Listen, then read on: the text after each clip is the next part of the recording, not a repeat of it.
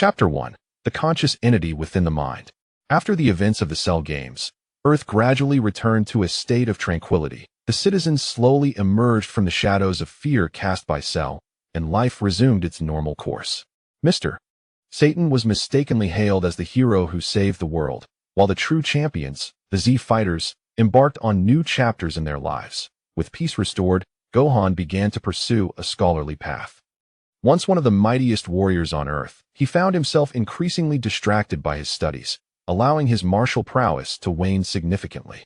Vegeta, burdened by the guilt of witnessing Trunks perish at Cell's hands, devoted himself to relentless training, surpassing Gohan in strength. Piccolo returned to the lookout to continue his training, while Krillin rejoined Master Roshi. Notably, after hearing Krillin's wish, Android 18's relationship with him blossomed, and she now resided on Kame House. Yamcha embraced his former playboy lifestyle, spending his days in the company of beautiful women.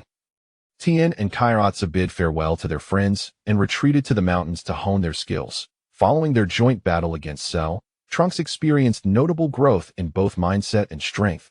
Filled with hope for a future he believed he could change. As for Goku, he chose to perish alongside Cell during the latter's self-destruction, saving everyone in the process. Having saved Earth on multiple occasions, King Kai granted him the privilege of remaining in the afterlife in a physical form. Even in this ethereal state, Goku continued his training, seated in meditation as he sought enlightenment. Suddenly, a sharp pain pierced his mind. Upon regaining consciousness, he discovered the presence of a consciousness within his mind. "Who are you? How did you come to be in my mind?" Goku inquired warily. "I am Son Goku, the future version of you," the consciousness replied. "As for why I inhabit your mind, it is because." In the GT timeline, although Goku had defeated the one-star dragon, he ultimately sacrificed himself. After bidding farewell to his friends with the dragon's assistance, he followed the dragon into the afterlife. While resting, he faintly heard the dragon say, "Son Goku, you have repeatedly saved the universe from peril. Your story should not end here. I will assist you one last time. Farewell, Son Goku." With that, the 7 Dragon Balls fused into his being. A flash of light enveloped him, and the consciousness of GT Goku began to fade. As he slipped into slumber, he whispered, "Thank you, Dragon." When he awoke again, he found himself within the mind of the Main Timeline's Goku. As for how I came to be a consciousness in your mind, I am unsure, GT Goku explained. "I see. Then you can stay within my body for now, as we are essentially one," the Main Timeline Goku replied with a hearty laugh. "Thank you," GT Goku acknowledged. "Huh. Now, tell me about the future," the Main Timeline Goku said with enthusiasm. "All right, but first I need to know what period we are in," GT Goku asked. "Well, it has been several years since the Cell Games, and I have been training under King Kai," the Main Timeline Goku responded. "Got it. In the near future, a crisis that threatens the universe is imminent, and it will pose a significant challenge for you," GT Goku stated solemnly. The expression of the Main Timeline Goku grew serious. "Is it true that even Super Saiyan 3 cannot withstand this crisis? Your Super Saiyan 3 form is incomplete and flawed. Though you possess a physical body, you are in a spiritual state and cannot perceive this. Once you are resurrected, it will become clear to you," GT Goku elucidated. "What?" exclaimed the Main Timeline Goku, astonished that his prized Super Saiyan 3 form was not fully realized. "However, with my assistance, I will help you train," GT Goku reassured him. "Thank you." The Main Timeline Goku expressed his gratitude. "You should contact Gohan next, so he can revive you and help you grow your tail," GT Goku suggested. "Tail? Isn't it only useful when transforming into a giant ape? And with the Super Saiyan transformation, it seems unnecessary," the Main Timeline Goku questioned, puzzled. "On the contrary, the tail is the source of a Saiyant's power," GT Goku clarified. "Is that so? I see. It appears there is much for me to learn," the Main Timeline Goku nodded.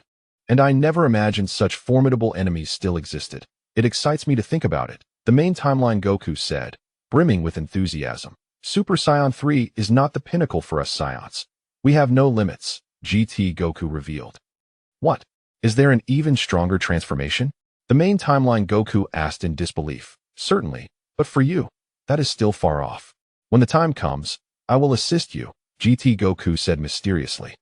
"Your most important task now is to enhance your base combat power.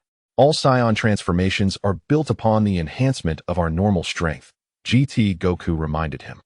Yes, I am already filled with excitement. The main timeline Goku could hardly contain his exhilaration that I can't wait any longer. I will find King Kai and inform Gohan. The main timeline Goku declared, immediately rising to seek out King Kai and convey his intentions. King Kai playfully teased Goku before finally agreeing. Goku, are you ready? I will contact Gohan now. Yes, King Kai? The main timeline Goku replied. Taking a deep breath, he began to reach out to Gohan through telepathy. Moments later, Gohan's voice echoed in his mind. Dad? Is that you? It's me, Gohan. I need you to do me a favor, the main timeline Goku said. What favor? Just tell me. Dad, Gohan responded without hesitation. I need you to use the Dragon Balls to bring me back to life. Also, help me grow my tail, the main timeline Goku instructed. Tail? Dad, isn't that useless now? Gohan asked, perplexed. My previous understanding was flawed. I now realize that the tail is crucial. It is the source of a Saiyan's strength. The main timeline Goku asserted firmly. All right, I understand. I will go find the Dragon Balls, Gohan promised. After severing the telepathic link, the main timeline Goku turned to GT Goku and said, Gohan is preparing. We will soon return to Earth. Indeed, the enemies we will face are extraordinarily powerful. We must be thoroughly prepared, GT Goku reminded him. Rest assured, I can hardly wait. The main timeline Goku exclaimed with excitement. Meanwhile, Gohan has commenced the quest for the Dragon Balls. He understands that his father's return signifies that Earth will once again confront formidable challenges. However, he is also convinced that as long as his father is by his side, all obstacles will be surmountable. Chapter 2.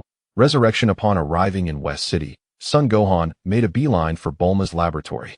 He knocked on the door, and Bulma's voice came from within, inviting him in. As he opened the door, Gohan found Bulma engrossed in a multitude of intricate instruments.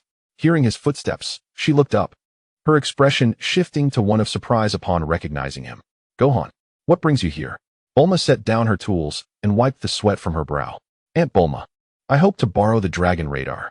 Gohan's expression was a mix of excitement and anxiety. Noticing his demeanor, Bulma's smile faded, and she gestured for him to take a seat. Gohan, what is going on? You seem a bit tense. Taking a deep breath, Gohan replied slowly. Father asked me to inform everyone that he is going to be resurrected. What?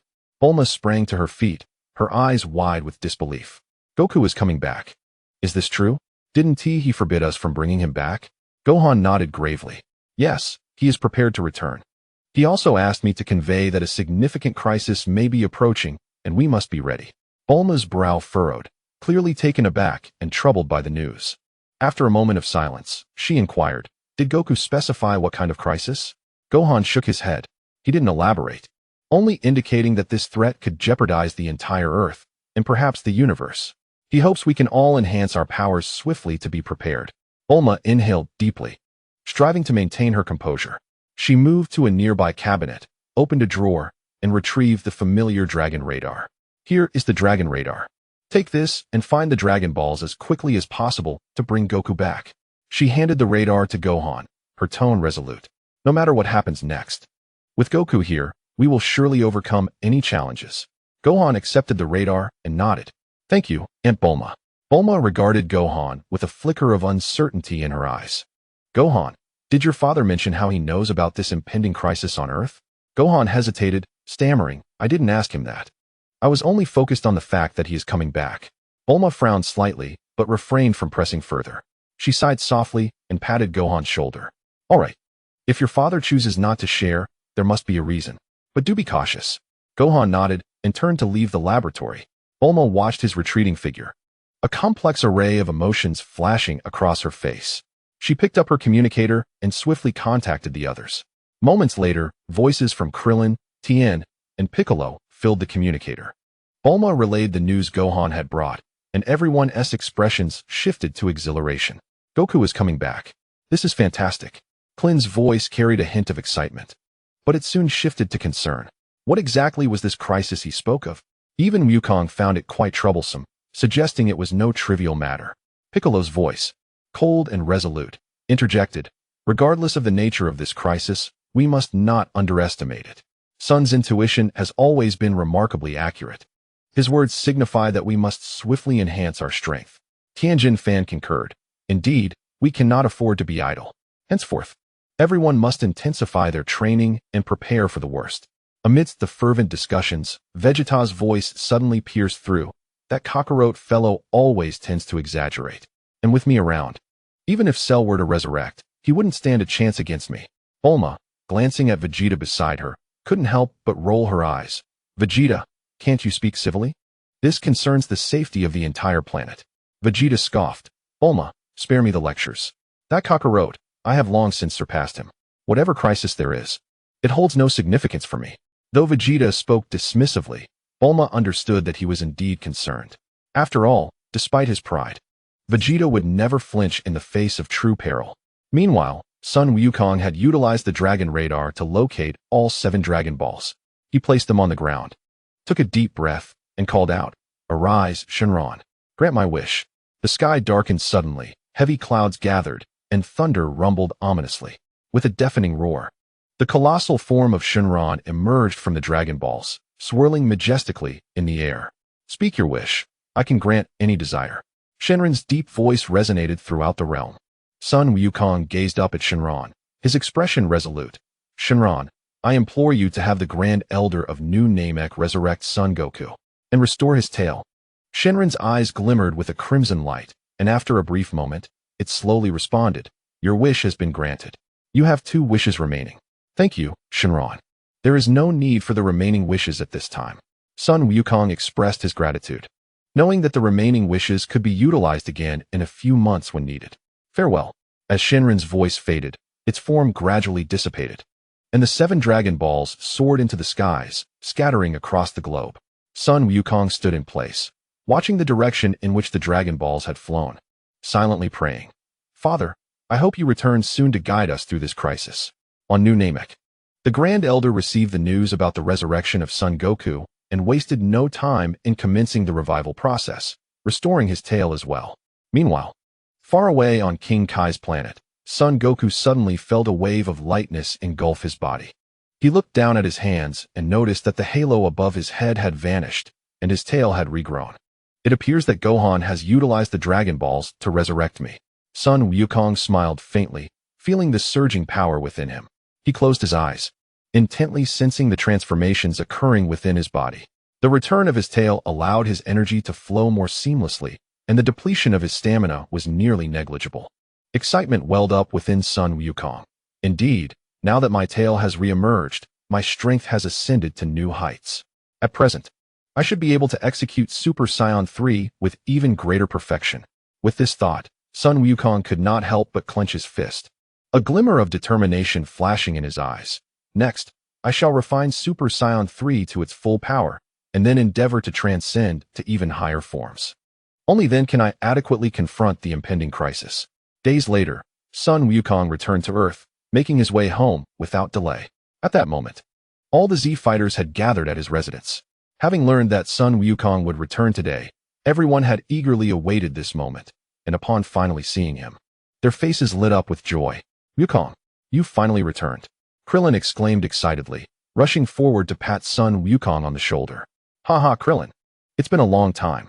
Sun Wukong replied with a warm smile, then turned to address the others. "Everyone, I'm back." Piccolo, arms crossed, remarked coolly, "Son, you've returned not merely to reminisce, have you?" Sun Wukong nodded, his expression turning serious. "Indeed. I have come to inform you all that a significant crisis may soon be upon us. We must hasten to enhance our powers and prepare ourselves." Vegeta scoffed, "Kakarot, you always enjoy shrouding matters in mystery. With me around, no foe can stir up trouble." Sun Wukong chuckled softly, choosing not to elaborate further.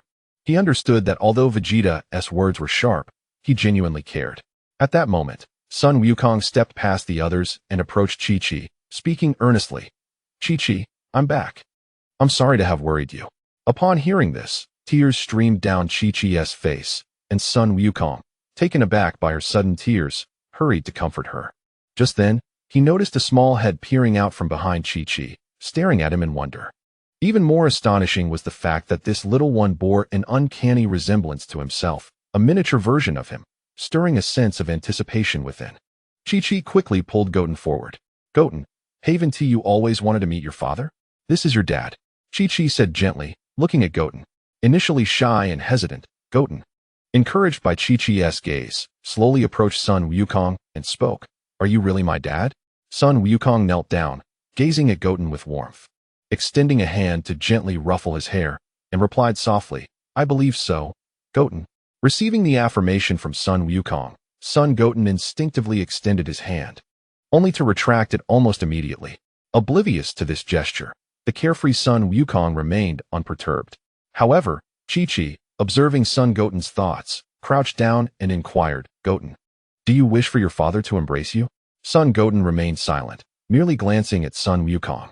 In an instant, Sun Wukong comprehended the unspoken desire, bursting into laughter. Ha ha ha. Goten, come here and let your father hold you.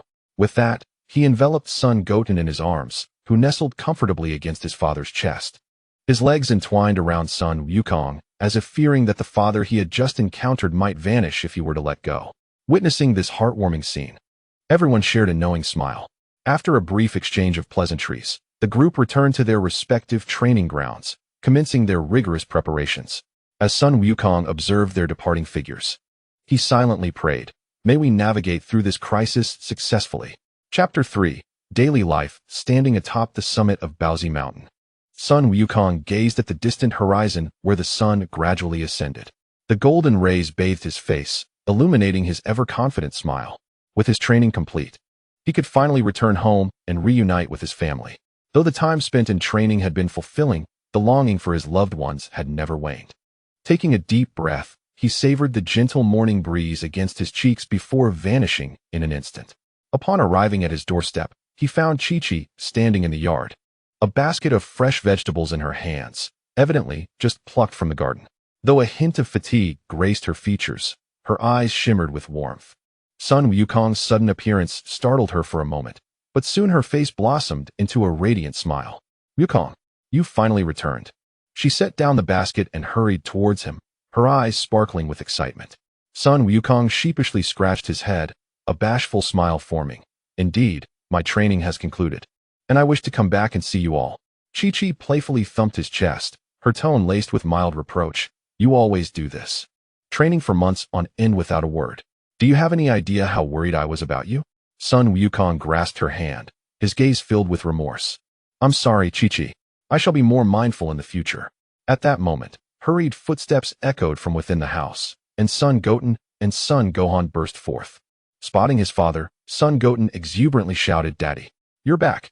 Sun Wukong opened his arms wide, and Sun Goten, akin to a small cannonball, launched into his embrace. Sun Wukong lifted him up, twirling him around, eliciting peals of laughter from Sun Goten. Meanwhile, Sun Gohan stood nearby, a gentle smile gracing his face, though grown. He felt a surge of joy at his father's return. Gohan, you've grown taller, Sun Wukong remarked, as he set down Sun Goten and approached his eldest son, patting him on the shoulder. Sun Wufan nodded, a hint of pride gleaming in his eyes. Indeed, father, I have been diligently training recently and feel that my strength has significantly improved. Sun Wukong nodded in satisfaction. Well done, my son. Chi-Chi observed the harmonious scene between the father and sons, and her grievances began to dissipate. She approached and gently patted Sun Wukong's shoulder. All right, stop lingering outside. Come inside. I have prepared some delicious food for you. The family gathered around the dining table as Chi-Chi served steaming dishes. Sun Wutian eagerly picked up a piece of meat and stuffed it into his mouth, mumbling, Mom's cooking is the best. Sun Wukong also ate heartily, a look of contentment on his face. Indeed, Chi-Chi's culinary skills are unparalleled. As she watched them devour their meal, Chi-Chi couldn't help but chuckle. Slow down, or you might choke. After the meal, Sun Wukong suggested they stretch their limbs in the yard. Sun Wutian leaped with excitement. Father, let us have a sparring match. Sun Wukong chuckled and nodded. All right, let me see if you've made any progress. The two positioned themselves in the yard. Despite his young age, Sun Wutian moved with remarkable agility. He dashed towards Sun Wukong, his fists slicing through the air, aimed directly at his father's chest. Sun Wukong effortlessly dodged, then playfully pinned Sun Wutian to the ground. Haha, you still need more practice, he said with a smile. Unyielding, Sun Wutian climbed to his feet, brushing off the dust. Let us go again. Sun Wufan, standing to the side, felt a surge of enthusiasm as he watched his brother spar with their father. He stepped forward and said to Sun Wukong, "Father, I would like to spar with you as well." Sun Wukong nodded. "All right, let me see your strength." Taking a deep breath, Sun Wufan unleashed his energy, golden flames swirling around him. Sun Wukong's eyes widened in surprise, and he too released his energy, confronting Sun Wufan. Their battle was more intense than the previous one, as fists and feet collided, sending waves of energy rippling through the air. Chi-Chi stood by, a twinge of worry in her heart, yet the radiant smiles on the faces of the two fighters warmed her soul. Eventually, both Sun Wukong and Sun Wufan withdrew, exchanging smiles. "Well done, Wufan. Your strength is nearly on par with mine," Sun Wukong remarked with satisfaction. Sun Wufan nodded, determination shining in his eyes. "I will continue to strive, father." At that moment, a familiar voice echoed in Sun Wukong's mind. "Wufan's potential surpasses ours. It is a pity that his aspirations lie elsewhere. Let us hope for a change this time." Sun Wukong was taken aback, realizing it was the voice of another version of himself from a different timeline. He closed his eyes and entered his consciousness. He broke through to Super Saiyan 2 at a young age. Sun Wukong spoke with a smile. The figure of GT Sun Wukong appeared in his consciousness, bearing a faintly weary yet satisfied smile. "Indeed, prior to arriving at this moment in time, I had just emerged from a fierce battle and now require a period of slumber. Will it be long?" Sun Wukong inquired curiously. GT Sun Wukong nodded. "Yes, moreover, the dragon has left some remnants within me that I need time to comprehend. However, before that, I hope you do not neglect your family in pursuit of your training." Sun Wukong chuckled softly. "Indeed, I will be more attentive. They are my most cherished ones."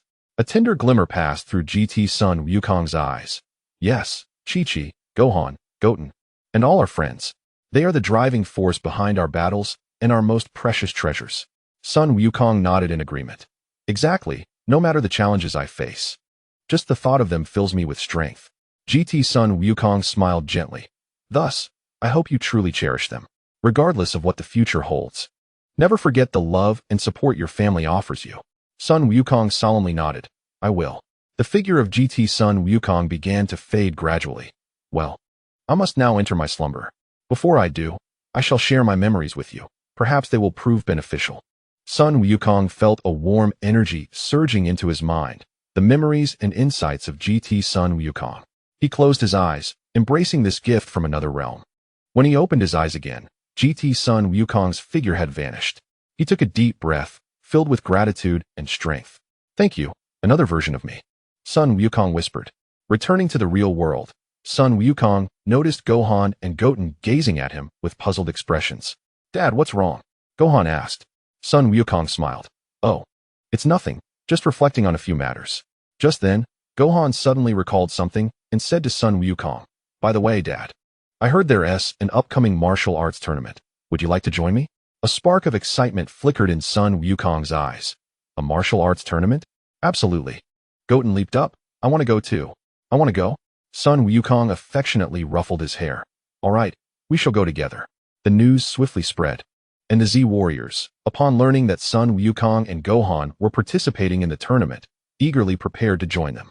Vegeta was the first to approach, coldly stating to Sun Wukong, "Kakarot, I shall not lose to you in this tournament." Sun Wukong responded with a smile. "Then let us wait and see." Vegeta, Krillin, Tien, Kairatsu, and others expressed their desire to participate. Even Piccolo, typically stoic, revealed a rare interest. The group gathered, fervently discussing the details of the tournament. The atmosphere vibrant and joyous. At last, Chi-Chi gazed at the fervent warriors before her, shaking her head in resignation. "You all truly never seem to grow up." Sun Wukong chuckled as he wrapped an arm around her shoulder. "Fear not, Chi-Chi, we shall exercise caution." Chi-Chi sighed, her eyes brimming with tenderness. "Very well, off you go. Do remember to return early." The registration for the martial arts tournament was on the verge of commencing, and the Z fighters were gearing up to embrace new challenges. Sun Wukong stood at the forefront of the group, his eyes sparkling with excitement. He understood that this would be a battle filled with passion and fervor, and he could hardly contain his eagerness. "Come on, Gohan, let us register," Sun Wukong proclaimed loudly. Gohan nodded and followed in his father's footsteps, embarking on the journey to the martial arts tournament. The Z fighters trailed closely behind, each face adorned with a confident smile. They were aware that regardless of the outcome, this battle would become an indelible memory in their lives. At the registration area, the staff observed this formidable assembly of warriors, feeling a twinge of nervousness. Sun Wukong stepped forward, smiling as he declared, "We are here to register for the martial arts tournament." Standing at the registration desk, he gazed into the distant sky, filled with anticipation. He knew that this would be an unprecedented challenge, and he was ready. We have arrived at the martial arts tournament. Chapter 4. Through the preliminary rounds. What? A wave of astonishment rippled through the crowd. Why can't we participate in the adult competition? Trunks and Goten exclaimed. Well, you see, the martial arts tournament is divided into adult and children's categories, taking into account the disparity in strength between the two. Moreover, both groups offer prizes to the victors, the staff member carefully explained to the assembly. Oh, we want to compete alongside our fathers. Trunks and Goten lamented in a slightly disheartened tone. There's nothing we can do, Goten, Trunks. That's just how the rules are, Gohan consoled them. Listen, Gohan. You take Goten and Trunks to register here, while we head to the adult section to regroup later, Wukong instructed Gohan. All right, Dad, you go ahead. I'll catch up in a moment, Gohan replied. As soon as Gohan finished speaking, Wukong and the others made their way toward the adult division. Welcome, everyone, to the World Martial Arts Tournament. We hope each of you achieves a satisfactory ranking. However, before participating in the official competition, please first pass through the selection of the preliminary rounds. Ahead, there is a punching machine. Please strike with all your might. If the number displayed exceeds 80, you will have passed the selection. Those who do not will have to try harder next time. The host enthusiastically explained to the crowd. Now, let us invite Mr. Satan to demonstrate for us, the host announced, and with that, a thunderous cheer erupted from the audience. Satan, Satan, Satan. Upon hearing the thunderous cheers from the crowd, Satan reciprocated their enthusiasm with a hearty laugh. Ah ha ha ha. Allow me, Mr. Satan, to demonstrate for you. With hands on hips, he chuckled a few times before striding towards the punching machine. Retracting his fist from his waist, he summoned his strength and delivered a powerful blow to the machine, which displayed the astonishing number of 137. The crowd erupted into a frenzy, chanting Satan, Satan, Satan, in hopes that someone might surpass his might. Mr. Satan raised his fist in response. Once Mr. Satan returned, the audience began to test their strength in succession. Phil scored 93, a commendable result. Grizzly Bear achieved 102, also passing, while Pugil fell short with a mere 65. Meanwhile, as Gohan accompanied Goten and Trunks to register for the competition, he heard someone call out to him. Hey, Gohan. Turning around, he found it was Videl. Hello, Videl. Gohan greeted warmly. Gohan, I found you. Let's sign up for the selection match together. All right, let's go. Upon arriving at the venue, they reached just in time for number 18's strength test. As she approached, Krillin cautioned her, Number 18, please control your strength. I know. She replied nonchalantly. With one hand in her pocket, she casually tapped the machine, resulting in an astonishing score of 774. Gasps filled the air. Weren't you supposed to be gentle? Krillin chided. It's difficult to regulate this kind of force, number 18 retorted. My apologies, the machine might be malfunctioning. Please recalibrate it. The staff member requested, adjusting the device.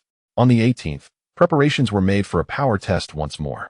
This time, she exhibited remarkable caution after establishing a suitable distance. She delivered a strike to the machine, which promptly registered a score of 203. Although she had demonstrated considerable control, her score still surpassed that of Satan by a wide margin. Following this, Goku and his companions took turns testing their strength. Krillin scored 192, Goku 186, and Piccolo 210.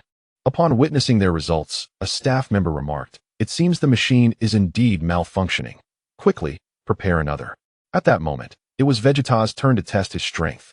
Step aside, he instructed the staff. Obeying instinctively, they moved aside. Vegeta then struck the machine with a punch, leading to an unexpected turn of events. The machine was sent flying. In response to this spectacle, a hush fell over the crowd, with whispers of uncertainty floating about. Is it too late to withdraw? How can one possibly win against such a monster? Surviving is already a feat. Krillin, observing the reactions around him, chuckled. As expected of Vegeta, he truly made an impact. Goku echoed this sentiment. There's no way to contend with him. Gohan, who had just arrived at the scene, remarked with a sense of awe. Since the testing began, their scores have hovered around 200, while the highest previous score was my father's 137. It's astonishing, Babidi exclaimed in disbelief. At that moment, Goku and his companions approached Gohan. Upon reaching him, Goku greeted, "You're here, Gohan. Oh, is this girl your classmate?" "Yes," Gohan replied, scratching his head. Krillin, with a mischievous grin, added, "Ha ha ha. Quite a charming girl, Gohan. Gohan, let us go watch the little ones compete. You should come along too," Goku suggested. "All right," Gohan responded. They then proceeded towards the venue for the children's competition. Once Goku had moved away, Babidi could not contain her curiosity and asked, "Do you know each other?" "Well, the one in the orange martial arts uniform is my father," Gohan explained. "But didn't you say your father had passed away?" "Yes. But due to certain circumstances, he has returned." Babidi, astonished by Gohan's revelation, murmured, "What kind of people are you?" Upon arriving at the children's competition area, they witnessed Trunks' match, where his opponent, older and considerably taller, taunted him, "Just give up, kid," while playfully ruffling Trunks' hair. In the audience, a plump, elegantly dressed lady spoke up, urging her son, "Throw him off the stage and show him your strength." "Not to be outdone," Bulma retorted, "Trunks, give him a taste of what you're capable of." The scene shifted to the arena, where, with the referee's signal to commence, Trunks wasted no words and swiftly knocked his opponent off the stage with a single punch. The force rendered his adversary unconscious. With a dismissive scoff at his fallen foe, Trunks descended from the platform, leaving the astonished noblewoman staring in disbelief. Following Trunks' match, it was soon time for Goten's turn. "Hello," Goten courteously greeted his opponent, who responded with a hostile demeanor, incessantly throwing punches and strikes. The referee quickly announced the start of the match. Innocently, Goten mistook his opponent's aggressive gestures for playful antics and replied with rock, paper, scissors. As he played out the paper gesture, his opponent was unexpectedly knocked off the stage. It was indeed a humorous twist that both Trunks and Goten faced the same lady's son as their opponents, with Goten and Trunks achieving successive victories. The time had finally come for their ultimate showdown in the children's division. Chapter 5. The Children's Champion. Ladies and gentlemen, we now approach the championship battle of the children's division. Let us witness which young contender will ascend to the throne and claim the title. The champion will have the rare opportunity to spar with the strongest man in the world, Mr. Satan, the announcer proclaimed, stirring the audience into a frenzy of excitement. Now, let us welcome the two champion contenders. Trunks and Goten made their entrance, as the announcer continued. As the announcer finished, Trunks and Goten walked towards the center of the stage from opposite sides. "Goten, you should concede. In our previous sparring sessions, you were always the loser, and this time, I have undergone rigorous training with my father," Trunks boasted confidently. "Humph, Trunks, I have also trained intensely with my brother. I will not lose to you," Goten retorted defiantly. "Very well, let us see who has improved more. All right, this time I will definitely defeat you." With that, Trunks and Goten distanced themselves, adopting their stances for combat. Observing Goten's stance from a room above the arena, Mr. Satan felt an inexplicable sense of familiarity, though he quickly brushed it aside. "Here I come," Goten declared. Trunks propelled himself forward with determination, charging at Goten, who valiantly reciprocated the attack. In the center of the arena, the two collided, their arms meeting with an impactful clash. In the instant of their encounter, a deafening sound erupted between the two individuals, swiftly transforming their standoff into a fierce exchange of blows. They engaged in a relentless back and forth, each delivering and receiving attacks, leaving the audience in awe. Murmurs filled the crowd, questioning whether this truly was a battle between children. Indeed, it was nothing short of spectacular. Such is the essence of a martial arts tournament. The spectators, captivated by the unfolding drama, noted that the movements of the fighters grew increasingly rapid, soon becoming a blur, rendering it impossible to discern who was on the offensive and who was defending. As their excitement escalated, the two combatants unwittingly began to employ techniques of aerial maneuvering, gradually ascending into the air. Witnessing this extraordinary sight, the audience widened their eyes in disbelief. Am I seeing things? Are they truly floating in the air? Yet, against all odds, the two indeed hovered above the ground. At that moment, the fighters suddenly halted, and with a powerful strike, they delivered a punch that sent them crashing back onto the stage. "Well done, Goten. I've trained rigorously under my father's guidance, yet I never imagined you could keep pace," exclaimed Trunks, astonished. "Heh, I haven't been slacking off either." Goten replied with a cheerful grin. Is that so? Then can you handle this next move? Trunks concentrated energy into his palms and unleashed a wave towards Goten. Goten skillfully dodged, but the energy wave hurtled towards the audience, prompting Krillin to shout in alarm. Oh no! Just as he was about to intervene, Goku stopped him. It's all right. Trust them, Goku said firmly. Krillin shot a glance at Goku, remaining silent, yet still tense. As the energy wave neared the spectators, Trunks raised his hands, redirecting the blast skyward. Ah, this move. I can do that too, though I just learned it, Goten declared, striking a pose and loudly proclaiming, Kamehameha. You mean Kamehameha, you fool. Trunks corrected him. In that moment, Goten unleashed his Kamehameha wave towards Trunks, who merely tilted his head to evade the attack. The mist energy wave soared toward the host, who narrowly leapt out of harm's way, while the Kamehameha obliterated the venue's ceiling before dissipating. Ah, it seems you haven't fully mastered the energy wave yet. Perhaps we should refrain from using them for now, Trunks suggested. All right, sounds good, Goten agreed. With that, the two young warriors resumed their intense battle, exchanging blows with fervor. Observing their fierce contest, Krillin couldn't help but reflect. Inadvertently, these little ones have surpassed us. On the arena, the figures of the two combatants danced between the ground and the air, their fists and feet colliding with a resounding ferocity. Amidst their fierce confrontation, Son Gohan and Videl arrived, with Gohan apologetically exclaiming, I'm sorry for being late, Dad. It's all right, Gohan, you're not late. Goten and Trunks are currently engaged in battle, Sun Wukong replied. Videl's gaze had not wavered from the two fighters, and she expressed her disbelief, saying, Is this truly the child I trained with? On the stage, as Son Goten attacked Trunks, he inadvertently exposed a flaw, which Trunks swiftly capitalized on. In an instant, Trunks appeared behind Goten, his hands slipping under Goten's arms, lifting him up and ensnaring him, rendering Goten immobile while both of their figures hovered in midair. Oh no! Goten exclaimed in alarm, then struggled vigorously to free himself from Trunks' grasp. You can't break free, Goten. Just admit defeat, Trunks said with a smug grin. No, I will not concede, Goten retorted, exerting even more effort to escape.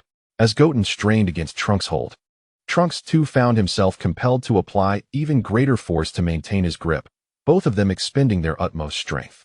Ha ha ha, Kakarot, it seems my lineage is indeed superior, Vegeta proclaimed with pride.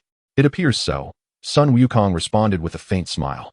Just surrender, Goten, otherwise you might perish, Trunks warned, his face slightly flushed.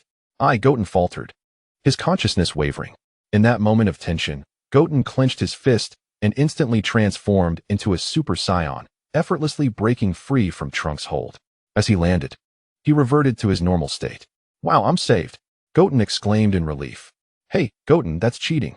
Didn't we agree not to transform into Super Saiyans? Trunks, visibly irate, exclaimed, my apologies, Trunks. I completely forgot. Goten chuckled sheepishly. Well, let us just let it go, but you mustn't transform again next time. Understood, Trunks replied. The two resumed their standoff. Hey, did that little brat just change his appearance? Yes, I noticed too. It seems oddly familiar. As if I've seen it somewhere before. Goten's transformation into a Super Saiyan had astonished the audience, igniting discussions among them. Indeed, it resembles those fighters who battled Cell. This child bears a striking resemblance to him. He must surely be his offspring, Satan thought, gazing at Goten, instantly reminded of the events during the Cell games. Goten, I could defeat you with just one hand, Trunks taunted provocatively. I don't believe it, Goten retorted and charged directly at Trunks. Since Trunks claimed he would only use one hand in their battle, he found himself defending far more than attacking. After a failed assault, Goten soared into the sky, pausing midair, and then suddenly descended towards Trunks. Sensing Goten's intent, Trunks planned to evade just as Goten landed. Everything unfolded as Trunks anticipated. He narrowly dodged Goten's charge and was about to mock him when Goten used the rebound force of a Kamehameha to alter his trajectory, racing toward Trunks once more. In a moment of panic, Trunks instinctively transformed into a Super Saiyan to evade, firing a Kamehameha at Goten's back. Despite Goten's efforts to stabilize himself, propelled by both his own momentum and the force of Trunks' energy wave, he ultimately fell outside the ring. With that, the champion of the children's group was declared. Chapter 6. Encounter with a mysterious figure. You cheated, Trunks. You promised not to transform into a Super Saiyan and to use only one hand. Goten pouted indignantly. Don't be upset, Goten. How about this? I'll let you play with the new toy my mom got me. Trunks offered with an awkward smile. Really? I want to play with it for a week. Goten's eyes widened with excitement as he stared intently at Trunks. All right. Trunks consented. At that moment, the announcer took the stage, proclaiming, "Congratulations to Trunks for winning the championship of the youth division." Applause erupted from the audience. The children's competition has concluded. Let us prepare to return. Goku and the others decided as the match between Trunks and Goten ended. The champion of the youth division will face Mr. Satan next. Aren't you going to watch? Videl inquired, puzzled. No. We lost interest in the remaining matches. With that, Goku and his companions departed the youth arena. Reflecting on the recent match between Trunks and Goten, a momentary hesitation caused Babidi to depart as well. She held a certain awareness of her father's capabilities, harboring no illusions about his ability to secure victory. With the champion already determined, it was time to invite Mr. Satan to compete against our junior champion. Let us extend a warm welcome to Mr. Satan. Just as the championship match concluded, the host eagerly announced the upcoming bout between Satan and the junior champion. The crowd erupted in chants of Satan. Satan! Satan! Upon hearing the fervent calls from outside, Satan reluctantly ascended the stage, forcing a smile as he greeted the audience. Internally grappling with thoughts of dread, how could he possibly contend with such a formidable opponent? Perhaps a clever idea crossed his mind as he approached Trunks and whispered, "My dear boy, during our match, let us refrain from exerting ourselves too much. A gentle touch will suffice, and I shall treat you to some candy." "No," Trunks replied resolutely. "They say you are the strongest man, yet I do not sense your power. I intend to fight you with all my might." Although somewhat perplexed, Trunks remained steadfast. "What?" The response from Trunks startled Satan, causing him to take a step back. The host, oblivious to their exchange, but noticing Satan's retreat, signaled him, "Mr. Satan, are you ready? The match is about to commence." Yes, I am ready," Satan replied, though at this juncture, he could only muster the courage to proceed. "Let us have both competitors prepare. The match begins." With that, the host exited the arena. "Here I come, old man," Trunks declared, adopting a challenging stance. "Bring it on." Satan mirrored his posture, and the two stood poised in confrontation. Observing Satan's hesitation to strike, Trunks decided to initiate a test of strength. In an instant, Trunks vanished from sight, reappearing before Satan, delivering a punch aimed directly at his abdomen. Given his exploratory intent, he exerted only minimal force. To Trunks' astonishment, this seemingly gentle blow sent the so-called strongest man crashing off the stage. It took a moment for Satan to regain his composure. What? Mr. Satan lost so quickly? Impossible. How could Mr. Satan be defeated? Such exclamations filled the venue as the reality of the situation began to sink in. As panic set in, causing beads of sweat to form on his brow, Satan quickly devised a plan. He sprang to his feet, raised his right hand, and feigned nonchalance. Proclaiming in an elevated tone to the referee, "I concede this match. I admit defeat." Turning to Trunks, he added, "You've won, young man. Well done." As he gave Trunks a thumbs up. Subsequently, he turned and returned to the venue. Witnessing the display of the adversary, the audience suddenly enlightened, exclaiming, "I knew it. How could Mr. Satan possibly lose?"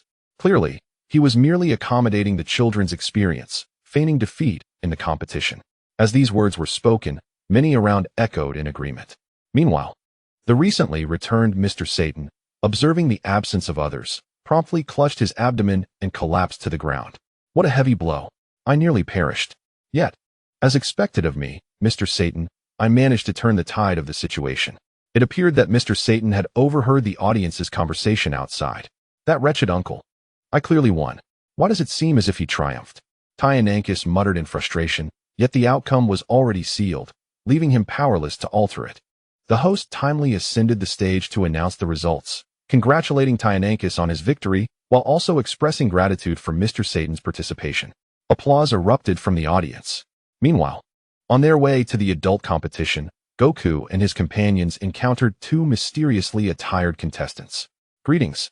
You must be Mr. Gohan, correct? I am Sin. Delighted to make your acquaintance." Sin proactively greeted Goku, and particularly acknowledged Gohan. "Hello, but have we met before?" Gohan inquired, perplexed. "Not previously, but soon you shall know me well." We must take our leave now. See you shortly. With that, Sin departed. Is he truly the one we seek? Goku murmured, observing Sin's retreating figure. Indeed, Lord Kaioshin, I can sense the immense power emanating from him, replied the red-faced, white-haired middle-aged man beside Sin. With such power, he is bound to assist us. Goku, these two individuals are not ordinary, Piccolo remarked to Goku. True, but I don't believe they harbor ill intentions, Goku asserted confidently. Is that so? Piccolo glanced at Goku, sensing that he seemed to possess some insight. As time progressed, the adult division of the tournament commenced. Ladies and gentlemen, welcome to the World Martial Arts Tournament. The participants who have successfully passed the preliminaries are now prepared. Thus, I declare the commencement of the adult competition. The host announced as he took to the arena. The competition format will be as follows. Contestant number 1 will face contestant number 2. Contestant number 3 will battle contestant number 4, and so forth. After determining the victors, the winning side will continue to compete in the same manner until a champion is crowned. Now, let us proceed with the selection of competition numbers. As the host concluded, the contestants on stage took turns to draw their numbers, and soon the selection was complete. Wukong and his companions were not drawn together in the first round. Upon witnessing this outcome, Krillin felt a sense of relief, remarking that it was fortunate they were not paired, or else they would have been eliminated in the first match. The competition then officially commenced. Now, may I invite contestant number 1 and contestant number 2 to the stage, the host announced. Following the host's words, two robust and muscular competitors ascended to the arena. After exchanging courteous gestures, they began their contest. The exchange of blows was quite lively, but swiftly. Contestant number 2 was outmaneuvered and met with defeat. Congratulations to contestant number 1 for the victory. Please step down and rest, the host proclaimed. Once the contestant exited the platform, the host continued. Now, let us welcome the next group of competitors. As time passed, the competition reached its midpoint. The earlier matches did not capture the particular attention of Wukong and his friends, as they were predominantly ordinary individuals.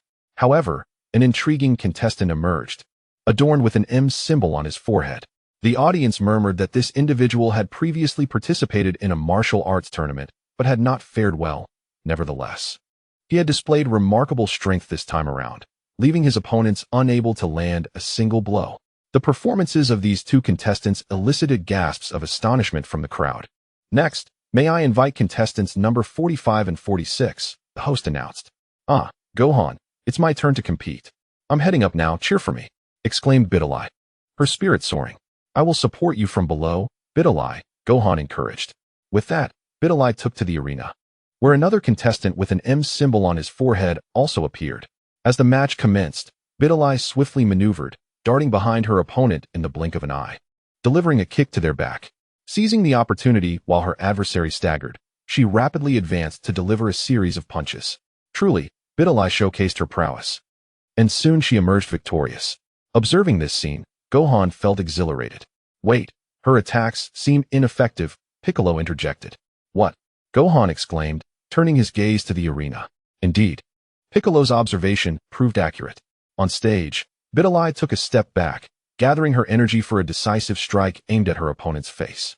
Just as she was about to make contact, an unexpected turn of events unfolded.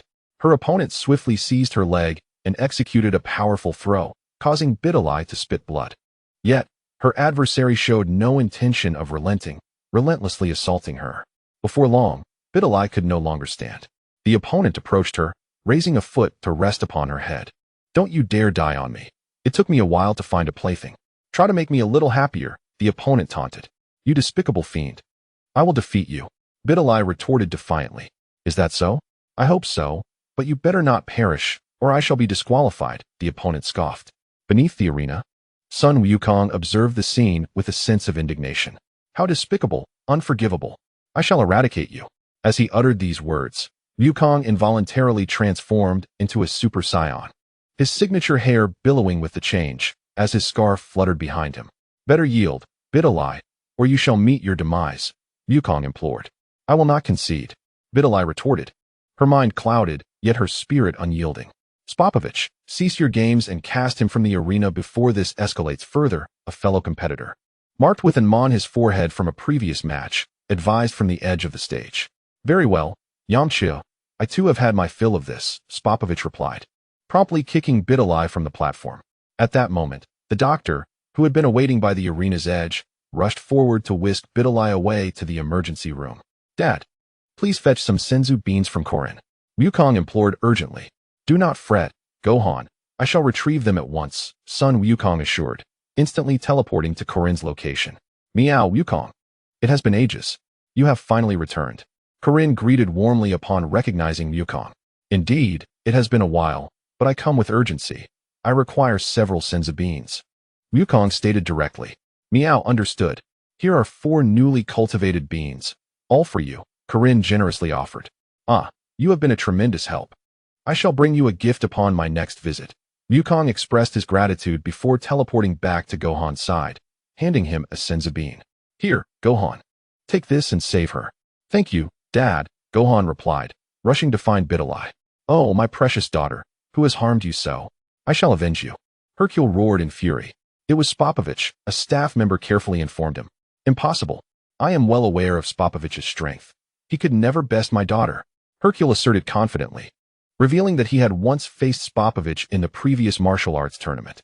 Thus, with unwavering determination, Gohan arrived beside Videl, presenting her with a mystical bean. Quickly, Videl. Consume it, he urged. Who are you? Why would you feed my beloved daughter such a thing? Roared Satan. I am a classmate of Videl, here to rescue her. Gohan replied earnestly. You need not intervene. My daughter of Mr. Satan, requires no salvation. I have the finest medical team at my disposal. Daddy, I believe him. His precious daughter was contradicting her esteemed father for the sake of this boy. Once Videl swallowed the bean, her body was instantly rejuvenated to its peak condition, leaving Satan and his entourage in sheer astonishment, exclaiming in disbelief. I feel great, Gohan. Videl exclaimed joyously. That's wonderful. I must hurry back. My match is approaching. With that, Gohan dashed away, with Videl closely following, both disregarding Satan entirely. Meanwhile, on the competition stage stood Piccolo and the previously encountered Shin.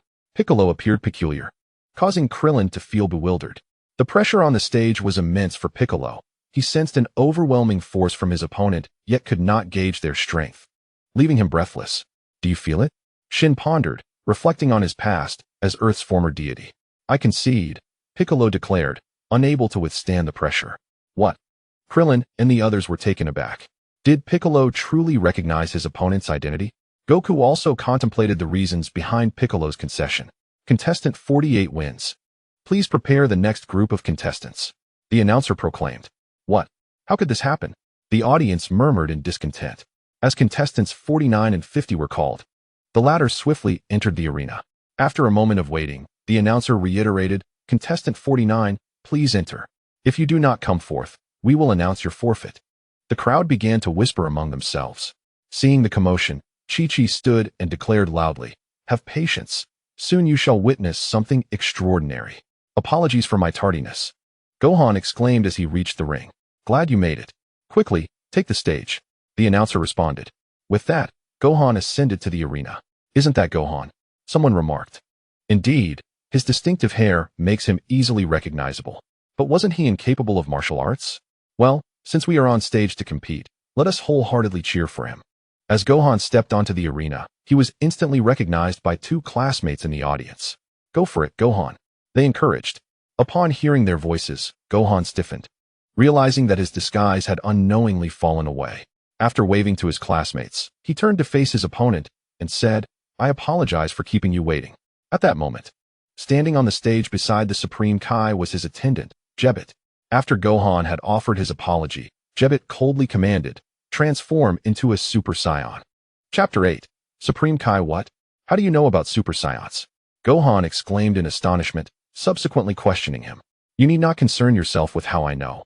Simply transform into a Super Saiyan and let me witness the energy spoken of by my master, Jebet replied with an icy demeanor. Transform here?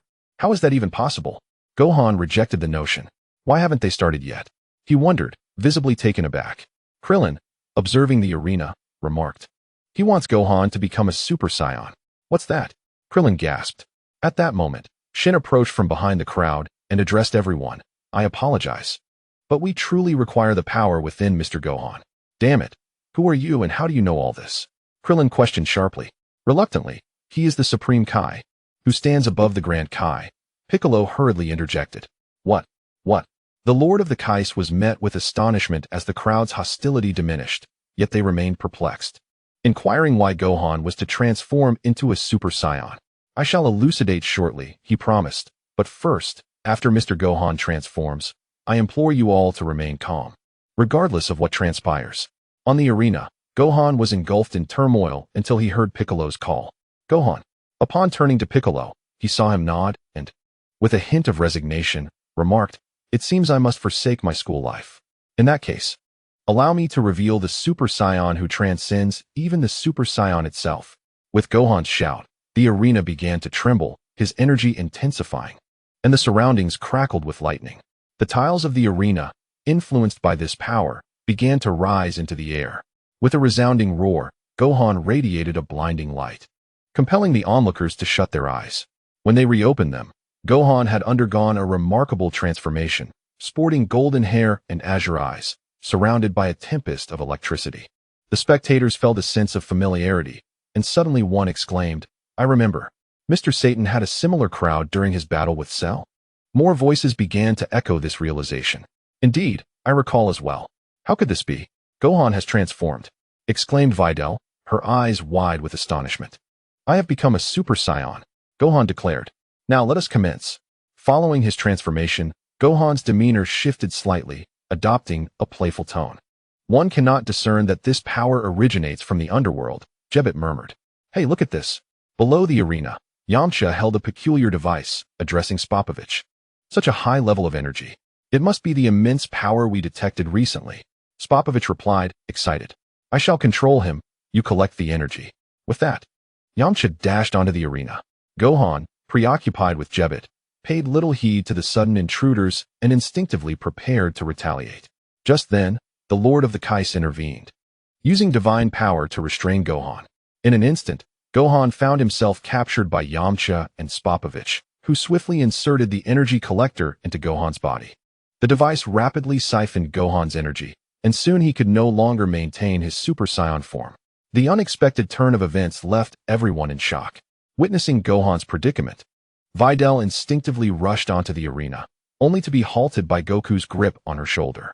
Goku shook his head, urging her to continue watching. Yamcha, the energy is full. Let us depart, Spopovich announced, ascending into the sky, with Yamcha closely following. As they vanished from sight, the Lord of the Kais hurriedly addressed Goku and his companions. Please follow me. I shall explain everything on the way. Jebet will assist Mr. Gohan in his recovery. With that, he pursued the fleeing Yamcha and Spopovich. Curse you, Kakarot. I have no interest in this. Our battle is imminent. Vegeta fumed. Vegeta, I sense something momentous is unfolding, pertaining to the safety of Earth. Besides, I have been revived. Our battle can occur at any time, Goku replied to Vegeta. With that, they all began to follow the Lord of the Kais. How infuriating, Vegeta muttered, trailing closely behind. Meanwhile, Jebet approached Gohan, placing a hand on his back, utilizing divine energy to expedite Gohan's recovery.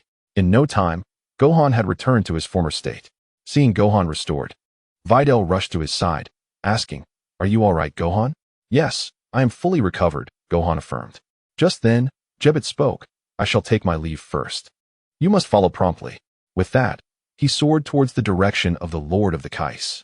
Videl, I have urgent matters to attend to. You should return, Gohan said, preparing to depart. I shall go as well, Videl asserted firmly. Observing her unwavering resolve, Gohan refrained from protesting, and together they took flight. The audience, witnessing this sequence of ascents, felt as if they were in a dream. Lord of the Kais, may we now be enlightened about what transpired? Sun Wukong inquired. I have come to Earth primarily to thwart the resurrection of Majin Buu. Majin Buu is an evil entity conjured by the sorcerer Babidi a millennium ago. During that ancient time, Babidi and Majin Buu wreaked havoc across the cosmos, leading to the destruction and fragmentation of countless planets. Displeased by Buu's nefarious deeds, I, alongside the four Kaioshins of the East, South, West, and North, engaged in a fierce battle against him. However, Buu's formidable power exceeded our expectations, and he possessed an almost immortal ability to recover swiftly from grievous injuries. The South, West, and North Kaioshins fell victim to Buu's wrath. their divine essences dissolving into the cosmos. I, too, suffered severe wounds and found myself on the brink of life and death when the Grand Kaishin arrived just in time to rescue me. Unfortunately, the Grand Kaishin was equally powerless against Buu's might. Thus, he made a fateful decision to fuse himself with Majin Buu, creating a new entity, which he subsequently sealed away using divine power. After Buu was sealed, I vanquished Babidi and transported the seal of Majin Buu to the edge of the Milky Way galaxy. On Earth, now, a millennium later, Babidi's offspring intends to unravel Buu's seal, and I have come to prevent this. For we cannot allow the universe to descend into such calamity once more. Upon hearing the Kaishin's explanation, Piccolo and the others recognized the gravity of the situation, their expressions turning solemn, while Wukong remained unperturbed. Noticing Wukong's demeanor, Piccolo and the others recalled the message that Gohan had delivered prior to Wukong's resurrection. Wukong, did you already know of Majin Buu's existence, prompting us to train so diligently? Krillin inquired. Wukong merely smiled, his silence indicating tacit agreement. Observing Wukong's reticence, the group refrained from pressing further. After all, Wukong was Wukong, and he would never bring harm to them. Chapter 9. The Sorcerer Babidi Before Long. The group followed Yamcha and his companion into a desolate wilderness, where a spaceship materialized before their eyes. Approaching the ship's entrance, it opened to reveal a diminutive extraterrestrial, whose eyes dominated half of his face, accompanied by a tall being with elongated ears and a forehead marked with an M. The former was none other than Babidi, the son of the sorcerer Babidi, while the latter was Dabura, the demon king of the demon realm, as the Kaishin introduced them to the assembly. Yamcha and his companion approached Babidi, presenting the energy they had collected. My lord, our mission is complete. What shall be our reward? Yam, with an expression of fervent excitement, inquired about the rewards. Now, immediately bestow them upon you. He then turned his gaze towards the ever-perceptive Dabura, who, in a moment of understanding, unleashed a wave of energy that obliterated the two individuals. Babidi, observing the considerable energy collected by the two, exclaimed in astonishment, "Oh, how could these two gather such a vast amount of energy? I should first examine the energy gauge before determining their fate." Babidi lamented. "If we collect energy like this 2 or 3 more times, we will have enough to awaken Majin Buu. My lord, although these two are no more, they have nonetheless provided us with a pleasant surprise," Dabura hinted. Upon hearing Dabura's words, Babidi immediately employed his magical senses and, to his delight, detected several figures nearby, including the ever-familiar Kaishin. "Hello, esteemed Kaishin. I have nearly gathered sufficient energy to revive Majin Buu. If you do not intervene soon, it will be too late," Babidi taunted, directing his words towards the location of Kaishin. Upon hearing Babidi's arrogant proclamation, Kaishin and Goku realized their cover had been blown and swiftly approached Babidi. "I will not allow you to resurrect Majin Buu. I am determined to stop you," Kaishin declared. Just as Babidi was about to mock Kaishin, he heard Dabura whisper, "My lord, battling them here wastes too much energy. It would be wiser to lure them into the spaceship, where the energy expended in combat can be directly absorbed by Majin Buu." "Indeed, but how do we entice them inside?" Babidi inquired. "Leave that to me, my lord. I have a plan," Dabura replied confidently. Upon hearing this, Babidi turned to Kaishin and said, "Esteemed Kaishin, you wish to stop me, do you not? Then come at me." With that, he turned and entered the spaceship, leaving Dabura behind. "Hey, let me entertain you for a while," Dabura shouted at Goku and his companions. "Humph, you think you're worthy to challenge me?" Vegeta coldly responded. Dabura remained silent, merely observing Goku and his group. Suddenly, Dabura vanished from sight, reappearing instantaneously before Jebbit. Caught off guard by Dabura's sudden movement, Jebbit could only stare wide-eyed as Dabura extended his hand towards him. In that critical moment, Vegeta could not intervene, helplessly watching as Dabura prepared to unleash an energy wave upon Jebbit. Resigned to his fate, Jebbit braced himself as Dabura's energy wave was on the verge of being released. Just then, a figure materialized before Jebbit, swiftly interrupting Dabura's attack. To everyone's astonishment, it was Goku. Dabura was taken aback by Goku's unexpected intervention, never anticipating that someone could react so swiftly. In retaliation, Dabura spat at Goku, who, in an act of defiance, used his energy to deflect the spittle to the ground. "Stop with these petty tricks. I know your saliva can turn people to stone," Goku rebuked Dabura. "What? Who are you exactly? Dubra asked, bewildered. Upon hearing Wukong's words, Depura was taken aback. You are not my match. Now is not the time to defeat you. Wukong offered no reply to Depura's inquiry, but merely regarded him silently. How infuriating. Depura's demeanor faltered as Wukong's presence disrupted his plans. Uncertain of Wukong's true strength, he hesitated to act rashly. If you possess the capability, come forth and defeat us. Do not entertain thoughts of destroying the spaceship, for that would only hasten Majin Buu's awakening. With that, Depura turned and entered the ship after addressing Wukong and his companions. Although Wukong discerned Depura's intentions, he chose not to expose him. After a period of rigorous training, Wukong's power had significantly surpassed that of his original timeline, and he harbored absolute confidence in his abilities. Goku, you, Gohan, and Vegeta should enter with Lord Kaioshin. From what we just witnessed, our presence would only hinder you, Piccolo remarked to Wukong. Indeed, Goku, I had hoped that my diligent training would enable me to assist you. But it appears I still fall short, Krillin added, his tone tinged with disappointment. Do not speak so, Krillin. You have always been a great help to me. Wukong reassured him before turning to enter the ship alongside Kaioshin, Vegeta, and Gohan. Inside the ship, the spacious interior featured a central teleportation portal. Babidi, we have arrived. Kaioshin called out. You truly have some nerve to come here. If I do not provide you with worthy opponents, it would be a disservice to you. Babidi's voice echoed. Enough with the idle chatter. Show us your true power. This prince shall demonstrate what absolute strength entails. Vegeta scoffed at Babidi's words. At that moment, the portal in the center of the ship opened, and a creature from the cosmos emerged. I am your opponent from the first level, it declared. The first level? Wukong and the others expressed their confusion. Indeed, this is the first level. Babidi resides on the lowest tier. You must defeat every warrior on each level to ascend. However, with me here, you shall not progress to the next floor. Enough boasting. I, Vegeta, shall defeat you. Uncle Vegeta, I wish to battle too. Very well, Vegeta. Earning the chance to engage in combat. You have come to Earth. Your misfortune has begun. Do you not realize that the mightiest warrior in the universe resides here? Vegeta proclaimed with unwavering confidence. The mightiest warrior? Enough of your empty boasts. You stand no chance of ascending to the next level. Moreover, if I merely injure you, Majin Buu will be able to absorb your damaged energy.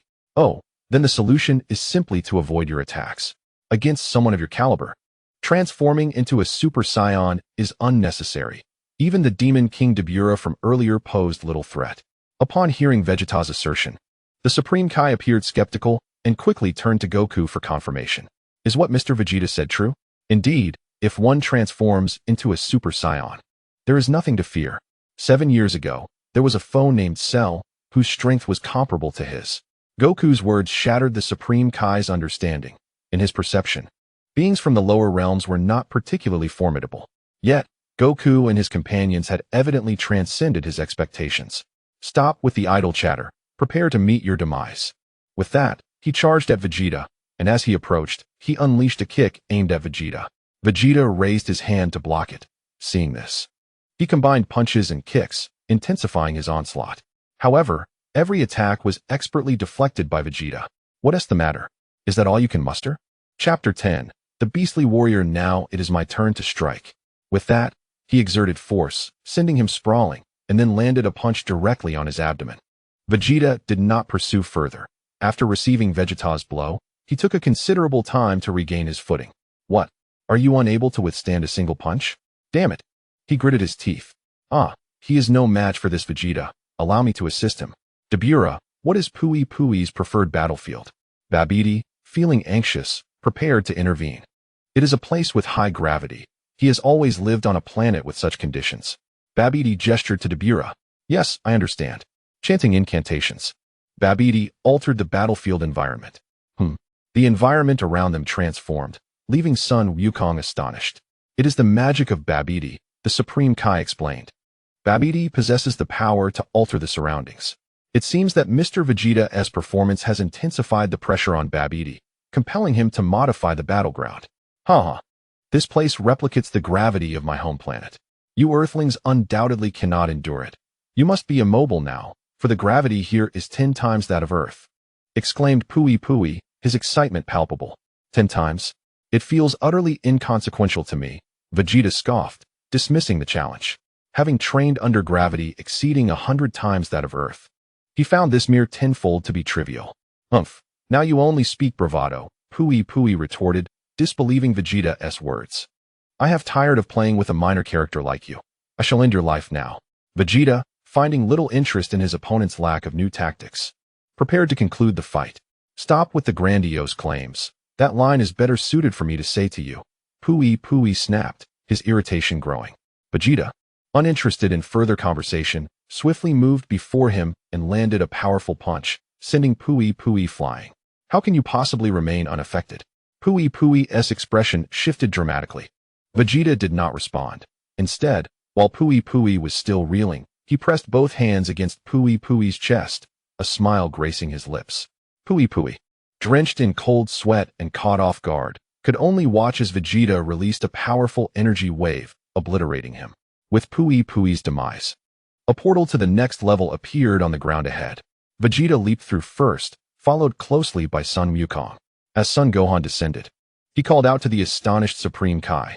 Supreme Kai Shin, taken aback, had not anticipated that merely a few decades since his last observation of the universe would see the emergence of such formidable warriors. Reacting to Son Gohan's call, he promptly followed Son Wukong and the others into the portal. I did not foresee them passing the first level with such ease. I must provide them with a powerful adversary in the second level, or they will swiftly reach this point, Babidi expressed, a hint of panic creeping into his voice. Do not fret, Lord Babidi. I shall remain by your side. Even without Majin Buu, I can protect you. I am the king of the demon realm, not easily defeated. Dabura reassured the visibly anxious Babidi. Reassured by Dabura's words, Babidi replied, Dabura, ensure that you arrange a formidable opponent for them in the second level. Understood, my lord. I shall take care of it at once. At that moment, the four warriors reached the second level. After a brief wait, the portal opened. Are you prepared to meet your end? Yiga gazed at Son Wukong and the others, initiating a provocation. Vegeta, you have already made your move. Now it is my turn, he declared. Son Wukong, stretching his body, turned to Vegeta, Kakarot. Allow me to witness your training in the underworld. Vegeta remained steadfast, unyielding. Indeed. You shall see. With that, Son Wukong stepped forward to confront Yiga. What is this? Have you come alone to meet your demise? I shall gradually crush you and consume you. While Yiga observed Son Wukong stepping forward with great disdain. Is that so? I shall not concede to you. Son Wukong retorts calmly, unfazed by Yiga's provocation. After witnessing Vegeta's battle, Babidi has begun to regard the group with heightened seriousness, even before the fight commences. He has already transformed the battleground into an environment more suited for Yiga. As Son Wukong confronts Yiga, suddenly the entire world descends into darkness, rendering his vision void. What is happening? Son Gohan exclaims in astonishment. It appears that Babidi has utilized magic to alter the battleground to favor Yiga, who hails from the outskirts of a galaxy devoid of sunlight, naturally adapted to a lightless environment, as elucidated by King Kai. Son Wukong, undeterred by the environmental shift, stands firm. Ha, now you cannot see anything. I thrive in this darkness. The absence of sunlight has no effect on me. Yiga laughs heartily. Oh really? Then come and attack me. Son Wukong replies with a slight smirk. Hearing Son Wukong's words, Yiga refrains from further banter and launches himself towards Son Wukong with great speed. Just as his fist is about to connect, Son Wukong raises his hand to block the blow and delivers a powerful punch to Yiga's head, causing him to recoil in pain. Impossible. How can you know where I am if you cannot see? Yiga exclaims, bewildered. Your aura is like a beacon in the darkness. I can sense you with my energy, and there are numerous ways to discern your location, Son Wukong explains, transforming into a Super Saiyan.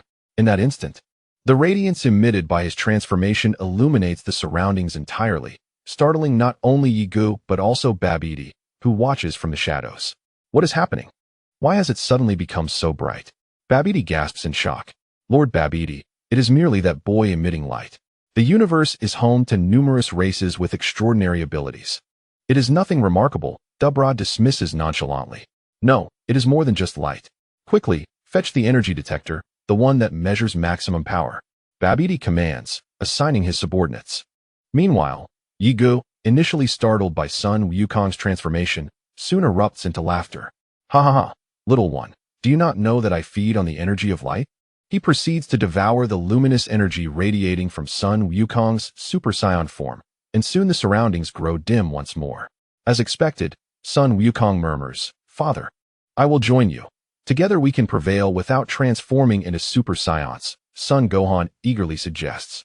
"No, Gohan, I shall defeat him myself," Sun Wukong asserts, reverting back to his Super Saiyan form.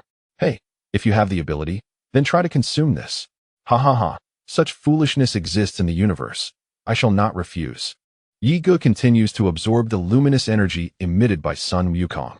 "Fool, such immense energy. You must injure Majin Buu to absorb his damaged energy." Babidi observes the energy reading on the device, which displays a staggering 3,000 units.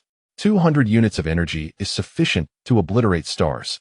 I never imagined this small planet could possess such formidable combat power. However, 3,000 units of energy is still beneath my level.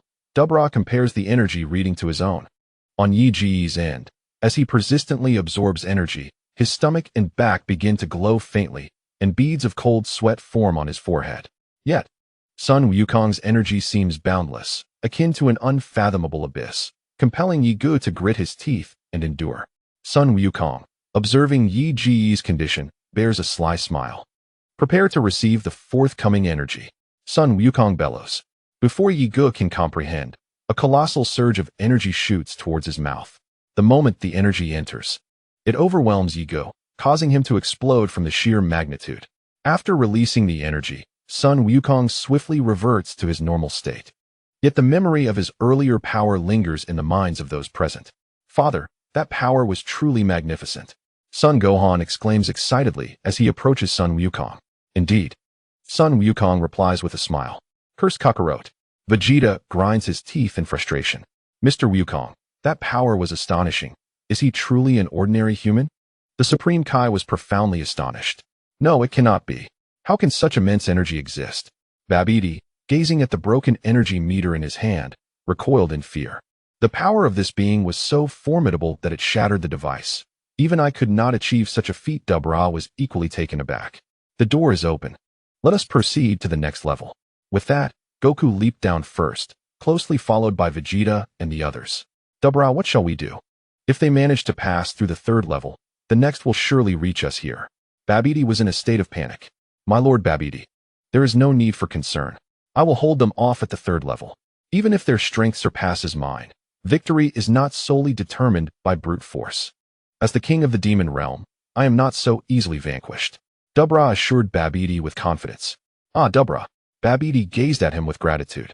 Dubra then turned towards the third level, just as Goku and the others arrived. The teleportation portal opened, and Dubra emerged from within.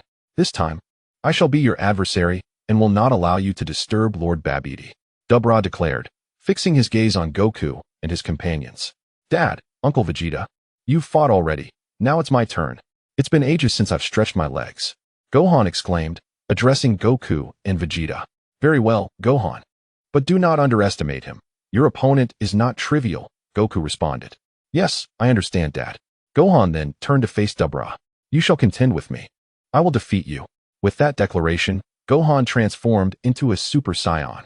Now transformed, Gohan approached Dubra and took his stance, the two locking eyes intensely.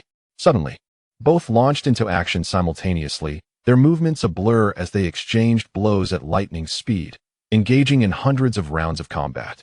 Dubra suddenly unleashed a surge of power, forcing Gohan back, and then ascended into the sky, Gohan in hot pursuit.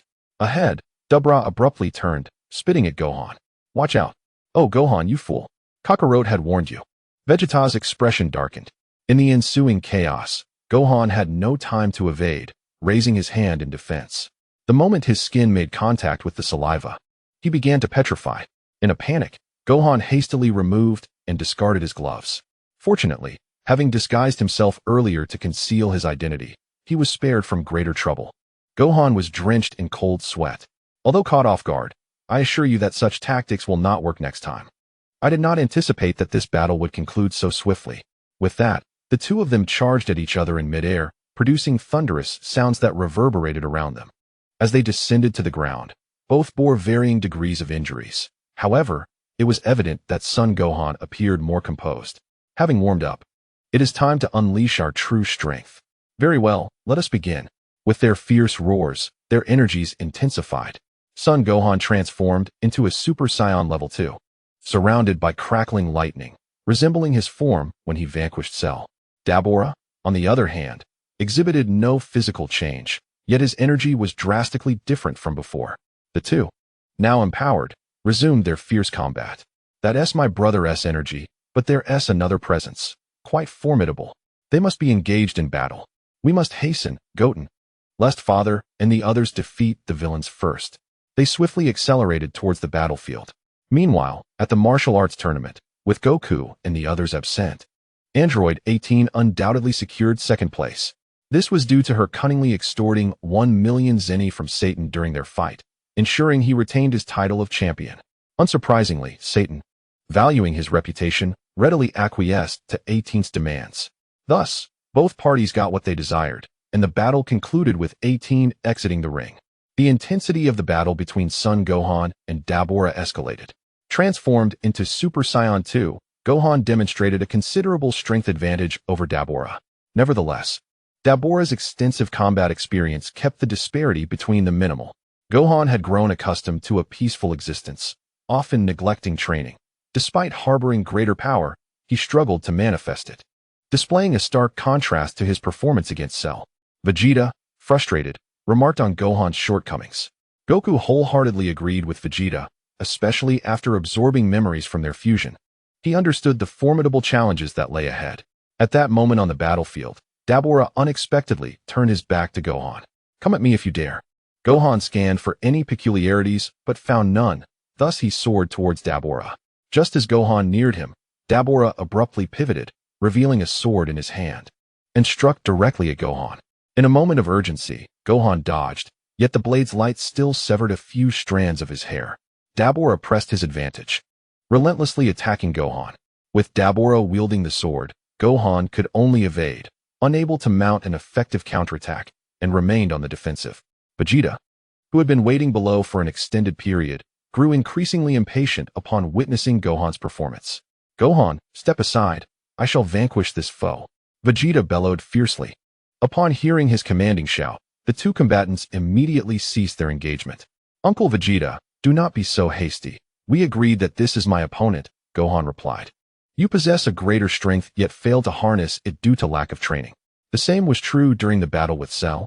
Despite being stronger, your arrogance forced your adversary into a corner, and it was only through Kakarot's sacrifice that the situation was salvaged. You possess the most formidable talent, yet have never learned to cherish it. Vegeta's admonition left Gohan feeling utterly ashamed, his gaze cast downward in embarrassment. Goku recognized the truth in Vegeta's words and refrained from interrupting his lecture. After all, no one understood Gohan's potential better than him. Even after years of neglecting his training, Gohan had awakened a form unique to him, tapping into a latent power that no one else in their memories had achieved. Chapter 12. Vegeta under control. Vegeta is correct. Gohan, you must learn to wield your innate abilities, for future adversaries will only grow stronger, Goku affirmed, offering words of encouragement to Gohan. However, Vegeta, Gohan indeed requires such a rival to rekindle his fighting spirit. I care not for your opinions, Kakarot. My only desire is to battle you and prove my superiority. Vegeta declared vehemently.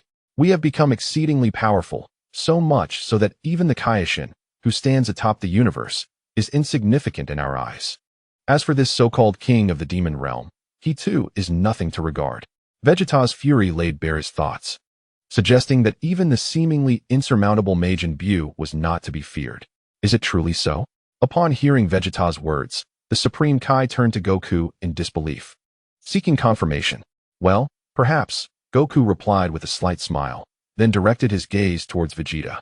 Vegeta, I shall fight you, but the time is not yet ripe. Since that is the case, I will destroy this ship. After I vanquish Majin Buu, I will return to battle you. With that, Vegeta raised his hand, preparing to unleash a ki blast upon the vessel. Vegeta, cease at once. Majin Buu is truly a foe beyond our capabilities. His power surpasses your imagination. The Supreme Kai interjected, stepping forward to shield Vegeta with his hand. Despite the urgency of the situation, Vegeta managed to restrain himself, lowering his hand. As he did, Babidi, lurking in the shadows, breathed a sigh of relief. Meanwhile, Dubra, observing from the sidelines, displayed a smirk and looked skyward, proclaiming, "Lord Babidi, transport me to your side. I have discovered a superior warrior." Taken aback by Dubra's declaration, Babidi quickly processed the information and immediately summoned Dubra to his side. "Dubra, where is this superior warrior you speak of? Surely you are not afraid?" Babidi inquired with uncertainty. The king of the demon realm had never known fear. And regarding this so-called superior warrior, Dubra pointed towards the orb monitoring Goku and the others. Within it, Vegeta's expression of fury was unmistakable. Babidi comprehended Dubra's intent. "I understand now, Dubra. You are rather astute. Rather than sending someone to thwart them, let us allow them to turn against one another." With that, he began to cast a spell upon Vegeta within the orb.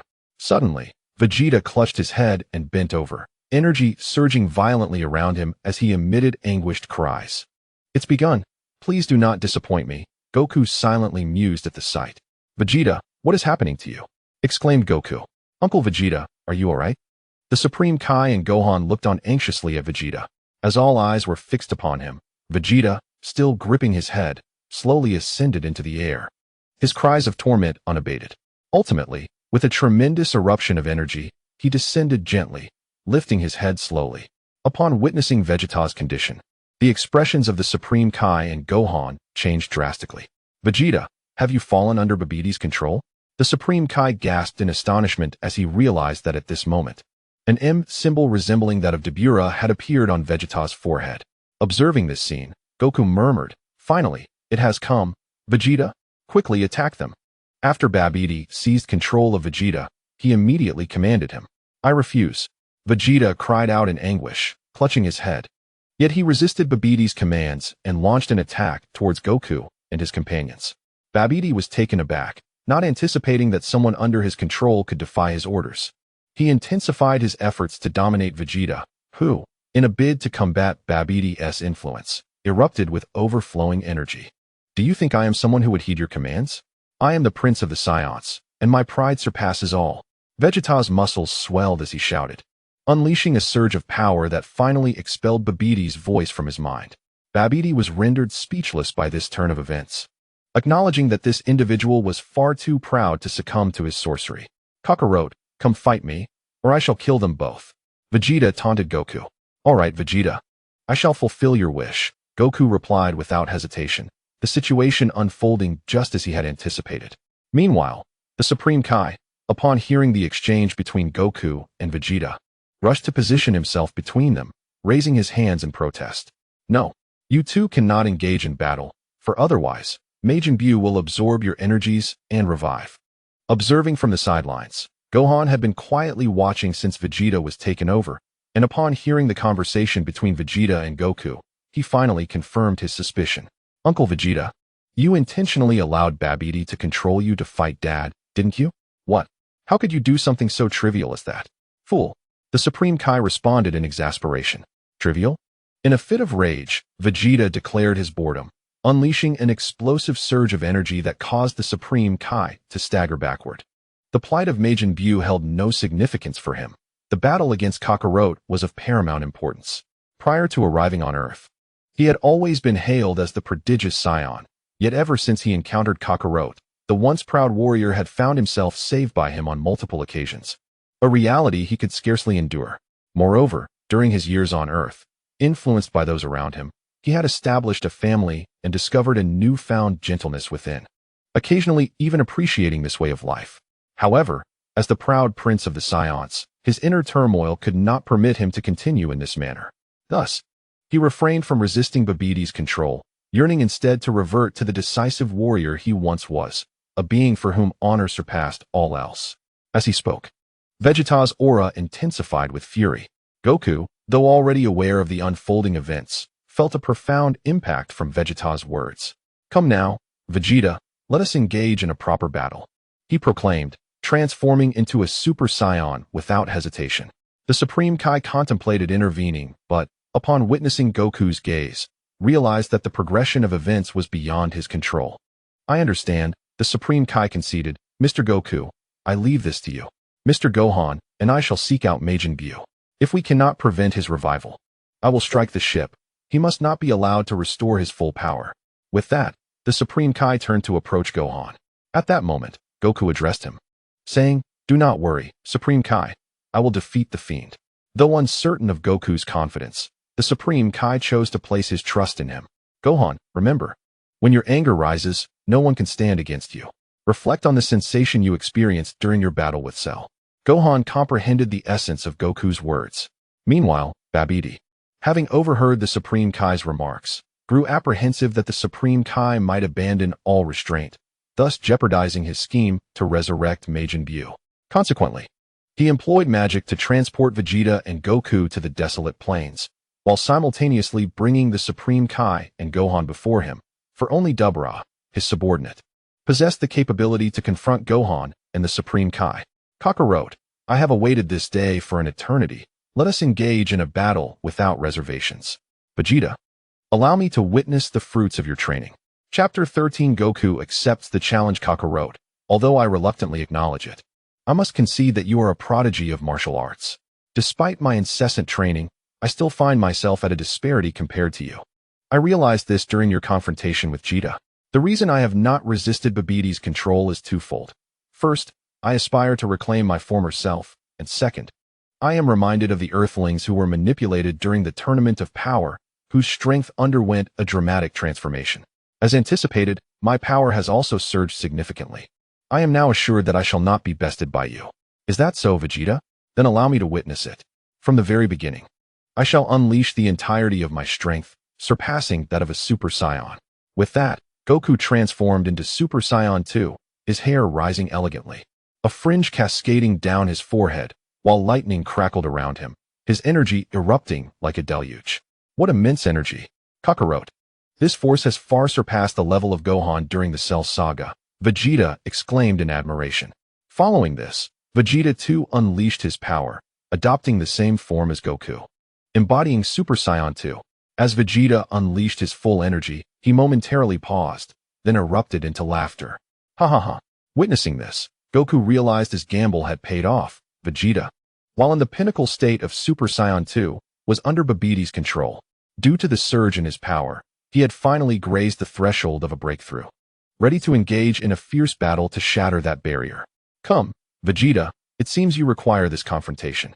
Vegeta, momentarily taken aback, charged at Goku, who reciprocated without hesitation. And in an instant, they clashed. The impact of their blows resonated, causing tremors across the ground. Vegeta, with a sudden burst of strength, drove Goku into the mountainside, condensing energy waves in his hands, launching them at Goku like a torrential downpour. Goku was compelled to defend himself. With a thunderous shout, he summoned a protective shield around him, subsequently employing energy blasts to intercept Vegeta's assault. After their fierce exchange, the desolate plains had transformed entirely. The earth cracked under the force of their energy blasts, mountains crumbled, and debris scattered everywhere. After a brief respite, both warriors, in unison, began to gather their energy. Kamehameha. They shouted in unison, directing their energy toward one another, and as the two forces collided, an explosion ensued. The ground beneath them imploded. And in the chaos of the explosion, Goku seized the opportunity to teleport behind Vegeta, delivering a powerful strike that sent him crashing into the collapsing earth.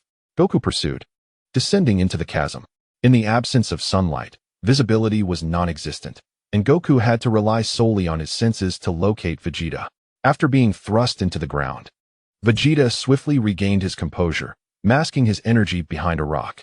Just as Goku was searching, Vegeta suddenly appeared behind him, restraining Goku. Then, he propelled them both toward a jagged rock. Just as they were about to be impaled, Goku exerted every effort to halt his advance, stopping just before the stone. He then unleashed his energy, obliterating the rock and freeing himself from Vegeta's grasp. Two individuals soared from the depths of the earth to the heavens, their tattered garments and injured bodies bearing testament to their arduous journey. Indeed, it is you, Vegeta. To reach this level, I have endured trials beyond your imagination. Kakarot, you are formidable, yet I refuse to be defeated now. Let us engage in battle. Vegeta's enthusiasm surged, and with that, The two resumed their fierce confrontation. Mr. Gohan. The enormous egg behind Babidi is the sealed form of Majin Buu. We must destroy it to prevent his resurrection. The Supreme Kai remarked upon witnessing the colossal egg behind Babidi. Understood, Supreme Kai. I will shatter it and ensure everyone's safety. Gohan responded with unprecedented determination, perhaps stirred by Vegeta's words. In that moment, Gohan's mind was free of distractions, focused solely on protecting others. However, hindering Majin Buu's revival would not be an easy feat. Dabra scoffed, "This time, you shall not obstruct me." Gohan transformed into Super Saiyan 2 and approached Dabra. Sensing the surge of energy, Dabra was taken aback. He had not anticipated that Gohan had not revealed his full power during their earlier clash. I did not expect you to conceal such formidable energy. Nevertheless, I will not be defeated by you. Even if my strength does not match yours, the decisive factor in determining victory is not merely energy levels. Dabra declared as he unleashed his full power. As their battle raged on, despite Gohan's superior strength, Dabra's combat experience narrowed the gap between them, resulting in a fierce stalemate. Amidst the chaos of their conflict, the enormous egg sealing Majin Buu began to emit a faint glow due to the energy absorption. Mr. Gohan, this is bad. Majin Buu is about to awaken. The Supreme Kai exclaimed, anxiety dripping from his voice. Upon hearing the Supreme Kai's urgent call, Gohan turned his gaze towards the egg and indeed saw it glowing with a sinister purple light. Meanwhile, Dabra remained locked in combat. And Gohan felt a surge of anger as he recalled the helplessness he felt during Cell's self-destruction. At that moment, his fury transcended its limits, unleashing a power that surpassed even Super Saiyan 2, stunning Dabra into immobility. With a swift movement, Gohan struck Dabra down, rendering him powerless to resist. He then dashed to the front of the enormous egg, placing his hands at his waist. Gathering his energy for the Kamehameha wave, Gohan unleashed it without hesitation upon the egg. The ship could not withstand such a blow, erupting in a spectacular explosion, revealing a scene before Piccolo and the others. How splendid! The Supreme Kai was filled with exhilaration, in stark contrast to Babidi, whose expression was entirely different. It was over. Even the formidable Majin Buu could not possibly remain unscathed under such a powerful energy assault. This was disastrous. Babidi's eyes were vacant, lost in a daze. Lord Babidi, come with me, urged Dabra, grasping Babidi as he attempted to retreat. At that moment, Son Gohan's assault reached its conclusion, and the massive pod cracked open. Those who could not sense the key believed Majin Buu had been reduced to mere ashes, vanishing without a trace. Mr. Gohan, you did it. We have succeeded. The Supreme Kai exclaimed with elation. However, in stark contrast to the Supreme Kai's delight, Son Gohan wore a grave expression, staring intently at the sky. Chapter 14. The Resurgence of Majin Buu following Son Gohan's gaze. The Supreme Kai looked towards the heavens and was taken aback to find that the sky had inexplicably turned a shade of pink. His countenance shifted dramatically upon witnessing this spectacle. Could it be? Suddenly, the pink clouds in the sky began to converge rapidly, and amidst the swirling mist, a figure gradually emerged. The Supreme Kai instinctively took several steps back upon seeing this silhouette. Oh no, Majin Buu has awakened. This will lead to the destruction of the universe. Yet Babidi was brimming with excitement, his prior despair completely forgotten. Yes, Majin Buu has finally revived, Dabra murmured, gazing at Majin Buu. Is this Majin Buu? He doesn't seem all that impressive. It seemed Majin Buu had heard Dabra's words, for in the next moment, he appeared right before Dabra. The crowd was taken aback, unable to react. Dabra, instinctively attacking the suddenly materialized Majin Buu, found that his strikes were met with no response. As Majin Buu stood still, allowing Dabra's assault to land upon him. When Dabra halted his attack, everyone turned their gaze towards Majin Buu. To their astonishment, he bore no injuries. Dabra's full-force attack had utterly failed to inflict any damage. And no, this is impossible. Dabra stumbled back in disbelief, unable to comprehend that his utmost efforts had not harmed Majin Buu in the slightest. You are far too weak. Prepare to meet your end. Majin Buu smirked wickedly, extending his palm directly at Dabra's face. A violet energy sphere enveloped Dabra in an instant. A cry of despair echoed forth. When the brilliance subsided, Dabra had vanished without a trace. The crowd was astonished. They had not anticipated that the demon, who had just engaged in a fierce battle with Son Gohan, could be obliterated in an instant. How dull. You are all far too weak. Who will play with me? Majin Buu declared, casting his gaze upon Son Gohan and the others. How infuriating! He regarded the lives and deaths of others as mere playthings. The onlookers gritted their teeth, cold sweat trickling down their brows. Supreme Kai, you must flee. I will hold him off. You must find my father. If there is anyone in this world capable of stopping Majin Buu, it must be my father. With a grave expression, Son Gohan addressed the King Kai, inquiring, Mr. Kai, do you truly believe in Mr. Goku's capabilities? The King Kai, filled with doubt, responded, I have faith in my father. He is the mightiest in the universe. Son Gohan's tone was unwaveringly resolute. Very well, Mr. Gohan, I trust you. Please stall for a little longer. I will teleport to Mr. Goku's location immediately. After saying this, the King Kai prepared to instantaneously relocate to Son Goku's position. In the next moment, Son Goku and Vegeta appeared at the heart of the battlefield. No need, Lord King Kai, we have arrived. It turned out that the instant Majin Buu broke free from his seal, the two warriors had simultaneously ceased their combat. Vegeta, it seems Majin Buu has fully revived due to our interference. Vegeta scoffed, and what of it? This level of energy, while formidable, is not beyond our control. True. Yet for Gohan and the others, it remains a daunting challenge. If he had trained diligently, how could he be rendered helpless against such an adversary? He was destined to surpass both you and me. Given the current circumstances, further discussion is futile. Vegeta, do you not wish to confront an entity that instills such dread in the King Kai? Our battle will not yield a decisive outcome in the short term. If we continue, we may provoke irreversible consequences. Son Goku's words left Vegeta speechless, for on Earth, only the two of them could thwart Majin Buu. While Vegeta was indifferent to others, he could not bear the thought of Bulma and Trunks in peril. TCH, although I care little. You are clearly unable to engage me fully. Very well, let me vanquish Majin Buu first, and then I shall defeat you. With that declaration, Vegeta reverted to his normal state. Son Goku smiled knowingly, reflecting on how Vegeta, ever the proud warrior, would never voice his concerns despite his inner turmoil. Son Goku then returned to his normal form, retrieving the Senzu beans from his waist. Vegeta here. Vegeta accepted the bean, and as he chewed it, both warriors were instantly restored to their peak condition. Vegeta, hold on to me. We will teleport. Though Vegeta was somewhat reluctant, he placed his hand on Son Goku's shoulder, and their figures vanished from the spot. Upon their arrival at the battlefield, they heard Son Gohan urging the King Kai to find them, prompting Son Goku to halt the King Kai's actions. Lord King Kai, we are here. Father, I apologize for disappointing you. I could not prevent Majin Buu's revival. Upon seeing Son Goku, Son Gohan sighed in relief, then spoke with a hint of guilt. Do not concern yourself, Gohan. You have done your utmost. The remainder is now in our hands. Vegeta disregarded Son Gohan and the others, instead striding towards Majin Buu. So, you are Majin Buu? You appear rather unimpressive. Let me have a word with you. Gore, you seem to be a bit entertaining. Do not perish too quickly. Let me enjoy this for a while longer. Majin Buu pointed at Vegeta, his demeanor brimming with mischief. How dare you look down upon me? I shall end your life. With that, Vegeta surged towards Majin Buu, and the two engaged in fierce combat. Initially, both were merely probing each other, refraining from unleashing their full might. The clash was intense, until a powerful energy wave marked the conclusion of their preliminary skirmish. You are certainly more entertaining than the last one. Can you be even stronger? Majin Buu's words dripped with provocation, igniting a fire within Vegeta. Allow me to demonstrate my true power. Vegeta began to channel his energy.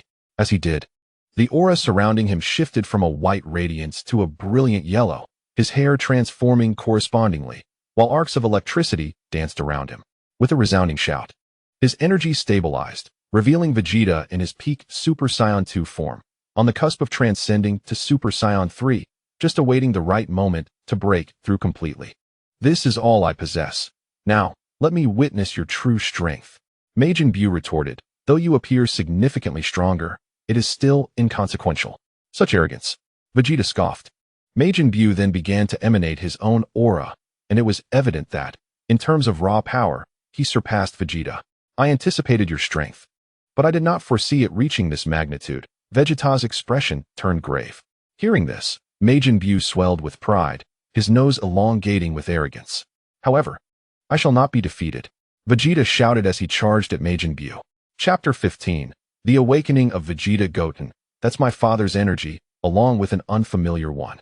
He is battling someone. We must hurry. Right. The two soared towards the battlefield with all their might.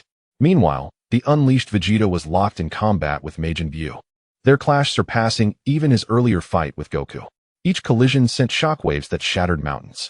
Although Majin Buu's energy was greater than Vegeta's, his years of confinement had left him lacking in battle experience compared to the seasoned warrior.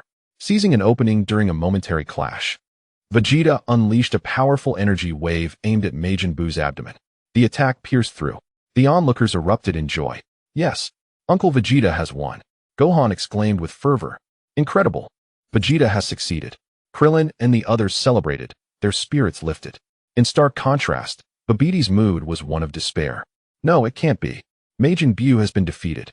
He staggered back a few steps. Gohan looked towards Goku, only to find him steadfastly focused on the center of the battlefield. Is it possible that upon sensing the aura of Majin Buu, one finds, as expected, that despite his seemingly grievous injuries, there is not a trace of fluctuation in his energy? In contrast, Vegeta, after unleashing an energy wave, has begun to exhibit slight fluctuations in his own aura. Majin Buu's regenerative abilities are nearly immortal. He can only be utterly vanquished with an overwhelming force. Our group of Kaioshins, realizing our limitations, sought alternative means to seal him away. The Kaioshin provides a timely explanation. Upon hearing this, Krillin and the others are rendered speechless, staring blankly at Majin Buu, exclaiming, "What manner of creature is this? Terrifying indeed." At the heart of the battlefield, Majin Buu, who had just appeared gravely injured, suddenly grins at Vegeta. In an instant, the hollow in his abdomen has completely healed, revealing no trace of harm. As expected, such a level of damage could not affect you. And Vegeta is not surprised in the slightest. You are far more entertaining than that other fellow. Come, let us play. Majin Buu exclaims, joyfully dancing about. How dare you underestimate me, you fiend. Vegeta, incensed, launches the first attack against Majin Buu. The two engage in a furious exchange, alternating between strikes and energy blasts. Gallic Gun. Vegeta gathers energy with both hands. Observing Vegeta's stance, Majin Buu mimics him, Gallic Gun. What? Vegeta exclaims in shock. In the next moment, he unleashes the amassed energy towards Majin Buu, who reciprocates in kind. The two energy waves collide, sending shockwaves that force the Kaioshin and Krillin to stagger back, gritting their teeth to maintain their ground, while Gohan braces himself against the force. Only Goku's expression remains unchanged. As the two continue to pour energy into their attacks, the center of their collision begins to expand violently, culminating in a dazzling burst of white light. As the brilliance slowly fades and tranquility returns, a bottomless abyss appears at the locus of their clash. At this moment, the states of the two combatants are starkly contrasting. Vegeta has expended a significant portion of his stamina, gasping for breath, with various injuries afflicting his body and his aura beginning to wane. Meanwhile, Majin Buu, endowed with near-superhuman regenerative abilities and boundless stamina, recovers from his injuries in an instant, his condition now mirroring that of before the battle. Vegeta gazes at Majin Buu, allowing his breath to steady before addressing him. Majin Buu, you are indeed formidable. Despite unleashing my full power, I have inflicted no harm upon you. Of course, I am the strongest. Majin Buu nods in agreement, acknowledging Vegeta's words. Vegeta then turns to the Kaioshin and his companions. You must leave. I, Vegeta, will not allow anyone else to bear the burden of my fight. I shall be the one to slay Majin Buu. As Vegeta's declaration echoes, Piccolo, who has been observing the battle, begins to comprehend Vegeta's intentions. Incredibly, he addressed Vegeta, Vegeta, could it be that you? However, Vegeta paid no heed to Piccolo, instead turning his gaze towards Goku. Goku met Vegeta's eyes, solemnly nodding in understanding. Everything was unspoken. He comprehended Vegeta's intentions and did not intervene. For were he in Vegeta's position, he would undoubtedly make the same choice. Observing Goku's actions, a faint smile graced Vegeta's lips as he spoke to Majin Buu. Majin Buu, since your revival is due to my actions, I, Vegeta, shall surely bring about your demise. Majin Buu, clearly skeptical of Vegeta's words, waved his hand dismissively. Hurry up and end this. I'm hungry. I want to turn you into chocolate and devour you. Let us perish together, huh? Vegeta continuously compressed his energy to his heart, slowly forming a pure essence of power. Dad, no? At that moment, Trunks finally arrived on the battlefield. But the sight before him filled his eyes with tears. Trunks, do not cry. If I am no longer here, you must protect your mother. No, Dad. Let us fight together. We can defeat him. Trunks exclaimed, attempting to advance, but was firmly restrained by Piccolo. Trunks, this is my battle. I will handle it myself. Vegeta admonished Trunks sternly, then softened his tone. I'm sorry I've never held you since your birth. I am not a worthy father. Farewell, Trunks. With those words, the compressed energy began to expand rapidly, soon enveloping Majin Buu as well. At the moment Vegeta detonated the energy, Goku used instant transmission to rescue Vegeta from the epicenter of the explosion, leaving Majin Buu to endure the blast's force alone. No, Dad. Uncle Vegeta. Mr. Vegeta. The others were oblivious to Goku's action, staring blankly at the center of the explosion. Majin Buu's figure had vanished, and as the smoke cleared, they finally noticed Vegeta lying on the ground beside Goku, prompting them to rush forward. Trunks called out anxiously for Vegeta, and upon hearing his son's voice, Vegeta struggled to open his eyes. Seeing the gathered crowd, he realized what had transpired. He then turned to Goku. Kakarot, you fool. Here, Vegeta. There's one last Senzu bean. Goku said with a grin, handing over the final bean, which Trunks swiftly took and placed into Vegeta's mouth. Once the Senzu bean was consumed, Vegeta was fully restored. Trunks leaped into Vegeta's embrace, holding him tightly. Vegeta, momentarily taken aback, reciprocated the embrace. Wonderful. Vegeta is alive, and Majin Buu has been defeated. It's a joyous occasion. Krillin exclaimed, jumping with delight. Krillin, the ordeal is not yet over. Look, Goku pointed towards the sky. As the crowd gazed upward, they indeed beheld a swirling mass of pink mist floating in the sky. Chapter 0. The terrifying Majin Buu. At that moment of confusion, the rubble on the ground began to tremble slightly. Initially, it was merely a few small stones, but soon the debris across the battlefield began to shake uncontrollably. What is that? Krillin's voice quivered with fear. At the epicenter of the explosion, a viscous pink substance began to converge from all directions. It writhed as though it were alive, merging with itself to gradually form a vague, humanoid outline. No, this is impossible. Krillin stepped back in disbelief. He should have been utterly annihilated. The pink matter multiplied rapidly, seeping from the crevices of the earth, condensing from the air, and even emerging from the very ground beneath the feet of the onlookers. The outline became increasingly distinct, first revealing a torso, followed by limbs, and finally that ghastly, sinister grin. Hee hee hee. The familiar and horrifying laughter echoed once more as Majin Buu appeared before them, entirely unscathed. He twisted his corpulent form, his pink skin glistening with an eerie sheen under the sunlight. This was precisely why we, the Supreme Kais, failed to eliminate him and were left with no choice but to seal him away. The Supreme Kai clenched his teeth in frustration. Were we truly powerless to defeat him? Were we destined to watch the earth be ravaged before our eyes? How infuriating! Krillin shouted in despair. The crowd fell silent, absorbing Krillin's words. In the midst of this silence, Vegeta noticed that Goku's expression remained serene, as if he had anticipated this very turn of events. Kakarot, do you have a plan? Vegeta inquired of Goku. Upon hearing Vegeta's words, everyone turned their gaze to Goku, who indeed wore an air of confidence, just as Vegeta had suggested. Goku, do you truly have a solution? Son, Dad. Under the hopeful gazes of his companions, Goku chuckled heartily and stepped forward.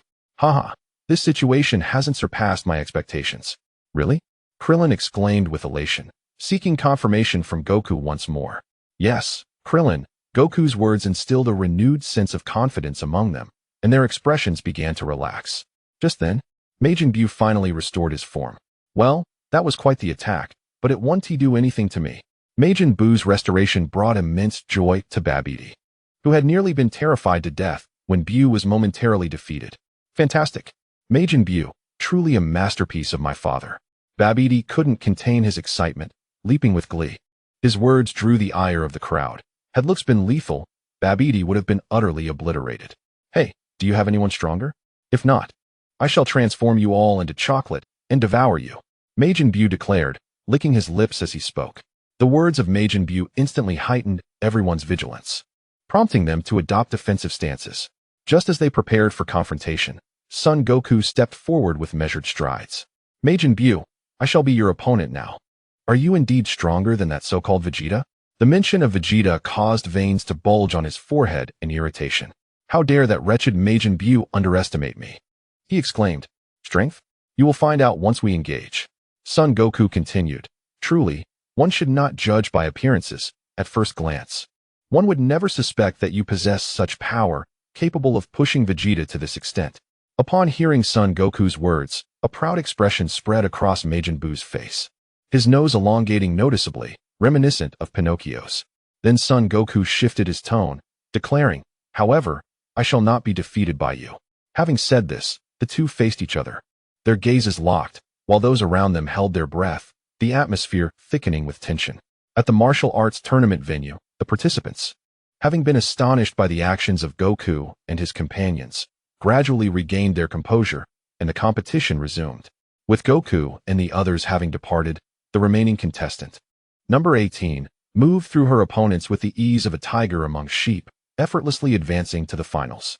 Ladies and gentlemen, we have reached the most exhilarating part of this martial arts tournament, unbeknownst to us. We extend our gratitude to all the participants for their enthusiastic involvement. Without further ado, the final contestant to challenge the victorious number 18 is none other than Mr. Satan. Let us welcome Mr. Satan to the stage. As the audience erupted in fervent cheers, Mr. Satan ascended the platform with heavy steps, fully aware that number 18 was allied with Son Goku. Recollections of their battle against Cell flooded his mind, leaving his legs trembling.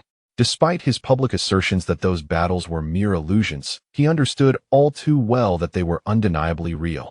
Beings capable of splitting mountains and parting seas truly existed in this world. Consequently, facing number 18 in the finals was a prospect he would rather avoid at all costs. Yet, overwhelmed by the audience's fervor, he felt compelled to endure the torment of stepping onto the stage. Mr. Satan took his place, and it was evident that he did not underestimate his opponent simply because she was a woman. The host's words elicited a grimace from Satan that was more painful than a frown. I hereby declare the most thrilling moment of the finals to commence now. With that, he stepped aside, leaving the platform to the two contestants.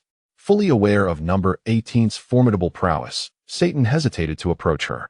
As she advanced slowly, he retreated, creating an amusing spectacle of a woman advancing while a man retreated. This scene drew a mix of laughter and sympathy from the audience. Why does Mr. Satan seem to fear that female contestant? It's inconceivable. Mr. Satan is merely cherishing her, reluctant to lay a hand upon her.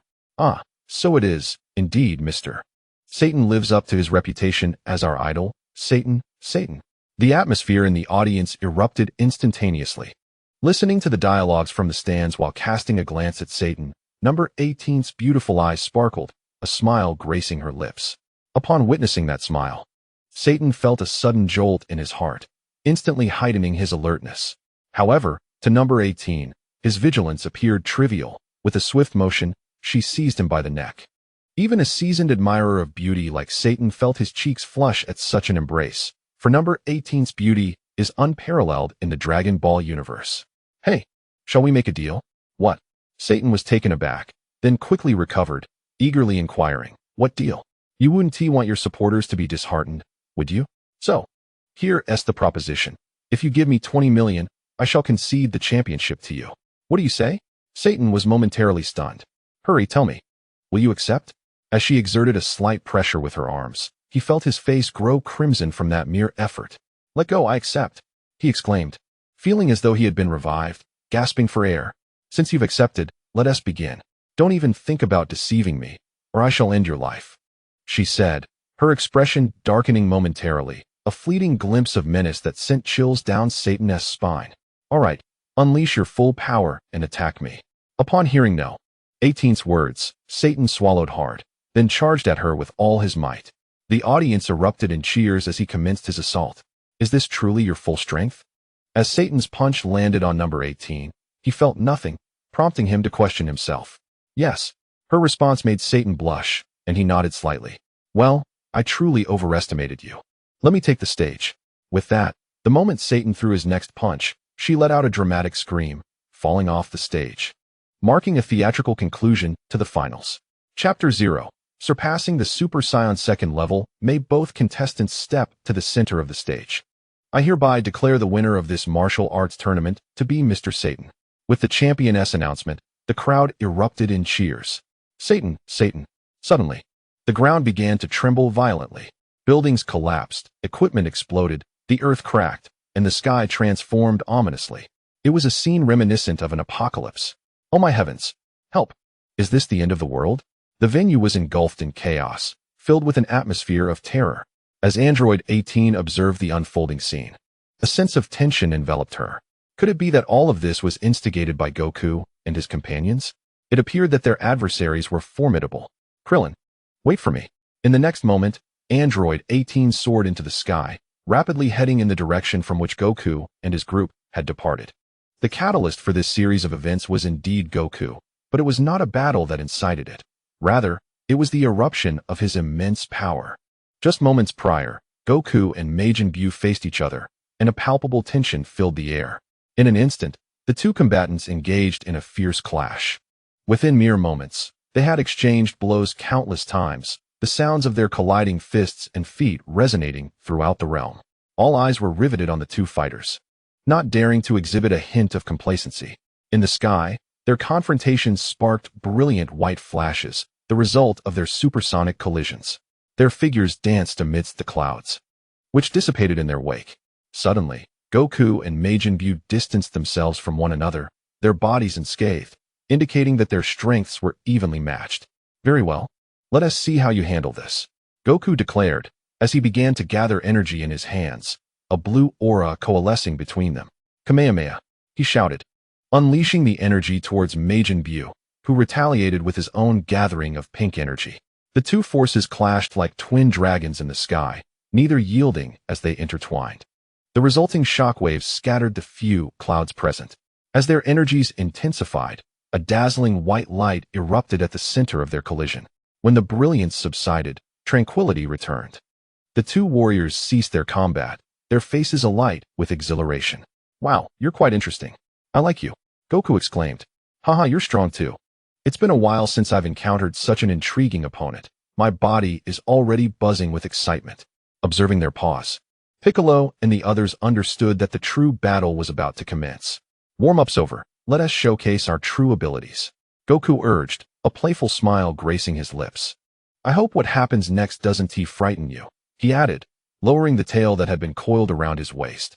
It was only then that Piccolo and the others recalled that Goku had regrown his tail upon his resurrection. Why would Goku wish to regrow his tail?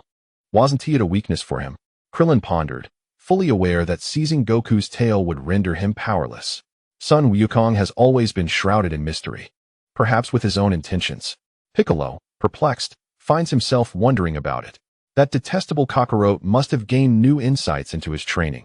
Otherwise, it would be impossible for him to regrow his tail. Vegeta has begun to speculate on Sun Wukong's thoughts. Truly, they are soulmates growing together. As the scene shifts to the battlefield, Sun Wukong slowly approaches Majin Buu, saying, next, I shall introduce you to the transformation of the Super Saiyan. Majin Buu, appearing as a curious child, listens intently to Wukong, showing no indication that a battle is imminent between them. First, I refer to the initial stage of Super Saiyan as Super Saiyan 1. In this form, Wukong's eyes turn a brilliant green, and his hair transforms into a striking golden hue, billowing upwards. An aura of golden energy envelopes him, and his expression is resolute. Next is the advanced Super Saiyan form, known as Super Saiyan 2. Wukong in this form bears a slight resemblance to his previous state, though his bangs now cascade down his forehead. And electric arcs accompany the golden energy surrounding him. How formidable! Just how powerful must Wukong become to feel satisfied? Krillin muses in awe. Uncle Wukong is incredibly strong. Perhaps he is as powerful as my father. Goten exclaims joyfully, sensing the immense energy. Trunks turns to Vegeta, who remains silent, merely snorting in response. He has an instinctive feeling that Kakarot is still holding back, that this is not his full strength. Brother, father is truly this strong? Goten expresses his delight, while Gohan, looking at Sun Wukong, beams with pride. Indeed, he is the strongest in the universe. Yes, he is remarkably powerful, yet at this level, I doubt he stands a chance against Majin Buu, Vegeta reflects, recalling his own recent defeat at the hands of Buu. Just as everyone is expressing their admiration, Piccolo's ill-timed remarks shatter the flickering hopes of the group.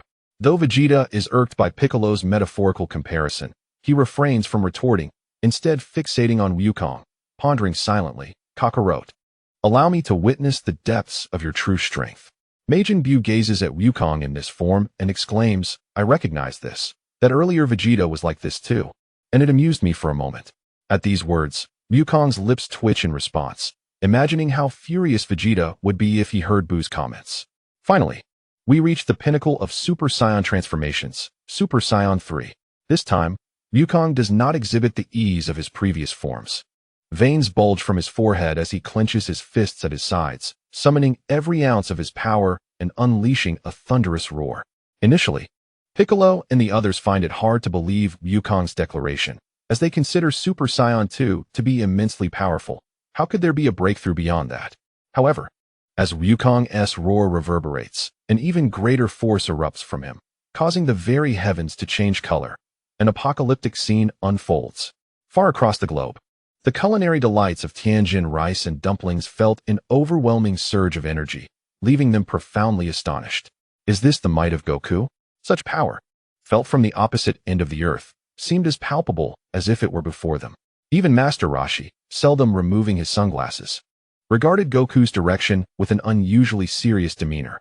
At that moment, Goku himself began to undergo a gradual transformation, his golden energy taking on a tangible form, while his hair grew longer at a slow pace. In the unseen gaze of the onlookers, it appeared as though Goku's life flashed before him like a reflection in a mirror, only to vanish in an instant. Within his consciousness, the matured Goku slowly morphed into the visage of a colossal ape, which emitted a fierce roar. Goku's own body echoed this roar, and as both sounds harmonized, his energy was fully unleashed. The golden energy radiated with the brilliance of the sun. Once the light dimmed, a completely renewed Goku materialized before the crowd. In this new form, Goku's appearance had dramatically altered. His eyebrows had vanished, his hair cascaded down to his waist, exuding a somewhat sinister aura, and his muscles appeared more powerful than ever. Unlike Super Saiyan 2, which crackled with lightning, he seemed as though he were an integral part of the lightning itself. Is this truly Goku? Krillin swallowed hard, murmuring in disbelief. Kakarot, Vegeta gritted his teeth, fixated on Goku with unwavering intensity.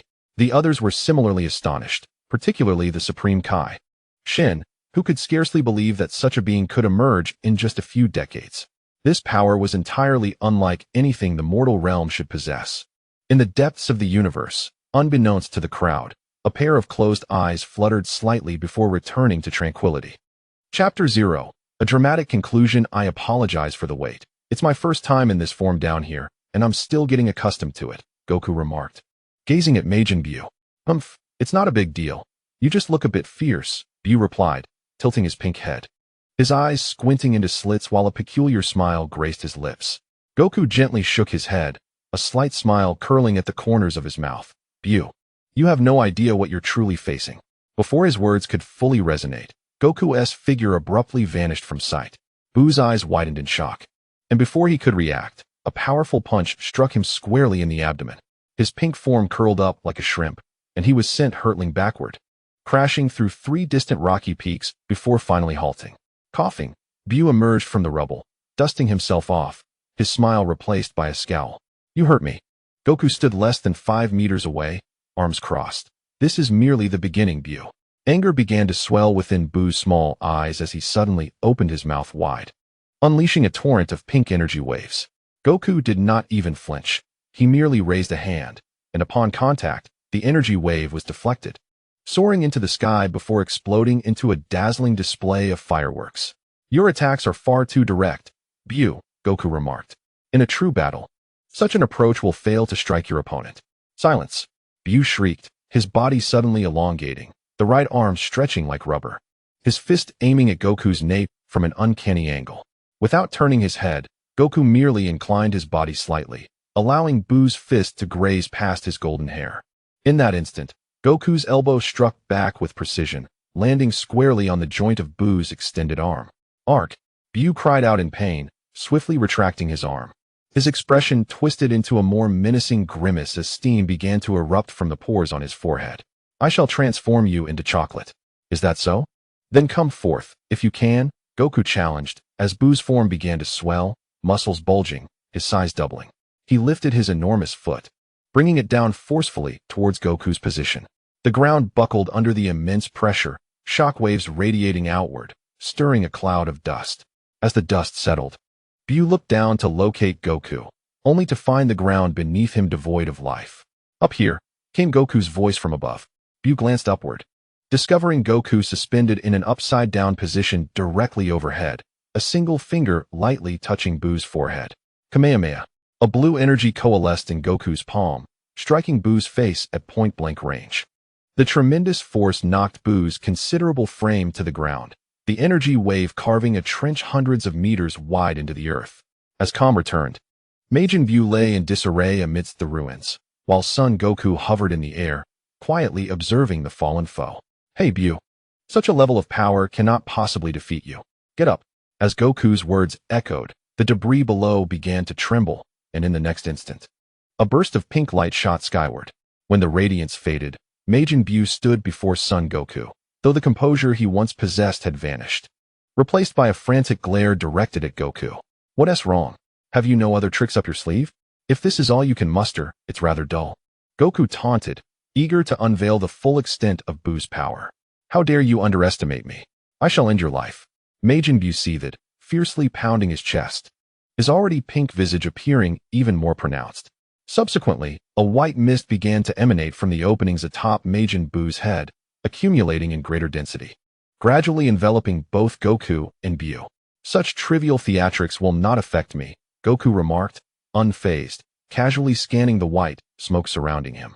However, Buu did not heed Goku's words.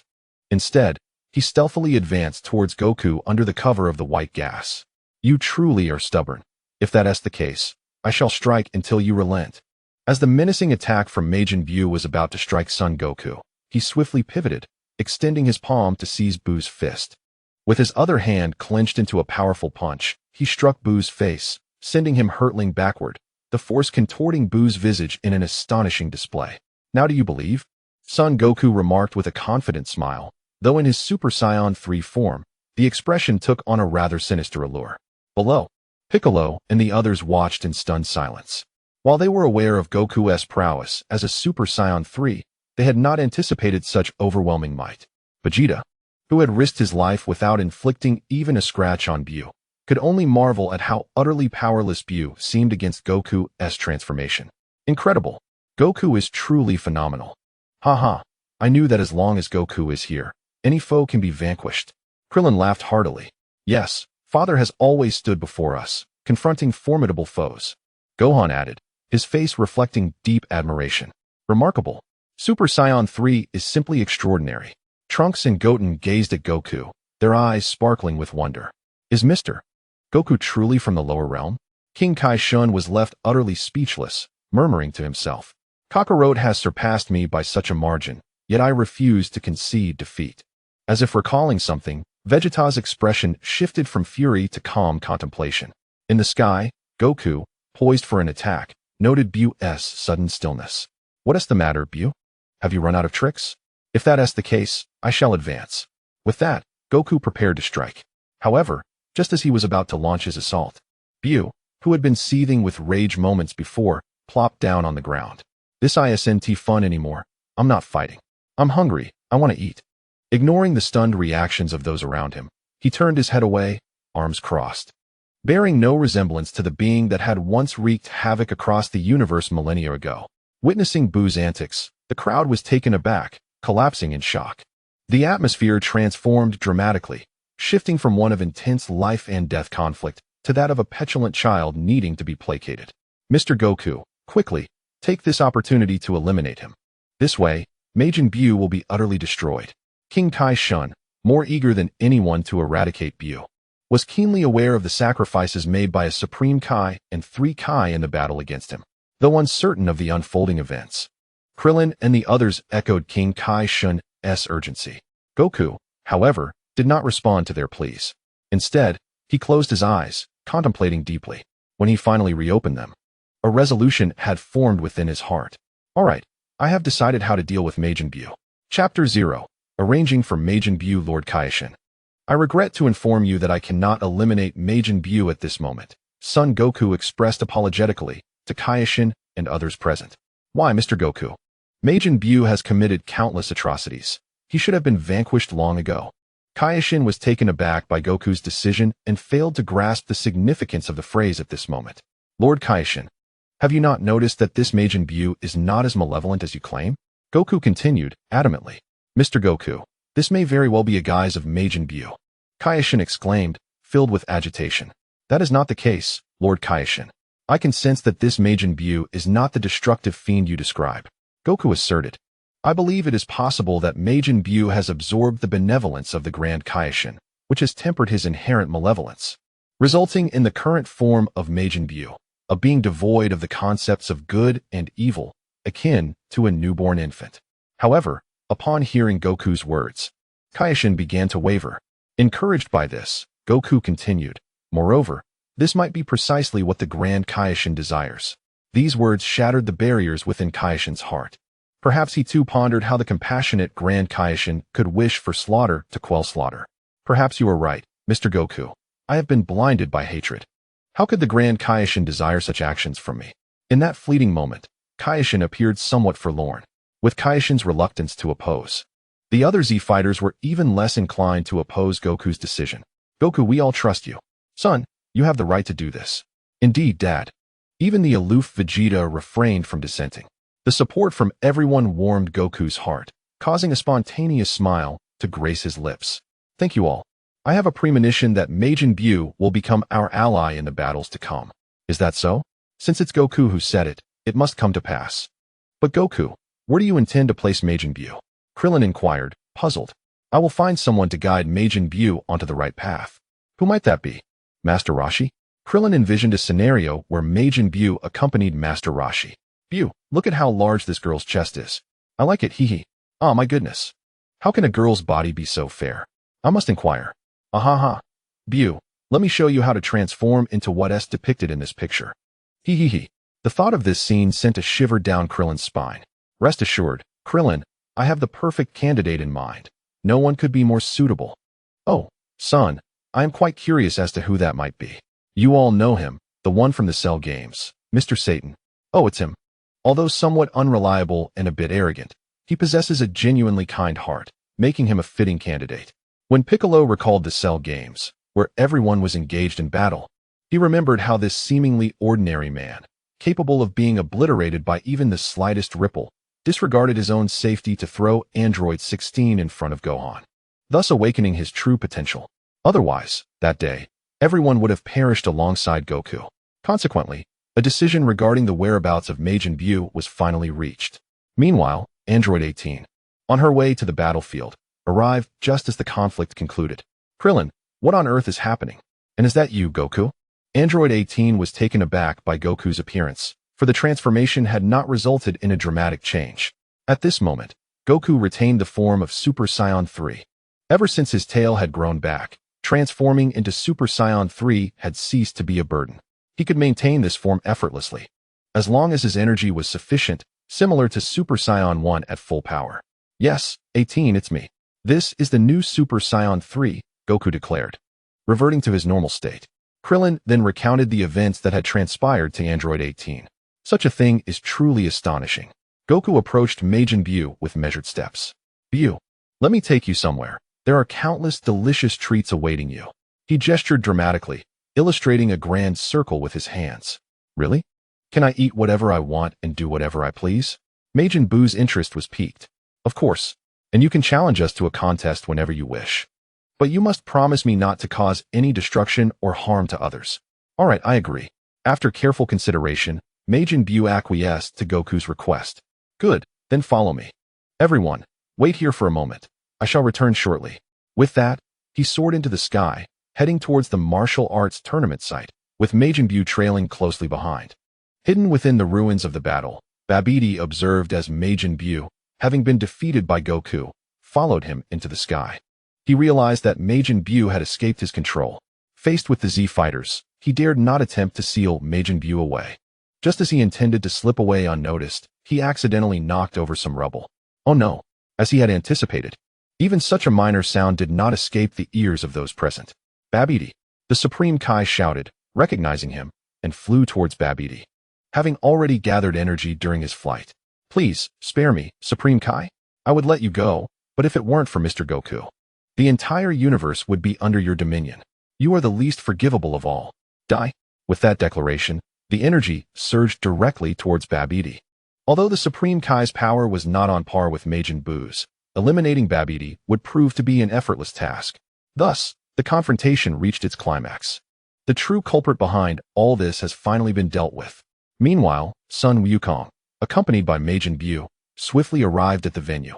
At that moment, Mr. Satan, having just witnessed the apocalyptic scene, was cowering in fear within his room. Suddenly, a voice pierced the air, startling Satan to the core. Who dares to frighten me, Mr. Satan? Satan bellowed, attempting to bolster his courage through loud questioning.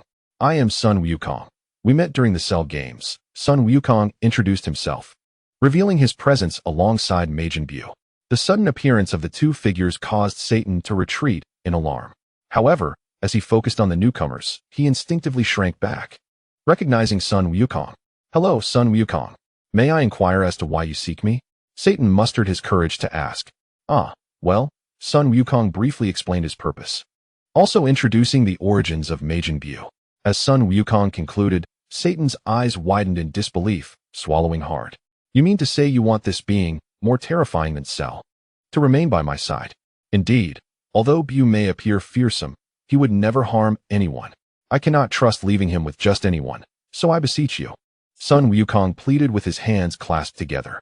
The sight of such a formidable figure seeking his favor caused Satan to feel a surge of pride, nearly prompting an instinctive agreement. However, he quickly regained his composure. All right. No, this creature is far too dangerous. Do not be hasty in your rejection, Satan. Think carefully. If you can ensure he is fed and entertained, he would willingly call you his master. In the future, when adversaries challenge you, he could handle them without you needing to step into the fray. The most crucial point is, his current disposition resembles that of a child, easily influenced. Only by having him close to someone with a sense of justice, like yourself, can I feel at ease. This is akin to saving the world. As Sun Wukong's words resonated, Satan's expression gradually shifted from resolute to contemplative. He began to fantasize, chuckling softly to himself. Cough, cough. Very well. Since you put it that way, I shall reluctantly agree. After all, this is for the sake of world salvation. Thank you, Satan. I entrust Buu to you. Should you require anything, you may contact me through the Capsule Corporation. They know how to reach me. After speaking with Satan, Sun Wukong turned to Majin Buu, instructing him. Buu, you shall accompany Satan. You can come to find us whenever you wish. I understand. I'm so hungry, I want to eat. Thank you, Satan. Farewell. With that, he instantaneously vanished. Having anticipated Sun Wukong's sudden arrival and departure, Satan steadied himself. Buu, I am Satan. Let us go find something delicious to eat. Chapter 0. The Sacred Sword of the King of Worlds. Everyone, I'm back. Sun Wukong materialized before his companions. Wukong, have you settled Majin Buu? Yes. I believe Buu will be very happy with Mr. Satan. The group exchanged pleasantries before dispersing. Initially, they had contemplated gathering, but Vegeta, unable to contain his impatience, had already departed while Sun Wukong was escorting Majin Buu. Trunks chose not to leave with the others. With the situation regarding Majin Buu resolved, he wished to continue playing with Son Goten. After experiencing such a whirlwind of events, everyone needed time to reflect. Mr. Wukong, now that everything is concluded, I must take my leave. Farewell. Once the group had departed, King Kai also bid farewell to Sun Wukong. Wait, Lord King Kai, may I join you in your training? Sun Wukong inquired, halting the departing King Kai. Taken aback, King Kai realized it had been millennia since anyone had visited his realm. Of course, Mr. Wukong. You are always welcome. Thank you, Lord King Kai. He then turned to Son Goten. Goten, please tell your mother that your brother and I will be returning a bit later. Dad, can I come along? Son Gohan asked, somewhat puzzled. Yes, indeed. Sun Wukong recognized that he had altered certain events. If he did not take the initiative to guide them, unforeseen occurrences could arise. Thus, it was essential to prepare for any eventualities. Dad, I also want to go with you. Son Goten's voice was timid. That's not possible, Goten. If we all go, your mother will worry. Sun Wukong gently declined his request. Okay, Feeling dejected by his father's refusal, son Goten's spirits dampened. Observing this, Sun Wukong pondered for a moment before addressing his sorrowful son. How about this, Goten? I will teach you a particularly powerful technique. Son Goten's mood brightened at his father's words, curiosity igniting within him. What technique? Is it Super Saiyan 3? Super Saiyan 3 is so cool. Teach me that, Dad. Trunks. Overhearing Son Goten, rushed to Son Wukong's side, urgency in his tone. Uncle Wukong, I want to learn too. Certainly. This technique was meant for both of you. While it may not be Super Saiyan 3, it is even more formidable. Initially, the children's expressions had dimmed at the mention of Super Saiyan 3. But upon hearing the latter part of Son Wukong's statement, their excitement reignited. Really? I want to learn. I want to learn. Even Son Gohan expressed interest. Then, Son Wukong proceeded to demonstrate the fusion dance steps to Son Gohan. Son Gohan displayed little reaction, after all. He was the one who could conceive such an awkward maneuver as the Saiyan masked superhero. However, it was evident from the expressions of the two youngsters that they were beginning to feel somewhat embarrassed. Subsequently, Goku and Gohan demonstrated the technique, performing the movements while providing explanations. First, both individuals needed to synchronize their energy. Next, they were to execute entirely opposite actions, akin to mirroring each other. Finally, aligning their fingertips would signify the completion of the fusion, resulting in the emergence of a brand new warrior, endowed with unimaginable power. Although the two felt a twinge of embarrassment, they resolved to practice diligently, aspiring to surpass even Super Saiyan 3. Apologies for the wait, Lord Kaioshin, let us proceed. Very well, let us open the realm. Lord Kaioshin accompanied Goku and Gohan, along with Jebet, back to the Kaioshin realm. It must be noted that Lord Kaioshin's instantaneous movement was far more advanced than Goku's, allowing for travel without the need for contact or sensing energy. We have arrived, Mr. Goku, Mr. Gohan. This is the Kaioshin realm. Wow, what a beautiful place. Moreover, the gravity here is significantly stronger than on Earth. Training in this environment will surely yield remarkable results. Upon arriving at the new planet, Goku and Gohan were filled with curiosity about their surroundings. By the way, Lord Kaioshin, I am quite curious. What were you planning to do about Majin Buu in my absence? Having acclimatized to the Kaioshin realm, Goku inquired, steering the conversation towards the Kaioshin sword, especially since the old Kaioshin remained sealed within it. To my shame, I had initially intended to prevent the resurrection of Majin Buu directly. If he were to be revived, I would have taken Mr. Gohan to retrieve the sacred relic of the Kaioshin realm to defeat him. Lord Kaioshin Shin felt a bit embarrassed, realizing that as a creator of the universe, he had to rely on a human for assistance. The sacred relic of the Kaioshin realm? Could you take us to see it? Goku requested. Certainly, please follow me. Before long, they arrived at the location where the Kaioshin sword was enshrined. The sword was embedded in the very center of a towering stone pillar. Behold, this is the sacred relic of the Kaioshin realm, the Kaioshin sword. It is said that whoever draws the sword will obtain unparalleled power. Lord Kaioshin Shin proudly introduced the Kaioshin sword. Really? May I give it a try? Of course, please do. Goku approached the Kaioshin sword, holding his breath as he gripped the hilt and began to exert force slowly. Initially, Lord Kaioshin Shin thought that even Goku would need to transform into a Super Saiyan to draw the sword. However, as Goku applied his strength in his normal state, the Kaioshin sword began to slowly emerge. When the sword was finally pulled free, the pillar collapsed with a thunderous crash. Impressive, Mr. Goku. You drew the divine sword with such ease. Let us see what power you have gained. Lord Kaioshin Shin was somewhat impatient, especially since the Kaioshin sword had been embedded there for 15 generations. He was also quite curious about the powers he would acquire. Son Wukong took a moment to sense the change, finding none, and then tossed the divine sword towards Son Gohan. Gohan, give it a try. Gohan casually caught it but stumbled slightly under its weight, quickly exerting force to steady himself. Wow, it's so heavy. After a brief assessment of his own condition, he concluded, I understand now. Perhaps it's meant for training, given how perfectly suited its weight is for that purpose. Perhaps so, the King Kai responded uncertainly. I'll test the sharpness of this sword, Son Wukong declared, glancing around before picking up a large rock and hurling it towards Gohan. With a swift motion of the sword, Gohan sliced the rock cleanly in two, the cut surface gleaming like a mirror. Wow, so sharp. Mr. Wukong, please try this. With that, The King Kai conjured a square metal block that landed atop Sun Wukong's head. He quickly reached out to catch it. This is the strongest metal in the universe. Let us give it another go. What transpired next completely surpassed the expectations of everyone present, save for Sun Wukong. As soon as the divine sword made contact with the metal, it bent under pressure, followed by a sharp crack as it shattered into two pieces. How is this possible? King Kai's eyes widened in disbelief, unable to fathom that the sacred artifact of the King Kai realm could break so easily. Just as everyone stood in stunned silence, a figure materialized behind them.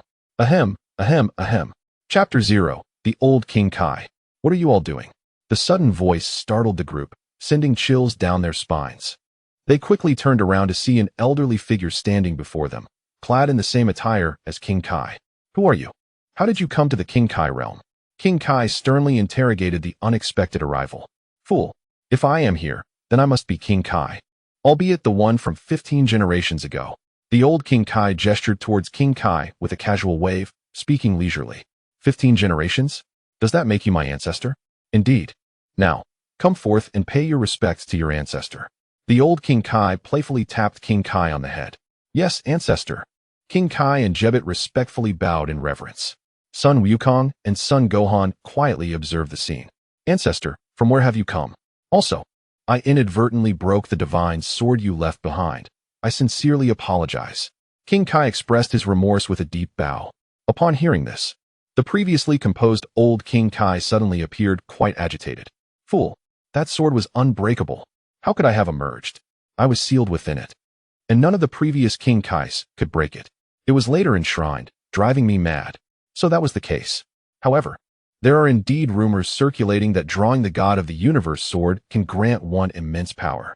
As the God of the Universe spoke, his voice dwindled, seemingly lost in thought. Could it be, ancestor, you? Indeed. This phrase was indeed uttered by me before my sealing. I had anticipated that such a fate awaited me, and I was correct. Nevertheless, the prospect of acquiring great power is no deception. Is it true? The God of the Universe regarded the old God of the Universe, who was buffeted by the wind, with skepticism. Fool, my most terrifying attribute is not strength, but capability. I possess the ability to unlock your potential and elevate your power. Observing the expression of the God of the Universe, the old God of the Universe flushed with indignation. Fool, do not interrupt my discourse. The God of the Universe, with a slight contraction of his neck, signaled for the old God of the Universe to continue. To my astonishment, the legacy of the gods of the universe has declined with each generation. Not a single one has succeeded. It was ultimately two mere mortals who achieved it. Upon saying this, he directed his gaze towards the two standing beside him, Sun Wukong and his son, Sun Gohan. Greetings, old God of the universe, I am Sun Wukong. Hello, old God of the universe, I am Sun Gohan. Seeing the old God of the universe glance in their direction, both Sun Wukong and Sun Gohan offered polite bows. Greetings to you. It is indeed proper to express gratitude to you. It is entirely thanks to you that I have regained my freedom. So, do you wish to draw the God of the Universe sword to obtain power? The old God of the Universe narrowed his eyes. Yes, old God of the Universe. Sun Wukong scratched his head, revealing his characteristic bright smile. We recently encountered an exceedingly formidable foe. Although the matter has been temporarily resolved, to protect Earth, we require greater strength. The old God of the Universe squinted, scrutinizing the two before him. His eyes, seasoned by time, seemed to penetrate all facades, causing Sun Gohan to instinctively straighten his posture. Interesting. Suddenly, the old God of the Universe reached out, squeezing Sun Wukong's arm and patting Sun Gohan's shoulder. Both of you possess remarkable potential, especially this young man, he remarked, pointing at Sun Gohan. The God of the Universe, taken aback, inquired, Ancestor, are you suggesting that Gohan's potential surpasses Wukong's? Fool. The old God of the Universe gave the God of the Universe a light rap on the head. It is not a matter of mere comparison. This one called Wukong has already tapped into a considerable degree of his potential, while this young man, he leaned closer to Sun Gohan, their noses nearly touching, still harbors a more powerful force within. With his hands clasped behind his back, the old God of the Universe paced a few steps before suddenly turning around. Very well, as a token of gratitude for liberating me from that accursed sword, I shall assist this young man in unlocking his potential. Son Gohan gazed nervously at his father, who reassured him with a pat on the shoulder. This is wonderful, Gohan. The old god of the universe is willing to help. This is a rare opportunity. However, father, there is no need for concern. Gohan, the great Elder Kai has also stated that my potential has been significantly unlocked. At present, you are the one who requires assistance more than I do. And I have matters of greater importance to entrust to the great Elder Kai. Thank you, father. Upon hearing this, Son Gohan ceased to decline and walked directly before the great Elder Kai. Great Elder Kai, I kindly ask for your assistance. Please take a seat. From here onwards, leave everything to me. Once Son Gohan sat cross-legged, the great Elder Kai began to circle around him, performing peculiar motions as he walked. The Supreme Kai Xian observed this with an expression of palpable embarrassment. Thus, after several hours, the great Elder Kai finally came to a halt. Just as they thought the ordeal was over, the great Elder Kai suddenly spoke. All right, the preparatory work is complete. The formal process will now commence and must be uninterrupted for the next 20 hours. The others had no choice but to obediently settle down.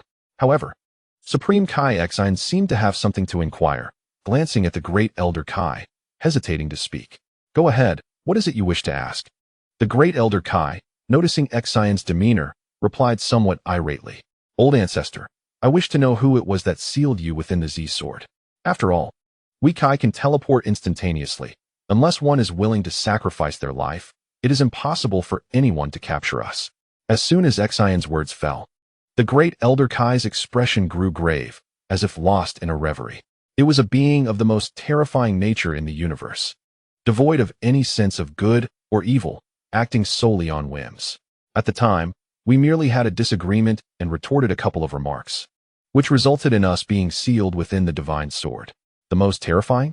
Is it stronger than Majin Buu? Xian was taken aback by the great Elder Kai's words, involuntarily contrasting it with Majin Buu. Majin Buu? I have not heard of him, but in this universe, there is no entity more formidable than him. Well, let us not dwell on this. He is mostly in a state of slumber and is unlikely to awaken.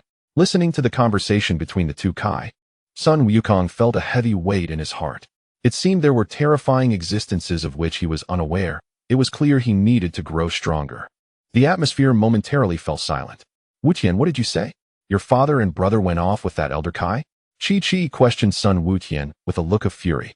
Under Chi's imposing demeanor, Sun Wutian recoiled slightly. It is one thing for Wukong to go alone, but to take Gohan with him as well. Isn't that hindering Gohan's studies? Just wait until I return. I shall deal with him. Wutian, do not emulate your father. Otherwise, I shall be quite distressed. I understand, mother. I will certainly study diligently, Sun Wutian replied with a nod, fearful of her wrath. My Wutian is obedient. What would you like to eat? Mother will prepare it for you. Chi hurried off in a flurry of anger, perhaps accustomed to Wukong's ways, aware that the earth indeed required him to continue growing stronger. However, from a familial perspective, she also wished for Wukong to be a good father and husband. Chapter 0. The Battle of Father and Son at long last. The protracted 20 hours have elapsed. Son Wukong and his companions encircled Son Gohan, inquiring, Gohan, do you sense any changes? Son Gohan took a moment to attune himself, but it appeared that nothing had altered. I'm sorry, father. It seems I may have botched this, he said, scratching his head with an awkward smile. That's inconceivable. The ancestor would never deceive us. There must be some misunderstanding. King Kai Xian firmly believed that the ancestor would not mislead him. Meanwhile, the old King Kai, upon hearing such skepticism, darkened his expression and bellowed in admonishment, Fool! Unleash all your energy, but do not transform into that so-called Super Saiyan. The power you seek to unlock lies dormant within you. It is for you to harness it. Upon hearing the old King Kai's words, Son Gohan promptly began to release his energy. A soft exhalation escaped him, and gradually, a white energy began to manifest from his body. Waves of energy radiated from beneath his feet, causing the flora around them to sway as if stirred by an unseen breeze. As Son Gohan's energy surged forth, even the weather in the King Kai realm began to shift. One moment, the sky was clear and bright, and the next, ominous clouds gathered, thunder rumbled, and white lightning crackled across the heavens. Mr. Gohan, you are astonishing. King Kai Xian exclaimed, astonished. Incredible. I never anticipated that Gohan's potential could reach such heights. Once fully unleashed, He may even surpass my Super Saiyan 3. How thrilling. Sun Wukong's excitement was palpable, although he had glimpsed Gohan's mysterious form through shared memories. He had never witnessed it firsthand, rendering the experience abstract until now. This unfolding spectacle provided a vivid understanding of just how formidable Gohan had become. Sun Wukong could hardly contain his eagerness to engage in battle with his son. Gohan remained mindful of the old King Kai's counsel, solely focusing on unleashing the energy within him without transforming into a Super Saiyan. Gradually, the environment began to settle. At that moment, Son Gohan's eyes narrowed, his gaze shifting from gentle to piercing. His hair lengthened slightly while remaining black. His muscles became more defined, and his overall aura transitioned from scholarly elegance to the commanding presence of a warrior, exuding an air of profound tranquility, an antithesis to the ferocious energy of a Super Saiyan. Gohan, how do you feel now? As soon as Gohan had fully released his energy, Sun Wukong eagerly approached him. It feels as though the power within me is surging like a torrent. Yet my body bears no burden, devoid of the fatigue typically associated with the Super Saiyan transformation. Rather, it feels as if this is my natural state. Fool, this is the true release of potential. The Super Saiyan transformation is merely a guise for those from the lower realms. It pales in comparison to what you exhibit now. Gohan, come and engage in battle with me. I can sense your formidable strength now. Very well, father. I am eager to test the extent of my abilities. With that, they took their stances, ready for combat. Wait, you two should fight over there. My frail body cannot withstand the turbulence of your clash. The old Kai hurriedly intervened. Understood. Gohan replied respectfully. Let us ascend to the heavens for our duel. With those words, they soared into the sky, Gohan following closely behind. Son Goku and Gohan stood facing each other, their gazes locked, the air thick with tension. The old Kai, King Kai, and Jebit observed from a distance, their expressions grave as they watched this father-son confrontation. Gohan, let me witness your current prowess. Son Goku exclaimed, a gleam of excitement dancing at the corners of his mouth. His fists clenched tightly, and a golden aura erupted, swirling around him with fierce intensity. Transform into Super Saiyan. A radiant golden light shot into the sky as Goku's black hair transformed into brilliant gold, his pupils shimmering with a verdant hue. He propelled himself off the ground, shattering it beneath him, and charged towards Gohan like a bolt of lightning. Bang! Their fists collided, releasing a shockwave that sent the surrounding flora quaking. Gohan remained calm, the power of his mysterious form enabling him to adeptly counter his father's assault. Impressive speed, but still insufficient, Gohan declared, channeling his strength into a punch that sent Goku staggering back several meters. Haha, truly remarkable. Goku regained his footing, his fighting spirit ignited further. How about this? Super Saiyan 2. Boom. An even more ferocious aura erupted, golden lightning coursing around him as Goku's power surged once more. In an instant, he appeared beside Gohan. Launching a sweeping kick, Gohan raised his arm to block, yet was still pushed back several steps, the ground beneath him cracking. He smiled slightly. Now this feels like a proper battle. The two resumed their fierce exchange, fists flying like rain, energy pulsing with every collision. Each impact sent violent shockwaves throughout the King Kai's realm, causing it to tremble. The old Kai squinted, murmuring, Son Goku's strength is indeed formidable. But Gohan's mysterious form is not so simple. In the midst of battle, Son Goku bellowed, "Ha!" He suddenly threw his head back, unleashing a powerful roar. His golden aura surging wildly as his hair lengthened to his waist, his brows vanishing to reveal sharp brow bone contours. Unparalleled strength enveloped the arena, scattering even the clouds above. This is Super Saiyan 3. Even King Kai, having witnessed it once before, was left in awe. Suspended in midair, surrounded by golden lightning, Goku's aura was as vast as an ocean. He gazed at Gohan, grinning. Gohan, you best be cautious this time. Before the words left his lips, his figure vanished. And in the next heartbeat, his fist was already in front of Gohan. Boom. Amidst the earth-shattering roar of an explosion, Gohan crossed his arms, resolutely bracing against the impact. Yet, the ground beneath him had already caved into a gaping chasm. Such formidable strength. A flicker of astonishment flashed in Gohan's eyes, swiftly replaced by a smirk. However, it is still insufficient. With a sudden surge of energy, his aura swelled dramatically, and he unleashed a powerful punch. Goku hastily blocked, yet was still propelled several hundred meters away, crashing through numerous rocky peaks before finally coming to a halt. Impressive. Once more, Gohan. Goku surged forward with remarkable speed. The two engaged in an aerial duel, exchanging blows with fervor. With each collision, the vibrations intensified, initially causing mere tremors beneath their feet, escalating until the very realm of the Kais trembled. An unparalleled force. The entirety of the Kais realm quaked. The Supreme Kai held no doubts, should their powers fully erupt. Even this sacred ground of the universe would be unable to withstand their might. At this moment, the two combatants had distanced themselves. After an intense confrontation, both were panting heavily. Gohan, let us settle this with our next strike. Very well, father, I am of the same mind. With that, they began to gather their energies. Kamehameha. In unison, they unleashed their concentrated Kamehameha waves towards each other. Initially, the energies clashed evenly, but as their powers surged, it became evident that Gohan's energy was overpowering Goku's. With a mighty roar, Gohan exclaimed, "Ha!" The energy surged forward, engulfing Goku. In a hair-raising moment, Goku utilized instant transmission to evade. Coughing, Goku steadied himself, his fighting spirit undiminished. Yet, he understood that even in his perfected Super Saiyan 3 form, with unmatched power, speed, and endurance, Gohan's enigmatic transformation still surpassed him.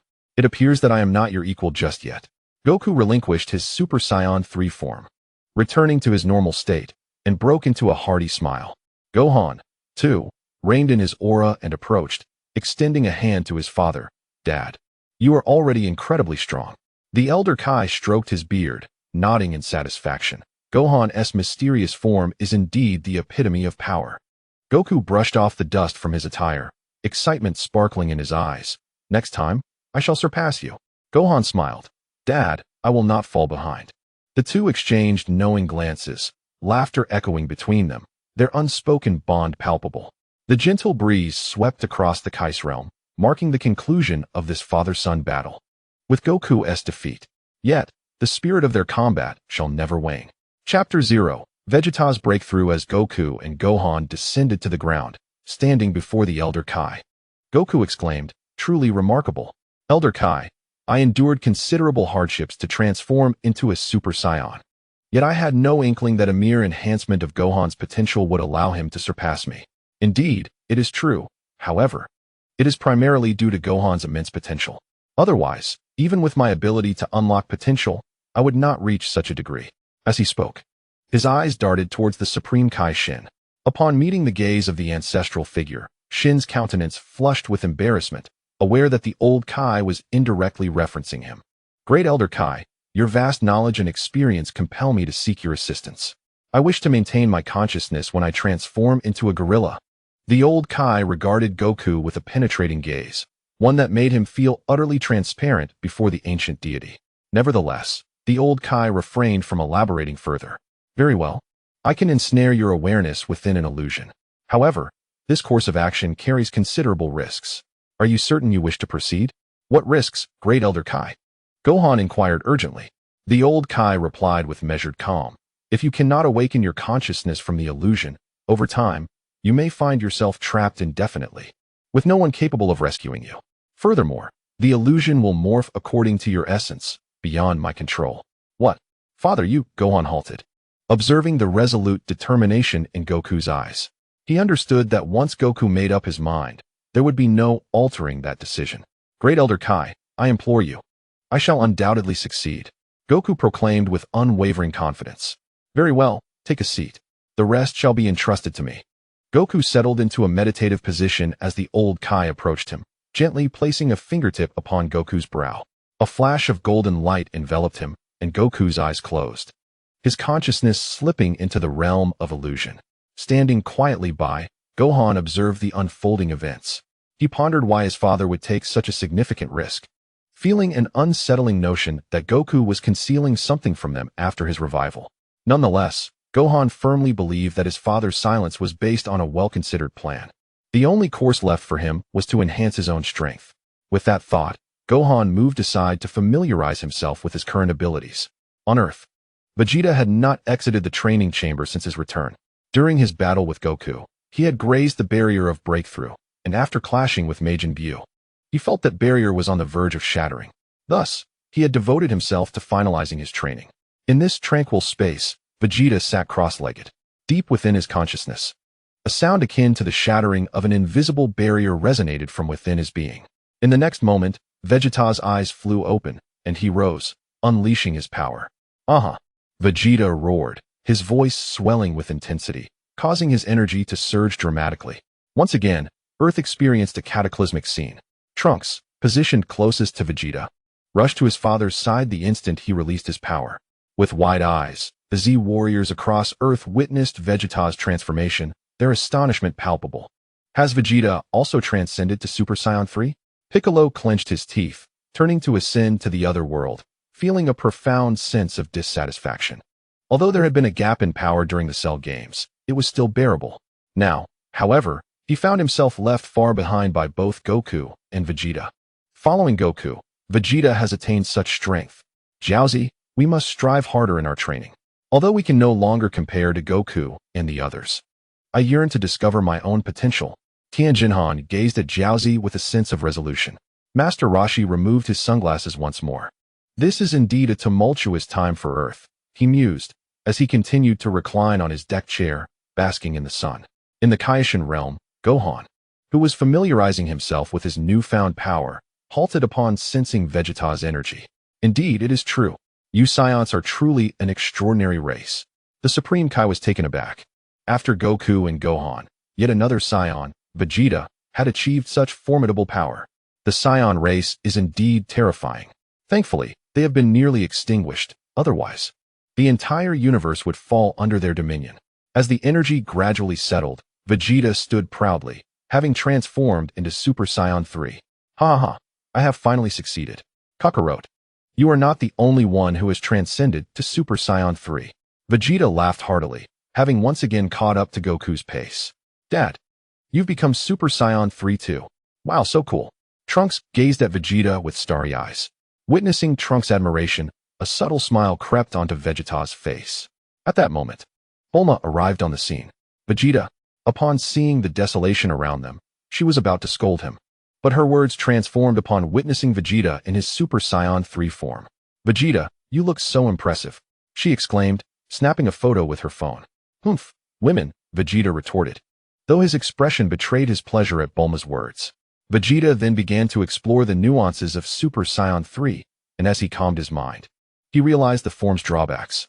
How is this possible? The energy consumption is far too great. Kakarot, didn't he experience this during his battle with Majin Buu? There must be something he overlooked. Vegeta could hardly believe that the Super Saiyan 3 transformation, which he had so painstakingly achieved, could not be sustained for long. Suddenly, he had a revelation. Could it be the tail? Yes, that must be it. Kakarot wouldn't he have regrown his tail for no reason. He must have done so to compensate for the shortcomings of Super Saiyan 3. The exhilaration from Vegeta's recent breakthrough began to fade. Initially, he had contemplated seeking out Sun Wukong for a duel.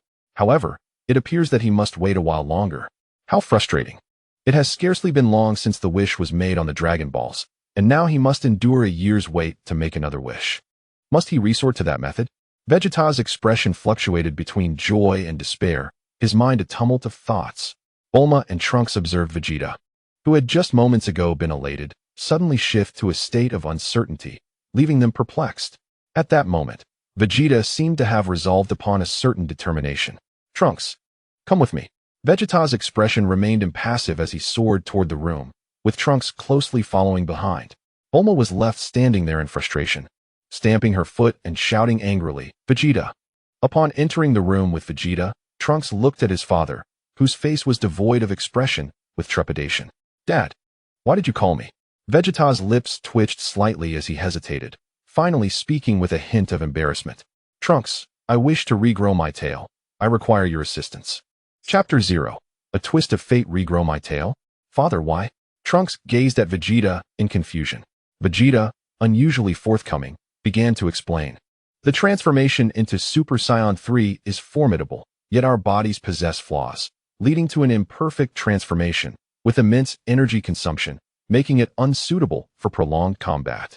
Kakarot likely considered this and chose to regrow his tail. I see. But, Father, what can I do to assist you?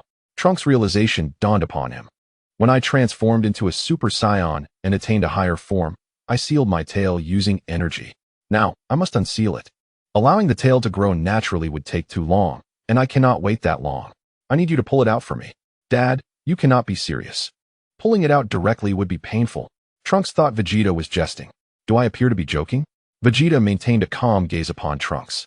Well, if that is the case, I shall fetch a tool, Trunks exclaimed, rushing out, and upon his return, he held a particularly large pair of pliers.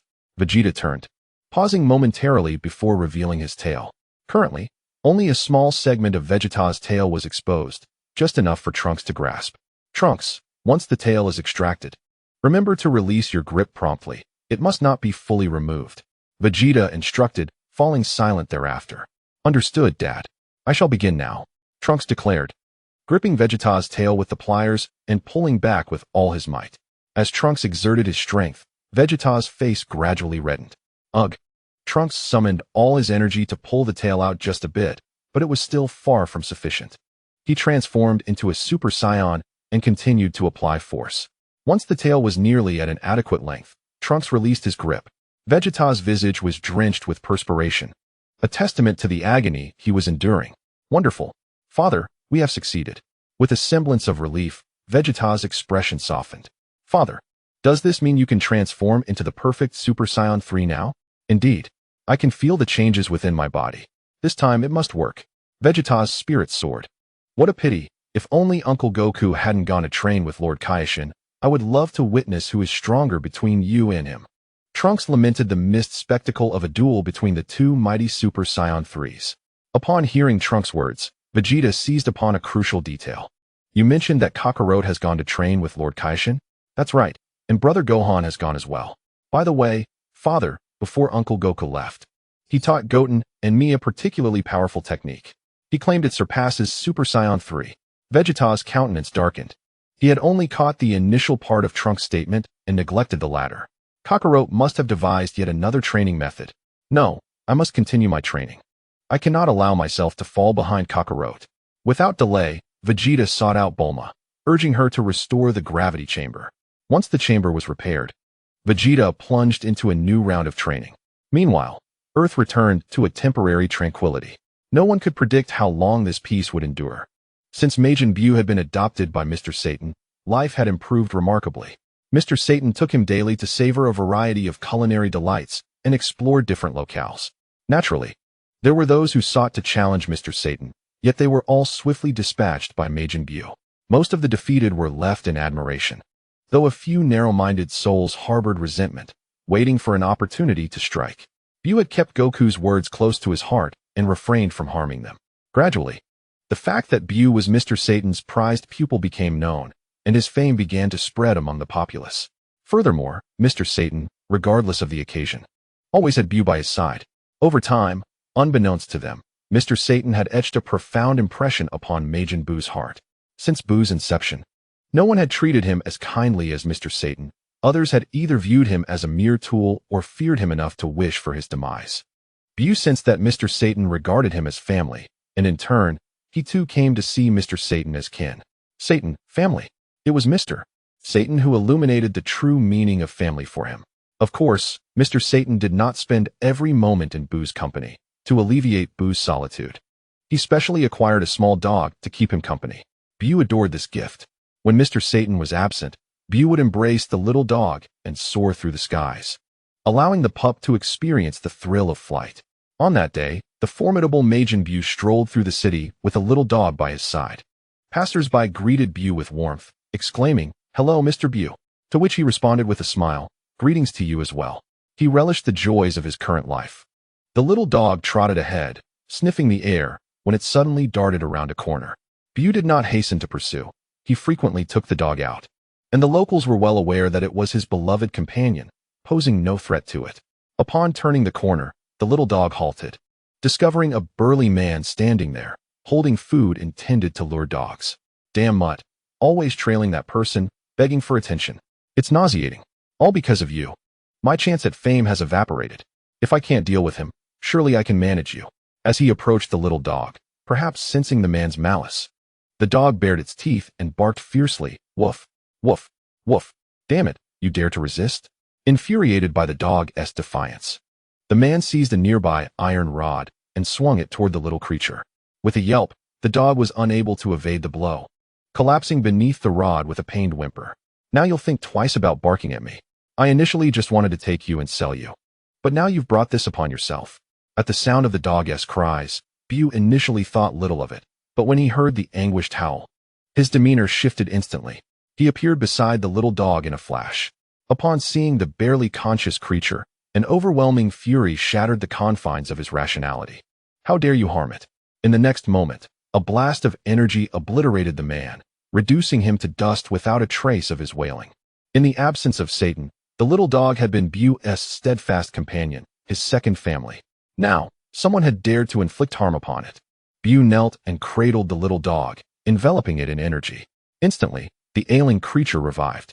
As soon as the dog regained its vitality, Buu soared towards Satan. Satan, take care of this little one. Satan accepted the dog, observing Buu's unusual demeanor with concern. Buu, what's wrong?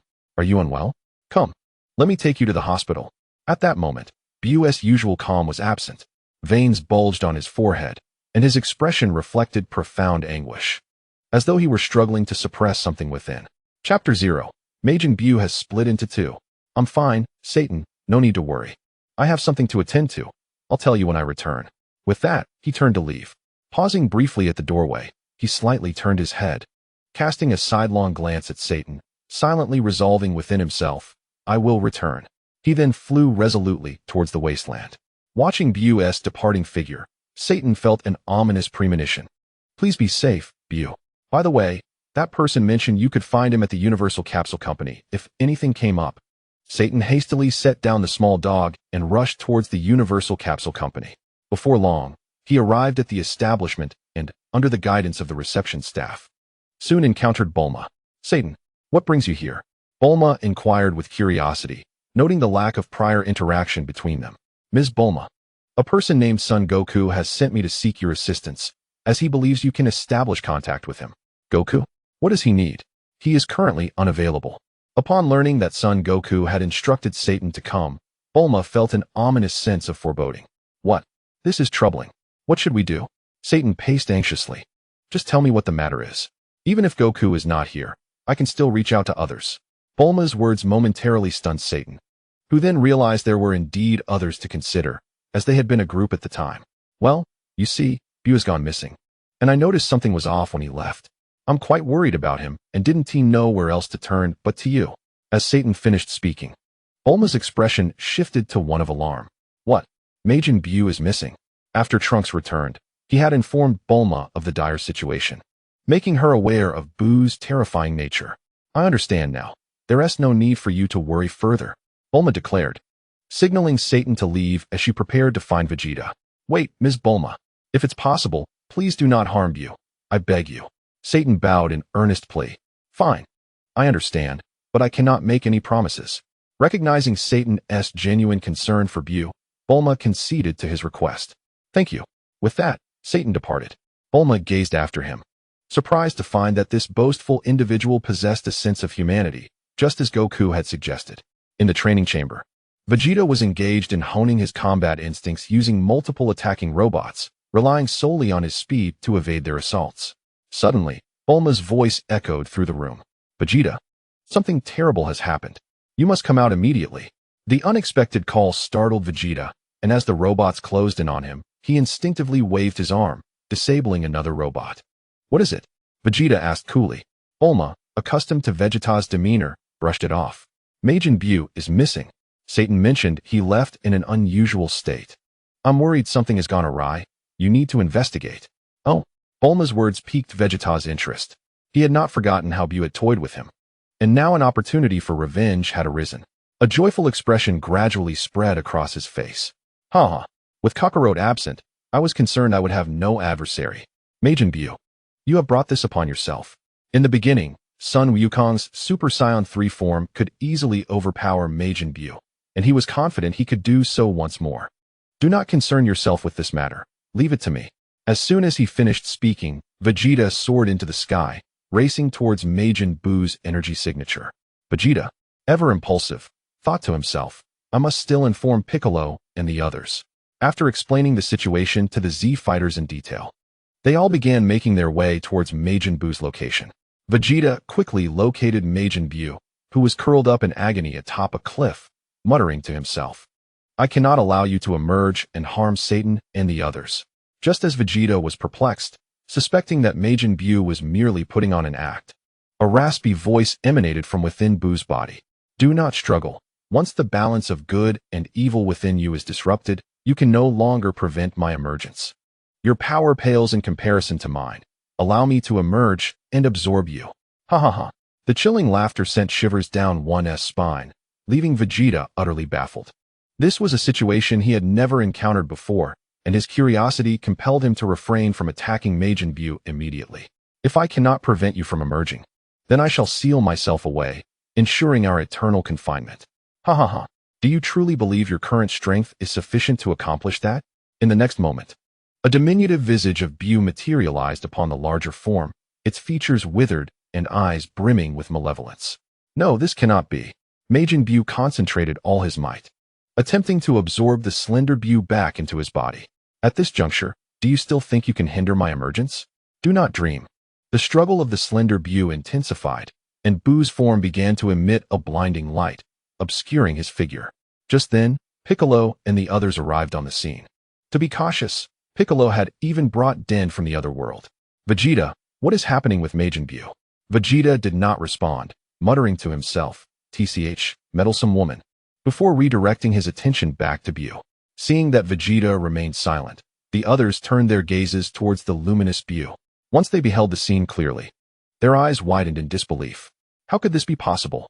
As the light dissipated, two figures emerged from the spot where Majin Buu had stood, one stout and one slender. The stout figure was the original Buu, but he appeared devoid of his previous foolish demeanor, lacking any trace of malevolence, and instead exuding an aura reminiscent of the Kaishin. The slender figure bore a striking resemblance to Buu, yet with a skeletal frame and an overwhelming aura of evil. Ha ha ha, I have finally emerged. You sought to forsake everything to seal me away. In the end, it is the life you wish to protect that has aided me. The essence of Fat Buu is audaciously arrogant.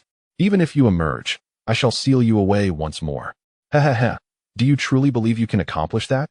Nevertheless, I ought to express my gratitude to you, for being sealed within me has inadvertently allowed me to absorb some of your divine essence, birthing my own consciousness. I am no longer the foolish creature who obeyed orders. Fat Buu solemnly responded to this proclamation. Even with your newfound awareness, you remain an unequivocal fiend. Ha ha ha, I was born for destruction. A fiend. How perfectly suited for my purpose. Do not celebrate too soon, even if you emerge. There exists in this era a force capable of overcoming you. Oh, you mean that Son Goku? Ha ha ha, once I absorb you, he shall be no match for me.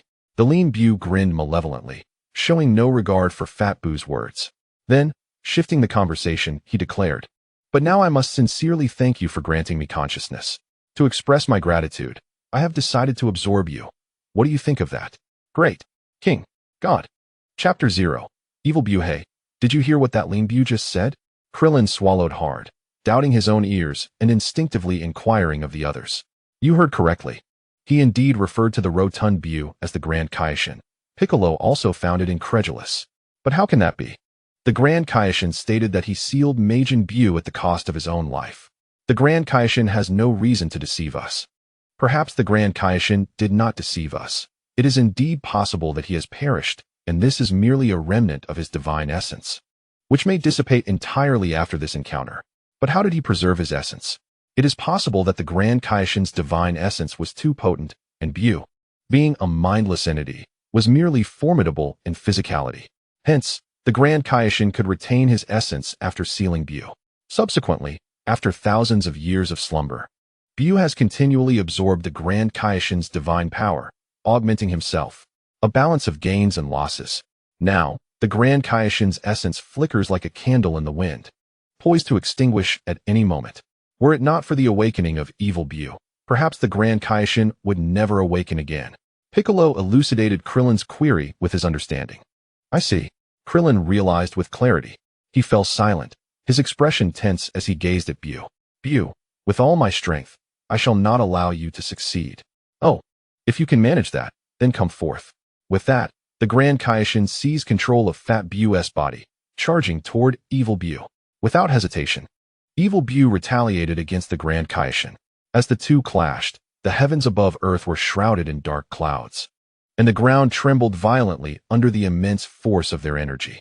The Grand Kaishin hovered in the air, his round face adorned with a grave expression, the pink hue of his skin slightly reddening due to the surge of energy. Opposite him stood the malevolent Majin Buu, whose slender form emanated a chilling aura. A sinister grin plastered across his face.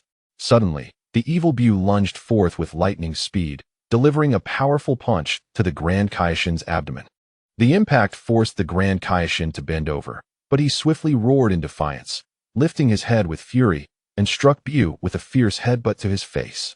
The slender Buu staggered back several paces but quickly regained his composure, countering by unleashing a violet energy wave. The ensuing explosion engulfed the Grand Kaishin. Yet in the next moment, he emerged unscathed from the smoke, arms wide open, unleashing a torrential downpour of pink energy blasts.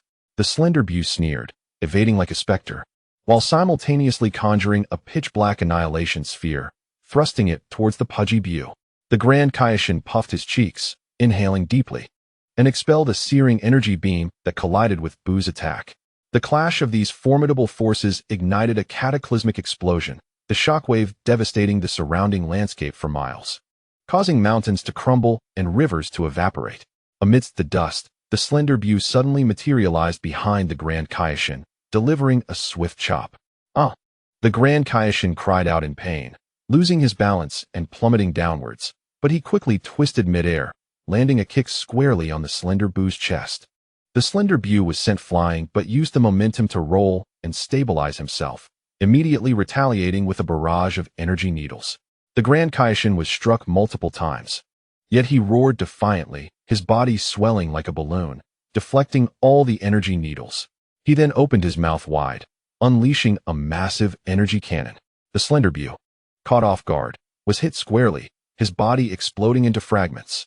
However, those pieces writhed in the air, swiftly reassembling back into their original form. Hee hee.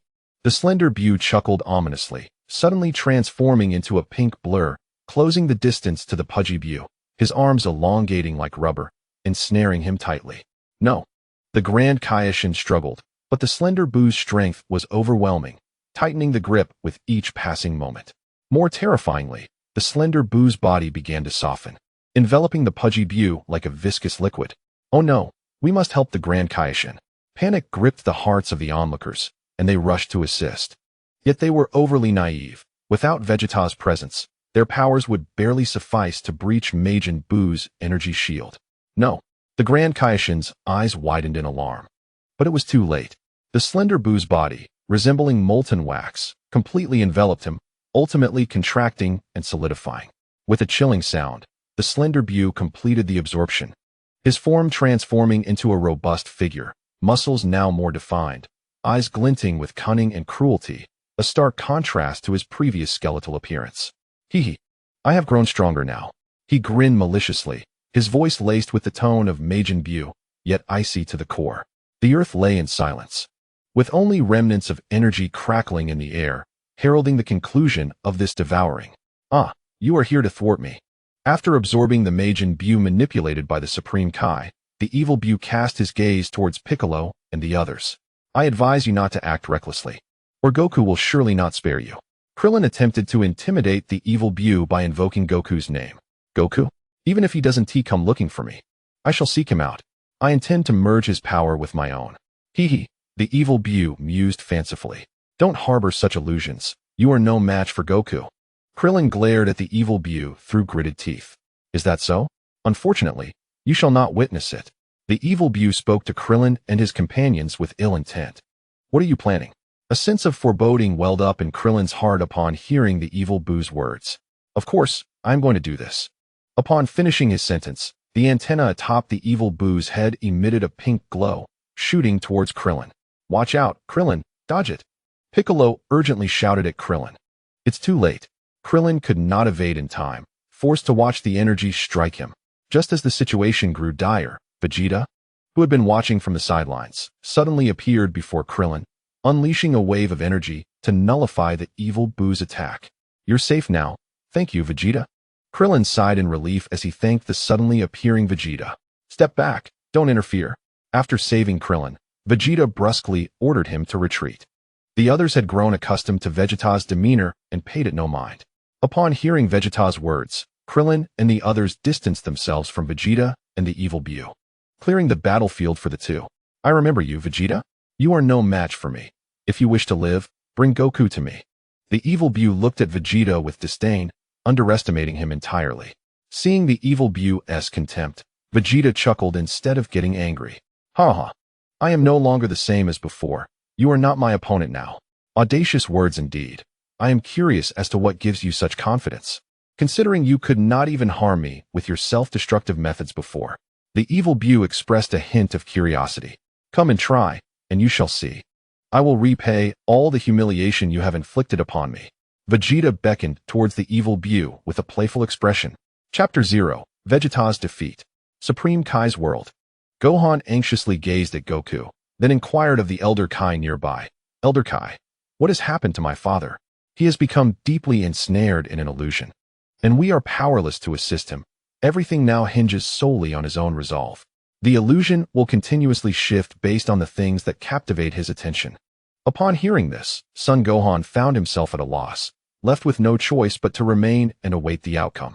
While training, Son Gohan was suddenly drawn by a commotion from Sun Wukong.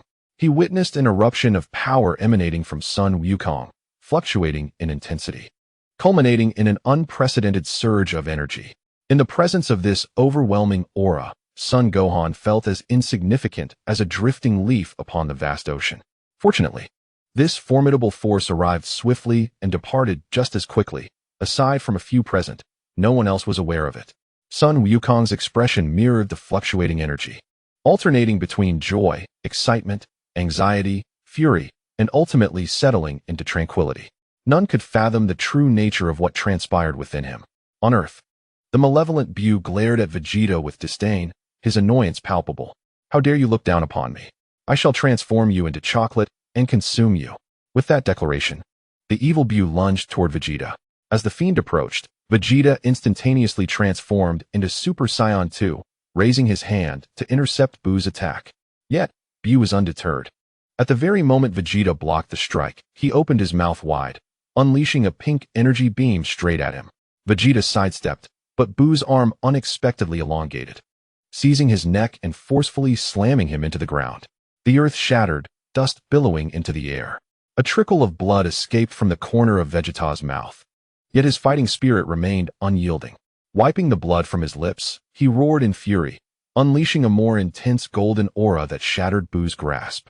Vegeta surged forward with blinding speed, unleashing a flurry of punches and kicks akin to a tempest, each blow carrying the destructive power to obliterate mountains. However, the malevolent Buu merely sneered, his body contorting like rubber, effortlessly absorbing Vegeta's onslaught. Suddenly, Buu ensnared Vegeta's foot with a tentacle, spinning him in midair before hurling him towards the mountain peaks. Vegeta grunted as he smashed through several summits before finally coming to a halt. "What's the matter? Is this all you can muster? What happened to your earlier disdain?" Buu hovered in the air, mockingly looking down at Vegeta, declaring that he was not even worthy of his serious attention. Vegeta gradually rose to his feet, retorting, "Do you think this is the end? Oh, you can still stand?" Buu tilted his head, a smirk of derision gracing his features. "Then let me play a while longer." No sooner had he spoken than Buu appeared before Vegeta in an instant, delivering a knee strike to his abdomen. Vegeta barely managed to block with his hands, but was still propelled away by the immense force. Seizing the moment, Buu raised his hands into a hammer-like formation and struck down upon Vegeta's back. The ground erupted into a massive crater as Vegeta was buried within, his Super Saiyan 2 golden aura gradually dimming. "Ha, this is truly tiresome."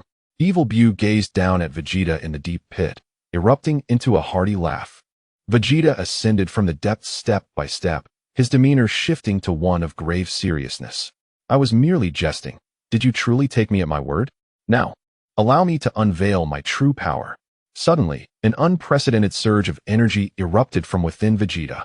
A golden aura soared into the heavens, his hair lengthening swiftly to his waist, his eyebrows vanishing, replaced by the sharp contours of a Super Saiyan 3. What? So this is the source of your arrogance. It is this transformation. Ah yes, Goku mentioned this as Super Saiyan 3, did he not? Evil Buu staggered back a few steps, astonishment gracing his features for the first time. Vegeta began to levitate, enveloped in a tempest of violent golden lightning, his voice cold and authoritative. Now, it is my turn. Ah, this energy is indeed formidable. Had I still been the one who just broke free from my seal, I would have been no match for you. However, I assure you, the current me will not be defeated. With that, he unleashed all of his power, clashing against Vegeta's might. The sky became a canvas painted with golden and pink energy. These two formidable auras spread throughout the galaxy, even reaching Gohan in the distant realm of the Supreme Kai. Uncle Vegeta, who is he fighting? His power has risen to such heights. Is this energy from Majin Buu? Indeed, though his appearance has altered somewhat, it is unmistakably Majin Buu. The Supreme Kai, using his celestial sight, gazed upon Earth, taking in the entire scene. What on earth has transpired? Gohan pondered, wrestling with his thoughts. Ultimately, he chose to believe in Vegeta's ability to overcome. Moreover, with the Supreme Kai present, assistance could arrive at any moment. Vegeta, transformed into Super Saiyan 3, and Evil Buu, releasing all of his energy, faced each other with equal intensity. Piccolo and the others watched intently, as all hope now rested upon Vegeta in Goku's absence. Vegeta's golden aura shone as brilliantly as the sun as he charged towards Evil Buu, his speed so swift that it tore through the very air. The power of Super Saiyan 3 lent strength to each of his punches, capable of shaking planets. Yet Evil Buu continued to laugh maniacally, swiftly regenerating even after being pierced through, countering with a punch that sent Vegeta flying hundreds of meters. Ha! Futile. No matter how many times you strike, I will always recover. Evil Buu twisted his body in delight, his tentacles suddenly extending to strike Vegeta fiercely, crashing him into the ground. Coughing up blood, Vegeta's gaze remained sharp. He suddenly unleashed a surge of energy, breaking free from Buu's grasp, and gathered his hands to form a massive golden energy sphere. Final flash.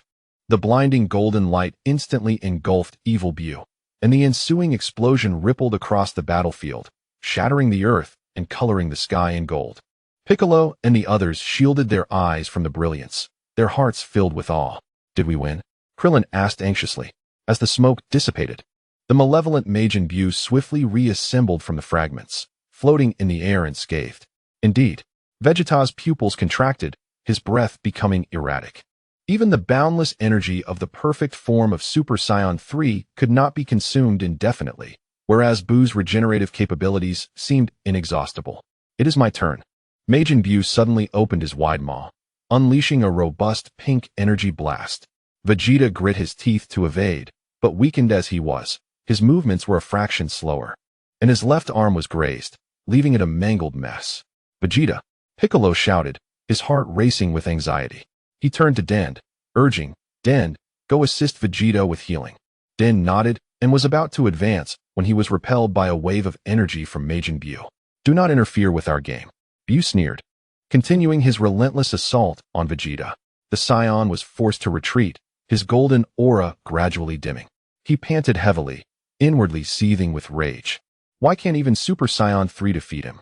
At last, in a clash of fists, Vegeta's stamina was utterly depleted, and his transformation was forcibly undone.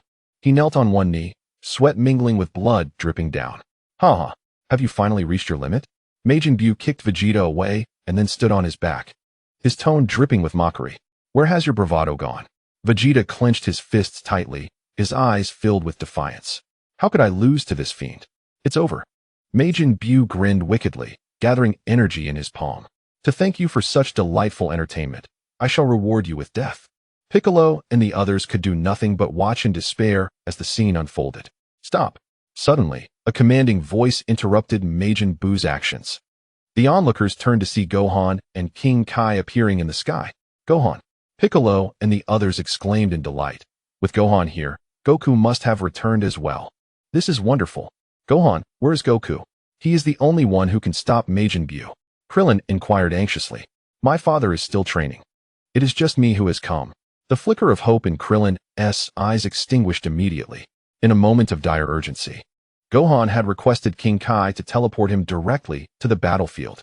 After delivering Gohan, King Kai returned to his realm, leaving him to face the confrontation alone.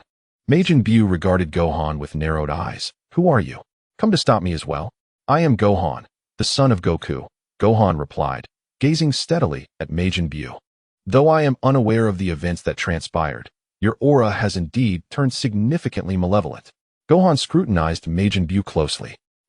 I have no interest in you. Quickly summon Sun Wukong. To deal with you, I needn't call upon my father. I am sufficient." Son Gohan's lips curled into a slight smile, radiating an overwhelming confidence. "You dare to look down upon me? Just like that Vegeta earlier, yet he was still trampled beneath my feet." With that, he exerted more pressure with his foot. Vegeta, at this moment, found himself utterly incapable of resistance, forced to endure humiliation. "Damn it, get away from me."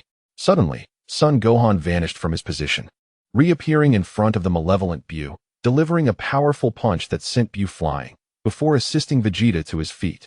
He brought Vegeta before Dandy. "Dandy, I entrust Uncle Vegeta to you. Rest assured, Gohan." Dandy replied, extending his hand to receive Vegeta, gently placing him on the ground. His hands emanated a green glow, which swiftly enveloped Vegeta. In an instant, Vegeta's injuries were completely healed, and rather than diminishing, his energy intensified.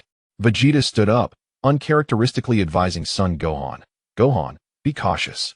Majin Buu is now stronger, and Kakarot may not stand a chance against him."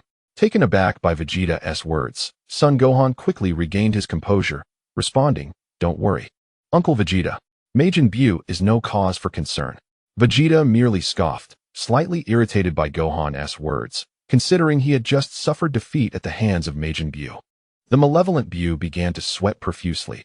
He had failed to perceive son Gohan's movements, which caused him to entirely abandon his earlier arrogance. "Hey, did you all see Gohan's movements?" Krillin gulped nervously.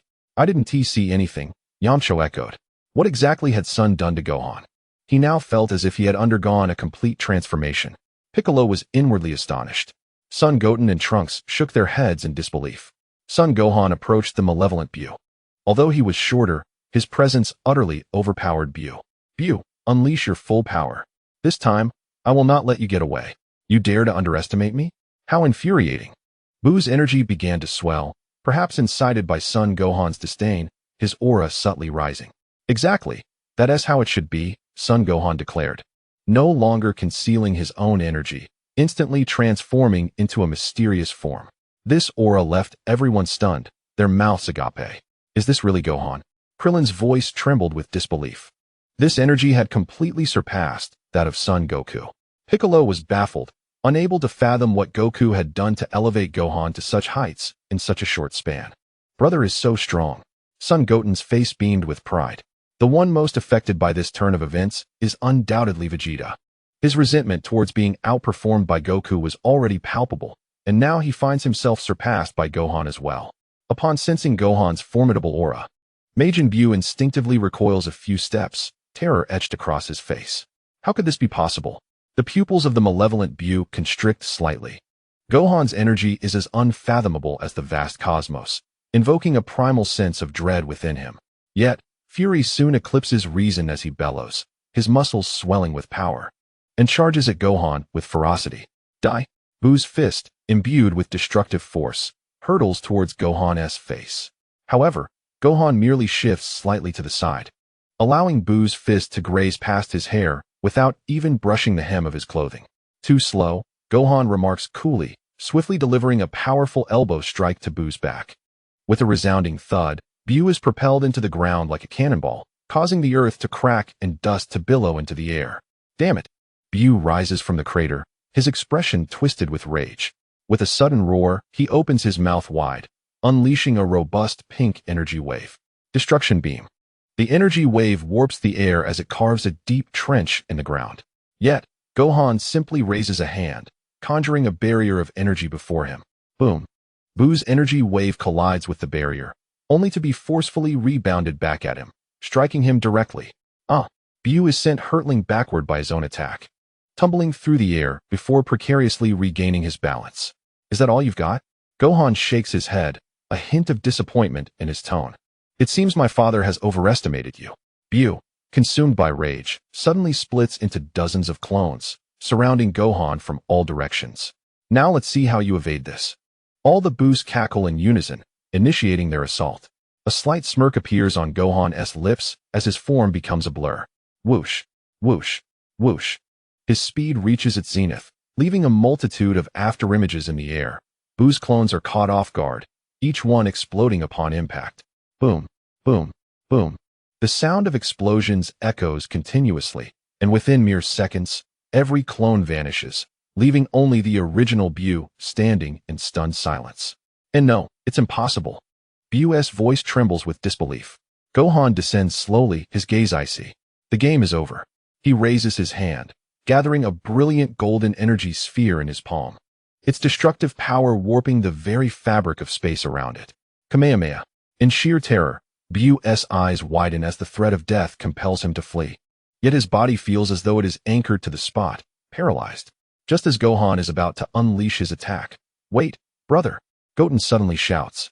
Gohan pauses, turning to face his brother. Goten?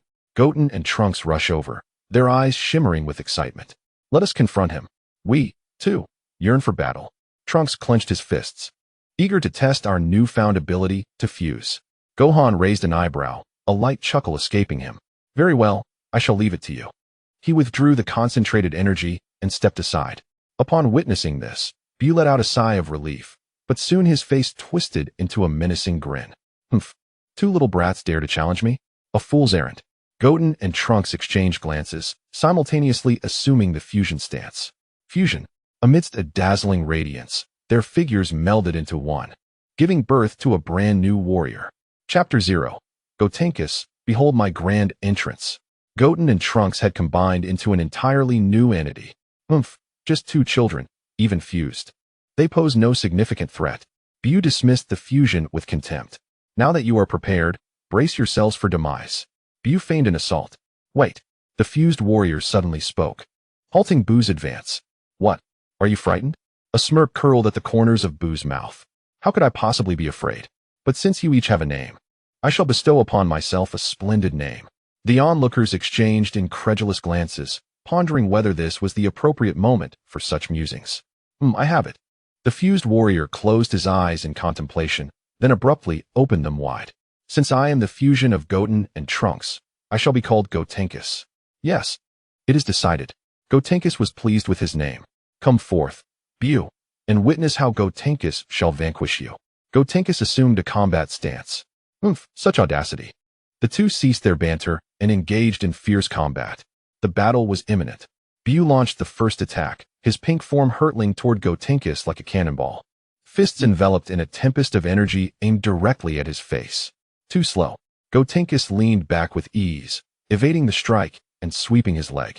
Yet, Buu suddenly grinned, the impact on his waist causing it to stretch and twist like rubber, ensnaring Gotenks' right leg tightly. Oh no. In an instant of wide-eyed realization, Gotenks was lifted and slammed mercilessly into the ground. The earth rumbled, cracking into a spider-webbed pit, causing the faces of spectators like Piccolo to pale.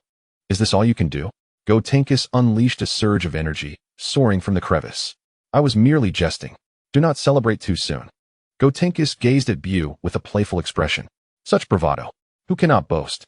Buu remained skeptical of Gotenks' words, his tone dripping with sarcasm. Very well then. I shall take this seriously. Prepare yourself.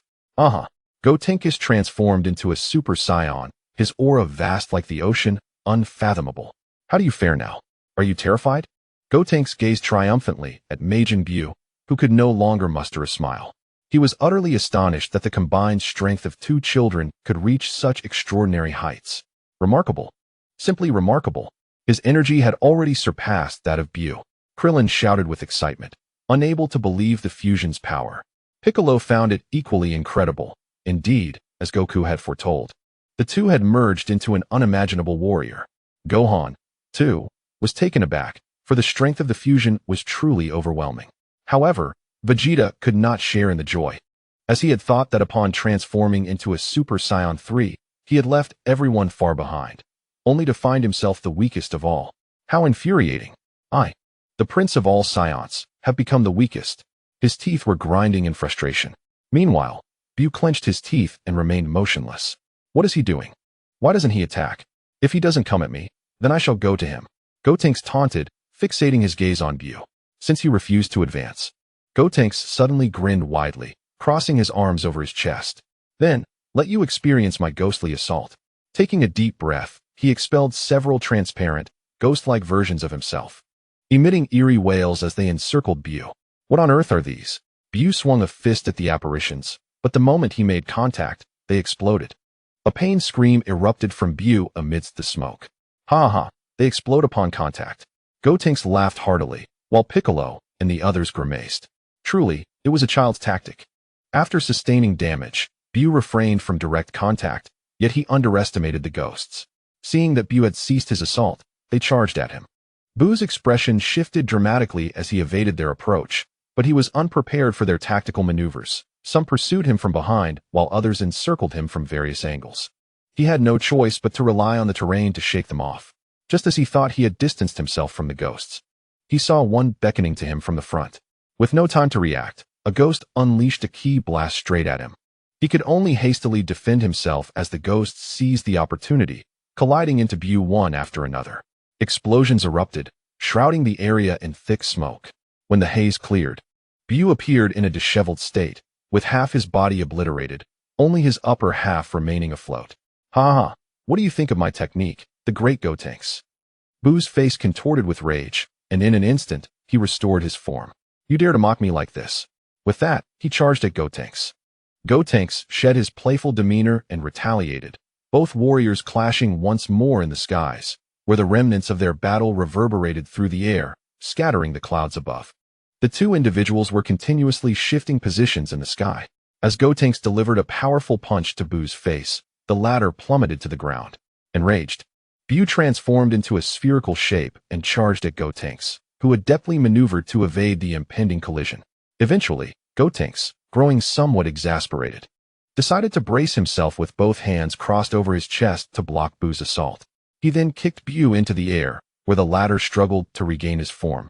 Panting heavily, "You are exceedingly troublesome. Take this. Super sweet donut," Gotenks exclaimed, casting a circular beam that ensnared Buu. Hee, this time, you can't escape.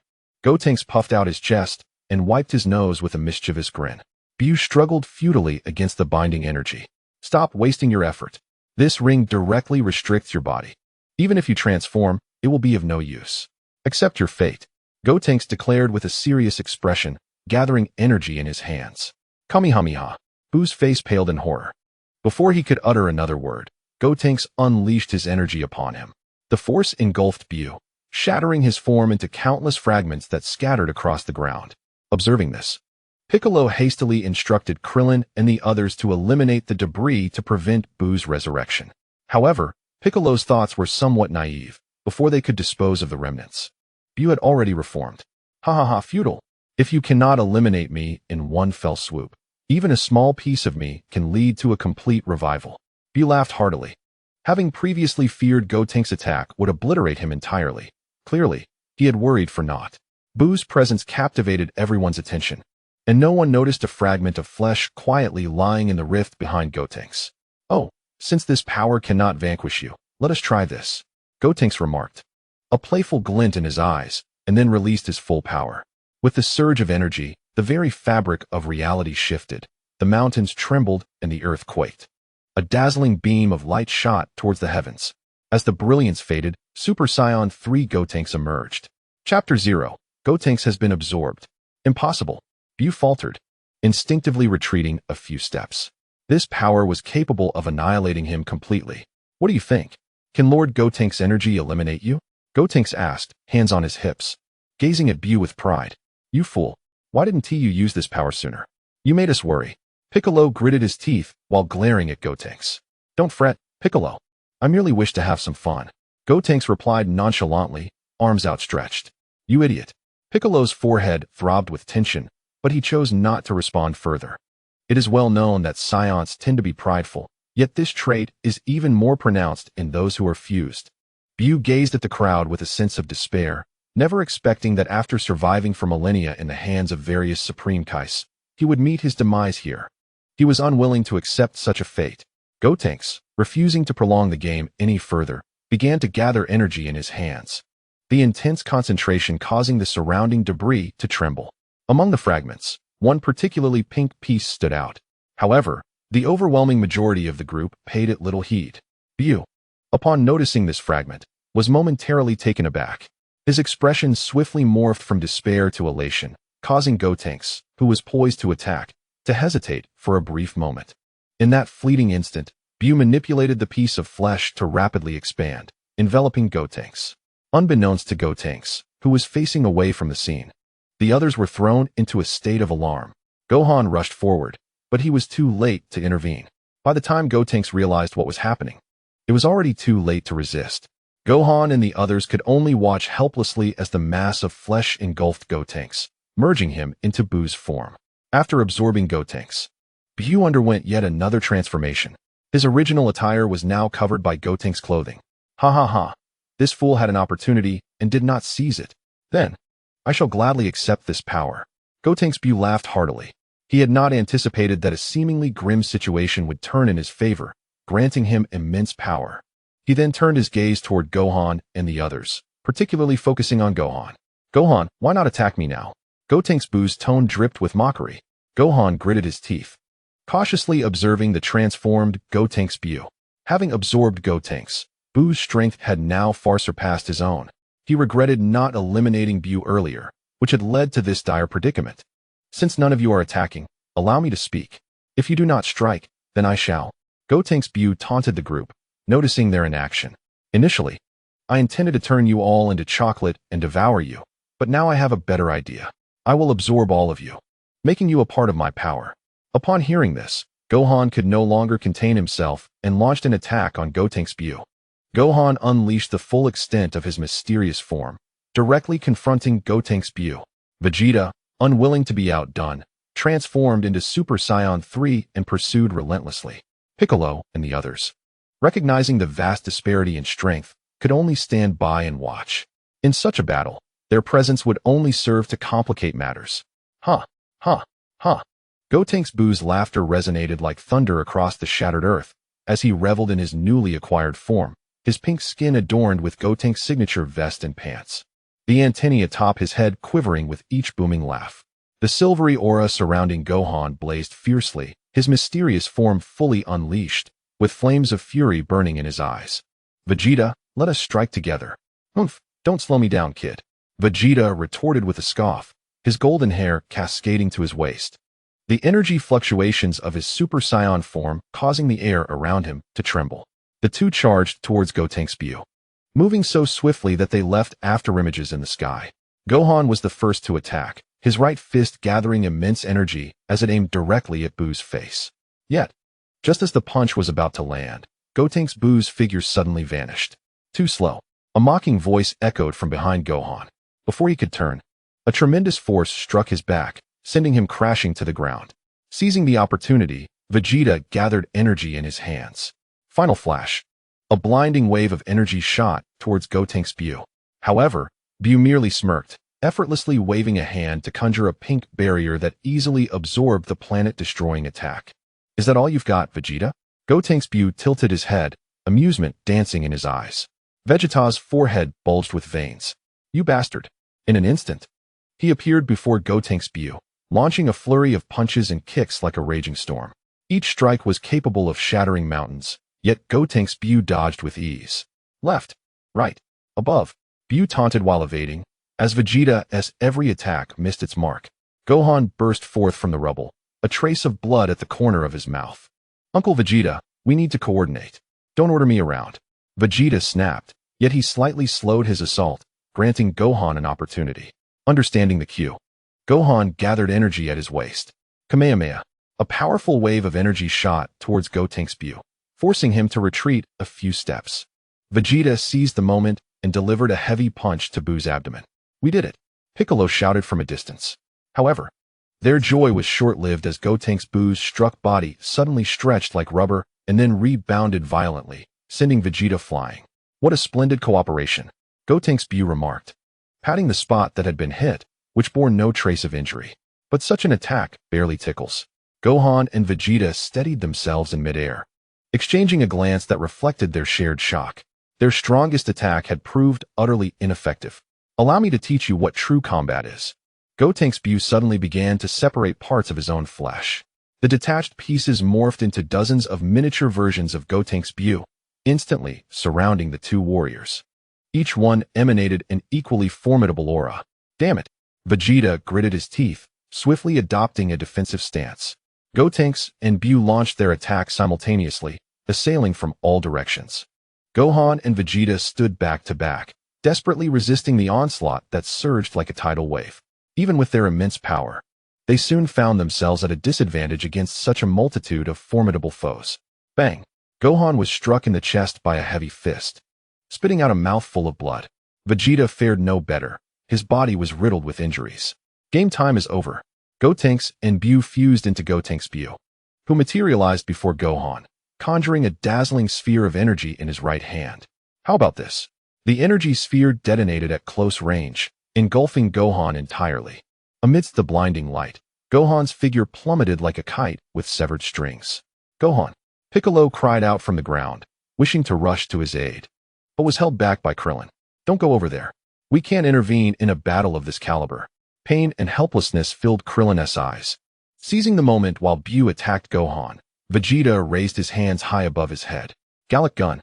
A colossal wave of energy descended from the sky, striking Gotenks Buu on the crown. As the dust settled, Buu floated unharmed, albeit with some tattered clothing. A commendable attack. He clapped his hands in approval. However, such an assault is of no consequence to me. Vegeta panted heavily, continuously releasing energy, already feeling fatigued. What infuriated him further was Buu's contemptuous demeanor, as if he were merely a bug to be toyed with. Uncle Vegeta. Gohan crawled up from the rubble, his orange GI in tatters. Yet the fighting spirit in his eyes remained undiminished. Let us attack together. Vegeta did not respond but flew to Gohan's side, and together they began to gather energy. Oh, are we going to attack together? But do you think I'll grant you the opportunity? Gotenks Buu taunted, his gaze mocking the two. He spread his arms wide, unleashing a barrage of small energy blasts that rained down upon them. Gohan and Vegeta had no choice but to interrupt their energy accumulation, evading the deadly barrage with all their might. Damn it, there is no opportunity at all. Gohan gritted his teeth, constantly shifting positions to evade 3 energy blasts, only to be grazed by the 4th on his shoulder, blood immediately staining his clothing. Vegeta's situation was even graver. His energy reserves were depleted, his movements slowing. An energy blast struck him squarely in the abdomen, sending him crashing to the ground. Uncle Vegeta. Gohan attempted to rush to his aid, but was blocked by Gotenks Buu. Where do you think you're going, Gohan? Chapter 0. In the Depths of Despair. Where do you think you're going, Gohan? Buu's smile twisted into a sinister grin. Do you know what I look forward to the most? It is witnessing the expression of despair on your face. You are the first to dare to mock me so boldly. Gohan forced himself to calm down, adjusting his breath. Has he not yet given up? Gotenks Buu tilted his head, declaring it futile. Before absolute power, any thought is in vain. In an instant, he transported himself before Gohan, delivering a knee strike to his abdomen. Gohan let out a muffled groan, scarcely able to react before a spinning kick struck his head, plunging him into darkness. Nearly losing consciousness. Gohan, hold on. Piccolo shouted from the ground, his nails digging deeply into his palm. Gotenks Buu seized the semi-conscious Gohan and, like a rag doll, hurled him to the ground, then lifted him once more, delivering an uppercut that sent him soaring into the sky. This brutal onslaught left the spectators' hearts in anguish. Stop! Vegeta concentrated all his strength, unleashing a final energy wave that saved Gohan. Yet, he himself was drained, reverting to his normal state. Gohan gained a fleeting moment to catch his breath, his mind racing with calculations. Just hold on a little longer. The fusion time for Gotenks is almost here. Gotenks Buu noticed Gohan's lack of movement and surmised his thoughts. Are you calculating the fusion time for Gotenks? How naive. Do you think I absorb them merely for their power? Gotenks Buu's words shattered the last remnants of hope within Gohan's heart. How could this be happening? Gohan sank into deep self-reproach, blaming himself for putting everyone in peril once more. Always becoming arrogant after gaining power. Gohan, it would be a pity to kill you. Since it has come to this, I shall accept this power for myself. Gotenks Buu made up his mind. Although Gotenks was formidable, there was a time limit, and the fusion time was imminent. Gohan was different. He was inherently powerful, and absorbing him would grant eternal strength. With this thought, Gotenks Buu set aside his mocking demeanor, resolute in his intention to absorb Gohan. Gohan, become a part of me.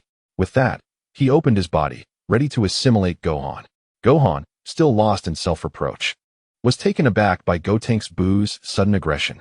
For a moment, he stood frozen in place. Gohan, quickly evade. Piccolo called out, rushing towards him. But it was already too late.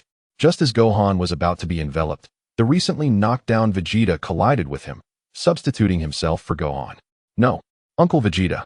Gohan's eyes widened in horror. None expected the aloof Vegeta to act in such a manner, and as Gotenks Buu completed the absorption of Vegeta, he clicked his tongue in disappointment. TCH, even though I didn't absorb you completely, Vegeta will suffice. At that moment, the fusion time for Gotenks finally arrived. Vegeta's power surged forth, his attire manifesting upon Buu's form. The aura of Buu has diminished slightly. However, it remains an overwhelmingly formidable adversary for all. Buu, in all his forms henceforth referred to simply as Buu, truly presents a precarious challenge. Even a being as powerful as Buu inspires a degree of trepidation. Had the delay been any longer, Gohan would undoubtedly have deprived him of the opportunity to absorb anyone further, leaving Buu to meet his demise without resistance. Beast, I shall slay you. Gohan's eyes blazed with fury, and under the influence of his wrath, his aura surged once more, rising from the depths to its zenith. In that moment of resurgence, Gohan charged at Buu, and the two clashed once again. Despite Gohan's return to his peak, the gap between him and Buu remained vast. The power Buu gained from absorbing Vegeta and others was not a mere sum of parts. It was akin to a fusion, transforming him into a mightier warrior, while the consciousness of the others lay dormant, leaving only Buu's awareness intact. Thus, even at his zenith, Gohan was no match for Buu. As he countered Gohan's assaults, Buu taunted him, "What is the matter, Gohan? Is this truly all you can muster? Such feeble attempts shall not be sufficient to vanquish me. Damn it." Gohan gritted his teeth, accelerating his offensive. Excellent, just as it should be. Every time Gohan's strike neared Buu, he adeptly evaded. After such a prolonged assault, it was now Buu's turn. He ceased evasion and initiated his own onslaught. In an instant, the roles of attack and defense were reversed, leaving Gohan to defend desperately. Cursed be this situation. I cannot remain passive. Even if the disparity is great, I refuse to await my demise. Piccolo, observing Gohan's disadvantage, felt a surge of urgency within. Indeed, inaction is not an option. Krillin concurred. With that, the group surged toward the battlefield. Solar Flare. Krillin executed a solar flare, momentarily blinding Buu. Seizing the opportunity, Piccolo unleashed a concentrated attack upon Buu. Special Beam Cannon. Tien and Yamcha followed suit, launching their signature moves at Buu. Kamehameha. Energy Sphere. Their combined assaults struck the blinded Buu. We hit him. The group felt a flicker of excitement, aware that such strikes may not significantly harm Buu. But any damage was welcome. Their attacks bought Gohan a fleeting moment. Seizing this chance, he gathered every ounce of his strength for one decisive blow. Buu. Upon completing his energy concentration, Gohan bellowed Buu's name.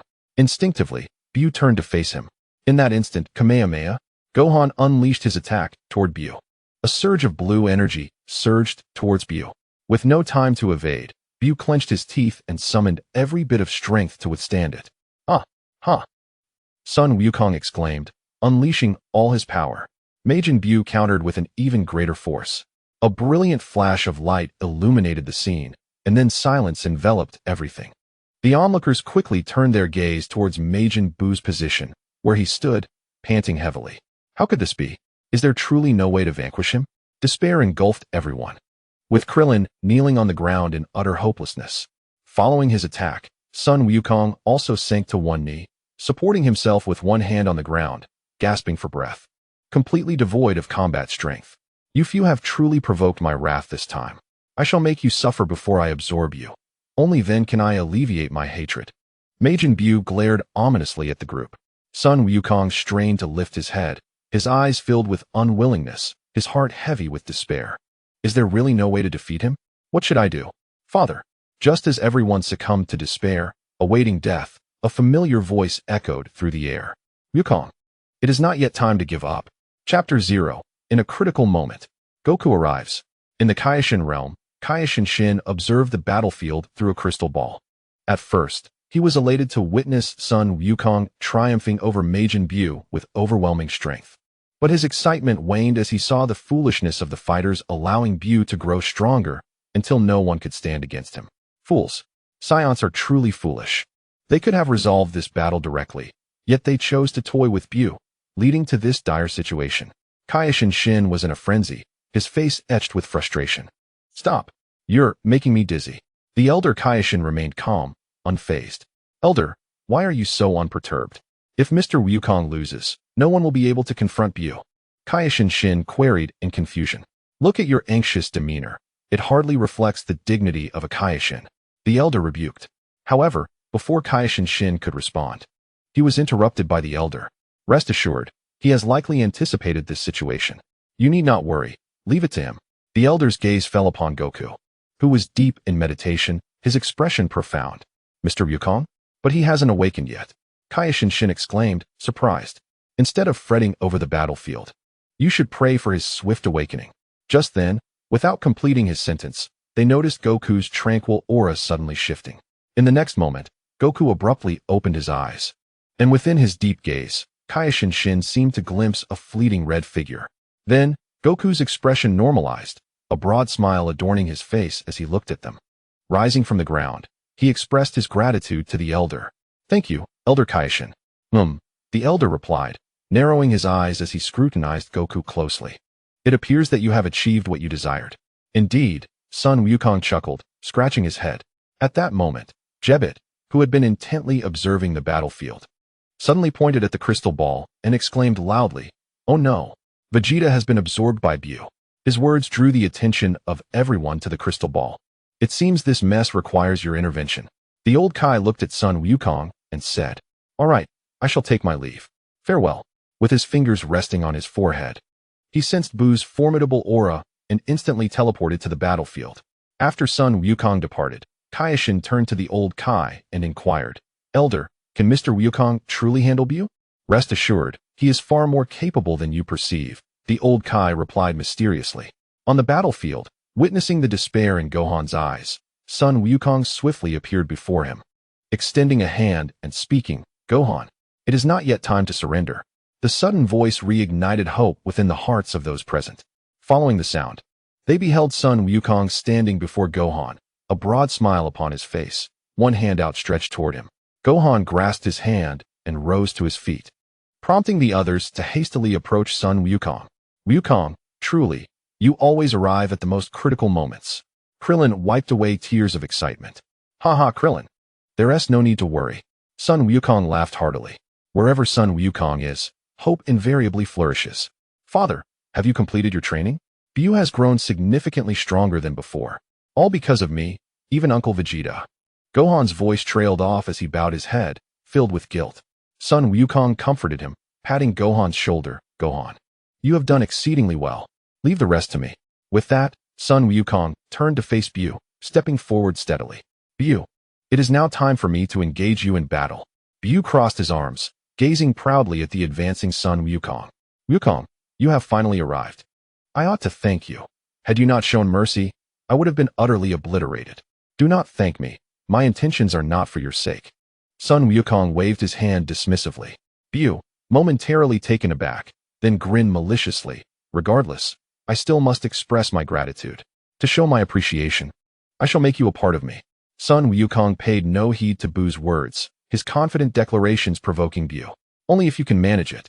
Buu's breath hitched. Curiosity etched on his face as he queried Sun Wukong.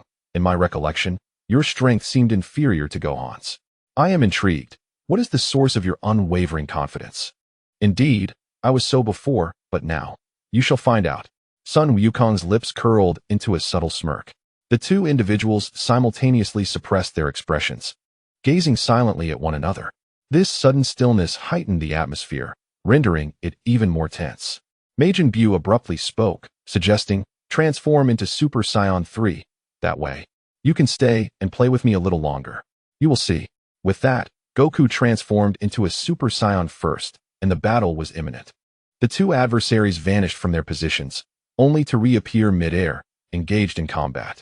However, rather than a clash, it was more fitting to describe Buu as toying with Goku. Too slow. Hurry up. Is this all you can do, Goku? Buu exclaimed, crossing his arms and effortlessly blocking Goku's attacks with his legs. Come again. Goku transformed into Super Saiyan 2 and launched another assault on Buu, this time with even greater ferocity. Yet, Buu remained unfazed. Goku exhibited no sense of urgency whatsoever. He's just like this, Piccolo remarked, intently observing the duel. He always prefers to test the waters before gradually unleashing his true power, Krillin added, reflecting on Piccolo's words. Not enough. Goku, at this level, you might as well be scratching an itch, Buu taunted, delivering a kick that sent Goku crashing into the ground. Goku roared in anger, his aura shifting dramatically. A golden light erupted from the earth, and when the dust settled, Goku appeared before Buu as a Super Saiyan 3. Buu, the real battle begins now, he declared with a mischievous smile.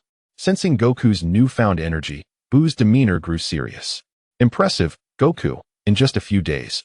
Your power has exceeded even Gohan's.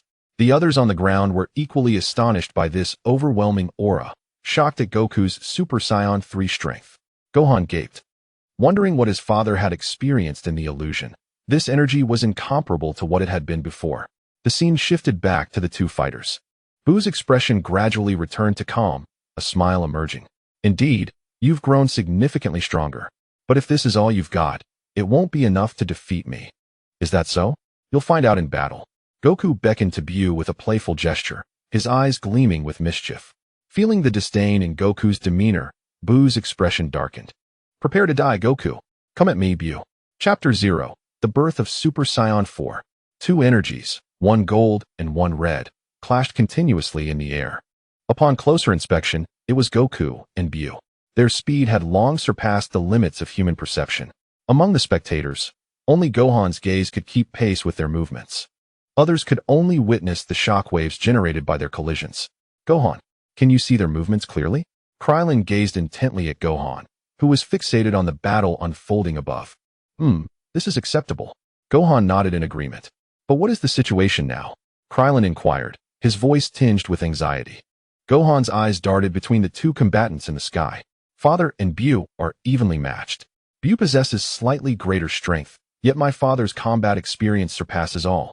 Upon hearing this, Krillin fell silent, directing his focus towards the battlefield, his heart silently praying, Goku, you must prevail. In the sky, after another fierce clash, the two figures became distinct. Impressive, Goku. You are still able to keep up with my movements, Buu commented, wiping the blood from the corner of his mouth. Admiration evident in his tone. You are quite formidable as well, Buu. I never expected you to be this powerful now, Goku replied, also tending to the blood at his lip, his expression brimming with excitement. Indeed, you ignite my enthusiasm like no other. I can hardly wait to harness your strength. Buu licked his lips, a glimmer of challenge in his eyes. If you desire it, come and claim it. With that, the two resumed their fierce duel. Bang, bang, bang. Goku seized upon Buu's momentary lapse, delivering a powerful kick that sent Buu soaring. As Buu spread his body like a bat, he stabilized himself and struck the ground with a forceful kick, burrowing deep beneath the surface. Moments later, he re-emerged beneath Goku, delivering a swift kick to his chin.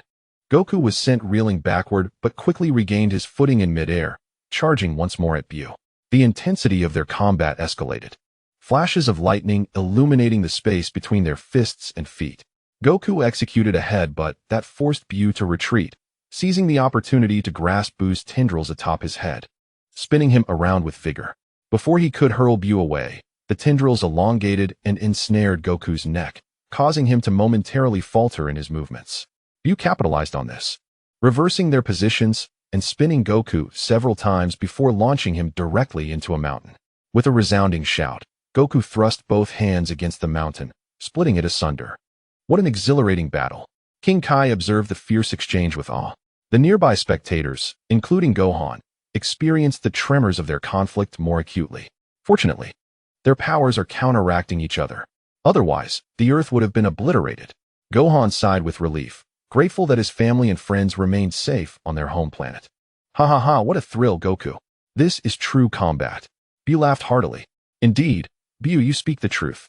This is the battle I have longed for, Goku echoed, sharing a moment of mutual appreciation. Yet, both warriors understood that only one among them would survive this day. Goku, let us settle this with our next move. I concur. Buu. They both assumed their stances, gathering energy for the ultimate confrontation. Buu embodies Vegeta's ultimate technique, the Final Flash. Likewise, Son Goku channels his own signature move, the Kamehameha. As their energies converge, both warriors unleash their attacks simultaneously, and in an instant, the two forces collide midair. The surrounding mountains and stones are swept away by the impact. The observers are pushed back by the shockwave, exerting all their strength to withstand it. The red and blue energies remain locked in a stalemate. However, as both fighters continue to pour their energy into the clash, the contest of forces persists without yielding. With wide eyes and agape mouths, they unleash their full might. The center of the collision radiates an increasingly brilliant white light, growing ever more intense. Finally, the two energies explode at the epicenter. Although much of their energy has been neutralized, the residual force creates a bottomless chasm in the ground. As the smoke clears, Buu stands unsteadily, panting heavily, while Son Goku lies quietly on the ground. Goku! Krillin exclaims, eager to rush to his side, but is restrained by Piccolo's hand. Krillin turns to Piccolo, who shakes his head. Do not worry, Goku's energy has not diminished. After sensing carefully, Krillin finds Piccolo's words to be true and begins to feel relieved. Buu straightens his posture, and in the next moment, he regains his peak condition. Son Goku, you've lost. I possess nearly infinite stamina and regenerative abilities. Buu laughs heartily at the sight of the prone Goku. At this moment, Goku begins to stir, slowly rising to his feet and brushing off the dust from his body. His tone relaxed. Well, it seems I still cannot defeat you in this state. Son Goku, you've already lost. Are you prepared to face the consequences of your defeat? Buu jeers at Goku. Indeed, Super Saiyan 3 has been bested. However, I have yet to unleash my true abilities. Upon hearing Goku's words, Buu perceives a hint of bravado. Stop boasting. The spectators murmur. Hey, do you think Goku is speaking the truth? Is he trying to intimidate Buu? Krillin gulps, somewhat doubtful. My dad would never lie. Gohan asserts with unwavering confidence. Yes, trust in Goku. Piccolo nods in agreement. Yamcha and Tien Shinhan also concur. Buu, prepare to witness my true power. I've endured great hardships to achieve this. Goku declares, a confident smile gracing his lips, which plants a seed of unease in Buu's mind. Behold, the Super Saiyan 4, transcending even Super Saiyan 3, is here. Goku shouts with a serious expression. An immense surge of energy erupts from Goku's body. This very energy he recalls feeling from his father before. Gohan remembers the aura Goku emanated previously, filled with unwavering certainty. The roar of Son Wukong gradually transformed from a human voice into the primal howl of a monkey. A powerful surge of golden energy enveloped Son Wukong, and within this radiant aura, he metamorphosed into a magnificent golden ape. Throwing his head back, he pounded his chest and let out a thunderous roar, releasing an overwhelming force that pressed down upon everyone present, leaving them gasping for breath and retreating in fear. Buu stood frozen in place, bewildered. Yet, Son Wukong's transformation was far from complete. As the energy of the golden ape reached its zenith, he gradually regained his composure. The golden energy within him blazed fiercely, causing his form to shrink while his power intensified. When he finally resumed his human shape, a striking figure emerged, one adorned with crimson fur, red-ringed eyes, and black pupils, crowned by cascading long hair that fell past his shoulders, resembling a colossal humanoid beast, enigmatic and formidable. As the golden light dissipated entirely, an immense aura radiated throughout the cosmos. In the depths of the universe, an unknown entity that had been dormant slowly opened its eyes upon sensing this formidable presence. The moment its eyes fluttered open, a flash of purple light erupted, obliterating nearby planets into mere dust. This energy seems like it will provide some delightful entertainment. A chilling smirk graced its lips. Yawn. I am still rather sleepy. Very well, I shall rest a while longer. V's. Wake me in 4 years. Understood, Lord Beerus. Chapter 0. Toying with Buu. No. It cannot be. Buu was terrified, retreating in panic as cold sweat dripped from his forehead. The aura emanating from Son Wukong extinguished any thoughts of resistance. Ever since Son Wukong's transformation began, Gohan and the others had retreated several kilometers away. Yet, even at such a distance, the searing energy radiating from Sun Wukong rendered them restless. There was no doubt that had they been near him, this intense energy could have incinerated them entirely. Meanwhile, the Kaioshins observing from the Kaioshin realm were equally astonished by Sun Wukong's transformation. Incredible. His energy resonates throughout the entire universe. Kaioshin Shin's eyes widened in disbelief as he fixated on Sun Wukong within the crystal ball. Even the old Kaioshin found it rare to be serious, pondering internally how astonishing Sun Wukong's growth had been. Such a powerful presence must have drawn attention from the deepest reaches of the cosmos. As he thought this, his gaze shifted towards a temple nestled in the farthest corners of the universe. Jebet was nearly overwhelmed by fear, recalling whether he had been disrespectful to Sun Wukong during their first encounter. On the battlefield, Sun Wukong regarded Buu, who stood paralyzed with fear and with arms crossed. He taunted, "What's the matter? Are you too scared to move?" Sun Wukong's words jolted Buu from his stupor. "Who are you? How can someone like you exist on Earth?" Buu clenched his teeth, striving to maintain his composure. Sun Wukong closed his eyes for a moment, contemplating deeply. Then, he opened his eyes and, with a serious demeanor, addressed Buu. "To safeguard my cherished love, I have awakened the most formidable Saiyan, Super Saiyan 4 Sun Wukong." Having said this, he drew the emanating power back into his body, and only then did everyone feel a sense of relief. "Buu, let us continue. Although you are certainly no match for Super Saiyan 4, Buu, filled with frustration, felt an overwhelming reluctance to confront him. "How dare I attack him?" he thought, trembling as he faced his own fear. Observing Buu's quaking form, Sun Wukong shouted, "Buu, come at me." This powerful declaration caused Buu to momentarily forget his trepidation, igniting a surge of rage within him. "How dare you underestimate me?" In a fit of irrationality, Buu unleashed all his power, creating an energy barrier that enveloped him. The Earth's space could scarcely contain the chaotic energy emanating from Buu, plunging the surroundings into darkness. Cracks began to form in the very fabric of space around him, and they continued to widen. Sun Wukong's expression became more serious as he charged towards Buu. The energy barrier initially hindered him, but as Sun Wukong intensified his power, the barrier shattered instantly. With a powerful punch, Sun Wukong struck Buu's face, interrupting his onslaught of energy. Gradually, the surroundings began to revert to their original state. "You should have unleashed this power sooner."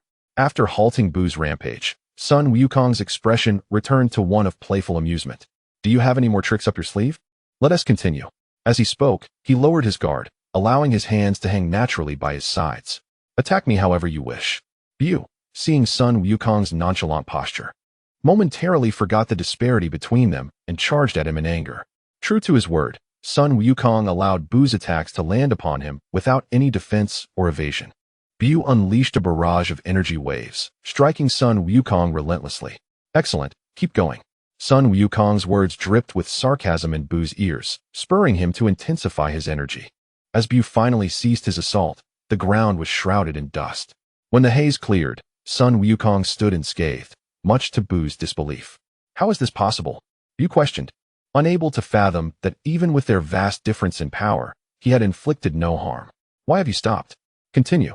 If you don't, I shall strike." The sheer magnitude of their disparity left Buu momentarily disoriented. Suddenly, a thought seemed to cross his mind, and a sly smile crept onto his lips. "Sun Wukong, are you certain you want to dodge?" "Indeed," Sun Wukong replied with unwavering confidence. Buu circled around him, contemplating his next move. From the top of his head, tendrils emitted a radiant pink energy, striking Sun Wukong. "Transform into a candy now." Upon witnessing the beam of transformation hit Sun Wukong, Buu could hardly contain his excitement. After being struck, Sun Wukong became a coffee-flavored candy, suspended quietly in the air. "Ha ha ha, fool. You were so arrogant that you didn't even dodge." Buu laughed heartily. "Wukong, father, son, Gohan, and the others were equally astonished by this unexpected turn of events. Despair began to spread within their hearts. "Fool, why did you toy with Buu? Why didn't you evade?" The Kaioshin was filled with frustration. "Silence. Do you think Sun Wukong appears foolish? Just watch quietly." The elder Kaioshin said calmly. Buu gazed at the candy before him, unable to suppress his grin. "I won't let you disappear so easily. I shall savor you, chewing you into fine pieces before swallowing you whole." With that, He reached out to grasp the candy. Unexpectedly, the candy suddenly emitted Sun Wukong's voice. Hey, Buu. I'm still alive. The excitement on Buu's face morphed into disbelief. Impossible. How can you still retain consciousness? The candy, transformed from Sun Wukong, mimicked a punching motion in midair. Lacking limbs, it maneuvered its entire body back and forth. Whoosh, whoosh. Well, thankfully, although my form has changed, my strength remains. Moreover, having shrunk has made it harder to be hit. No matter how strong you are merely a candy now. All I need to do is place you in my mouth and wait for you to melt away. Buu regained his confidence, convinced that he could easily handle even a single piece of candy. Then come and try? Your opponent now is the strongest coffee candy in the universe. Upon hearing this, Buu lunged towards Sun Wukong, who nimbly dodged. Buu, compelled by frustration, accelerated his speed. Soon, only afterimages were visible. As Buu's speed intensified, Wukong evaded his grasp. Hovering above him, Buu remained oblivious, believing Wukong was still nearby, until he heard Sun Wukong's voice. I'm right here, Buu. You scoundrel. Buu, feeling mocked, was filled with rage. How does it feel? I told you, after shrinking, it's much harder to hit me. Buu did not respond, continuing to reach for Sun Wukong. Once again, Wukong evaded Buu's palm. Sun Wukong intentionally feigned a weakness, allowing Buu to capture him in his grip. Ha ha, Sun Wukong, you're finished. With that, he opened his mouth wide, preparing to toss Wukong inside. Suddenly, Sun Wukong exerted force while entrapped in Buu's hand, causing Buu's hand to move about in his mouth like a toothbrush. Sun Wukong broke free from Buu's grasp. You wanted to eat me, didn't you? Here I come. With that, he charged straight into Buu's mouth. The collision was powerful and forceful, puncturing Buu's oral cavity and severing the tendrils that hung behind his head, which fell to the ground. It seems you cannot consume me. However, I have had my fill of play. Now, I shall launch my offensive. Sun Wukong transformed into a streak of light, colliding with Buu's abdomen. Buu struggled, spitting out a mouthful of blood. Sun Wukong did not allow him a moment to recover, delivering a barrage of blows to his arms, thighs, and knees, shattering Buu's form. Ultimately, he descended upon him headfirst, causing Buu's head to vanish into his own body. How about that, Buu? Now, that is what I call an attack, Sun Wukong proclaimed with a tone of pride. As Buu regained his form, he glared at Sun Wukong, his tentacles emanating energy that struck Wukong. Transform back.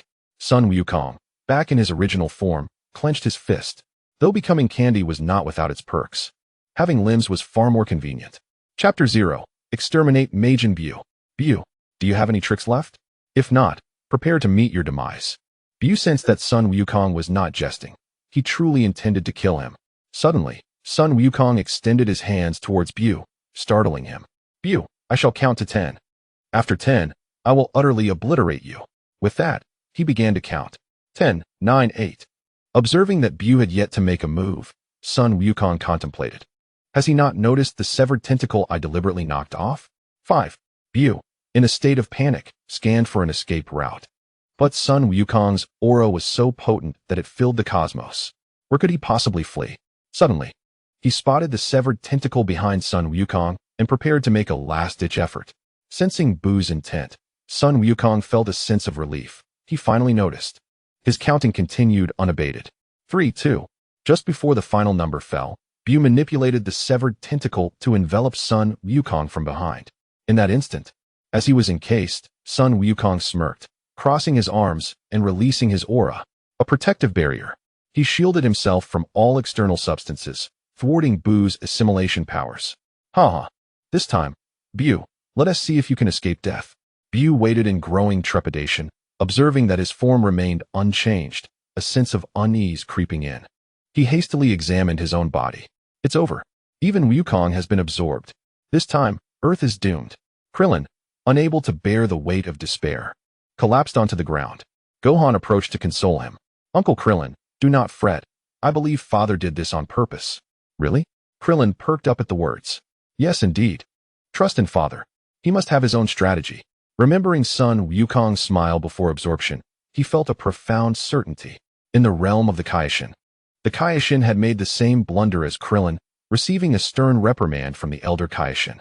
Fool, did you not realize that fellow was deliberate in his actions?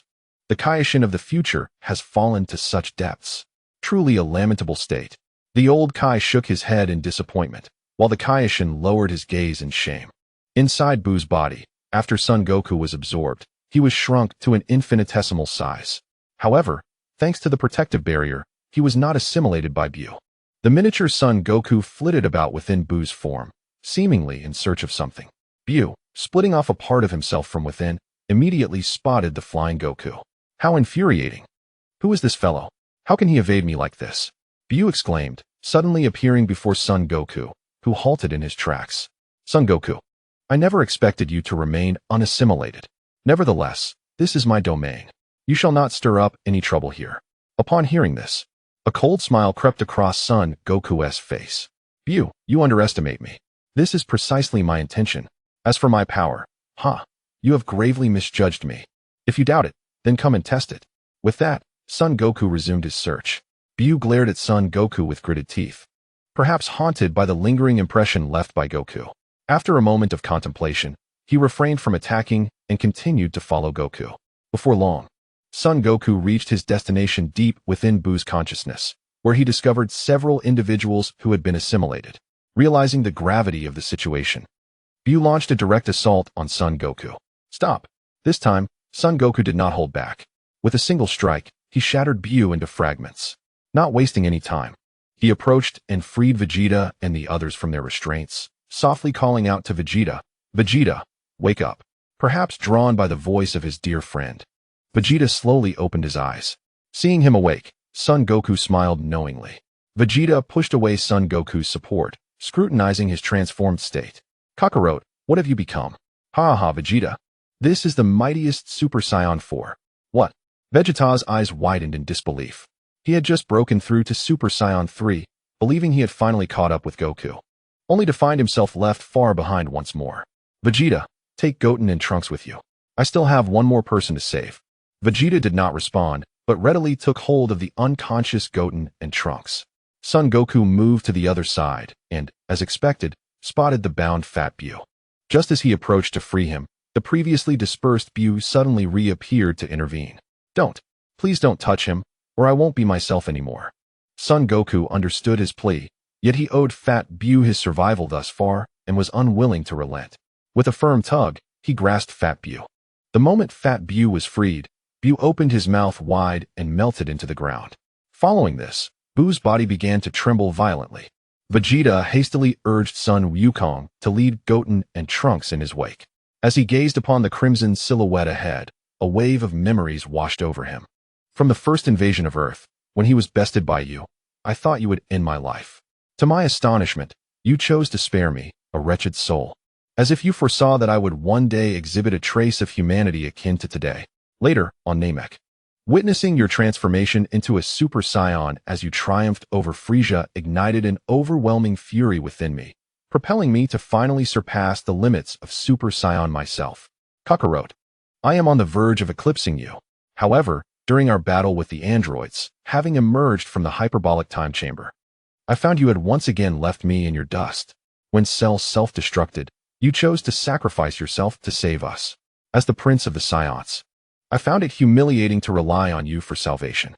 Since then, I have devoted myself to training, determined to protect the Earth you have so ardently defended. Upon learning of your resurrection, my heart soared with joy, as I envisioned surpassing you at last, finally taking my turn to safeguard you, only to discover you had returned as a Super Saiyan 3. Just as I managed to catch up, I realized you had already forged ahead. Kakarot, I must concede that you are indeed a genius, perpetually remaining ahead of me. Kakarot, you are the greatest in the universe. With this realization, Vegeta relinquished the obsession that had burdened his heart, his demeanor softening considerably.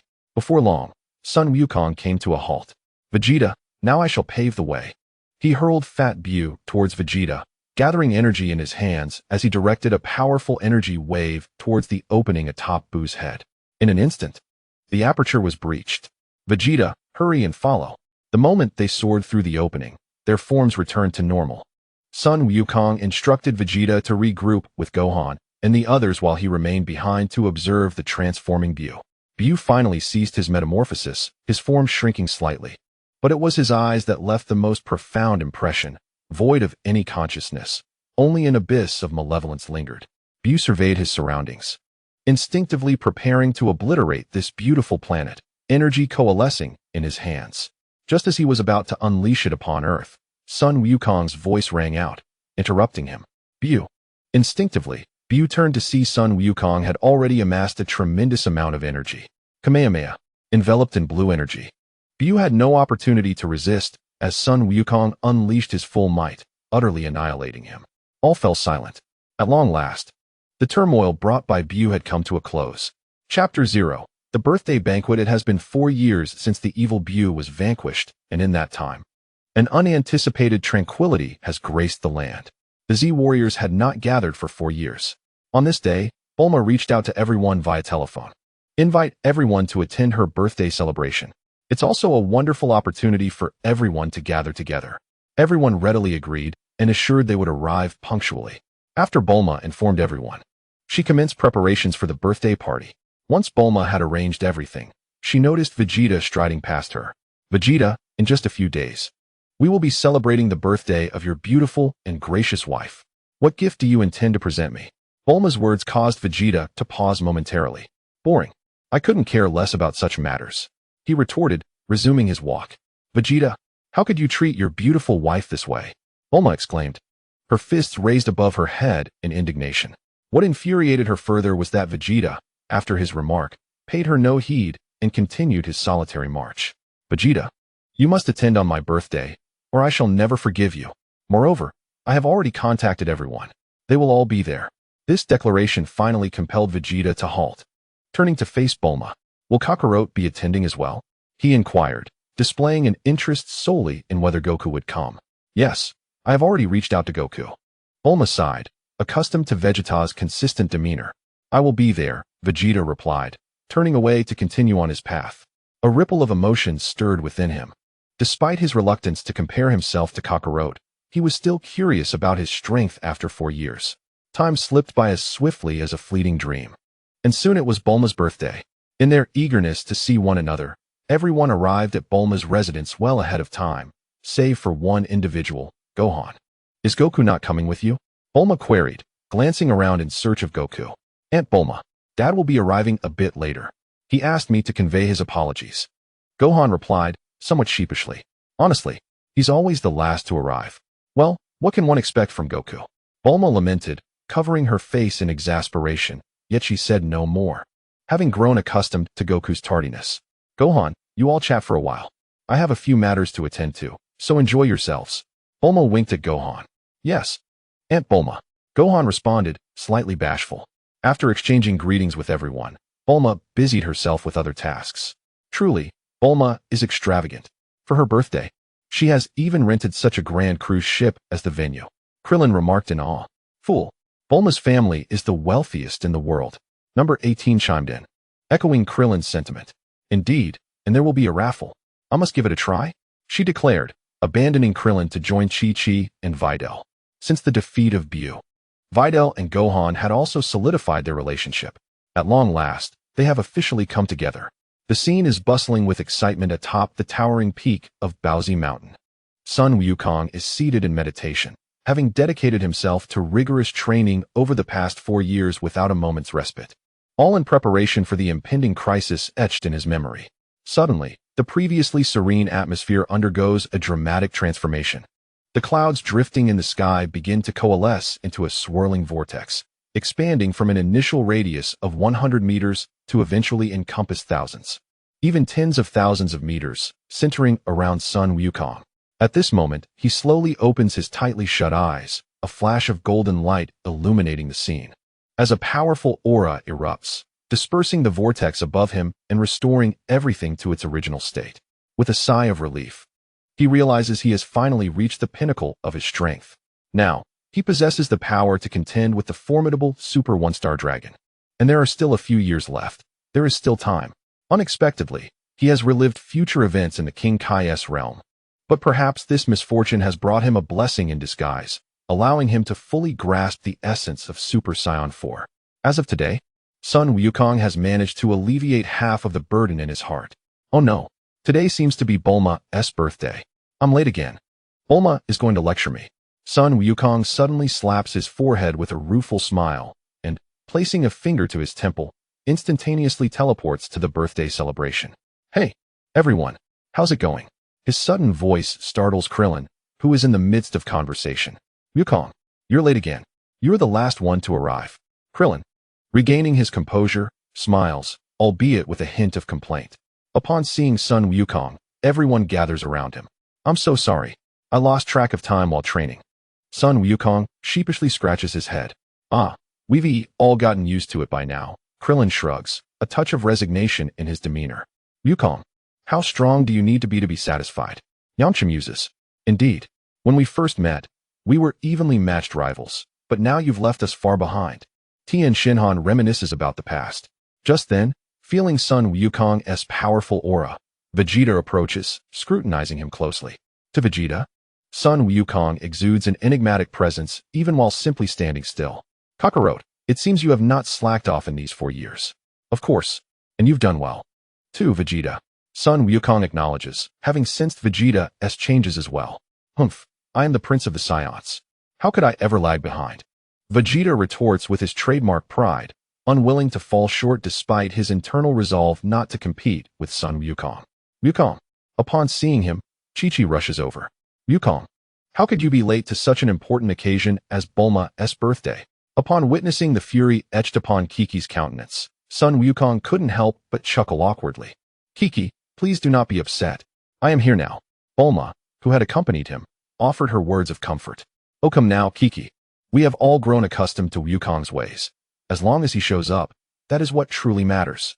Seeing Bulma's acceptance, Kiki chose not to pursue the matter further. Happy birthday, Bulma, Sun Wukong said, directing heartfelt wishes toward her. Thank you, Sun Wukong. Your presence is simply delightful. I was concerned you might neglect us for your training as you have in the past. Bulma's joy at Wukong's arrival was palpable. That will not happen again. Laughter ensued as the gathering officially commenced. Yet, unbeknownst to the revelers, a looming crisis was silently approaching. Chapter 0.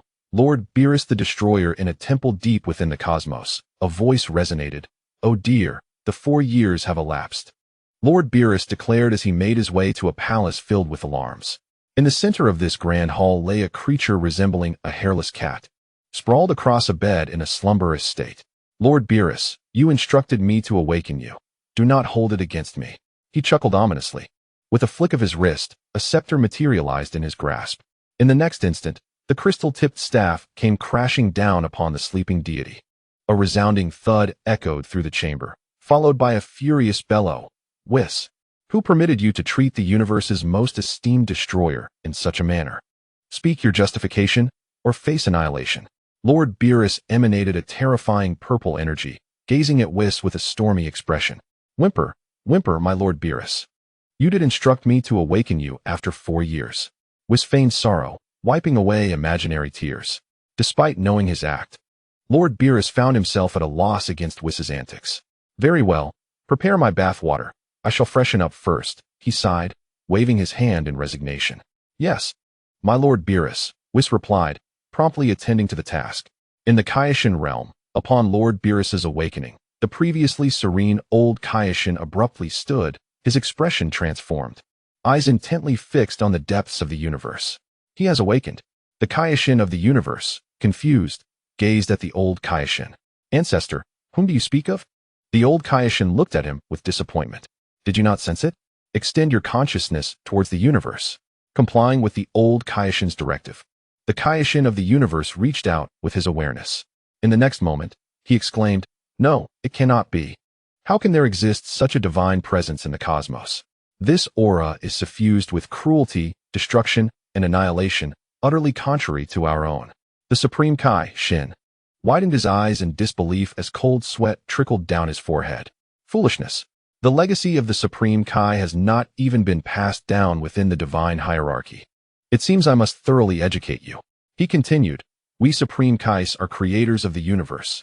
However, with creation comes destruction, an unalterable law of existence. He is a deity of equal standing to us, the god of destruction. We reside in the realm of the Supreme Kais, whereas the god of destruction inhabits his own domain. Moreover, due to his unparalleled power, he holds a superior position above us. Upon hearing the old Supreme Kai's words, Shin felt a wave of shame wash over him, lowering his head in regret. I apologize, esteemed ancestor. When I first ascended to the role of Supreme Kai, I had yet to receive the legacy from the Grand Supreme Kai before encountering the threat of Majin Buu. His voice dwindled to a whisper. Once this crisis is resolved, I shall ensure to impart the teachings of the Supreme Kai to you properly. The old Supreme Kai sighed in response. Thank you, esteemed ancestor. Shin bowed respectfully to the elder. The old Supreme Kai then turned his gaze back toward the realm of the God of Destruction, contemplating the countless planets that might be obliterated. In that moment, he was enveloped in an aura of profound sorrow. Esteemed ancestor, I do not comprehend. If the God of Destruction is also a deity, why are you so anxious? Shin inquired, confusion etched on his face. Fool, as the name implies, the God of Destruction governs annihilation within the universe. His actions are dictated by whim, heedless of the consequences. Should he be displeased, he could erase a planet without hesitation. Life is but fodder in his eyes. What? The explanation from the old Supreme Kai illuminated the gravity of the situation for Shin. He hoped that the God of Destruction would soon return to slumber and remain oblivious to the Saiyans. Despite his words, a gnawing feeling lingered in his heart. Beerus had awakened due to Goku, in stark contrast to the tension among the Supreme Kais in the realm of the God of Destruction. Beerus reclined contentedly in his bath. Whis, locate that energy I sensed 4 years ago. Beerus commanded, eyes closed. Yes, Lord Beerus, Whis responded, and with a flick of his staff, he projected the battle scene of Goku confronting Buu from 4 years prior. Beerus opened his eyes, observing Goku transformed into Super Saiyan God. Indeed, this energy.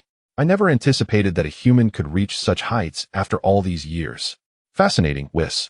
Find out where he is. Yes, Lord Beerus.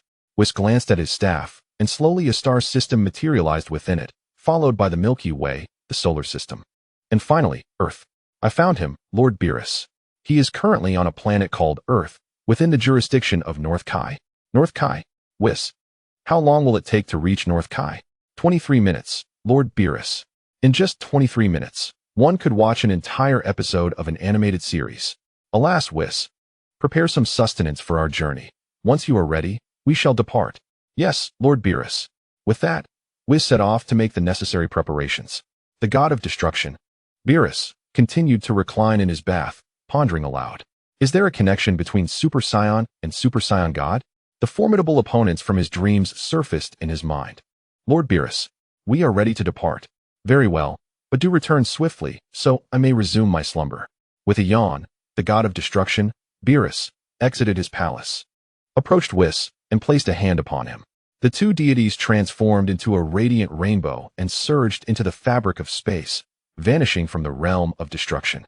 Ever since Beerus had awoken, the old Kai's attention had been fixated on him. Upon sensing Beerus' departure from the realm, the old Kai's unease intensified. As he carefully discerned the direction of Beerus' journey, his apprehension was confirmed. Oh no, Beerus is heading towards the North Kai. Quickly, contact the North Kai and prevent Beerus from reaching Earth. Otherwise, with the temperament of Goku and the others, they are bound to offend him. With Goku's current power, a full confrontation with Beerus could potentially lead to the universe's annihilation. The old Kai's expression turned grave as he urgently relayed the situation to Kaioshin. Kaioshin understood the gravity of the matter and hastily reached out to the North Kai. Meanwhile, the North Kai was engrossed in a game of hide-and-seek with the gorilla Babidi and the dragonfly Guriguri. North Kai. The sudden voice startled him. Lord Kaioshin. North Kai, the God of Destruction, Beerus, is en route to your location. Ensure he does not visit Earth to find Goku and his companions. What? Beerus? The mention of his name conjured memories of the destruction of his planet, which had been obliterated after Beerus lost a game of hide-and-seek, deeming his planet too large. Lord Kaioshin, I understand. However, if Lord Beerus insists on going, I am powerless to stop him. Just as the North Kai was about to speak further, a brilliant ray of multicolored light descended upon his realm. A voice that instilled fear echoed forth. North Kai, long time no see. Chapter 0, an invitation to Beerus. The voice, deeply etched in memory, sent a shiver down the North Kai's spine. He quickly turned to face the source, bowing respectfully. Lord Beerus, it has been quite some time. I hope you are well. Yes, quite well indeed. However, Your planet is rather small. Beerus' piercing remark struck deep within the North Kai's heart, who could only silently lament, "It's not my doing." Yet, he dared not voice his discontent. "Thanks to Lord Beerus, this planet is just the right size for me. It is quite manageable." "Ah, splendid." After speaking, he surveyed his surroundings. "I have come to inquire about the Saiyans. Do you have any insights to share?" The god of destruction, Beerus, narrowed his eyes as he regarded the North Kai. Under the intense gaze of Beerus, the North Kai disregarded the warnings of the Kaioshin and divulged all that he knew. "Oh, is that so? A race once brimming with aggression and brutality now fights to protect. How intriguing." A look of interest crossed Beerus's face. "Whis, let us travel to Earth and meet the current Saiyans." "Certainly, Lord Beerus." Whis responded before bidding farewell to the North Kai. "Until we meet again, North Kai." "Until we meet again, Lord Beerus, Mr. Whis." The North Kai respectfully saw off the two, only to breathe a sigh of relief once they departed. "Phew, they have finally left. North Kai, how could you have disclosed everything to him as I instructed you not to?" The furious voice of the old Kai echoed suddenly, causing the North Kai to shrink back. "Old Kaioshin, I had no choice against Beerus. Alas, let us inform Goku and the others at once." Urging them not to offend Beerus, the North Kai promptly contacted Goku. "Goku, you must heed my words carefully, or else a great crisis will befall the universe." The North Kai's anxious voice resonated in Goku's mind. "Yes, Lord Kai, what is the matter?" Goku, who was engaged in conversation, suddenly froze upon receiving the North Kai's message. The others, noticing his abrupt stillness, understood the gravity of the situation and waited quietly for Goku. "Goku, the god of destruction, Beerus, is soon to arrive on Earth to seek you. Remember, you must not show any disrespect to Lord Beerus. Otherwise, no one can save Earth." "God of destruction Beerus? Who is that? A deity, perhaps?" Goku asked, puzzled. "Indeed, and he is the most esteemed of deities." "Ah, I understand now, Lord Kai." With that, the North Kai severed the connection but continued to keep watch over Earth. At that moment, all the illustrious deities of the universe turned their attention toward Earth. After disconnecting from the North Kai, Goku fell into deep contemplation. "God of destruction Beerus? Why do I have no recollection of this deity? Could there be some unforeseen circumstances at play?" Goku's brow furrowed in concern. Observing his demeanor, the others felt a sense of unease. "Goku, what is happening?" Krillin's words snapped Goku back to reality. "Well, Krillin, here is the situation." Goku proceeded to relay the North Kai's message to the group. After hearing it, their brows knitted in worry. "The Kaioshin is already aware of your strength, and yet he is so anxious. It seems this god of destruction is formidable." Piccolo analyzed calmly. The others nodded in agreement, except for Vegeta, who appeared deep in thought. "God of destruction Beerus? Why does that name sound so familiar?" As the crowd engaged in animated discussion, a radiant beam of multicolored light descended, captivating everyone's attention. Once the brilliance faded, two figures emerged, standing silently as if the world itself were poised to bow before them. Sun Wukong promptly approached the deities, greeting them with respect. "Greetings, esteemed gods. I am Sun Wukong. I presume you are the god of destruction Lord Beerus and Mr. Whis, as mentioned by King Kai?" "Indeed. You are Sun Wukong?" Beerus scrutinized him from head to toe. "Yes. May I inquire what brings Lord Beerus to this place?" Wukong replied. "I have come to seek you out. Your prowess intrigues me." At this, the god of destruction Beerus narrowed his eyes slightly. "Is that so? I, too, wish to spar with the mightiest of deities. However, might I request a brief pause? We are currently attending a birthday celebration." Sun Wukong gestured with two fingers, indicating a moment's wait. "Oh, a celebration." Upon glancing around, he confirmed the festive atmosphere. "Indeed.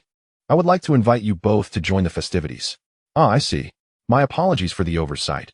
Please allow me to express my apologies to the host." "Very well, Lord Beerus, please follow me." With that, she turned and led Beerus and Whis to Bulma. At this moment, Vegeta's memory was ignited. He recalled who Beerus truly was, the one who had once stood upon his father's head, the god of destruction Beerus. Previously, he had avoided him like the plague, but now... Vegeta harbored his own thoughts. "Bulma, these two are Lord Beerus and Mr. Whis, the most esteemed deities of the universe." "Really? Welcome, esteemed gods, to my birthday celebration." "Greetings, madam. I apologize for interrupting your gathering." Beerus offered a slight bow. "Not at all. I am overjoyed by your presence. Please, Allow me to introduce you. Bulma beamed with joy as she guided Whis and Beerus away. Lord Beerus, please try this tempura, made from the freshest shrimp. It's exquisite. Beerus accepted the tempura from Bulma, inspecting it carefully before placing it in his mouth. As he chewed, his eyes widened in surprise. Just as Bulma braced for his displeasure, he exclaimed, "Delicious." The crisp texture, the essence of the shrimp perfectly preserved, and the blend of seasonings is impeccable. Scrumptious. He continued to stuff his mouth with the delectable dish. Whis, not to be outdone, maintained a far more genteel demeanor as he savored his food. The two had completely forgotten about Bulma, meandering from one food stall to another. This is delightful, and this one too. Lord Beerus, there are many more delectable treats over here. I never imagined that Earth harbors such a plethora of delectable delights. How I lament the time wasted.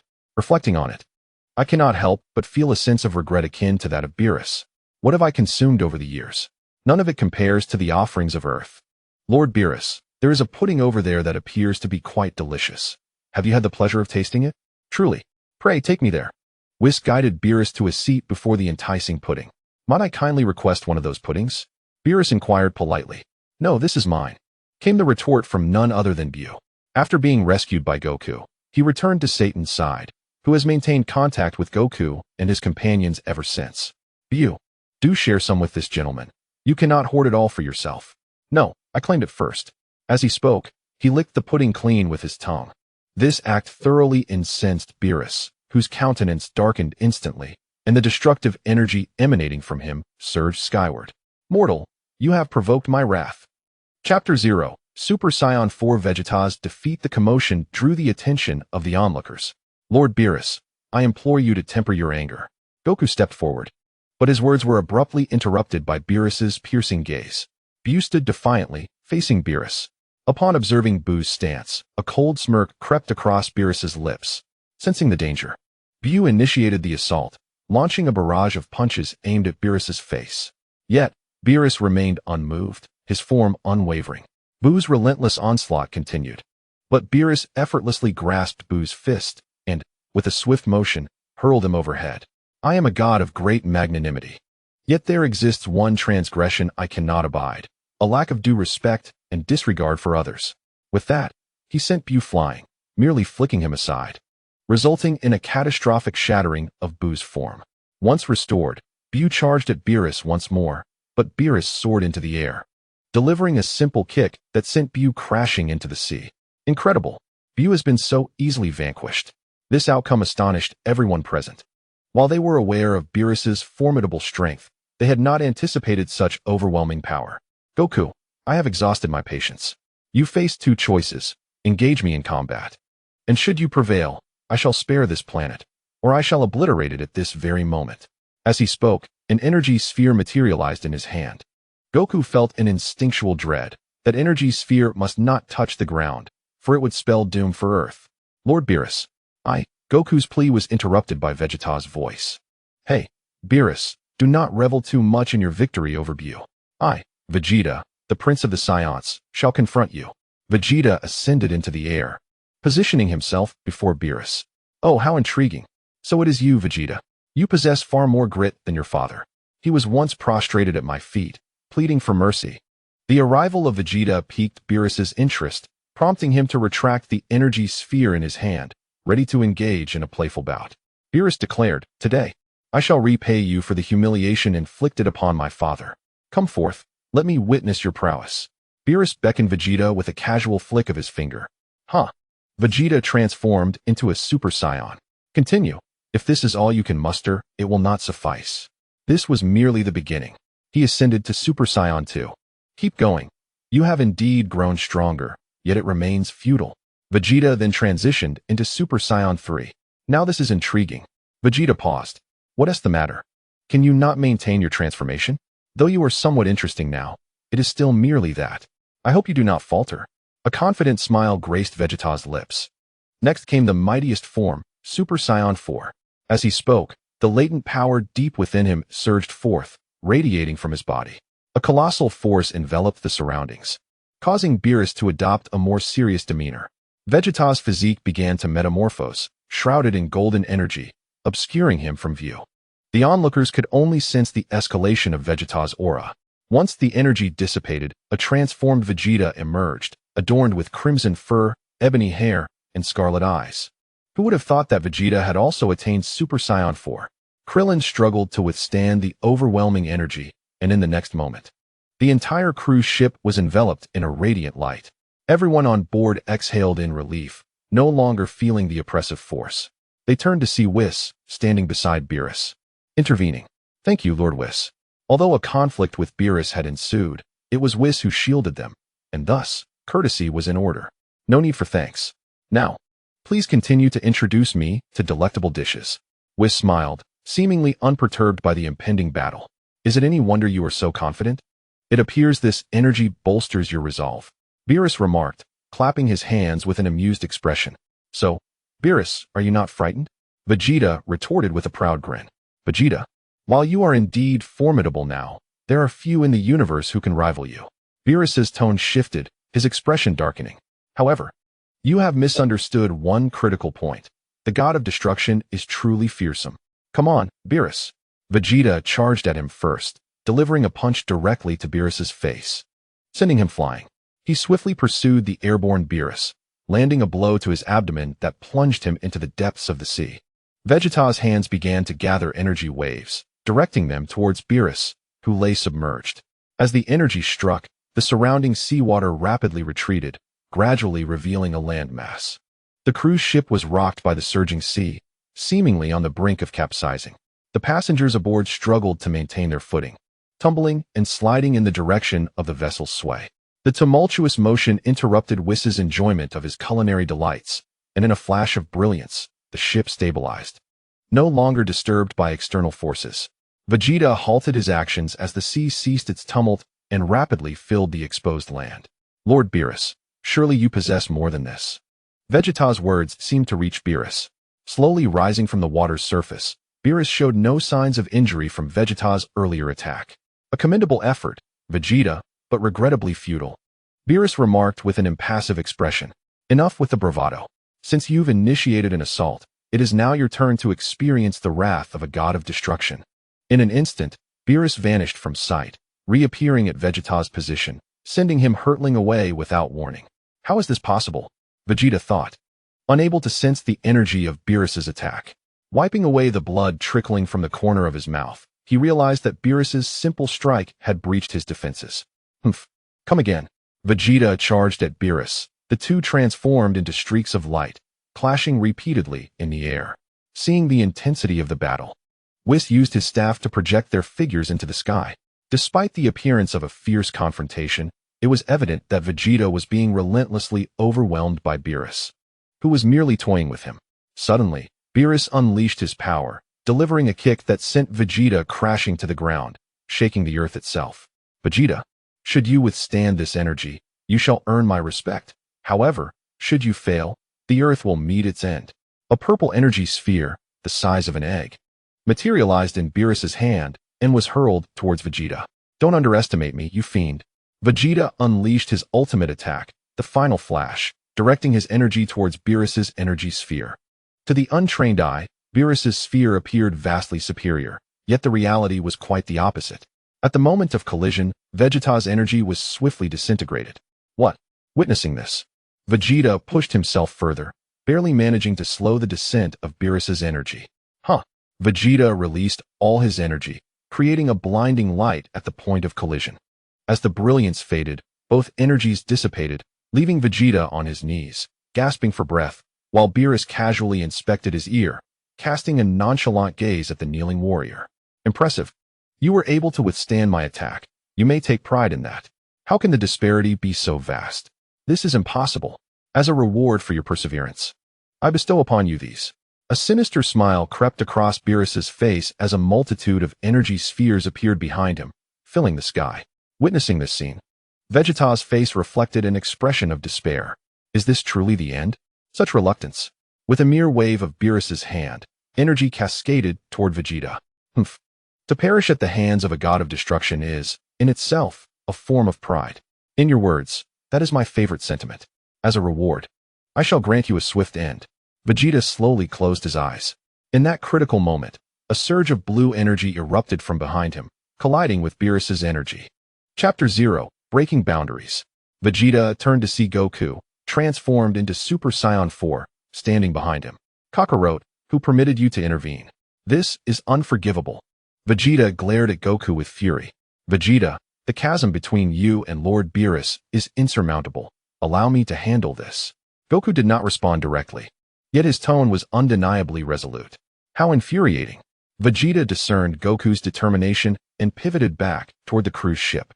Goku, you are impressive. In this form, you surpass Vegeta immensely. Vegeta had exhausted all his energy merely to counter one destructive sphere, yet you effortlessly eradicated so many. Beerus regarded Goku with approval.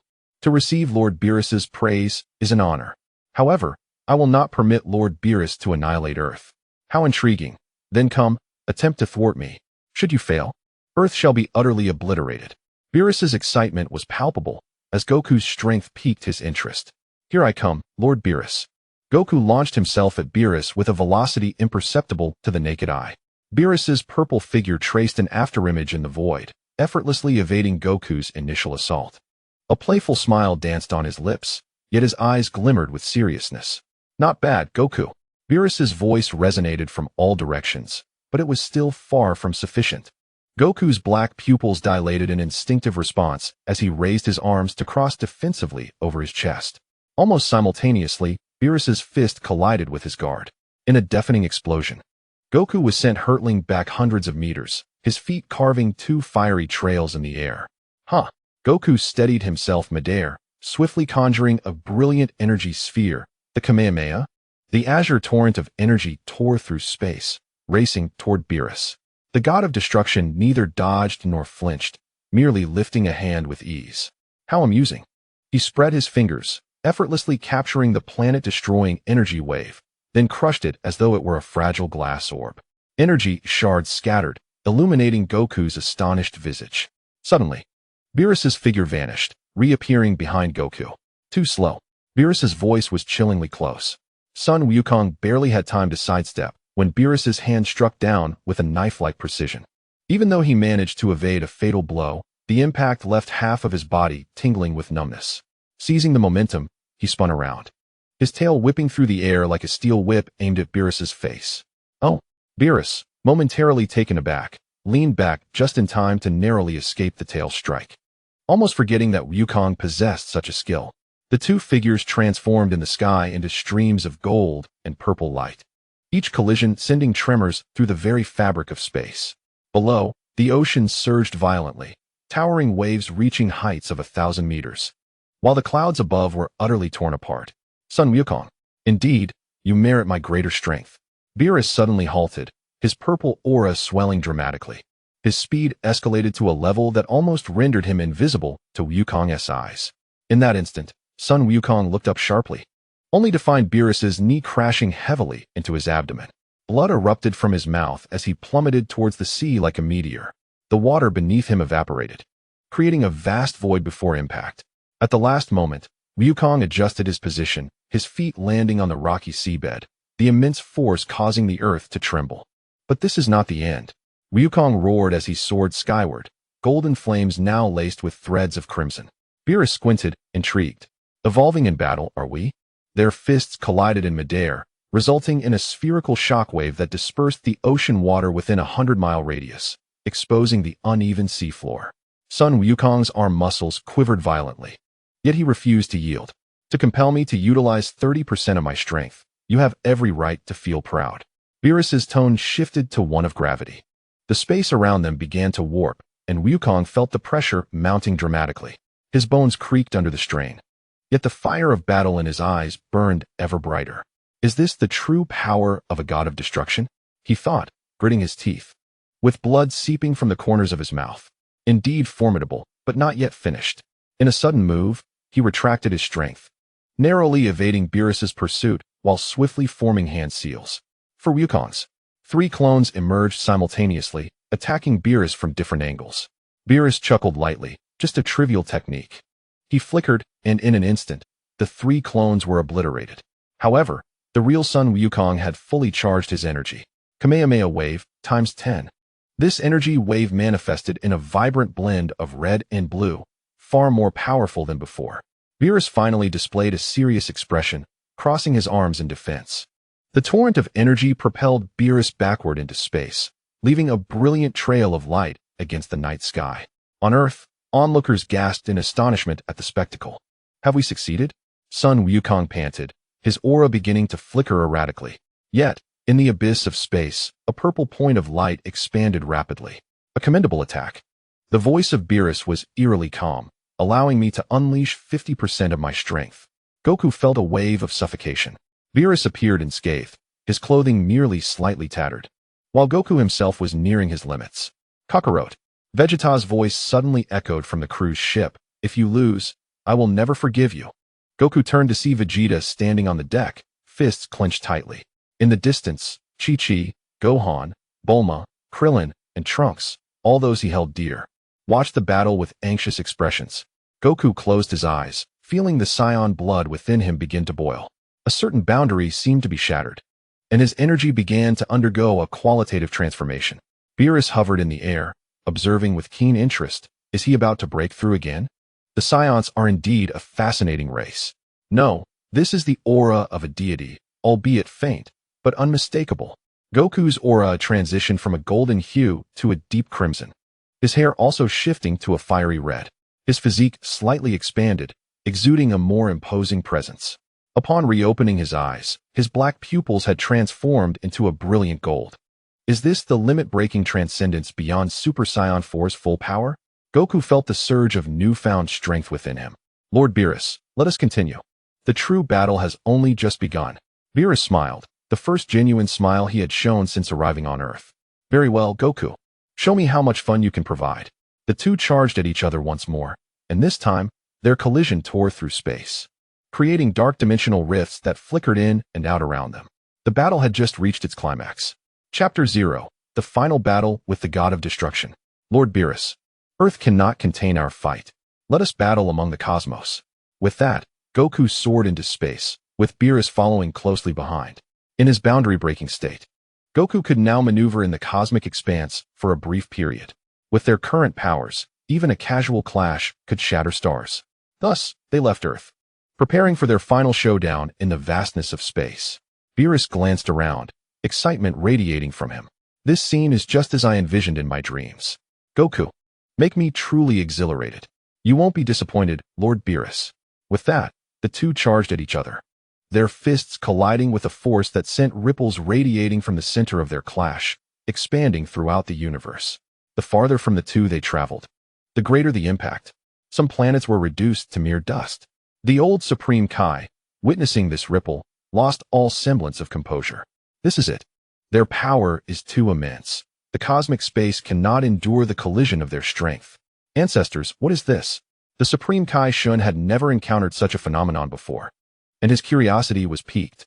The emergence of this entity signified the impending annihilation of the universe.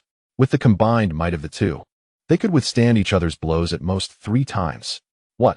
I must immediately inform Lord Beerus and Mr. Goku to cease their battle. It is futile, at this moment. Their minds and hearts are wholly consumed by one another, and you cannot reach them. What shall we do then? We have no choice but to leave it to fate. Son Goku, gazing at the rippling energy, instinctively inquired of Beerus, Lord Beerus. What is this?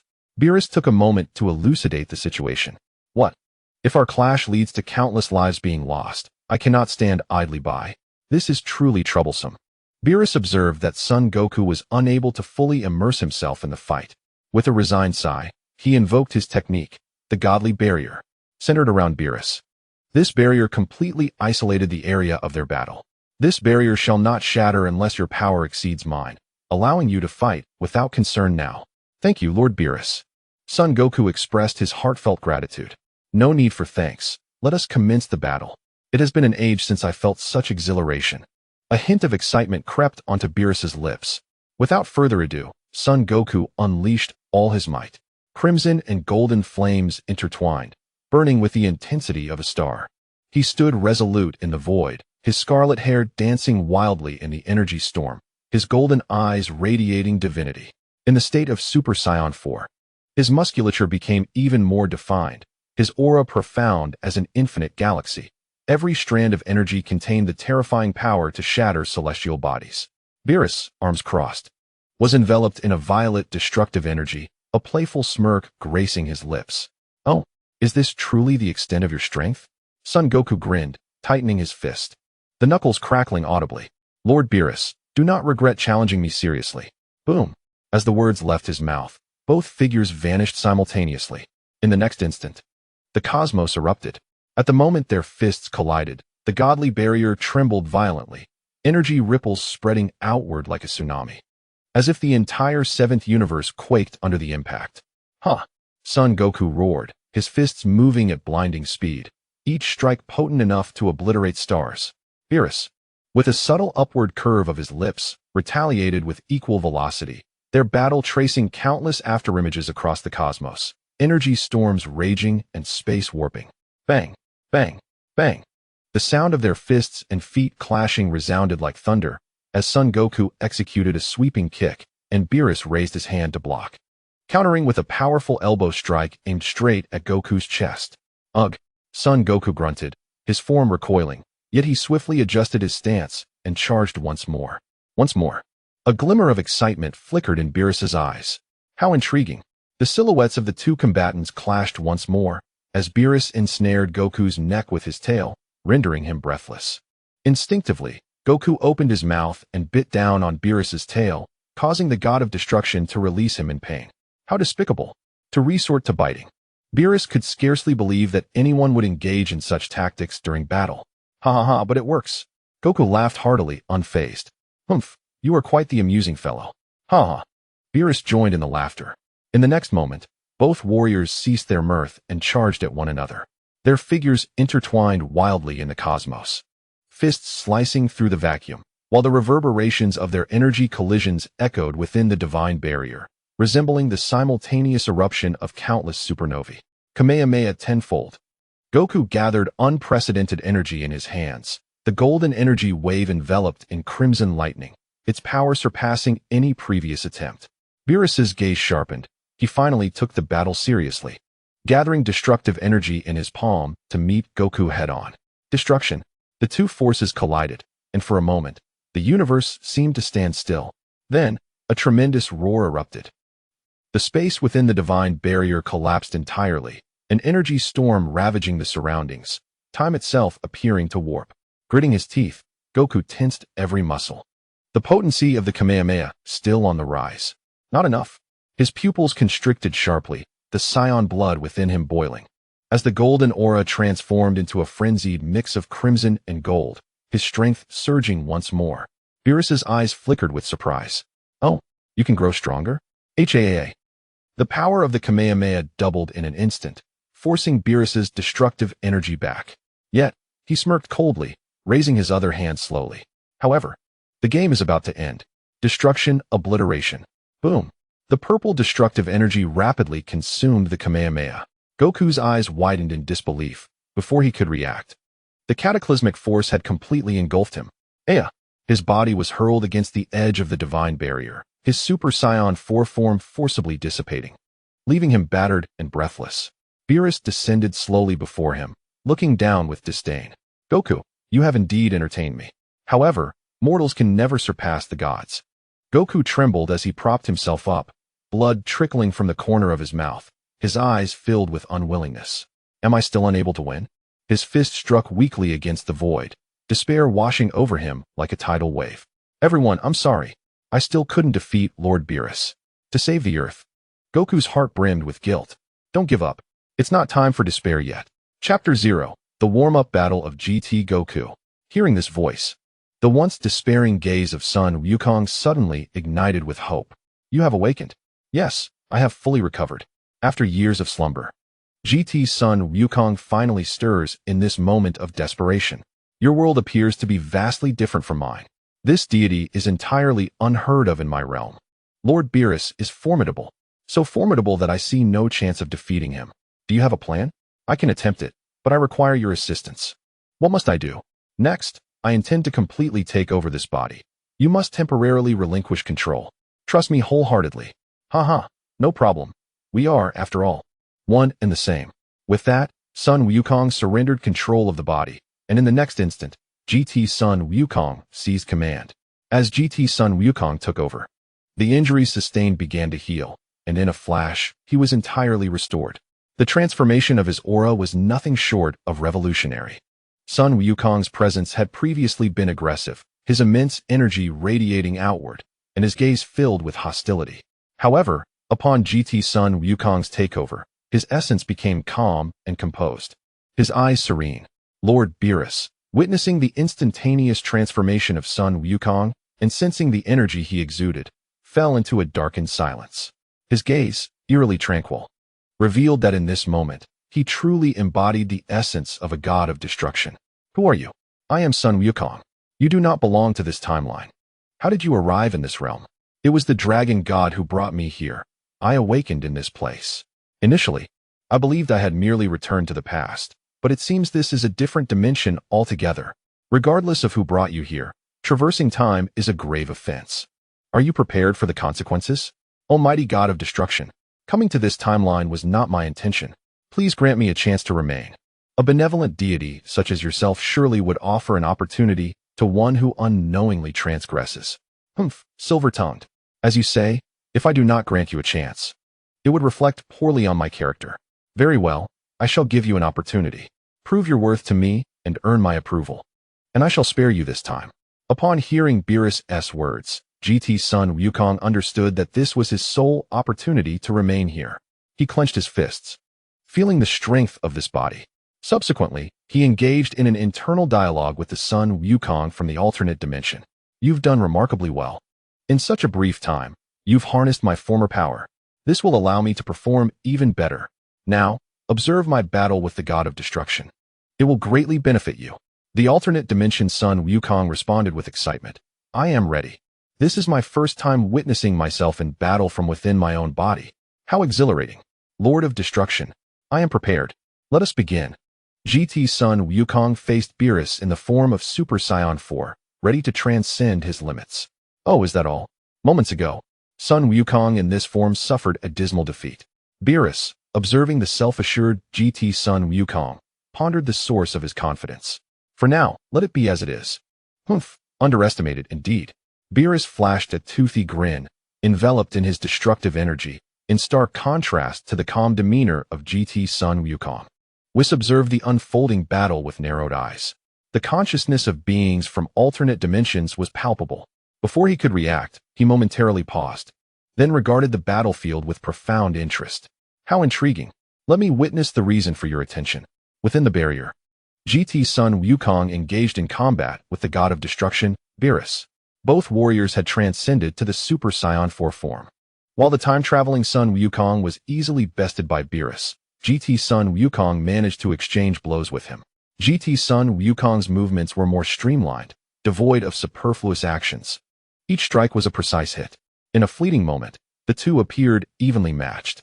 As Beerus launched a punch, GT Sun Wukong deftly evaded and countered with an elbow strike, which Beerus also dodged, creating distance between them. Impressive. Truly impressive. How did you achieve this? The time-traveling Sun Wukong inquired excitedly. You must trust in your body. You have trained it to an extraordinary level. Its instinctual responses are sufficient to handle these attacks. Beerus replied, somewhat astonished as he reflected on GT Sun Wukong's movements. No, it can't be. How could a mere mortal? Yet, his actions bear a striking resemblance. Whis on Earth was also slightly taken aback. Oh my, quite remarkable. Though still far from perfect, there is no doubt. Beerus observed GT Sun Wukong. You are indeed impressive. But if this is all you can muster, it won't suffice. You shall not be disappointed, Lord of Destruction. GT Sun Wukong declared, resuming their fierce clash. Their speed surpassed that of light, transforming into crimson and deep violet streaks across the cosmos, intertwining and colliding incessantly. As their luminous forms passed, the surrounding stars could not withstand the impact of their battle, turning to dust. The ferocity of their confrontation intensified. GT Sun Wukong roared, energy coiling above him in the form of a crimson dragon, roaring at Beerus. Unyielding, Beerus summoned his own energy, manifesting as a purple dragon swirling above him, standing resolutely against GT Sun Wukong's energy dragon. Clap, clap, clap. I must commend you. Sun Wukong from another dimension. It has been ages since I felt such exhilaration. Beerus's excitement was palpable, his lips involuntarily curling into a smile. Ha ha, it is my honor, Lord of Destruction. GT Sun Wukong replied, equally elated. The energy he now wielded was so potent that even a one-star dragon could not endure it, yet against this divine being, he was unable to inflict any substantial damage. Lord of Destruction, receive this attack. Come at me. The Turtle School's Kamehameha intensifies tenfold. The stars tremble and shatter. Two colossal energies collide in the vastness of space. Momentarily evenly matched, the residual waves of energy disperse, casting nearby desolate planets from their orbits. Small meteoroids are utterly obliterated. As the energies of the two combatants surge, the core begins to emit a blinding white light, which sends ripples through the cosmos. Observing from the sidelines, the Supreme Kai contemplates, Lord Beerus. Why has this phenomenon occurred despite the barrier separating them? The old Supreme Kai furrows his brow in concern. This is the result of their energies being compressed to an extraordinary degree, forming a superior energy. Should this energy explode, it would affect the entirety of the universe. I hope they can manage it. The energy output of the Super Saiyan 4 reaches its zenith. Beerus similarly amplifies his energy. The core can no longer bear the strain and erupts in a dazzling explosion of white light. Yet, contrary to the old Supreme Kai's fears, nothing catastrophic transpires. God of Destruction, what have you done? As long as I eliminate the surrounding energy, the universe remains unaffected. Indeed, you have not unleashed your full power. GT Goku is unsurprised, for he has withheld his strength as well. Aren't you the same? So, shall we engage in earnest combat now? Of course. My body has fully acclimated. Chapter 0. The Birth of Super Saiyan 5. The spectators on Earth are utterly stunned, paralyzed by fear. Although they cannot hear the exchange between the two, Goku's overwhelming aura speaks volumes. Vegeta, though hopeful for Goku's victory, feels a pang of unease upon sensing Goku's energy. Why is there such a vast disparity, even as Super Saiyan Force? Moreover, how has Kakarot's fighting style transformed? What on earth has transpired? Goku's aura is formidable. Being near him feels as if one could be crushed by this energy. With such power, victory seems attainable. Krillin is ecstatic. If Goku is this strong, there may be a chance to defeat Beerus and save Earth. Futile. Though Goku's aura is potent, Lord Beerus's presence is unfathomably deeper. Piccolo's words douse Krillin's excitement with cold reality. While others may not sense the God of Destruction's aura, Piccolo, having merged with Earth's deity, can distinctly feel Beerus's might. No, it can't be. Is the God of Destruction truly that terrifying? If Goku can't win, Krillin's voice trembles with uncertainty. I believe in Dad. He will succeed. Gohan asserts with unwavering conviction. Indeed, I also have faith in Goku. With him, we are safe. Bulma stands resolutely by Goku, having shared countless experiences with him. In her heart, he is the most dependable ally. Absolutely, trust in Goku. He will not let us down. As the wife of Sun Wukong, Chi-Chi naturally harbors immense trust in him. Weiss observes this scene, contemplating deeply. He seems to grasp the reason behind Sun Wukong's prominence, not solely due to his extraordinary powers, but also owing to his admirable qualities of trustworthiness. Beerus and GT Sun Wukong exchange glances across the dimensions. The alternate version of Sun Wukong has managed to battle me for such an extended period. You indeed deserve commendation. However, as a mortal, you are daring to challenge the dignity of a deity. Henceforth, I shall engage you with all my might. Should you falter, your path leads only to demise. At this moment, Beerus bears an exceedingly grave expression, while he revels in the challenge. The duration of the battle with Sun Wukong has surpassed his expectations. Lord of Destruction, I have fully acclimated to my body. From here on, I too shall unleash my full strength, and I hope you are prepared to withstand it. GT Sun Wukong declares, brimming with confidence in his abilities. How amusing. It has been quite some time since anyone has spoken to me in such a manner. Beerus observes GT Sun Wukong with keen interest. Release your power, otherwise, you may find yourself out of opportunities. Indeed, that is my intention. Upon concluding his statement, GT Sun Wukong closes his eyes, beginning to harness his energy. He communicates internally with the transcendent Sun Wukong, saying, truly experience the power I am about to unleash. It is the path to your advancement. I too reached this level only after comprehending the surprises left by the Dragon God. Upon hearing this, the transcendent Sun Wukong becomes earnest. Yes, I shall. GT Sun Wukong releases his aura, causing the very cosmos to tremble slightly. Feeling this energy, Beerus's demeanor grows more serious, an undercurrent of unease stirring within him. Yet, the dignity of a destroyer forbids him from interrupting another's actions. In the pitch-black depths of space, the brilliance of the stars is devoured by a tempest of ferocious energy. The fabric of space distorts, as if time itself has momentarily frozen. GT Sun Wukong hovers in the void, enveloped in a blinding silver energy, his muscles expanded to their utmost limits, each vein pulsating with surging power. Ah! GT Sun Wukong's roar transforms into an invisible shockwave, shattering the surrounding floating meteors. The silver flames erupt like a supernova, a searing energy tempest sweeping across the entire star domain. Distant planets fracture under the residual force of this aura, while aurora-like energy currents sweep past. GT Sun Wukong's hair shifts from crimson to silver, dancing like a blazing inferno, the tips radiating divine luminescence, as if resonating with the universe itself. His golden pupils vanish, replaced by piercing silver light, reminiscent of a deity gazing down upon the mortal realm. His body is shrouded in a translucent light membrane, a manifestation of the Saiyan power transcending all limits, with every inch of his skin containing the might capable of tearing through dimensions. The crimson fur that enveloped his body was replaced by a shimmering silver mane. When the transformation ceased, the aura of GT Goku erupted in its entirety. This overwhelming presence seemed to penetrate the cosmic barriers, resonating beyond the universe itself. It startled some unknown entities. Who is Beerus battling? The energy has reached here. I am curious to see who it is. It would be delightful to teach that slender monkey a lesson. It appears that Beerus is not fighting a deity, but rather a mortal. In Beerus's universe, a mortal has ascended to the realm of the divine. Who would have imagined that a mortal's power could reach such heights? Earth. This must be a trick. Goku has broken through yet again. Could it be that the Saiyans truly have no limits? Krillin gazed wide-eyed at Goku's transformation. His father has completely surpassed Super Saiyan 4. Could this be Super Saiyan 5? How formidable. Father has left us far behind. Gohan found it hard to believe, his resolve wavering regarding his own choices. In the tranquility of Earth, he chose academics over martial arts. Clearly, he is the most gifted Saiyan. Yet he cannot even keep pace with his father. Goku's transformation has entirely transcended my comprehension.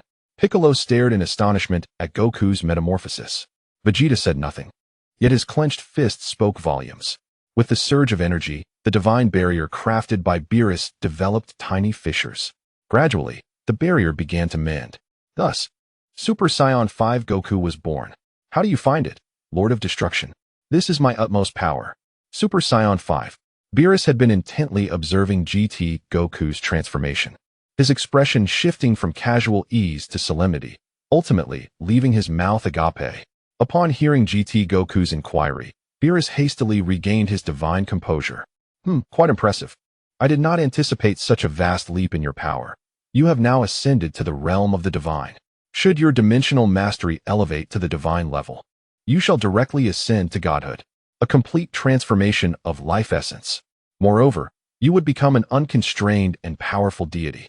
As he spoke, a hint of envy crept into Beerus's tone.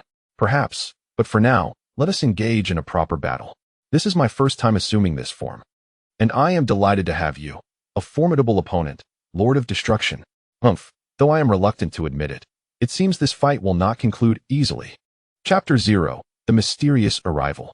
Beerus's pupils slightly constricted, yet a smile of excitement curled at the corners of his mouth. He slowly raised his hand, purple destructive energy coalescing at his fingertips, distorting and fracturing the surrounding space as it struggled to contain such power. How intriguing that a mortal can reach such a level. Before his words could fully escape, Beerus's figure abruptly vanished. Boom. The location of Super Saiyan 5 Goku was instantly engulfed by a torrent of purple-black energy, obliterating the entire star domain into nothingness. However, at the moment when destructive energy rampaged, a silver-white meteor surged against the tide, tearing through the energy storm and hurtling towards Beerus. There, Beerus abruptly turned, crossing his arms to block. Boom. The fist of Super Saiyan 5 Goku struck fiercely against Beerus's arm, unleashing a terrifying shockwave that even sent distant stars veering off their orbits. Beerus was forcefully blasted back thousands of meters, his feet carving blazing trails through the void. Oh dear, Lord Beerus has been pushed back. Whis observed the scene projected by the crystal atop his staff, a smile gracing his face. Is this a trick? Goku actually managed to push back the god of destruction? Krillin's eyes widened, his voice trembling. Vegeta clenched his fists tightly, his nails digging deep into his palms, blood dripping yet unnoticed. His pupils constricted violently, his heart swirling with unprecedented shock and indignation. Is this the Super Saiyan 5? No, this has transcended the realm of Saiyans. Just how many limits has Kakarot surpassed? Piccolo, beads of cold sweat forming on his forehead, spoke in a low tone. Beerus's aura remains unfathomable, although Goku has grown stronger. The god of destruction likely has not yet taken him seriously, but my father has him cornered. Gohan exclaimed excitedly. No, look.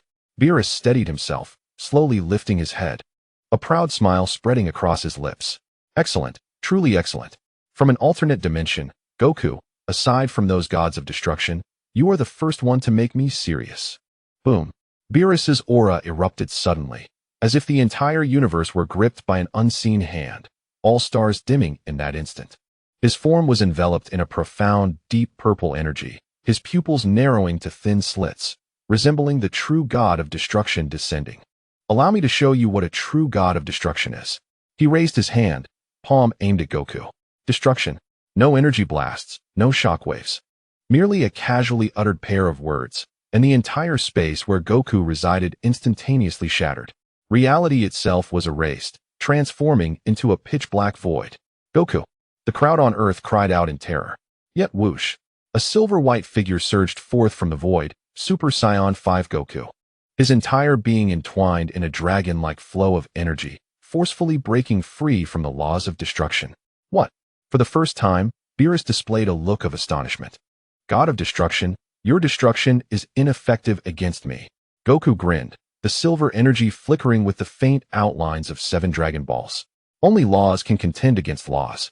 I didn't expect you to have already touched upon the laws. Beerus's expression turned entirely serious. How intriguing, exceedingly intriguing. Then let us determine the victor with this strike.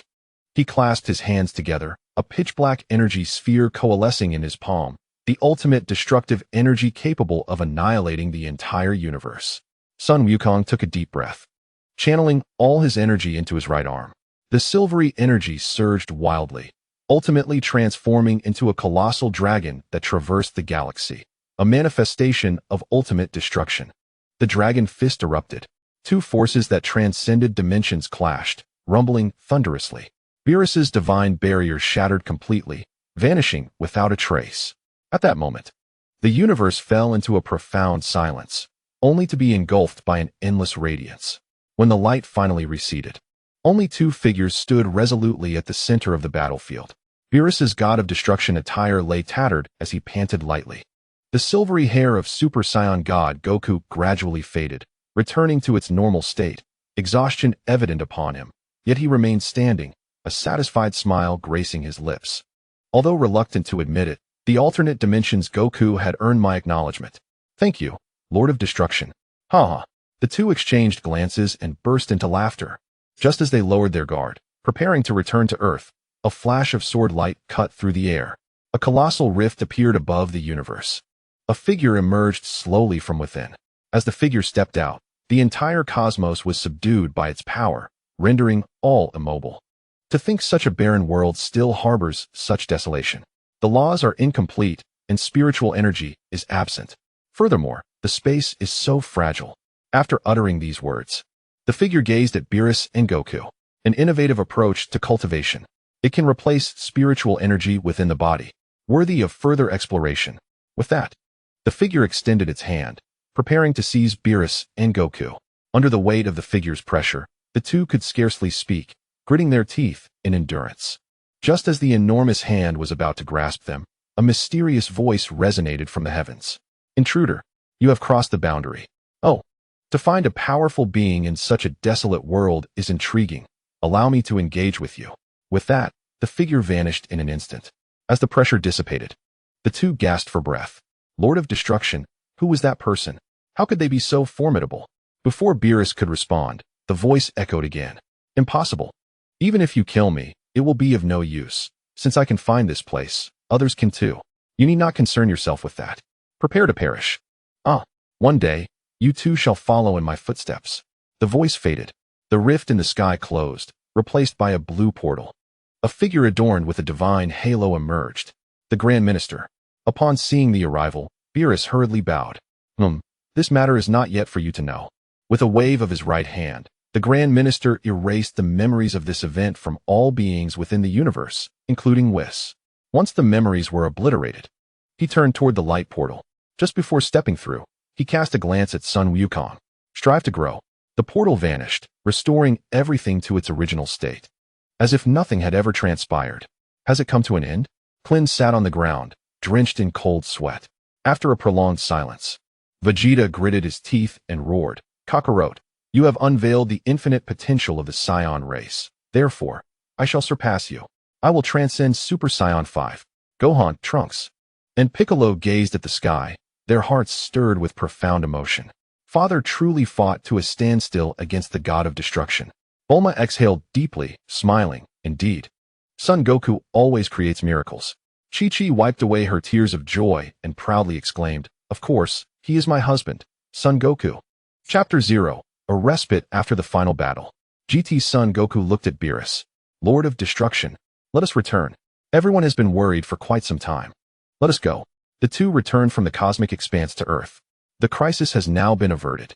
Your body is under your control once more. I require a proper rest. Yes, please recuperate at ease. Thank you for your assistance. Will you need to fall into slumber again this time? No. The last time I arrived in this timeline unexpectedly, the surrounding space had a slight aversion to me, and coupled with my fatigue from battle, I needed to enter slumber.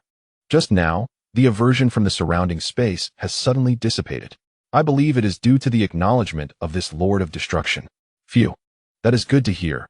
Otherwise, I would feel guilty for causing you to fall into slumber. There is no need for guilt. Though we exist in different timelines, we are both Son Goku. You are me, and I am you. Should you require my assistance, do not hesitate to ask. Thank you. Do you need my help to restore your body? No, this timeline requires only one Son Goku. Do you remember the surprise the dragon granted me? My current state makes it easier for me to comprehend and cultivate. Moreover, I need to remain in this timeline for a while. When it is time for me to leave, I will need your help to restore my body. So, I will trouble you during this period. Haha. It is no trouble at all. Furthermore, with your presence, I shall grow stronger. As the two conversed, they returned to the banquet scene. Everyone eagerly watched Beerus.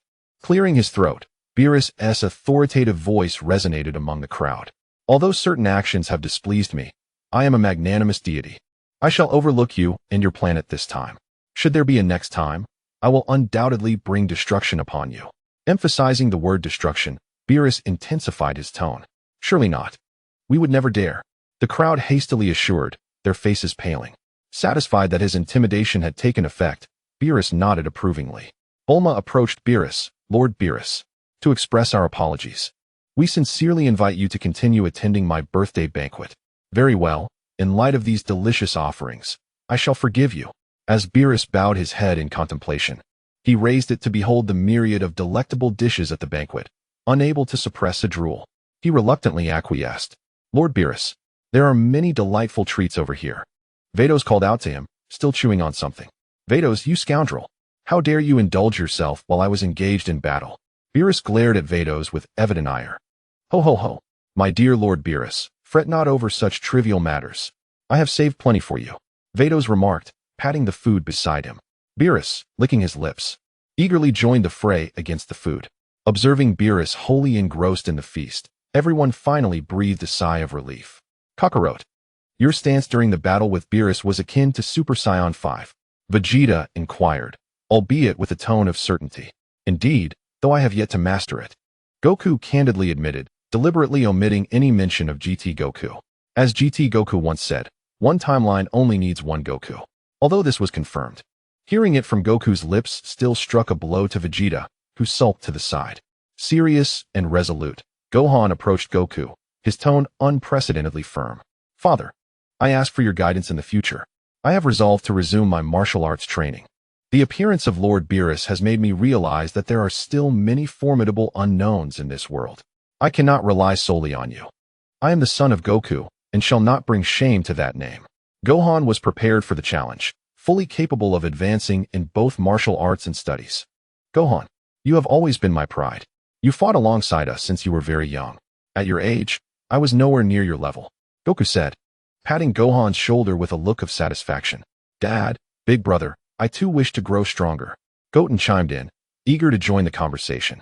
Goku bent down and lifted Goten with a laugh. Haha, excellent. Let us all grow stronger together. Watching the three of them, Chi-Chi wiped away a tear of happiness from the corner of her eye. This was the scene she had always yearned for, a warm and joyful family.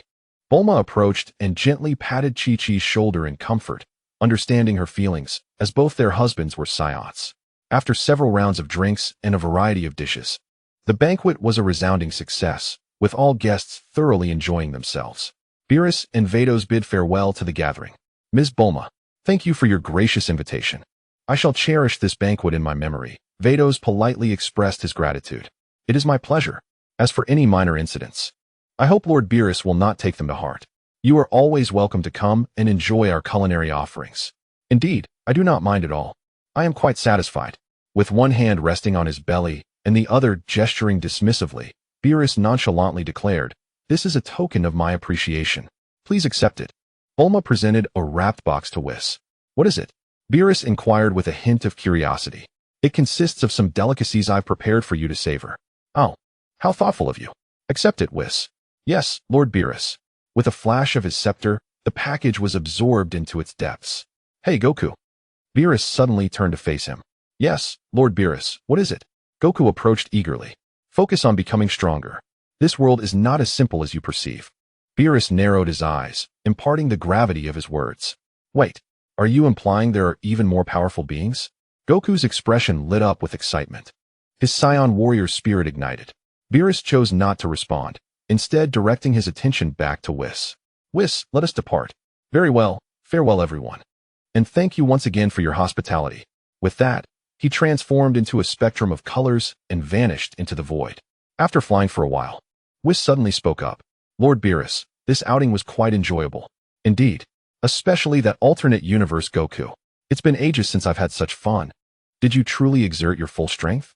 "Humph, while he is undeniably strong, if it were that fool Kampa, he might have actually lost. However, to challenge me, he still has much to learn. You certainly put on quite the performance this time. There's no choice. I understand individuals like them. They must see hope to grow stronger." He yawned. "It's been a long time since I've exercised. I admit I'm a bit worn out. After we return and have a meal, I shall take a nap." "Did you not just eat? Must you eat again?" "Of course. Otherwise, you would consume everything." "Wah, Lord Beerus, you wrong me." Their banter continued until they finally arrived at the God of Destruction's realm. Beerus eagerly unwrapped the package, revealing rice wrapped in various ingredients. "Lord Beerus, it's sushi." "I know that already." After tasting a couple of pieces, he noticed a peculiar green item and curiously exclaimed, "What is this?" Without hesitation, he popped it into his mouth. After a few chews, his expression drastically changed as his energy spiraled out of control. The aura he emanated was far more formidable than during their earlier battle. His body began to thrash wildly, obliterating several nearby planets in the God of Destruction's realm. Just as disaster threatened to escalate further, Whis swiftly incapacitated the rampaging Beerus with a precise strike. Time for a proper rest. With a flick of his scepter, the destroyed planets reverted to their original state, and everything around them returned to normal. Chapter 0, The Grand Priest. This chapter serves primarily as a prelude to the upcoming narrative, which will exclusively focus on the Dragon Ball universe. Those uninterested may skip ahead. After the Grand Priest mentioned by Beerus returned, he walked into a mysterious place.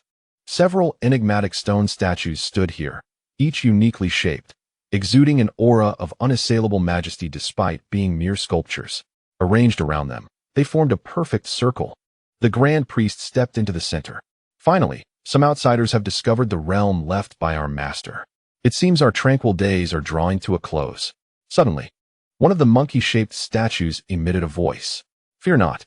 If it weren't for the master forbidding us from venturing out, I would have already turned the world upside down." The Grand Priest gazed at the monkey statue. "Holy monkey, Our Master's prohibition is for our protection. Do not forget this. The Master, during his ascension, was betrayed by a traitor and forced into reincarnation, leaving behind only a trace of his primordial power in this realm. Before entering reincarnation, he instructed us to await his return in this world. If we step outside, the realm left by our Master will be exposed. Do you truly believe that the traitor would spare this world? The once boisterous holy monkey suddenly fell silent, his tone filled with reluctance. Are we to merely wait for others to find us? Upon hearing this, the Grand Priest shook his head. The Master merely forbade us from leaving. Yet the life forms that have emerged from this realm can certainly venture out in our stead. We can send them into the outside world to seek our Master's reincarnation and assist him in his growth. When the Master awakens, he will return to merge with this trace of primordial power.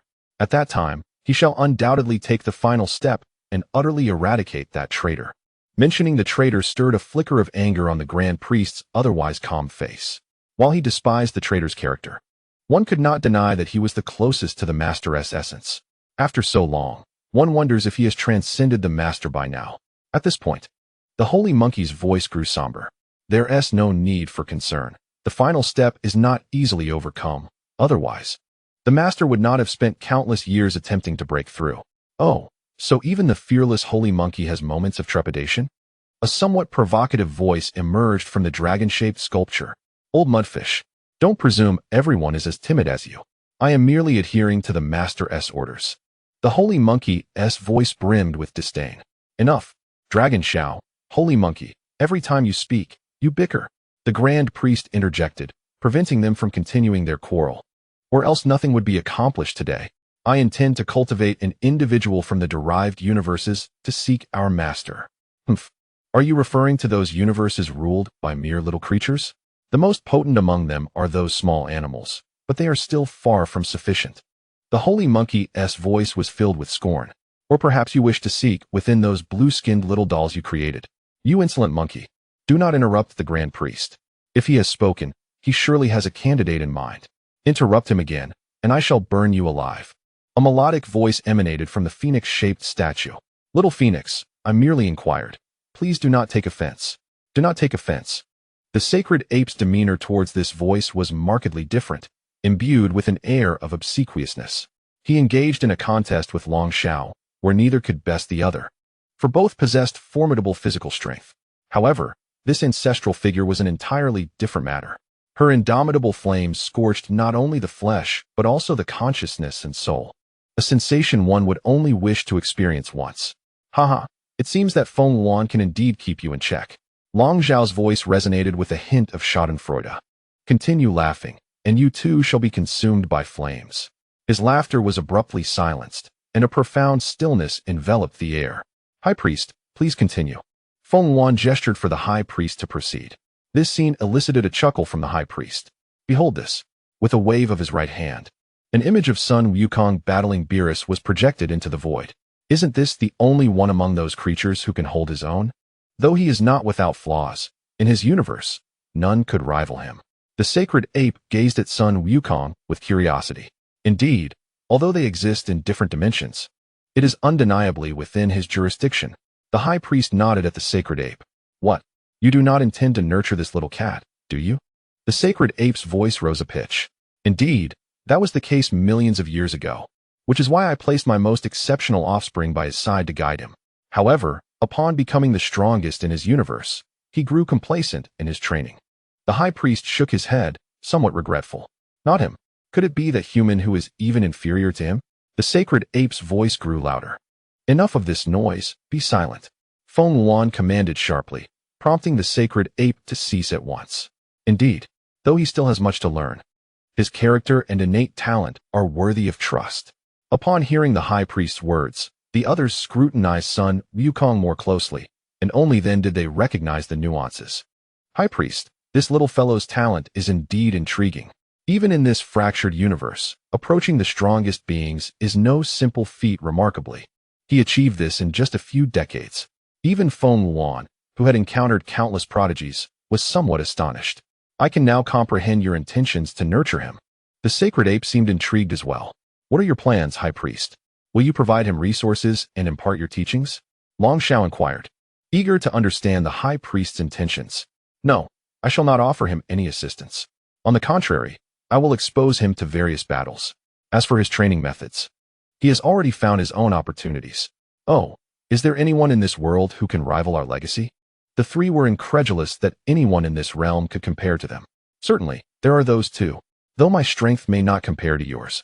None possess a legacy that rivals his. Do you all recall that fleeting essence of primordial power bestowed upon this realm by our master? At that moment, the master infused a fragment of primordial force into this world, which, upon severance from his being, transmuted into the dual forces of creation and destruction, eventually giving birth to life itself. These two opposing powers, manifested as life, each bore distinct temperaments. The force of creation could not abide the destructive force's disdain for life.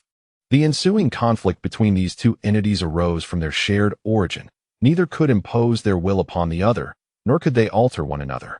In despair, the force of creation withdrew to forge a new realm, dwelling therein.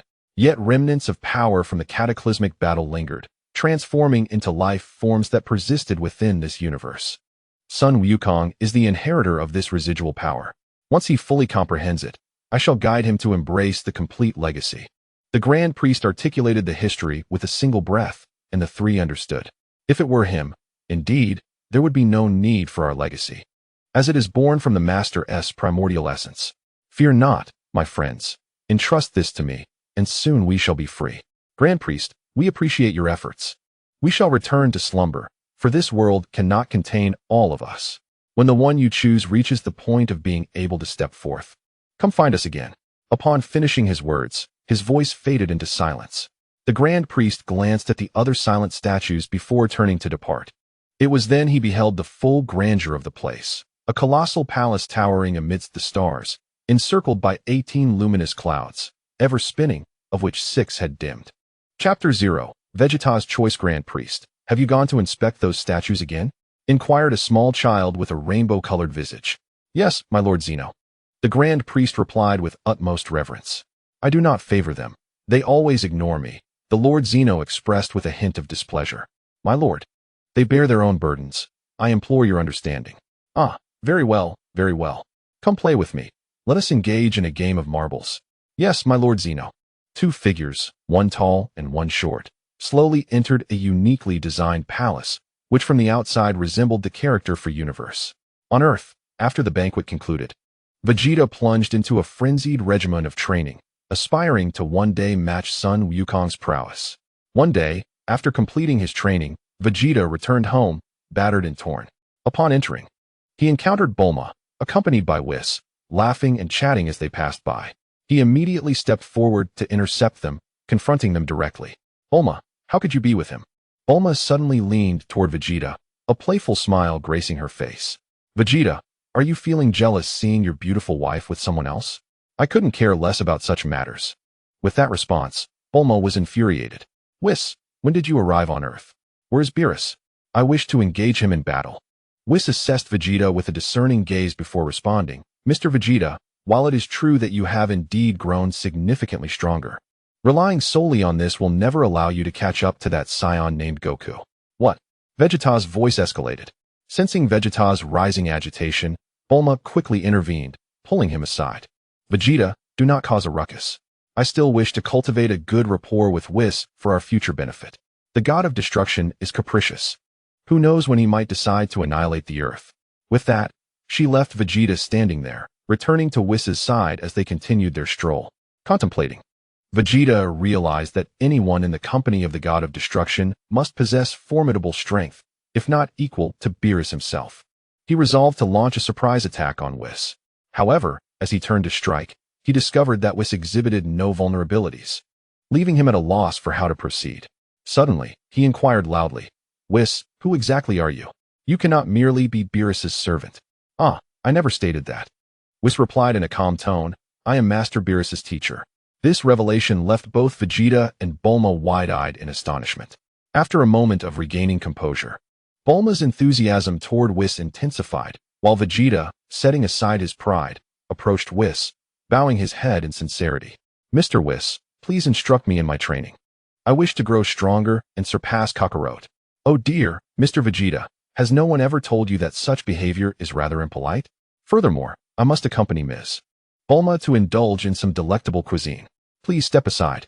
Whis elegantly sidestepped Vegeta and continued alongside Bulma.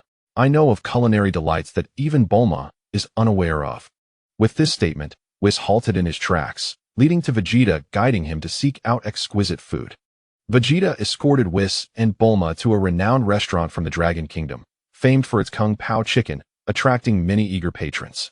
Indeed, this dish is a harmonious blend of spicy, savory, and sweet, enriched with a robust sauce crafted from soy sauce, vinegar, sugar, cooking wine, and starch. The chicken and peanuts are enveloped in this exquisite mixture, served alongside rice. Delightful. Whis' professional critique left Vegeta momentarily speechless. Next, they ventured to another establishment renowned for its roasted duck, where the skin, having been specially roasted to a brilliant hue, melted in the mouth. Paired with white sugar, scallions, cucumber strips, sauces, and wrapped in pancakes, it was utterly irresistible. With each new locale Vegeta introduced Whis to, the latter offered his most discerning evaluations. Vegeta discreetly pulled Bulma aside, eager to share the experience. Bulma, where have you taken Whis? We've explored every conceivable place. What? Vegeta was struck as if by lightning. Mr. Vegeta, if you have no new locations to show, I shall return to the realm of destruction. Upon saying this, she prepared to head back. How could Vegeta let this opportunity slip away? He spoke once more. Wait, Whis, it seems I must unveil my ultimate culinary skills. The scene shifted, revealing Vegeta donned in an apron, wielding a spatula before a food cart. Now, allow me to personally prepare a delightful meal for you all. His demeanor was strikingly commanding. Mrs. Bulma, has Mr. Vegeta ever cooked? Though reluctant to dampen his enthusiasm, the truth was a resounding no. Bulma swallowed nervously. There were no expectations whatsoever. Bulma, be silent and quietly observe my performance. In the next moment, Vegeta, anxiously holding an egg, muttered to himself. Gently now, don't apply too much force. Crack. Before it could reach the bowl, the egg slipped from his grip. Unyielding, Vegeta seized another egg, yet met the same fate. Over a dozen attempts later, his expression had morphed into a comical pout. Just as he reached for another egg to continue, Whis interjected, halting his actions. Mr. Vegeta, cease this at once. You are entirely wasting food. I agree to let you train with me. Whis, grant me one more chance, I assure you. What did you say? Vegeta could scarcely believe his ears. Confirming repeatedly, Whis has agreed to your training. Bulma assisted in affirming his words. Thank you, Whis. If there's no need for cleanup, let us depart. No, we shall go now. Vegeta directly addressed Whis, his anticipation palpable. Wait a moment. Bulma called to halt their movements. She then retreated to her room, returning with a set of new battle attire for Vegeta to change into. You're going on a long journey. You mustn't let others underestimate you, as you are a married man. Her words caused Vegeta's cheeks to flush. Chatty. With that, he approached Whis. Farewell, Bulma. Goodbye, Whis. Vegeta, Bulma, and Whis exchanged friendly farewells. Yet Vegeta remained motionless. With a burst of radiant light, both figures vanished from sight. Within the spatial passage, Vegeta, you have a loving wife. Whis initiated the conversation. Vegeta offered no reply, merely brushing his hand over his attire. Chapter 0, The Kai of Time. A rift in space-time suddenly materialized near the Capsule Corporation. A diminutive girl with pink skin and hair, sporting pointed ears, emerged from the fissure, clad in attire reminiscent of the Kai. Finally arrived. Let me see where the Grand Minister instructed me to find that person. A flash of brilliance illuminated her eyes. Everything nearby became transparent, unfolding before her gaze. She had found it. With a leap, she soared towards her target. In the blink of an eye, she arrived at Sun Wukong's abode. Politely, she knocked on the door. Knock, knock, knock. The door creaked open, and Chi-Chi gazed at the little girl outside, inquiring, Little one, who are you looking for? The moment those words escaped her lips, the expressionless little girl instantly faltered. I am not a child. I am an adult, here to seek Mr. Sun Wukong. In denying her childhood, she remained steadfast in her purpose. I am looking for Wukong. Who are you? What brings you here?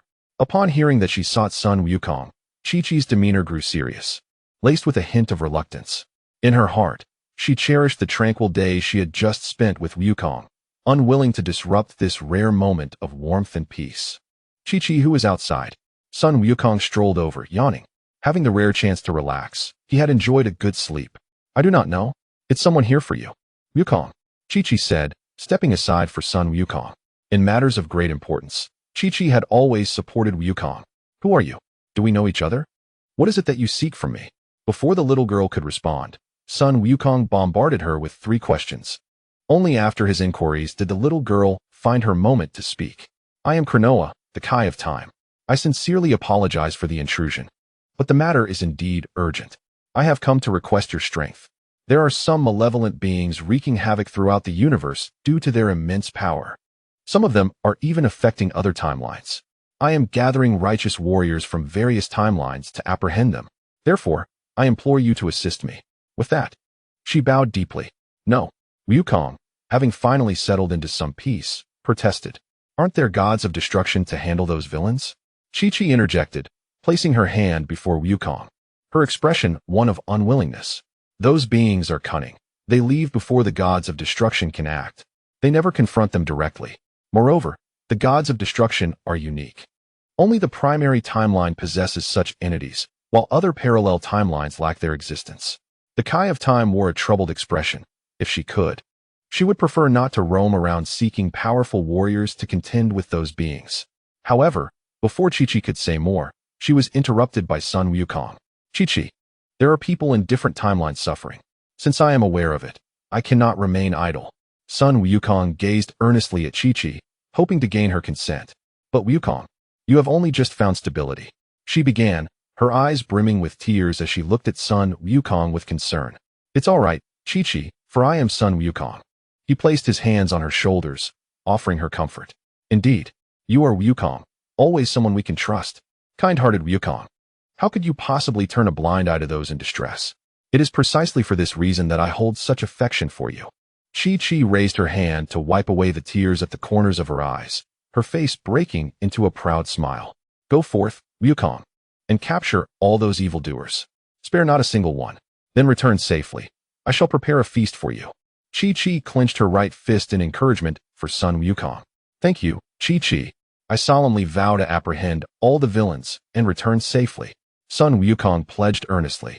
Turning his gaze towards the King of Time, Cronoa. Lord Cronoa of the Time Realm, shall we proceed? Indeed, Mr. Wukong, and I express my gratitude to you, madam, for your understanding. The King of Time, Cronoa, extended thanks to Chi-Chi. Let us depart, Mr. Wukong. With a wave of her hand, a temporal portal manifested.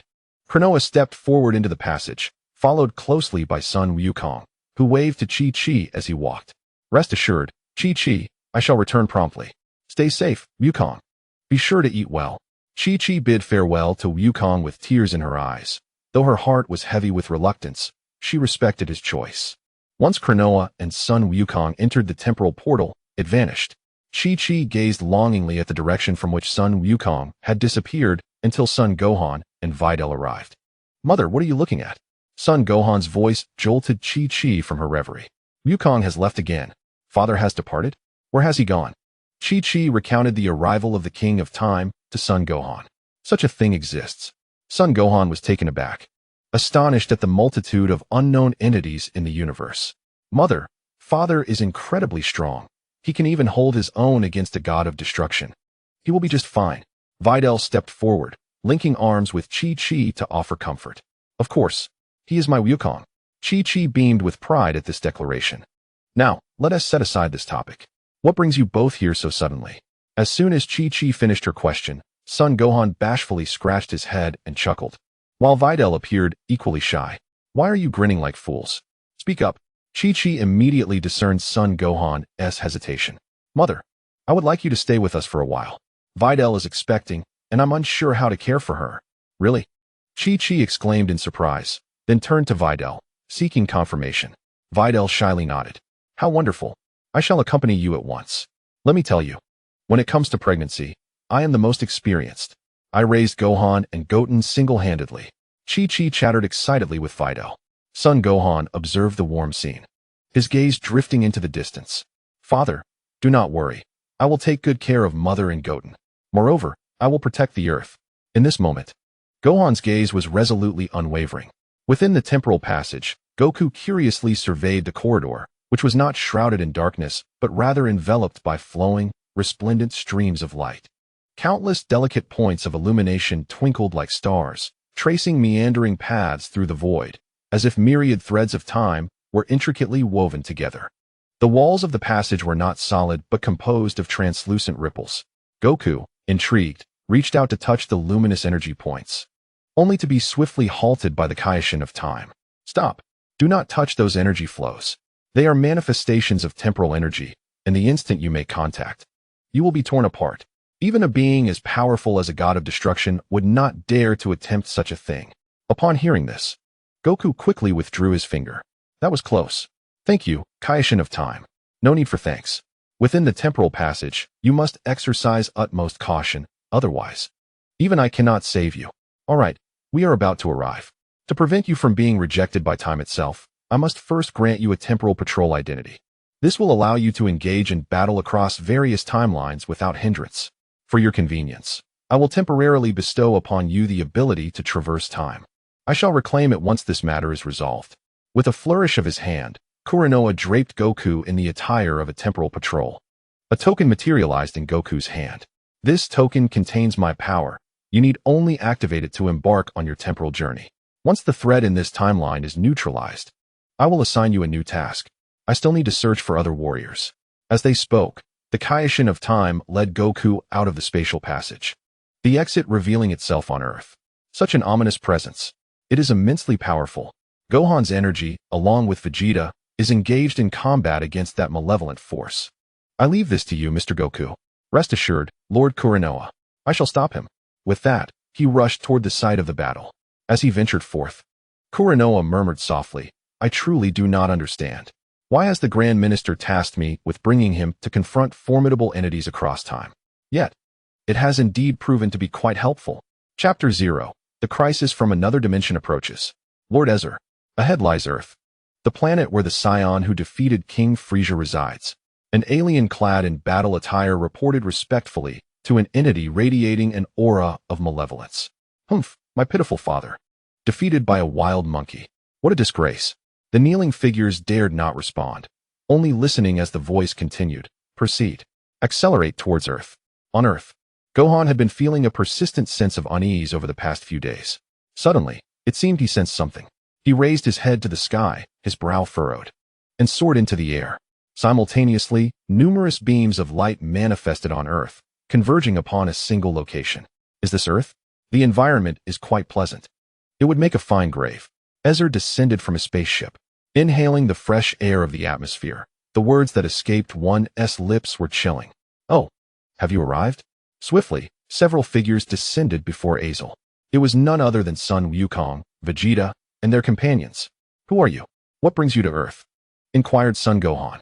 Hee, I am Azel, the son of the Frieza you speak of. Azel grinned, gazing at the group.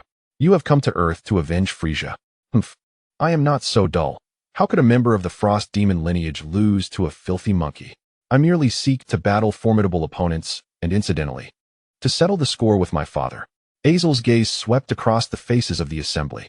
Where is Sun Wukong? Father is no longer here. How disappointing. You've made my journey pointless. Thus, this planet has lost its significance.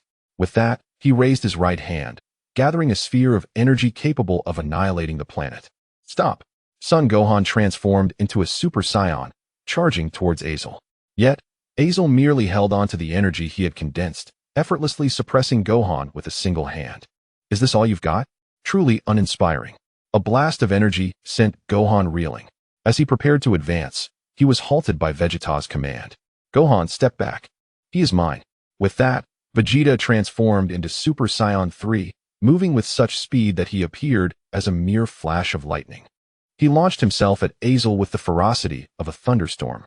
Azel continued to gather energy in his right hand, defending against Vegeta's onslaught while mocking him. Though you have grown slightly stronger, it remains rather lackluster. Despite Vegeta's fierce attacks, Azel skillfully blocked every strike, rendering them ineffective. Had enough, filthy monkey? Azel vanished, reappearing to deliver a fierce punch to Vegeta's abdomen. Vegeta staggered back, clutching his stomach, half kneeling on the ground, beads of cold sweat forming on his forehead. You truly disappoint me. I expected those who fought my father to possess great strength. Yet here we are. Azel looked down at Vegeta with arrogance, shaking with indignation. Vegeta seethed. How dare you look down upon me? Allow me to show you my true prowess. I hope you do not become frightened. Vegeta's tone regained its pride. Oh, then come forth, just don't let me down. Azel spoke with a hint of anticipation. Without further ado, Vegeta retrieved a universal capsule from his pocket. From it, he extracted a small device, specifically crafted by Bulma, the Bull's Light device, designed for Vegeta's transformation into Super Saiyan 4. The device emitted a green light that enveloped Vegeta. As he slowly began to change, golden radiance cloaking his form. The transformation was concealed, yet the shift in energy was palpable. Azel finally exhibited interest in Vegeta's metamorphosis. Now this is more like it. As the golden glow dissipated, Vegeta's new form became visible. Super Saiyan 4 Vegeta stood proudly before all. Azer, prepare to meet your demise. Such audacity. Defeat me first, and then we shall see. Vegeta, as you spoke, your figure flickered and appeared before Azer in an instant. With a single punch, you sent Azer flying, erasing the energy he wielded. Spit. What a formidable blow. Azer spat, wiping the corner of his mouth. Before the transformed Super Saiyan 4 Vegeta, Azer appeared as a mere child, utterly powerless. Seize the opportunity, Vegeta, and eliminate him. Ub shouted excitedly. Goten and Trunks joined in encouragement. However, Gohan furrowed his brow, sensing that matters were not so simple. Indeed, after being repelled once more by Vegeta, Azer grew somewhat irate. Do not be too presumptuous. I am merely toying with you. Do not take it so seriously. What does he mean by that? Ub, having never experienced the ordeal with Frieza, was unaware that the Frost Demon clan could also transform. Meanwhile, those who had witnessed it felt an unsettling apprehension.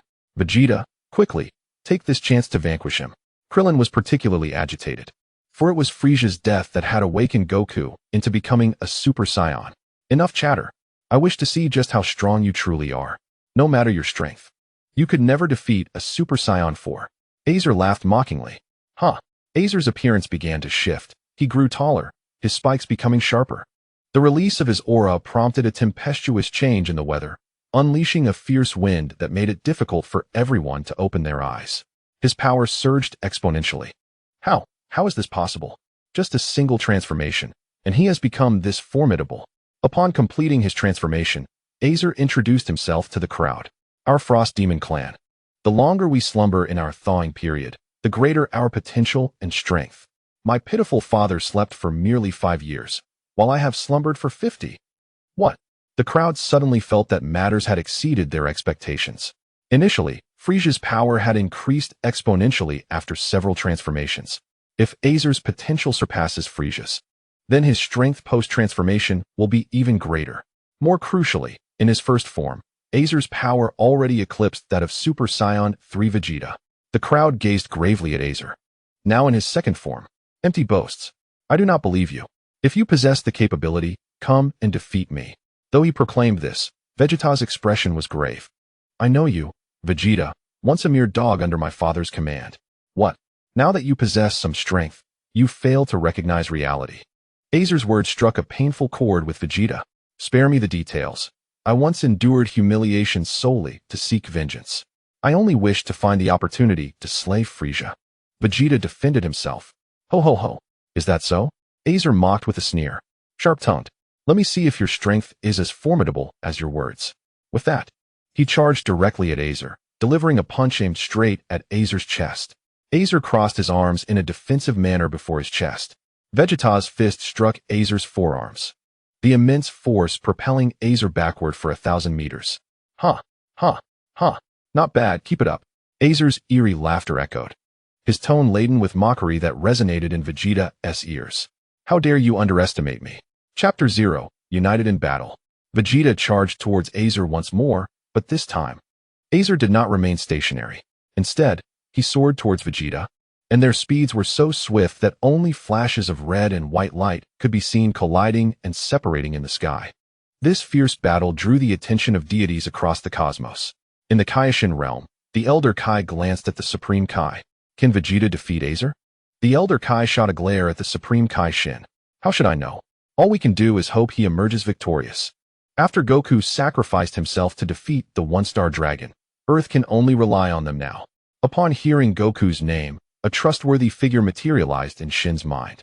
Elder, has Mr. Goku truly vanished? The Elder Kai remained silent, merely shaking his head in resignation. The scene shifted back to the clash, where Vegeta found himself at a disadvantage as Azer struck him down with a powerful blow, sending him crashing into the ground. Energy surged into the sky as Vegeta soared back up, locking eyes with Azer. The two commenced a fierce melee, the sound of their fists colliding resonating through the atmosphere.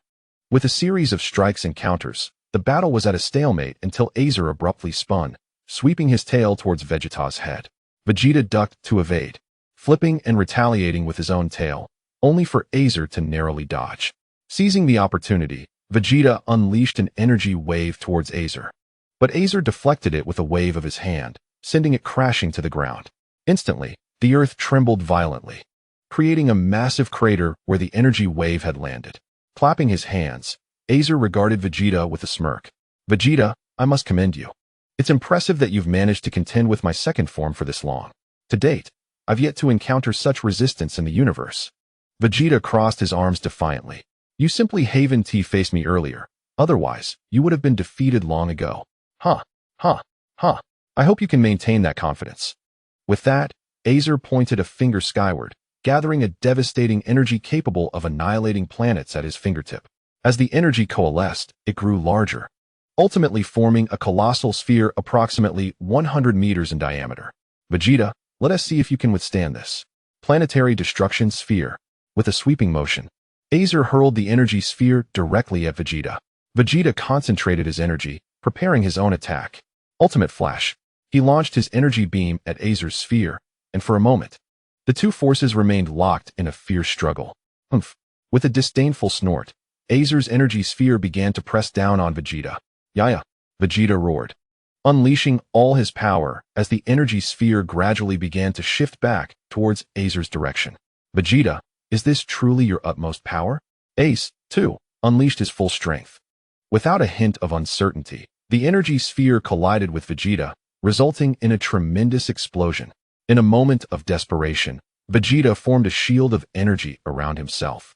The ground trembled with a resounding roar as the explosion reshaped the terrain, splitting the earth into a bottomless chasm. Father, Uncle Vegeta, and Trunks anxiously searched for him. Amidst a pile of rubble, they spotted Vegeta encased in energy. Trunks rushed forward to clear the stones, revealing Vegeta. As the shield dissipated, Vegeta's knees buckled, and he nearly collapsed to the ground. Quick as a flash, Trunks caught him. Vegeta struggled to open his eyes. Trunks. He turned to Ace, his gaze filled with defiance. Ha. Vegeta, how do you fare now? Ace mocked him. Damn it. Vegeta clenched his teeth in frustration, unable to believe that despite transforming into Super Saiyan 4, he was losing. Father, here is a Senzu Bean. Once you recover, we will face him together. Trunks offered a Senzu Bean. Vegeta did not refuse, he swallowed it, and his body instantly returned to its peak condition. He soared back into confrontation with Ace. You are indeed formidable, but I will defeat you, even if it costs my life. He charged at Ace once more. Father, Trunks shouted in alarm. He then turned to Goten. Goten. The two exchanged a knowing glance and stood side by side. Fusion. Huh. A burst of light enveloped them, and they merged into Gotenks, transforming into Super Saiyan 3 and charging into the fray, with trailing closely behind. With the addition of Gotenks and the tide began to shift, and Vegeta launched a counterattack, making the battle's dynamics increasingly intricate. Though the three attacked simultaneously, Ace effortlessly evaded their strikes, mocking them all the while. Vegeta, how can your flabby fists possibly land a hit on me? Ha. Provoked by his taunts, Vegeta intensified his assault, and Gotenks and hastened their attacks as well. Ace, however, seemed to toy with them. The expressions of the trio grew increasingly grave. Observing the spectacle, Gohan resolved to join the fray and assist in the attack. He turned to his daughter, Pan, who was following behind. Crouching down, he gently patted her head. Pan, stay far away from here. Protect yourself and do not approach. Okay, Daddy. You go and defeat that bad guy, Pan declared, raising her fist in determination before Gohan encouraged her. I will, Pan. Now go. Pan flew off in the direction away from the battlefield. Once she was at a safe distance, Gohan focused his attention back on the battlefield, locking eyes with Ace, who was mocking the trio. Huh. Gohan's sudden movement drew the attention of the four combatants, causing them to pause and turn their gaze toward him. Son Gohan was enveloped in a golden energy, his aura subtly surpassing that of Vegeta. Could it be that Gohan has reached new heights?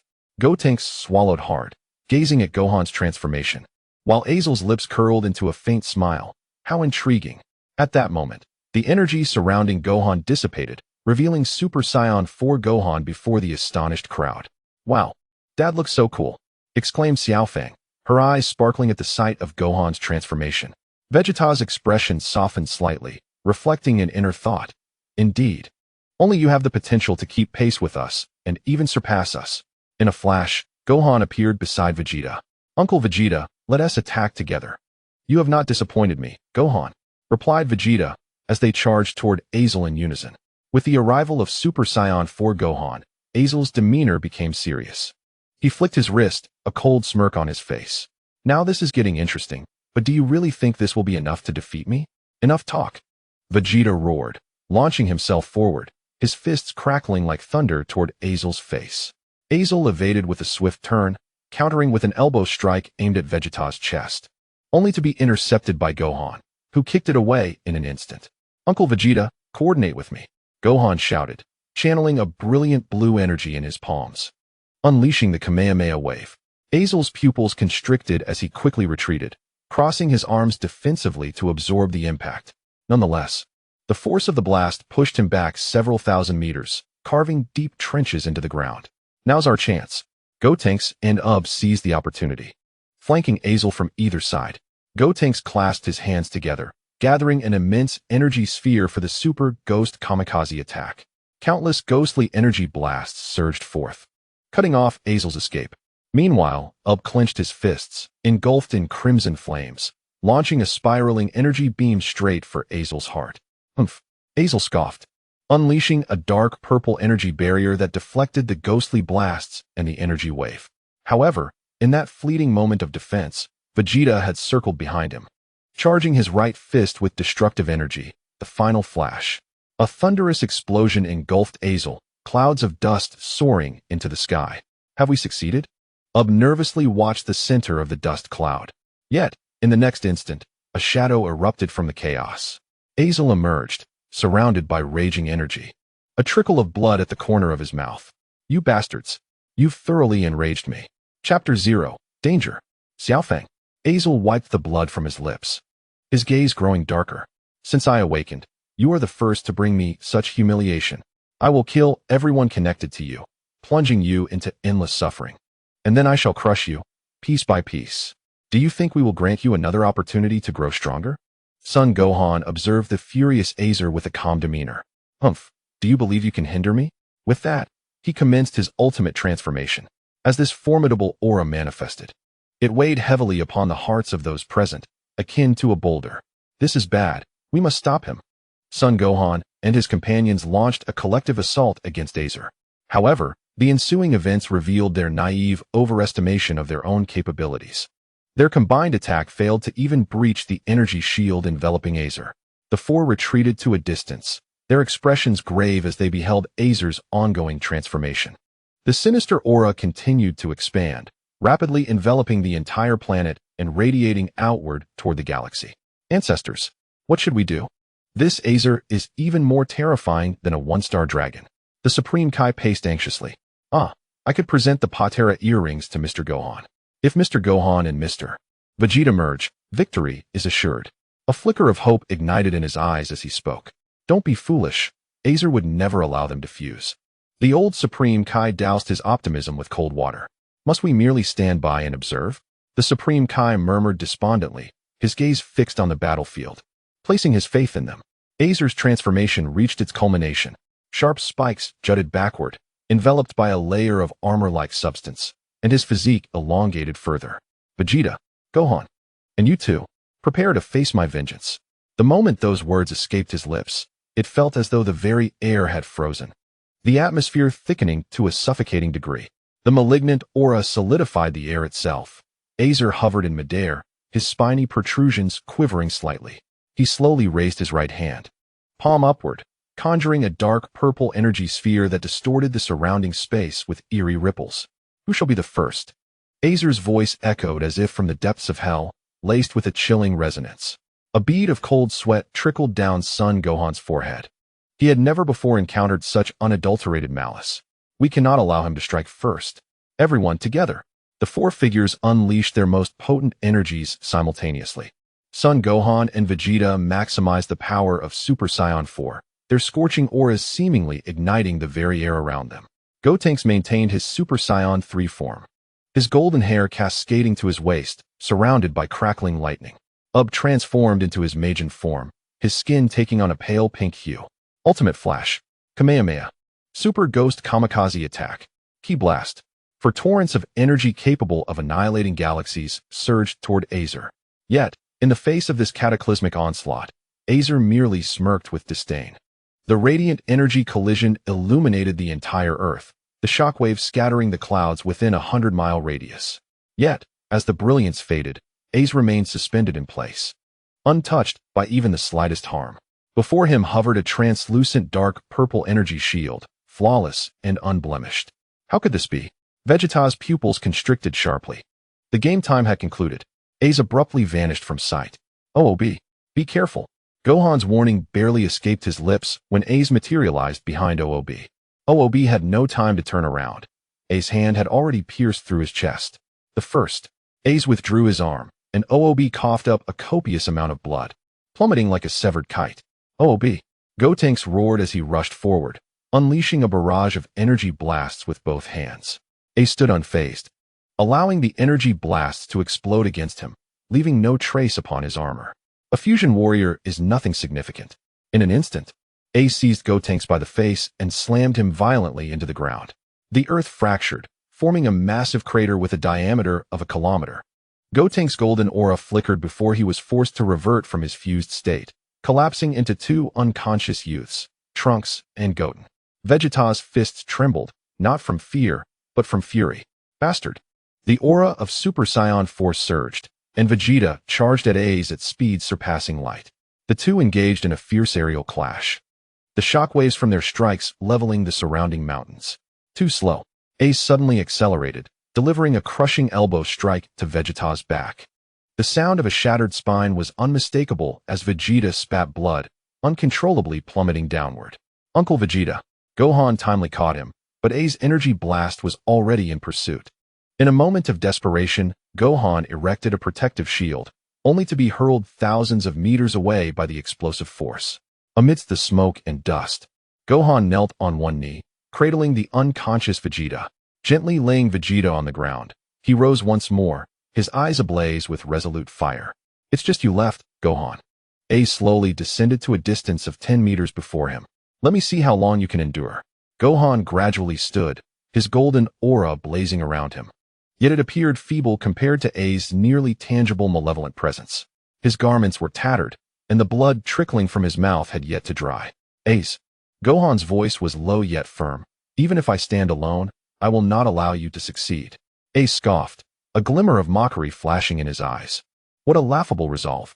Do you truly believe that such a level of power can alter anything? Gohan offered no reply. Instead, he took a deep breath, channeling the residual energy within him.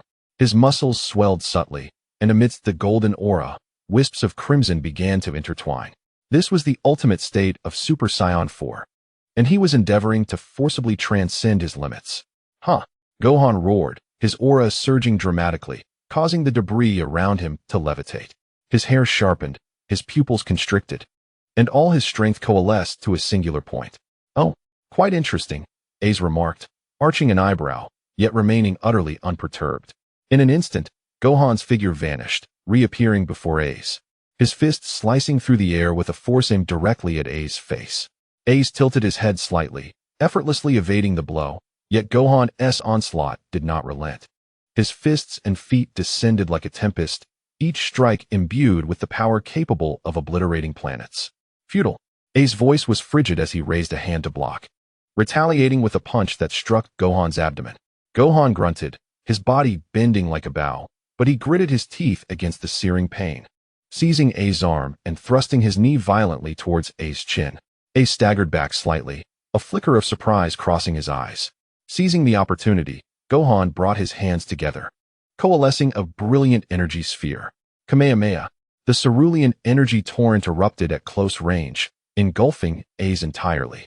The ground shattered under the energy's impact, and the sky was bathed in blue. Gohan poured every ounce of his strength into the Kamehameha wave, striving to defeat A's in one fell swoop. However, as the brilliance faded, A's remained steadfast, his form unyielding. Only a few fine cracks appeared on his armor, and a sinister smile graced his face. Is this truly your full strength? A's slowly raised his hand, gathering a dark purple energy sphere within his palm. Now it's my turn. Panic surged through Gohan as he attempted to evade, but his body reacted sluggishly due to exhaustion.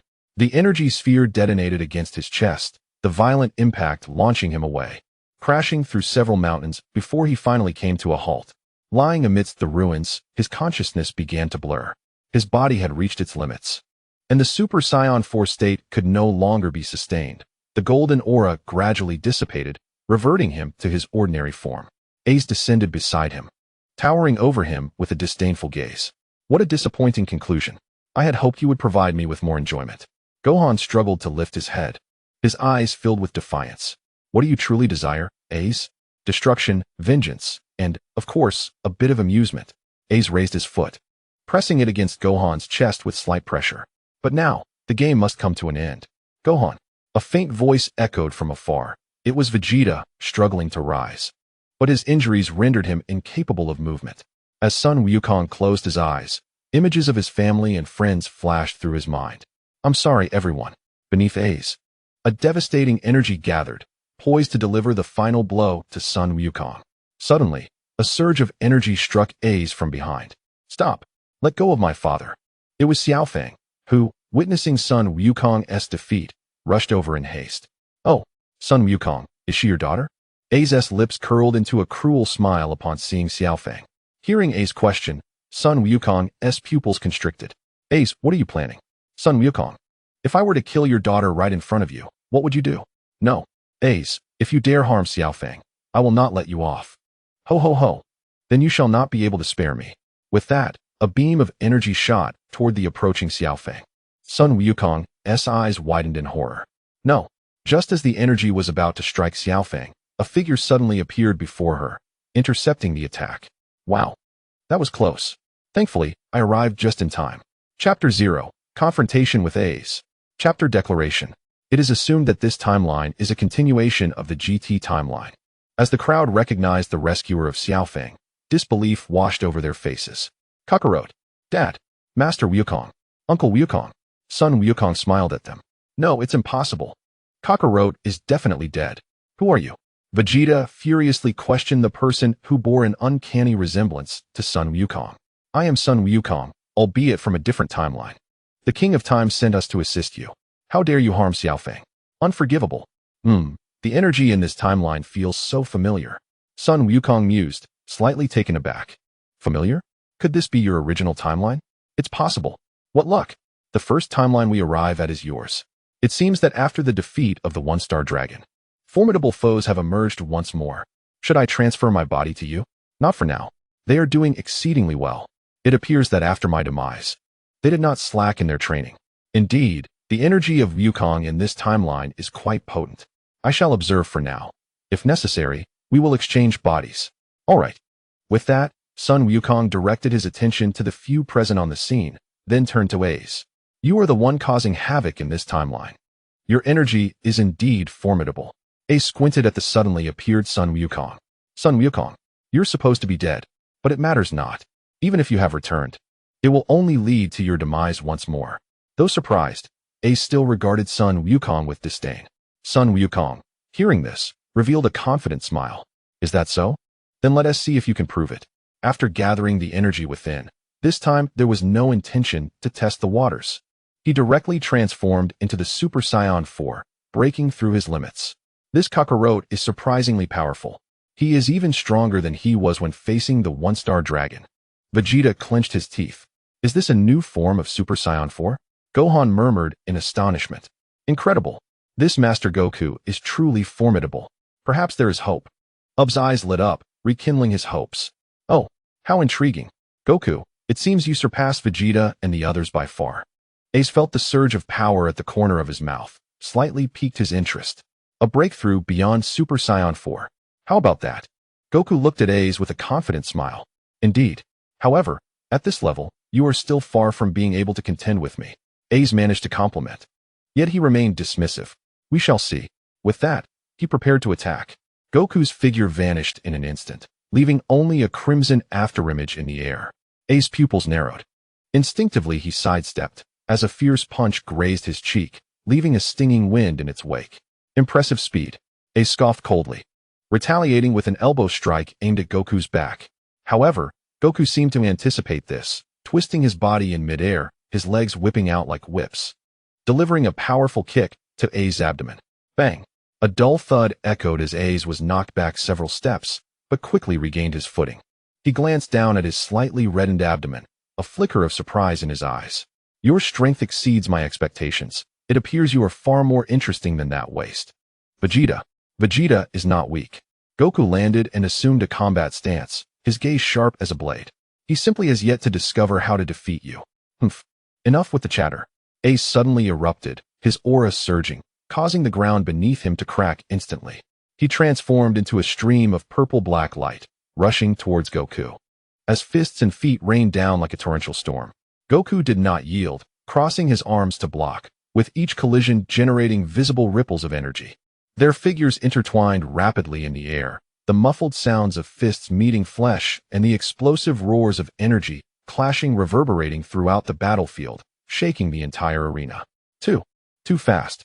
Ub's eyes widened, struggling to capture the movements of the two.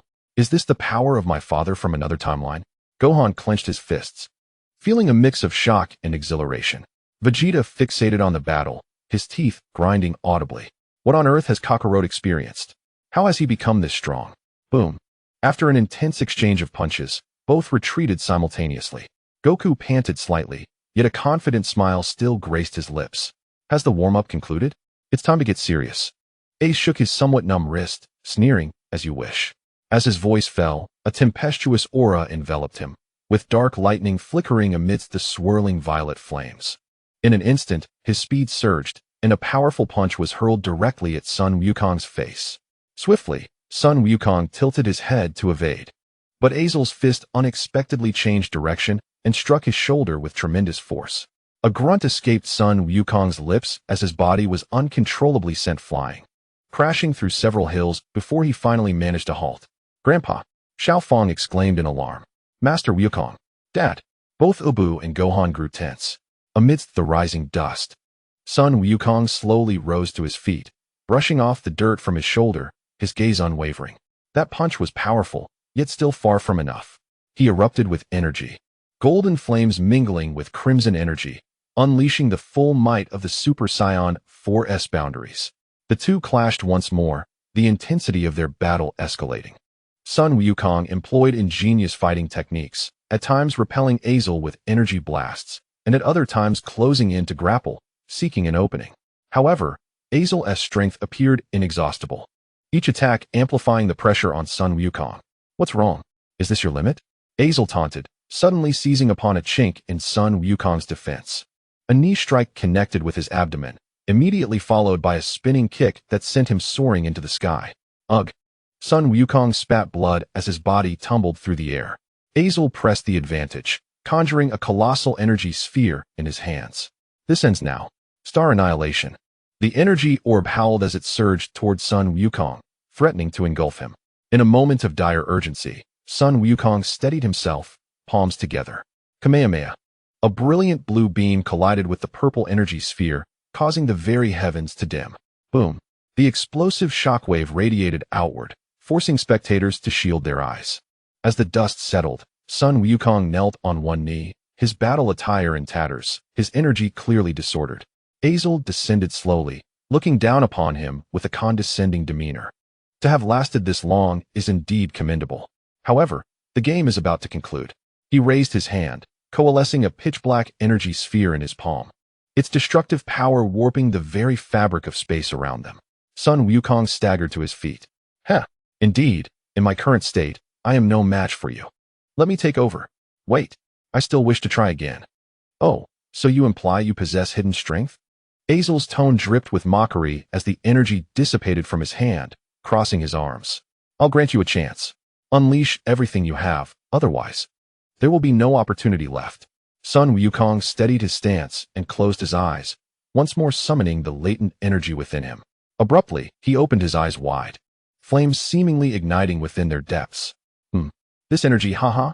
Intriguing. Truly intriguing. Chapter 0, Azel's Defeat. Sun Wukong gazed at Az and slowly spoke. I have found myself in another dimension, battling an immensely powerful deity. Following this confrontation, I discovered a surge of energy within me. This marks my inaugural attempt at fusion.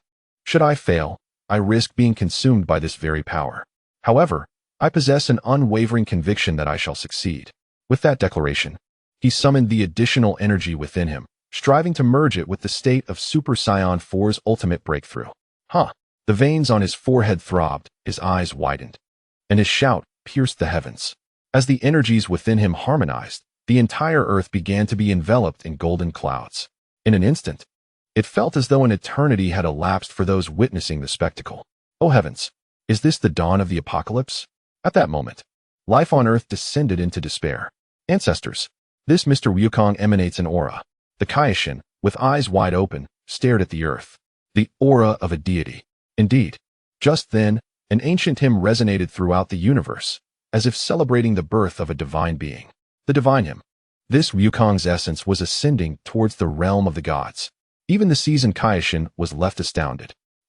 Sun Wukong's exclamations persisted for what felt like an eternity. Once the energies within him fully merged, an aura shot skyward, piercing through the golden clouds above, creating an aperture through which the stars shifted and time flowed. After an indeterminate duration, the divine hymn gradually faded, and the earth returned to its previous state, as if nothing had transpired. Only a few on the battlefield remained in a stupor, gazing at the transformed Sun Wukong in sheer astonishment. In this moment, Wukong retained the form of Super Saiyan 4's ultimate breakthrough, yet appeared several years younger. His crimson eyes sparkled with clarity, enveloped in an enigmatic aura that radiated an air of sanctity, as if a divine flame burned fiercely within him, eternally undying. I did it, Sun Wukong exclaimed, inspecting his own body with exhilaration. Vegeta, witnessing this form of Wukong, felt his anger intensify. What has this Kakarot experienced? Has the gap between me and this alternate dimension's Kakarot truly widened so significantly? In that moment, Vegeta succumbed to profound self-doubt. Impressive, utterly formidable, exclaimed with uncontainable excitement. The stronger Sun Wukong grew, the greater the hope he represented. Indeed, regardless of the timeline, a father remains a figure of unwavering trust. Gohan beamed with pride. Wow, Grandpa is so cool. Defeat that villain. Little Fong bounced with enthusiasm. Just bluster. There's no real change. Merely a grander display, Az remarked, though his words belied his true feelings. Yet his expression betrayed the turmoil within his heart. Is it mere posturing? You shall soon find out. Sun Wukong gazed at Azer with palpable excitement. Given that this form is derived from the essence of the divine, let us name it the Divine Super Saiyan 4 Limit Break. A name that resounds with grandeur. I hope your strength is equally formidable. With that, he launched the first strike. Sun Wukong's demeanor indicated his intent for a swift resolution. Prolonging this confrontation could lead to circumstances spiraling beyond his control. Azer's figure suddenly closed the distance, his right fist enveloped in devastating purple energy, aimed directly at Sun Wukong's face. Die. However, just as the fist was about to connect, Sun Wukong's form dissipated like a phantom. What? Azer's pupils constricted as he turned sharply. Too slow. A chilling voice echoed in his ear. Sun Wukong had inexplicably appeared behind him, sweeping his right leg like a battle axe. Boom. Azer's body crashed into the ground like a cannonball, causing the earth to collapse instantaneously, a terrifying shockwave pulverizing the surrounding rocks into dust. Cough. Azer spat out a mouthful of blood, shock finally flickering in his eyes. Has his speed increased to such an extent? Sun Wukong hovered in the air, his gaze calm and profound, surrounded by a sacred golden aura, resembling an untouchable deity. Now, do you still consider my display mere bluster? Damn it! Azer roared, surging forth from the pit, his entire being erupting with unprecedented energy, a purple flame raging wildly. Do not revel in your triumph. That was merely a warm-up. He gathered a massive orb of dark energy in his hands. The violent force causing the very fabric of space to warp. Annihilation wave. The jet-black torrent of energy roared towards Sun Wukong, ripping apart the earth and evaporating the air in its wake. In the face of this cataclysmic strike, Sun Wukong merely raised his right hand slowly, a sphere of pure blue energy coalescing in his palm. The Kamehameha of the gods. Boom! The clash of blue and black energy reverberated through the air, a terrifying shockwave expanding instantly, engulfing the entire battlefield in blinding light. Wah! The onlookers were hurled into the air by the force, Vegeta gritting his teeth in defiance, his eyes filled with shock. This power completely suppresses Azer. As the brilliance faded, Azer gasped for breath, his arms scorched and charred, while Sun Wukong remained suspended in place, utterly unscathed. Impossible. Azer gritted his teeth and growled, "My power has been subdued." Sun Wukong descended slowly, his gaze icy. "Your strength is indeed impressive, but in your current state, you cannot defeat me. Do not underestimate me." Azer seethed with rage, his muscles swelling, his aura surging once more. He furiously amplified his energy, black lightning crackling amidst the purple flames, clearly expending every ounce of his strength. The final strike. Let us determine the victor. That suits me perfectly. With a subtle smile at the corner of his mouth, Sun Wukong clasped his hands together, blue energy swirling violently within his palms. The ultimate Kamehameha of the gods. The Annihilation Beam. Two forces potent enough to obliterate a planet erupted simultaneously, golden and black beams colliding fiercely in midair. Boom!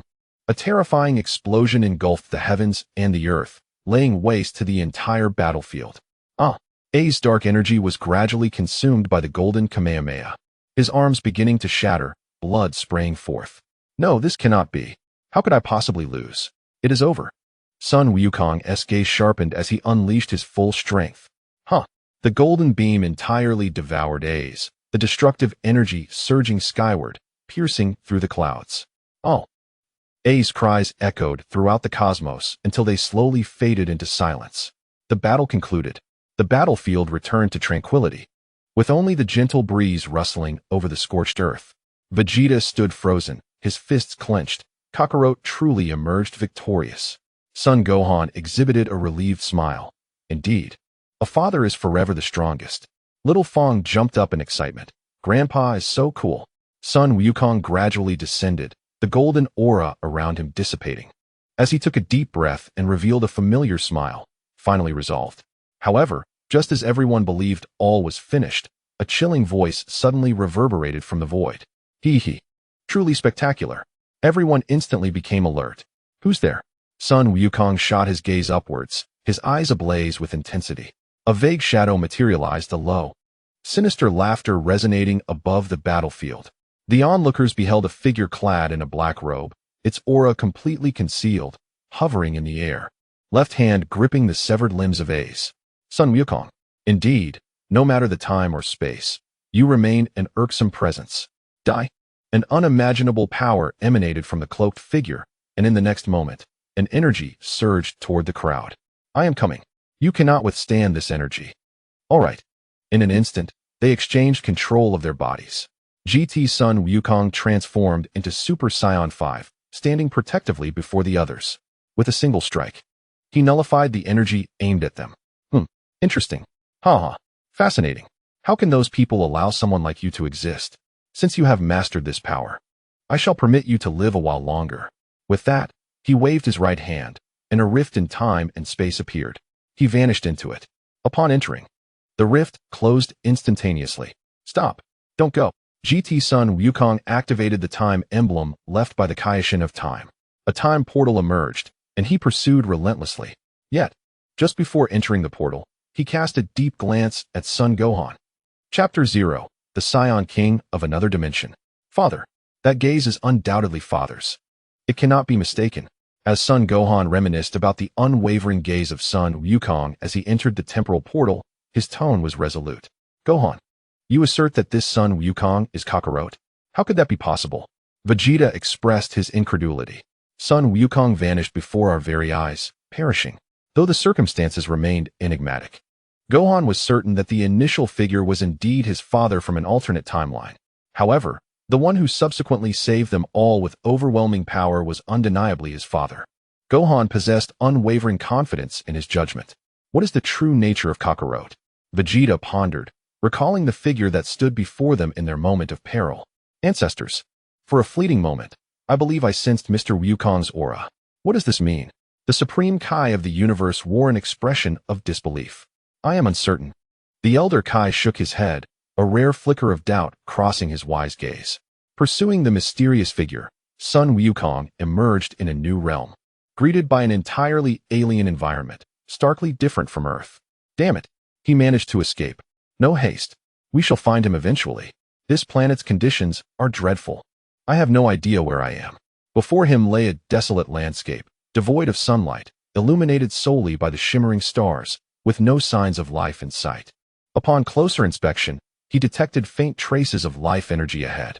There is indeed life here. He soared towards the source of this energy. Upon arrival, he encountered a diminutive humanoid race, averaging around 15 centimeters in height, with pale purple skin adorned with subtle scale-like patterns. Their heads were slightly oversized, with oval-shaped eyes featuring golden pupils, and two short antennae protruding from their crowns. Their fingers and toes bore slight webbing. Sun Wukong approached them with a cordial greeting. Greetings. May I inquire where I am? His sudden voice sent a flurry of activity among them, causing them to scurry into the nearby caves.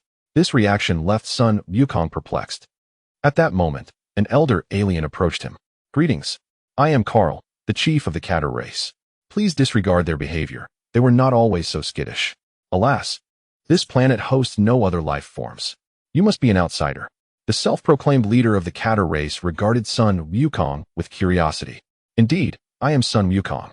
I inadvertently arrived here and wish to know where this place is. You stand in the dark swamp galaxy, at the edge of the Milky Way. The Milky Way? That means it's quite close to Earth. Earth? I am unfamiliar, but our spacecraft possesses coordinates of the cosmos that may assist you. That would be splendid. Thank you. Hearing the hope of returning to Earth filled Sun Wukong with elation, causing his tail, which had been coiled around his waist, to loosen and writhe in the air. Upon witnessing the tail, Carl's pupils constricted, and he staggered back, collapsing to the ground in shock, exclaiming in disbelief. You are a Saiyan. The voice trembled with fear. What is happening? This scene left Sun Wukong utterly bewildered. Demons, we have taken refuge here. Will you not cease your relentless pursuit? This planet holds no value. Could you not spare us our lives? Carl's eyes were filled with resentment. Meanwhile, the others who had sought shelter in the cave emerged, their expressions a mixture of fear and determination as they gathered behind their chief. Sun Wukong's lips twitched in exasperation. You must have misunderstood something. Though I am a Saiyan, I was raised on Earth and do not embody the Saiyan you envision. Moreover, are not the Saiyans already extinct? Upon hearing Sun Wukong's explanation and sensing no malice from him, Carl felt a sense of relief wash over him. He stepped forward, his demeanor apologetic. I sincerely apologize. We have been overly sensitive. Please do not take offense. He bowed his head in contrition. Haha, it is quite all right. May I inquire about what transpired? Sun Wukong laughed heartily, encouraging the conversation. Mr. Sun Wukong, if you would permit me to address you thus. I am uncertain of your origins, but the Saiyans are not extinct. Rather, they are the most formidable race in this universe. While the Saiyans once teetered on the brink of extinction, following the demise of Frieza, those hidden across the cosmos have begun to emerge.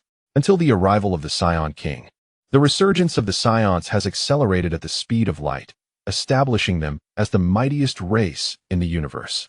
He glanced at his kin behind him, a sigh escaping his lips. We were not meant to inhabit this planet. Our home was the beautiful Catter Star, filled with the melodies of birds and the fragrance of flowers, where mountains and rivers flourished. We lived peacefully on our ancestral planet.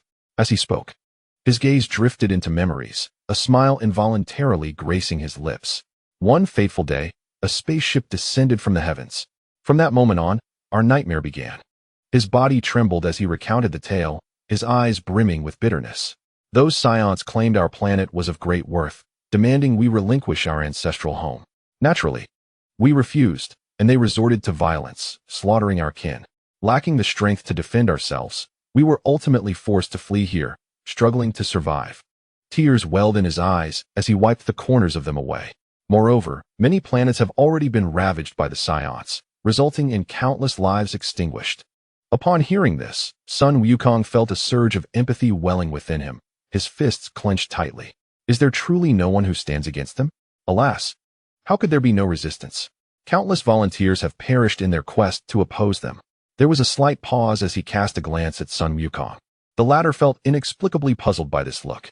Indeed, while other Saiyans are powerful, they are not invincible. However, the Saiyan King. Carl's voice quivered. His eyes filled with dread. The Saiyan King is truly formidable. With a mere flick of his hand, he can obliterate planets. There is simply no power capable of opposing him. Countless times, the rebels have been on the verge of success, only for the Saiyan King to emerge and crush their hopes. Yet, he does not annihilate them completely. Instead, he taunts the rebels. Carl swallowed hard and said with great difficulty, "What I relish the most is witnessing your hopeful eyes gradually transform into despair. How infuriating! What a scoundrel!" Upon hearing Carl's account, a blaze of fury ignited in Sun Wukong's eyes, his fists clenched tightly, producing a cracking sound. "What is that Saiyan King's name?" he asked in a deep voice. Carl took a deep breath and trembled as he replied, "He calls himself Reg." Chapter 0, Reg. Reg. Sun Wukong furrowed his brow. There was no record of this Saiyan in his own timeline. It seems to be yet another new dimension. Indeed, I wonder how powerful this Reg is. In truth, I am quite curious as to why we in this timeline did not intervene to stop him. Or perhaps, we have already failed in this timeline. It is prudent to exercise caution until we understand everything. After concluding his mental dialogue with GT Sun Wukong, he turned to Carl. "Mr. Carl, I wish to meet this Saiyan King. Could you kindly lend me a spacecraft?" Upon hearing this, Carl's expression changed dramatically. "Mr. Sun Wukong, no? That Saiyan King is far too terrifying. His power is beyond what ordinary beings can handle. I urge you not to go. Mr. Carl, I am not an ordinary Saiyan." Sun Wukong replied with a confident smile. Witnessing Sun Wukong's unwavering confidence, Carl felt a flicker of hope rising within him. Perhaps he could indeed defeat Reg and return to their ancestral planet. Once this thought emerged, it could no longer be suppressed. After some contemplation, he finally made a decision. "Mr. Wukong, please follow me." With that, he dismissed his kin and led Sun Wukong to a cave. Upon entering, Sun Wukong discovered that it was entirely different from what he had envisioned. It was not the cramped space he imagined. Rather, it felt like stepping into another world. Uniquely designed buildings appeared before him, and various modes of transportation soared through the sky. This place was not as dim as the outside world. Instead, it radiated with brilliance. "Mr. Wukong, although our martial prowess is not substantial, our technological capabilities are among the few in the universe that can rival the best." A hint of pride crossed Carl's face as he spoke.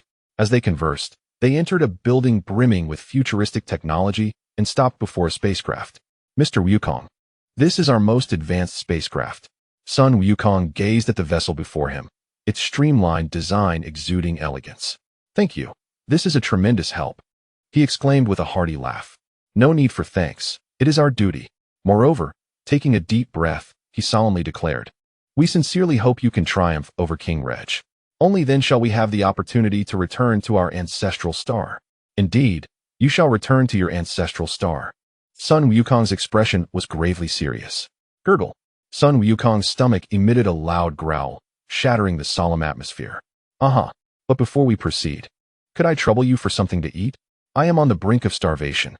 Sun Wukong scratched his head and chuckled awkwardly, lightening the mood once more. "It is our oversight. My apologies. Hill, please prepare some food." "Yes, Chief." A young Katerian responded promptly and set about the task. "Delicious. So tasty." Cal and the others stared in astonishment as Sun Wukong devoured his meal with remarkable speed. His feast equaled that of a 10-man team over 3 days. It was truly unfathomable how someone of Sun Wukong's stature could consume so much. "Wow, I'm so full. That was incredibly satisfying." Sun Wukong patted his belly contentedly. "All right, now that I'm well fed, it's time to stretch my limbs. Cal, thank you for your hospitality, but I must take my leave." Sun Wukong's words jolted the astonished Cal back to reality. "Mr. Wukong, please wait a moment."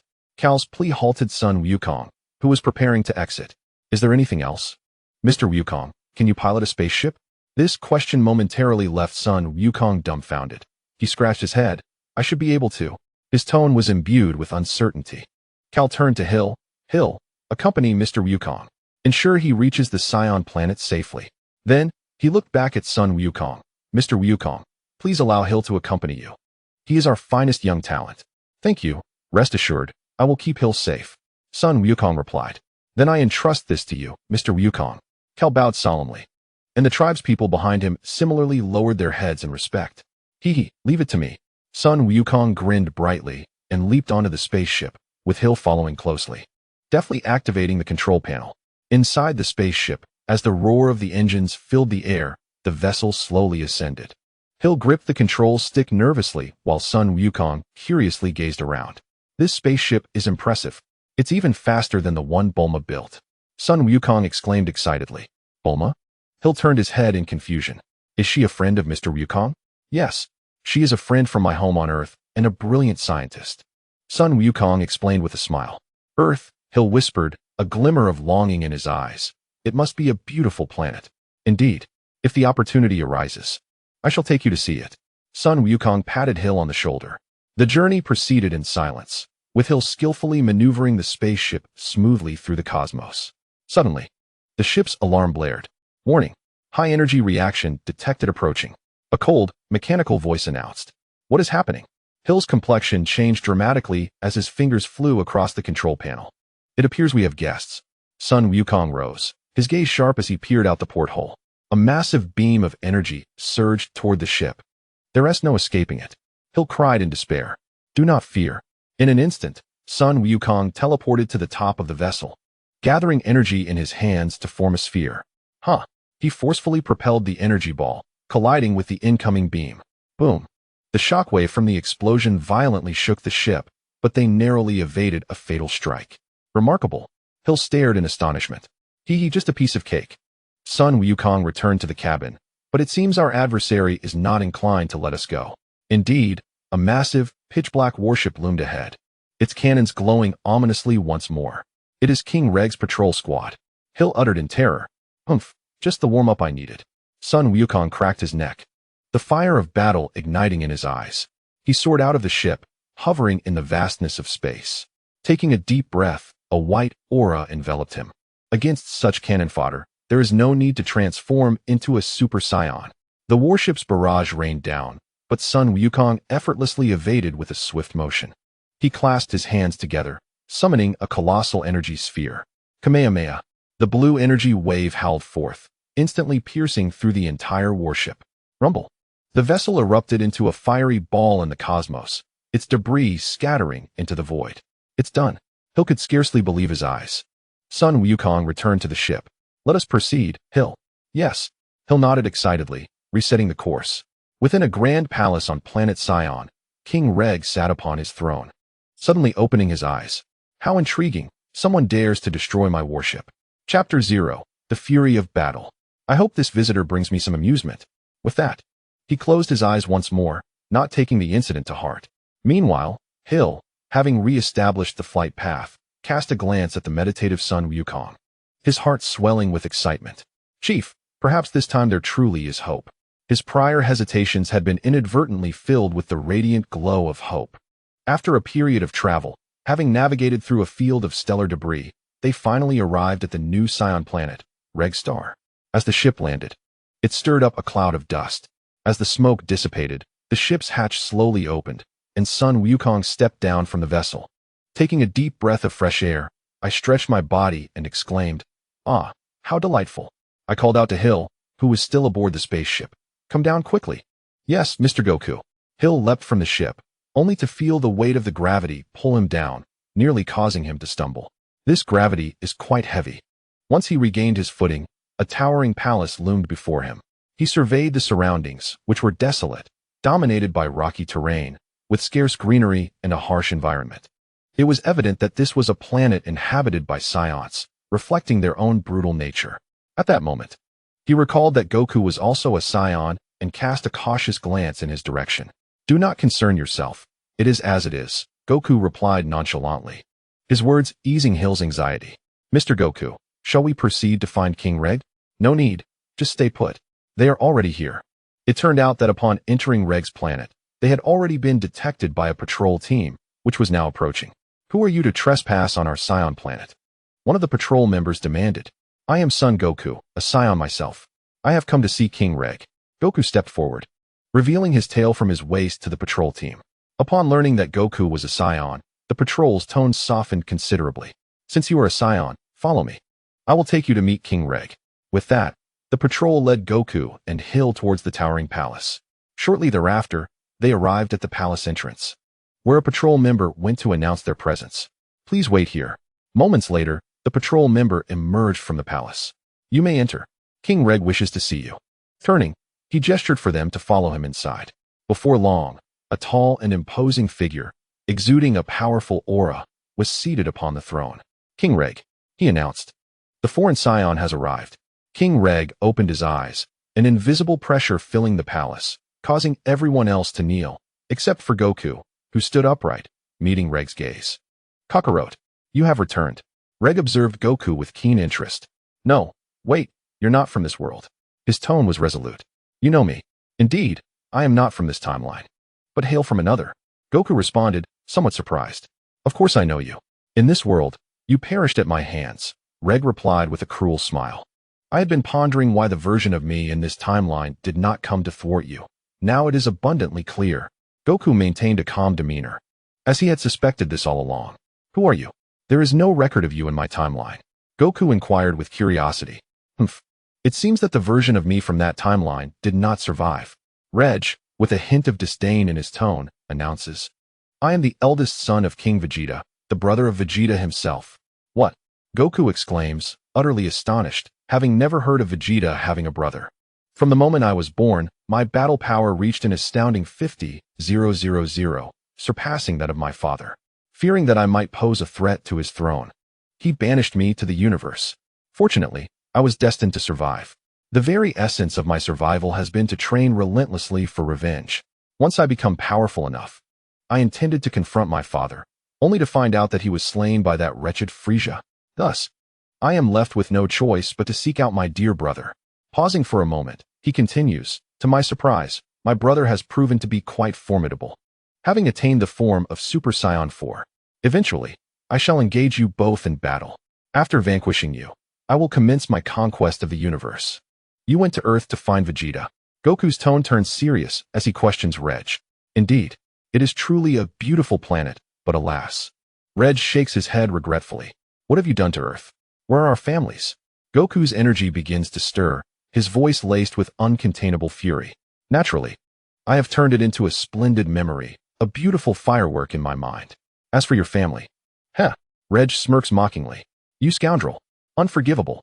Goku's energy erupts, transforming into a Super Saiyan god. You are significantly stronger than the version of you from my timeline. Impressive. Reg claps his hands in admiration. I will kill you to avenge Chi-Chi and the others. Goku's murderous intent surges, hurtling toward Reg. Come then, if you possess the strength, kill me. Otherwise, I shall find a way to locate your world and annihilate your family there as well. Reg's words incite Goku's wrath to its zenith. Beast. Goku, in a fit of rage, unleashes a punch that sends Reg flying, their forms soaring out of the palace and into the heavens. Kakarot, what a powerful blow. Reg wipes the blood from the corner of his mouth, glaring fiercely at Goku. Reg, I shall not let you escape. Goku's fury burns like an inferno. Come on. Reg transforms into Super Saiyan 4, advancing to engage Goku in fierce combat. Boom. The two torrents of violent energy collide intensely in the sky, the shockwaves ripping through the clouds, creating a massive rift in the heavens. Goku, engulfed in the divine aura of crimson flames, his eyes sharp as blades, delivers each punch imbued with cataclysmic power. Reg, in his Super Saiyan 4 form, counters with his crimson locks swirling in the tempest of energy, their fists and feet collide, each impact resonating with thunderous explosions. Bang, bang, bang. Reg struck a powerful blow to Sun Wukong's abdomen, yet the latter deftly seized his wrist with a single hand, retaliating with a sharp elbow strike to his chin. Crack. The sound of shattering bones echoed clearly. Humph. Reg emitted a muffled groan as his body was sent flying by the tremendous force, but he quickly regained his composure, blood trickling from the corner of his mouth, his eyes glinting with an even more frenzied fighting spirit. How intriguing. Now this is more like it. Reg cackled wickedly as he wiped away the blood, his hands coming together forcefully, gathering a tempest of energy in his palms. Death Cannon. A beam of pitch-black destructive light shot through the sky, hurtling towards Sun Wukong. Humph. Sun Wukong's gaze sharpened as he crossed his arms over his chest, golden flames surging around him. Boom. A torrent of energy engulfed Sun Wukong's figure, the entire sky erupting into blinding brightness. Reg gasped for breath, a triumphant smile curling his lips. This should finally, swish. A crimson light suddenly pierced through the smoke, and Sun Wukong emerged unscathed, his hands radiating dazzling brilliance. What? Reg's pupils constricted. Kamehameha wave. Boom. A torrent of blue and white energy instantly consumed Reg, his body careening backward under the devastating impact, ultimately crashing to the ground like a meteor. Rumble. The earth fractured, dust soaring into the sky, Reg's body deeply embedded in the ground, rocks within a several-kilometer radius reduced to rubble. Sun Wukong slowly descended, the red flames still blazing, his cold gaze fixed upon the massive crater below. It's over, Reg. However, just as he believed the battle had reached its conclusion, Kakarot, do you think this can defeat me? From the midst of the dust, Reg's figure slowly rose, his body battered and bruised. Yet the madness in his eyes intensified. Not yet finished. Chapter 0. Breaking the Limits. Amidst the haze, Reg rose slowly, his wounds visibly healing at an astonishing pace. A sinister grin curled at the corner of his mouth, and the golden aura surged violently, his crimson hair beginning to shimmer with an eerie silver light. Kakarot, do you think this is my limit? His voice was deep and hoarse, as if whispering from the depths of hell. Boom! A silver energy column shot skyward, and Reg's body began to undergo a remarkable transformation, his muscles swelling to their utmost, silver hair enveloping him entirely, his pupils turning a vivid crimson, the ferocious energy causing the entire planet to tremble. Super Saiyan 5. Sun Wukong's pupils contracted, alarm bells ringing in his mind. Reg had mastered this formidable power too. This is bad. Before he could react, Reg's figure had already vanished. Bang! A powerful punch landed squarely on Sun Wukong's abdomen, his body bending painfully as blood erupted from his mouth. Cough! Reg laughed menacingly as he seized Sun Wukong by his hair, forcefully slamming him into the ground. The earth trembled, and Sun Wukong found himself plunged deep beneath the surface, his entire body racked with excruciating pain as if his bones had shattered. Ha ha ha! What happened to that bravado? Reg cackled, placing his foot upon Sun Wukong's chest and gradually applying pressure. The sound of cracking ribs resonated clearly. Sun Wukong gritted his teeth and struggled, but Reg's strength utterly overwhelmed him. Weren't you going to kill me? Come on. Reg leaned closer, his crimson eyes fixed on Sun Wukong, his voice dripping with mockery. Kiki, Gohan, and Piccolo wore the same expression before they died. Shut up, Sun Wukong roared, unleashing all his might in an attempt to break free, only to be met with a devastating punch to the face from Reg. Blood sprayed forth as Sun Wukong's consciousness blurred. His body hurled like a ragdoll for hundreds of meters, crashing through several mountain peaks before he finally came to a halt. Reg floated slowly into the air, gazing down at the barely conscious Sun Wukong, his laughter echoing as he raised his hand. Farewell, Kakarot. Let me reunite you with your family. Ultimate Death Flash. A beam of pure, dark destruction descended from the heavens, aimed directly at Sun Wukong. Let me handle this. I will avenge Kiki. GT Wukong's voice was filled with fury. No, I must defeat him myself. How dare he take Kiki from me? Memories of moments shared with Kiki flooded his mind. Wukong, let us get married. Hurry home for dinner. I've made your favorite, dinosaur meat. Wukong, you've been secretly training with Gohan again. I want him to be a great scholar. Wukong, promise you'll return safely. I'll prepare a feast for you when you're back. Wukong, Wukong, Wukong. Kiki's voice echoed incessantly in Sun Wukong's mind. Unforgivable. How could he dare take Kiki's life? Rage consumed his reason. Unforgivable. A thunderous roar erupted from him, a formidable force countering Reg's might. His body began to transform. The sheer intensity of his fury propelled Sun Wukong beyond his limits, leaping into a new realm. Boom!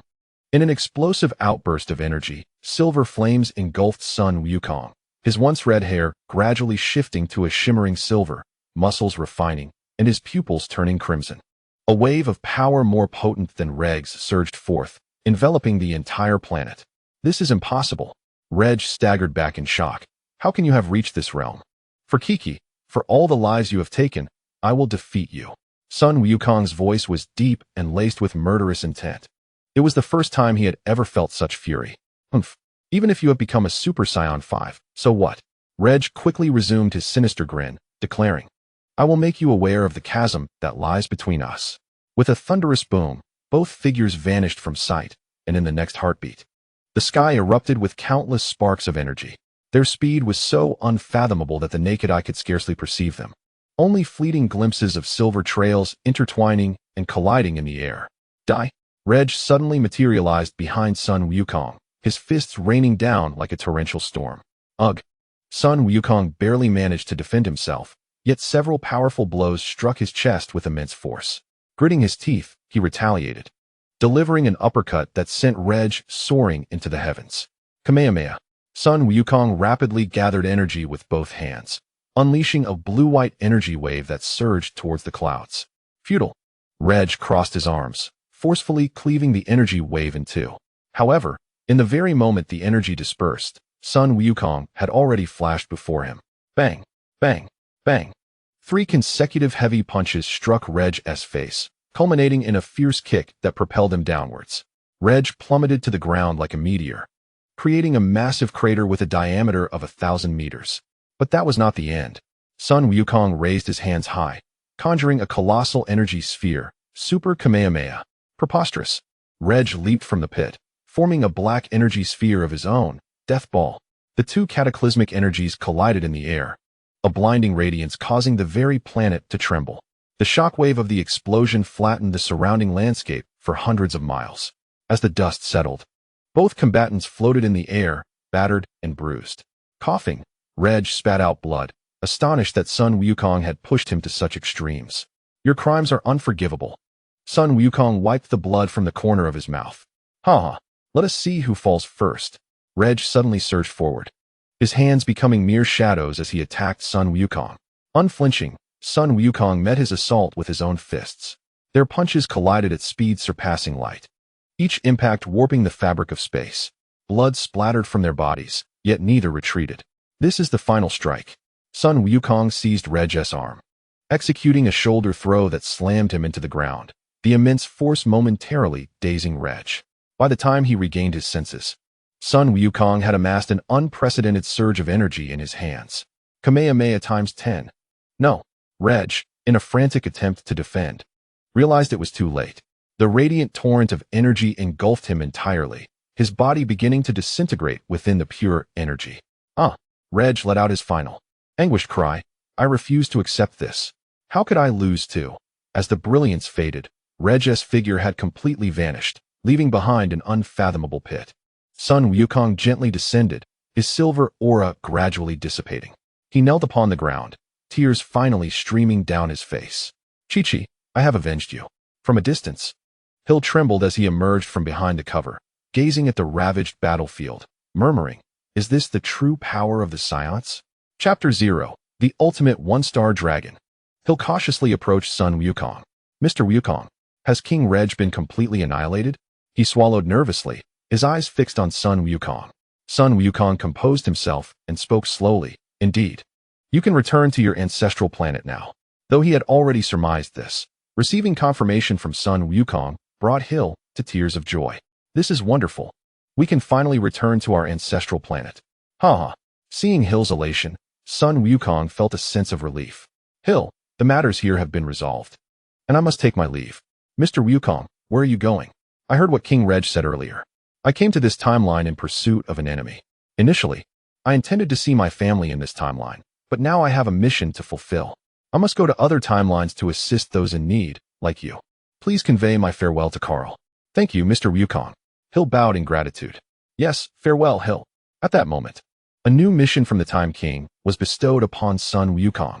The mission from the Time King has arrived. It's time to go. After activating his time badge, he stepped into the temporal portal. In a mysterious space, a shadowy figure appeared, having brought back the barely conscious Ace, tossing him onto the ground. I brought this guy back. You returned rather late. I encountered a troublesome individual. Who is it? Sun Wukong. and he has already mastered the power of Super Saiyan 5. Interestingly, he possesses a dual soul. Such a thing exists? A figure stepped out from the shadows.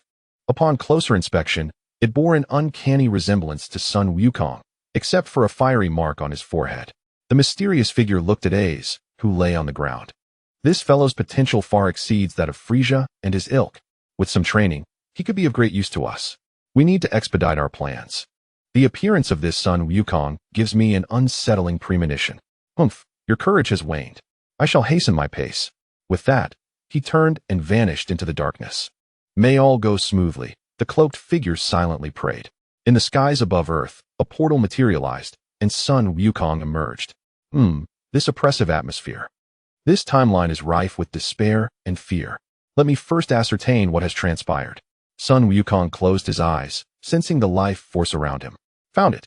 In a flash, he appeared before a figure. Old man, what has transpired here? How has it come to this? The elder lifted his gaze to glimpse Sun Wukong. The elderly man's murky eyes, bloodshot and weary, slowly rose as he trembled, pointing towards the distant ruins of a city shrouded in ominous dark clouds. It is all the doing of the one-star dragon. The one-star dragon? Sun Wukong furrowed his brow, a sense of familiarity stirring within him. I was only sent into your body after perishing in battle against the one-star dragon, GT Wukong suddenly interjected. 3 days ago, that beast appeared unexpectedly in the skies above the West capital. The elder's voice, hoarse, recounted. It declared its intent to plunge the entire universe into despair. Suddenly, the ground trembled violently. A deafening explosion echoed from afar. Sun Wukong swiftly turned, witnessing a dark crimson wave of energy ascend into the heavens, staining the sky a ghastly red. Ha! Despair now. Wail in anguish. A chilling voice reverberated through the air. Sun Wukong's pupils constricted as he beheld a dragon-like entity, entirely cloaked in darkness. With 7 crimson orbs embedded in its chest, hovering in midair. Indeed, the legendary ultimate evil dragon, the one-star dragon. This malevolent aura caused Sun Wukong's fists to clench. Overwhelmed by an unprecedented sense of oppression, the one-star dragon was enveloped in suffocating negative energy, swiftly devouring the vitality of the entire planet. Oh, another Saiyan seeking death has arrived? The one-star dragon pivoted, its blood-red eyes locking onto Sun Wukong. Upon recognizing his face, a flicker of surprise crossed its countenance. Sun Wukong? I did not expect your presence here. In that case, allow me to stretch my muscles. The elder collapsed to the ground, murmuring in despair, it's over. All is lost. Sun Wukong inhaled deeply, unleashing a brilliant golden aura that surged forth. Elder, make sure the survivors take cover. He commanded with gravity. This place is under my protection. The power of Super Saiyan 4 enveloped the world, starkly contrasting with the one-star dragon's dark energy. The two formidable energies collided in the air, warping the very fabric of space. How intriguing. The one-star dragon licked its lips. It seems I shall have some fun. Sun Wukong assumed a battle stance, his expression grave. He understood that this would be a desperate battle for the survival of the entire time-space continuum. Sun Wukong, I hope the version of you from this timeline can provide me with a worthy challenge. The ultimate one-star dragon's crimson gaze fixated on Sun Wukong with keen interest. This timeline, are you not of this realm? Sun Wukong inquired. Indeed, in my timeline, after I vanquished you, I shrouded the entire world in my malevolent aura, nurturing despair and fear to fuel my own strength. After absorbing these, I grew ever more powerful. I am no longer merely the super one-star dragon, but the ultimate one-star dragon. The ultimate one-star dragon solemnly introduces himself, yet his words send chills down one's spine. You must be cautious. The power of the one-star dragon should not be underestimated, especially now that he has undergone a breakthrough. He must be utterly eradicated, otherwise he will regenerate. It was this very oversight that led GT Goku to his untimely demise. I understand. One-star dragon, how did you arrive in this timeline? Even with your newfound strength, you lack the capability to traverse dimensions. Upon hearing this, the ultimate one-star dragon raised his hand to touch his brow. Naturally, I had assistance. After uttering this, he caressed the flames upon his forehead. What is that? I am certain the one-star dragon did not possess this mark originally. It seems his transdimensional actions are closely linked to that mark. One-star dragon, what exactly is it? This is a testament granted by that esteemed being. You shall witness it firsthand. That esteemed being? One-star dragon, what is your purpose? Sun Wukong's gaze pierced through the air, fixed intently on the one-star dragon. The ideals of that esteemed being are beyond your comprehension. The one-star dragon scoffed disdainfully. Regardless of your intentions, I shall not allow you to succeed. Sun Wukong's expression remained resolute. Huh, you think you can stop me? First, you must defeat me. Chapter 0, The Fierce Battle. One-star dragon, come forth and fight. With that, Sun Wukong charged at the one-star dragon in his Super Saiyan 4 form, eager to test the extent of his power. The one-star dragon regarded him with indifference. Sun Wukong's body radiated a golden aura, his crimson hair dancing in the tempest, unleashing the full might of Super Saiyan 4. He forcefully struck the ground, causing it to shatter as he propelled himself like a cannonball towards the floating one-star dragon. Humph, Super Saiyan 4? A futile struggle. The one-star dragon sneered, not even altering his stance, merely lifting a hand. Bang! Sun Wukong's full-force punch was effortlessly caught by the one-star dragon with a single hand. The shockwave erupting forth and causing the ground within 1,000 meters to collapse as a tempest engulfed the battlefield. What? Sun Wukong's pupils constricted. His fist could not advance even a fraction. Is this all the power you possess?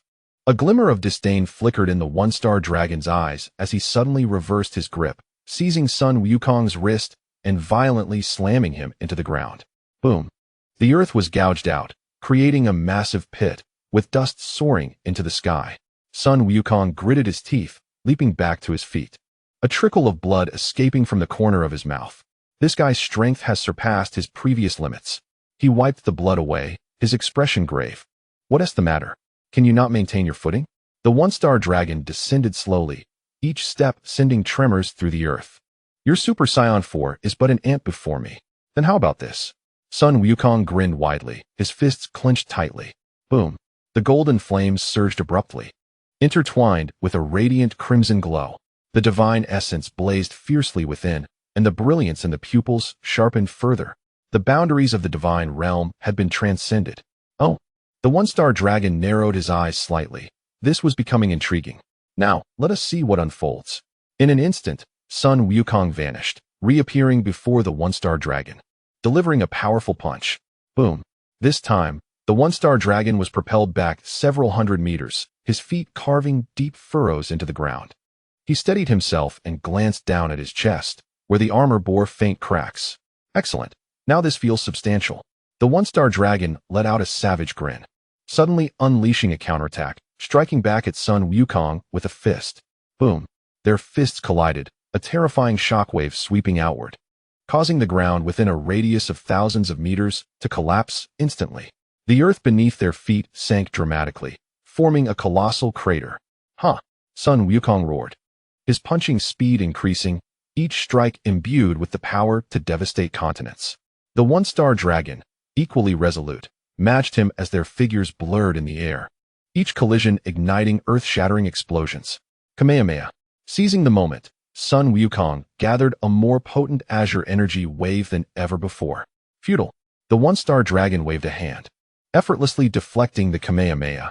The energy wave shot diagonally into the sky, exploding through the clouds and dyeing the entire heavens in blue. What? Sun Wukong gasped in astonishment. Do you think such an attack could harm me? The one-star dragon sneered, suddenly pointing a finger. Boom. A dark red energy beam pierced through Sun Wukong's shoulder in an instant. Blood splattered as he grunted, staggering backward. But it was not over yet. The one-star dragon lunged forward, delivering a knee strike to Sun Wukong's abdomen. Pooh! Sun Wukong spat out a mouthful of blood, his body bending like a bow. Yet in the next moment, he gritted his teeth and seized the one-star dragon's leg, hurling him violently. Boom! The one-star dragon crashed into the ground, shattering the earth. Seizing the opportunity, Sun Wukong clasped his hands together, golden energy wildly converging. Dragon Fist unleashed. A colossal golden dragon roared forth towards the one-star dragon. However, the one-star dragon slowly raised his head, the fiery mark on his forehead suddenly igniting with a blinding crimson light. Allow me to demonstrate true despair. Boom. An overwhelming surge of terrifying energy erupted, enveloping the one-star dragon in dark red flames, sleek tendrils of fire cascading over his form. The energy of the dragon fist was effortlessly crushed in his grasp. What? Sun Wukong's eyes widened. Now it is my turn. The one-star dragon sneered, instantly appearing before Sun Wukong, delivering a crushing blow. Bang! Sun Wukong was sent flying, crashing through several mountain peaks, ultimately embedding himself in the side of a great mountain. Cough! He struggled to crawl out from the rubble, half kneeling on the ground, blood dripping incessantly. What is the matter? Can't you stand?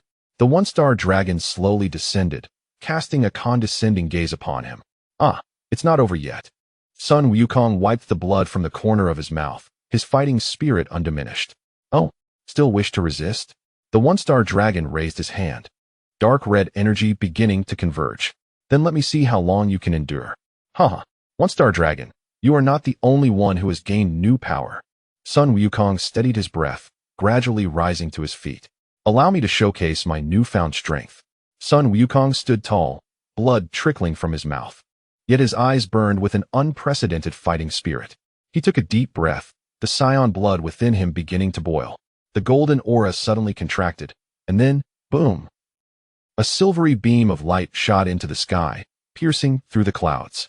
The entire earth trembled, the atmosphere disturbed by this terrifying energy, forming a massive vortex. The one-star dragon narrowed his eyes, displaying a grave expression for the first time. This energy, as the brilliance faded, Sun Wukong's new form finally emerged, Super Saiyan 5. His crimson hair transformed into a dazzling silver, shimmering like moonlight, surrounded by crackling silver lightning, his pupils turning a fierce crimson, exuding a wild aura. His muscular lines were more perfect, every inch of skin brimming with destructive power. This is my new strength. Sun Wukong clenched his fists, his voice deep and powerful. The one-star dragon laughed coldly. What a charade. No matter what form you take, the outcome will remain unchanged. He suddenly erupted, appearing before Sun Wukong in an instant, delivering a powerful punch. Bang! However, this time, Sun Wukong caught his fist with one hand. What? The one-star dragon's pupils contracted. Too slow. Sun Wukong replied coldly, then swiftly grasped the one-star dragon's arm, hurling him with great force. Boom! The one-star dragon's body crashed into the ground like a cannonball, causing the entire continental plate to fracture instantly, a massive shockwave raising towering dust clouds. Cough! The one-star dragon rose from the ruins, a hint of shock finally appearing in his eyes. Impossible. My power has clearly increased. Your strength has indeed grown. Sun Wukong hovered in the air, his silvery aura burning like flames. But now, I am stronger than you. Stop your arrogance. The one-star dragon roared, dark red energy erupting from his body, the fiery mark on his forehead flickering wildly. I will make you completely disappear. He brought his hands together, conjuring an energy sphere capable of obliterating a planet, and thrust it towards Sun Wukong. Dark shockwave. Yet, Sun Wukong merely raised one hand, blue energy gathering in his palm. Kamehameha. Boom. In the moment when two forces collided, the attack of the one-star dragon was unexpectedly repelled. His star annihilation shockwave was utterly suppressed, as the azure energy surged forth like a torrent, consuming everything in its path. No, this is impossible. The one-star dragon struggled frantically, yet his form was engulfed by the shockwave, propelling him deep into the Earth's core. The ground fractured, magma erupted, and the very planet seemed to lament. But it was not over yet. Sun Wukong vanished in an instant, only to reappear at the point where the one-star dragon had fallen, grasping his face with one hand and lifting him forcefully. Your strength is merely trivial. How infuriating! The one-star dragon roared, unleashing all his energy in a desperate attempt to break free, but Sun Wukong's might completely overwhelmed him. The final strike. Sun Wukong's right fist coalesced into a dragon head shape of energy, crashing violently into the one-star dragon's chest. Dragon fist unleashed. Boom! The force of the punch pierced through the one-star dragon's body, with the residual shockwave soaring into the heavens, tearing the clouds asunder. The 7 Dragon Balls upon his chest simultaneously developed cracks, and his armor shattered piece by piece. No, it is impossible. How could I lose? The one-star dragon knelt upon the ground, his form beginning to disintegrate. Sun Wukong descended slowly, his silvery aura gradually retracting, and his crimson pupils returning to black. It is over. No, it is not yet finished. The one-star dragon suddenly grinned malevolently, Do you believe this can defeat me? His body began to contort, the 7 Dragon Balls flashing wildly, a more terrifying power awakening within him. Chapter 0. Instinct. The one-star dragon, crushed by Sun Wukong, was consumed by unbridled fury. In pursuit of greater strength, he had forsaken everything. The one-star dragon frantically urged the fiery mark upon his brow. The mark blazed brilliantly. In an instant, the one-star dragon was completely enveloped. As the flames subsided, his form underwent yet another transformation. The 7 Dragon Balls on his chest were replaced by fiery runes. Cracks appeared upon the spines of his back, through which flames seemed to flow. His eyes had turned entirely to a purplish-black hue, exuding an aura of malevolence. Sun Wukong, I must shatter you bit by bit to quell my rage. The one-star dragon's purplish-black gaze locked onto Sun Wukong, a wicked smile curling at the corner of his mouth. Be cautious. His power is on an entirely different level now. Yes, I understand. If I cannot deal with him, I will rely on you. I know. Sun Wukong scrutinized the one-star dragon, recognizing his significant increase in strength. However, the true measure could only be determined through combat. Despite the gravity of the situation, he verbally dismissed the one-star dragon. Sun Wukong, your words are indeed formidable. I hope you can maintain this bravado. The one-star dragon was imbued with unprecedented confidence in his power. Without further ado, the two combatants engaged in battle. Boom!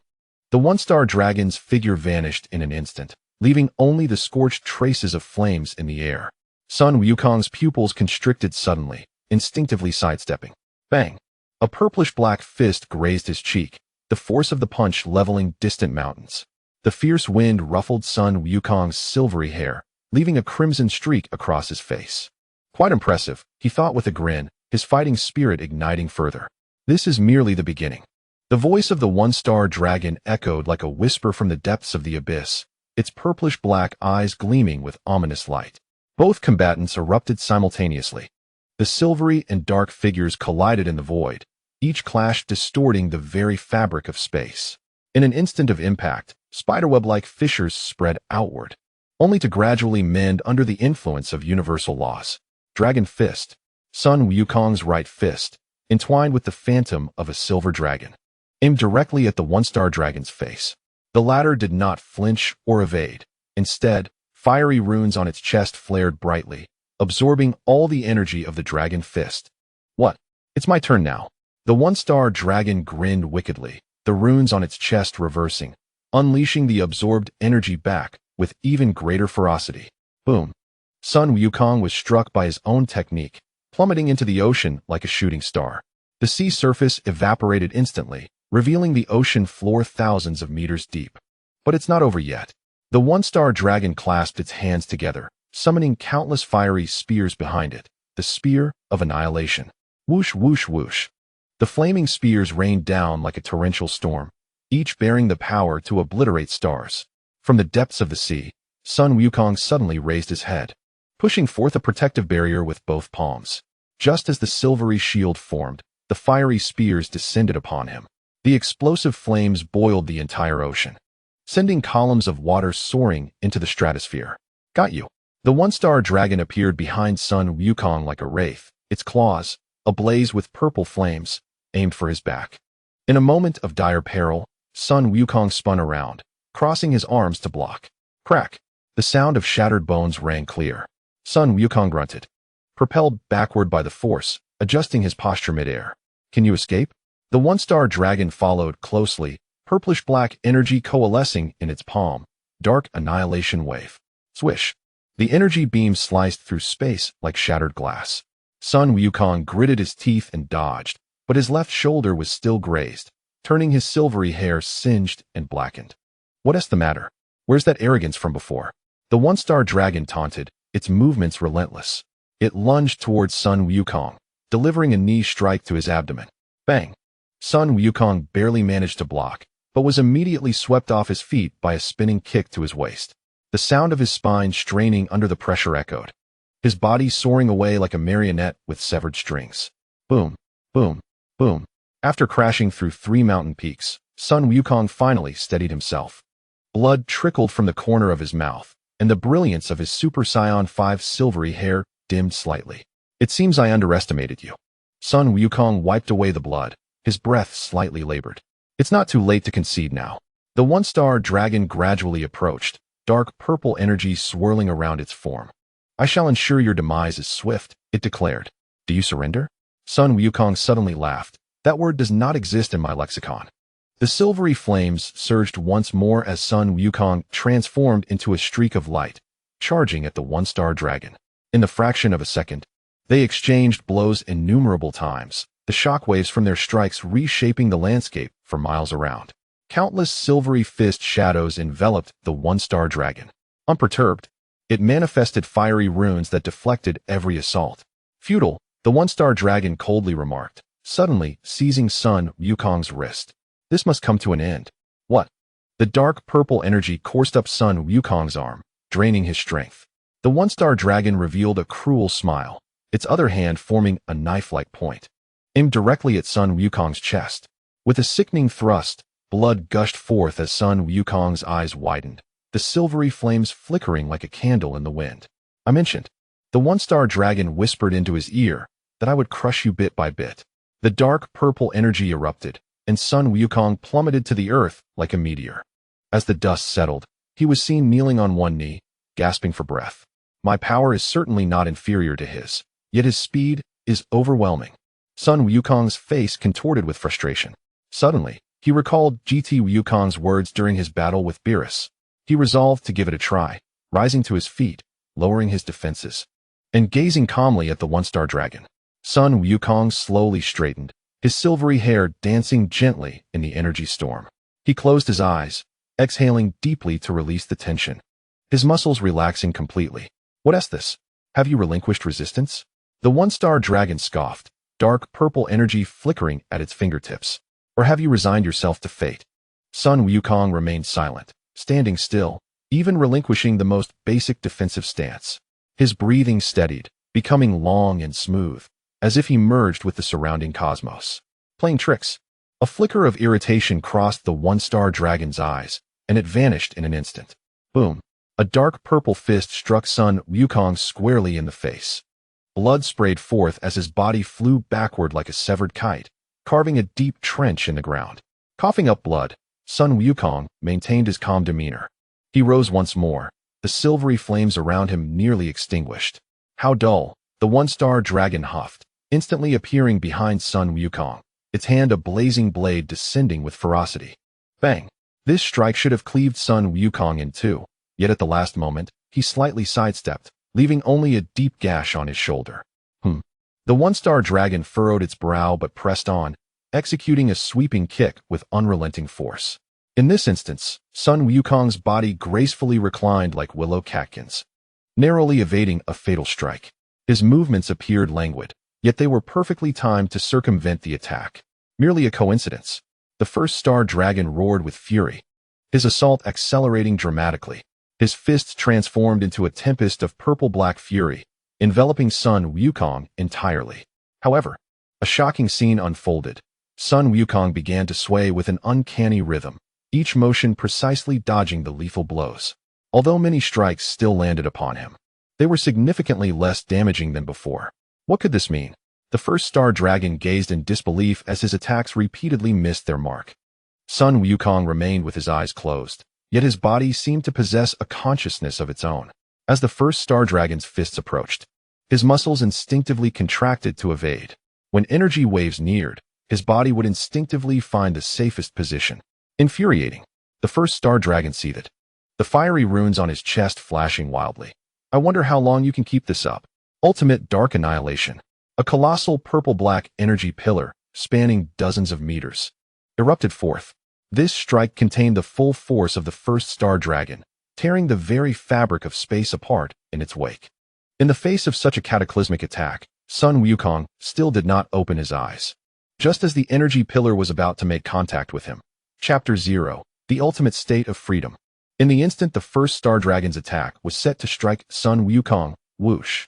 Sun Wukong's body shifted at an unbelievable angle, the energy pillar grazing the hem of his garment as it whizzed past. Though the residual force sent him reeling, the fatal blow was entirely avoided. Impossible. The first star dragon's eyes widened in shock. You cannot evade this. Amidst the swirling dust, Sun Wukong slowly rose. His silvery hair began to shimmer with a faint argent glow, and an ethereal silver mist enveloped him. Most astonishingly, his eyes remained tightly shut. Yet his aura transformed into an unfathomable presence. "So this is it," Sun Wukong murmured softly. "This is the instinct of the body? Enough with the pretense." The first star dragon erupted in rage, unleashing his energy to its utmost limit. "I will reduce you to ashes." He became a streak of purple-black lightning racing toward Sun Wukong, his speed distorting the very space around him. Just as his fist was about to strike Sun Wukong's heart, crack! Sun Wukong's palm firmly intercepted the blow. He finally opened his eyes. The once crimson irises now transformed into a silvery hue, devoid of any emotional fluctuation. The ultimate state of freedom, unbridled by limitations. Let us call it the ultimate state of freedom. Sun Wukong calmly regarded the first star dragon and softly spoke. "Thank you for aiding me in transcending this realm." What? The first star dragon, in terror, realized that no matter how forcefully he exerted himself, he could not advance an inch. "Now it is my turn." The silver-white silhouette of Sun Wukong suddenly blurred, and in the next moment, a sharp pain pierced through the abdomen of the one-star dragon. He looked down and realized that Sun Wukong's fist had burrowed deeply into his midsection. With a thunderous impact, this punch propelled the one-star dragon high into the sky. Before he could regain his composure, Sun Wukong appeared above him, delivering a fierce elbow strike. Boom! The one-star dragon plummeted like a meteor, creating a massive crater with a diameter of 1,000 meters. Struggling to rise, he found Sun Wukong standing at the edge of the pit, his silver-white eyes calmly observing him. "This cannot be." The one-star dragon howled in desperation. "I have clearly attained the strongest power." "Power is not everything." Sun Wukong slowly raised his hand, silver-white energy coalescing in his palm. "True strength lies in how one masters oneself." Ultimate Kamehameha. The torrent of silver-white energy instantly engulfed the one-star dragon's figure, illuminating the entire earth with its blinding brilliance. As the radiance faded, the one-star dragon gazed at Sun Wukong with a face full of unwillingness. "Sun Wukong." "It's over, one-star dragon." Dragon fist purification. Sun Wukong channeled the power of ultimate mastery, striking the one-star dragon's forehead. The one-star dragon fought with all his might. Yet, his resistance against Sun Wukong's state of ultimate mastery was akin to a mantis trying to stop a chariot. In an instant, Sun Wukong's power struck the fiery mark on the one-star dragon's forehead. After the attack hit the mark, the one-star dragon's eyes returned to normal. He looked at Sun Wukong and uttered, "Thank you, Sun Wukong." A faint smile of relief graced his lips before he was engulfed by Sun Wukong's energy, his physical form completely dissipating. The power of the dragon fist soared into the heavens, thoroughly eradicating the negative energy emitted by the one-star dragon. Long-lost sunlight cascaded down to the ground. Survivors began to emerge one by one. How wonderful! The sun has finally come out. Sun Wukong swiftly approached the elderly man from before. "Elder, the one-star dragon has been vanquished. From now on, you can live freely under the sun without worry." The elder's face lit up with excitement. "Really?" His tone brimming with disbelief. "Yes, indeed." Sun Wukong's words acted as a potent tonic. Joy began to ripple through the crowd. Sun Wukong observed the scene before him, filled with immense satisfaction. Within the time-space portal, Sun Wukong reflected on the final actions of the one-star dragon. There was something off about the one-star dragon's last moments. "Indeed, I noticed it too. It seems we have been caught up in something extraordinary. It feels connected to the mysterious figure from before. I wonder if the Lord of Time knows anything. Let us ask Lady Kuranoa when we meet her." After Sun Wukong departed, the mysterious figure who rescued A's appeared at the spot where the one-star dragon was slain, extending his palm to gather an unseen energy. "Sun Wukong, continue your efforts. Just a few more malevolent souls to collect completely." Ha! He vanished from sight. Within the temporal temple, Sun Wukong conveyed all his encounters to the god of time, Kronoa. The god of time furrowed her brow, equally perplexed. "This is the first I've heard of such a matter. It appears the situation is not as simple as I had envisioned. What shall we do now?" "Regardless of their intentions, as long as we eradicate those who disrupt the fabric of time and space, their goals shall not come to fruition. It seems we must hasten to bring these individuals to justice." Standing at the center of the temporal temple, Chronoa swiftly formed hand seals, golden temporal energy swirling around her. Countless portals to different timelines unfurled behind her. All temporal patrollers, heed my command. Her voice resonated throughout the temple, directing them to their assigned timelines to bring all chaotic forces to justice. Understood. In a harmonious response, hundreds of temporal patrollers transformed into streaks of light, darting through the various portals. Sun Wukong stood aside, his eyes gleaming with a fierce determination as he beheld this magnificent scene. Lady Chronoa, where shall I go? Chronoa turned to him, her expression grave. Wukong, there exists a unique timeline that requires your attention. It is ruled by Frieza. Frieza? Sun Wukong raised an eyebrow, excitement blooming on his face. Just the opportunity one sought to confront that fellow. This timeline is particularly special, Chronoa elaborated. Frieza has somehow attained powers that transcend limits, subjugating the entire universe under his terrifying reign. Several temporal patrollers have already met their demise at his hands. Your arrival gives me hope. I implore you, Mr. Wukong. Understood. I wonder if Frieza's power is akin to that of the one-star dragon. That is precisely what you need to investigate. Chronoa waved her hand, opening a temporal portal. Proceed with caution. This Frieza may be entirely different from the one you know. Understood. I shall uncover the truth. Sun Wukong nodded resolutely and stepped into the temporal portal. Chapter 0. The Fiery Frieza. The temporal passage gradually dissipated, and Sun Wukong's feet landed upon a scorched earth. The air was thick with the acrid scent of sulfur, and the cracked ground sporadically spewed forth molten lava. Most disconcerting was the bizarre dark red hue of the sky, as if stained by blood. Is this the timeline ruled by Frieza? Sun Wukong furrowed his brow, acutely sensing the pervasive aura of malevolence in the air. Suddenly, a chilling scream echoed from a distance. In an instant, Sun Wukong teleported to the scene and beheld a group of Saiyans being driven by Frieza's soldiers. Their bodies shackled with heavy chains, their eyes filled with despair. Hurry! Lord Frieza awaits this batch of slaves. A horned cosmic pirate lashed a whip, striking an elderly Saiyan with ferocity. A flicker of anger ignited in Sun Wukong's eyes as he prepared to intervene, when suddenly the sky darkened. A suffocating pressure descended from above, causing all soldiers to kneel, not daring to raise their heads. This aura belonged to Frieza. Sun Wukong looked up, witnessing a figure engulfed in dark red flames slowly descending. This form was starkly different from the Frieza etched in his memory. The skin resembled molten lava. But what caught Sun Wukong's attention was a fiery emblem embedded in Frieza's forehead, eerily reminiscent of the Dragon Ball star. Observing these wild monkeys in such a pitiful state is truly delightful.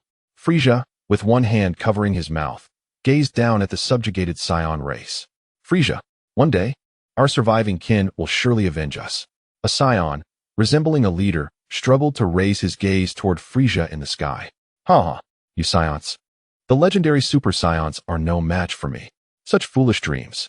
Frieza mocked, staring disdainfully at the Saiyans below. Had it not been for your treacherous ambush, our King Reg would never have succumbed. His words seemed to strike a raw nerve within Frieza. The tyrant's expression darkened. Silence. You foolish wild monkeys, if you seek death, then so be it. Extending his right hand, he concentrated an energy sphere at his fingertip. Go. Quickly flee. The cosmic overseers hastily took to the skies, while the Saiyans, worn and exhausted from torment, were powerless to evade.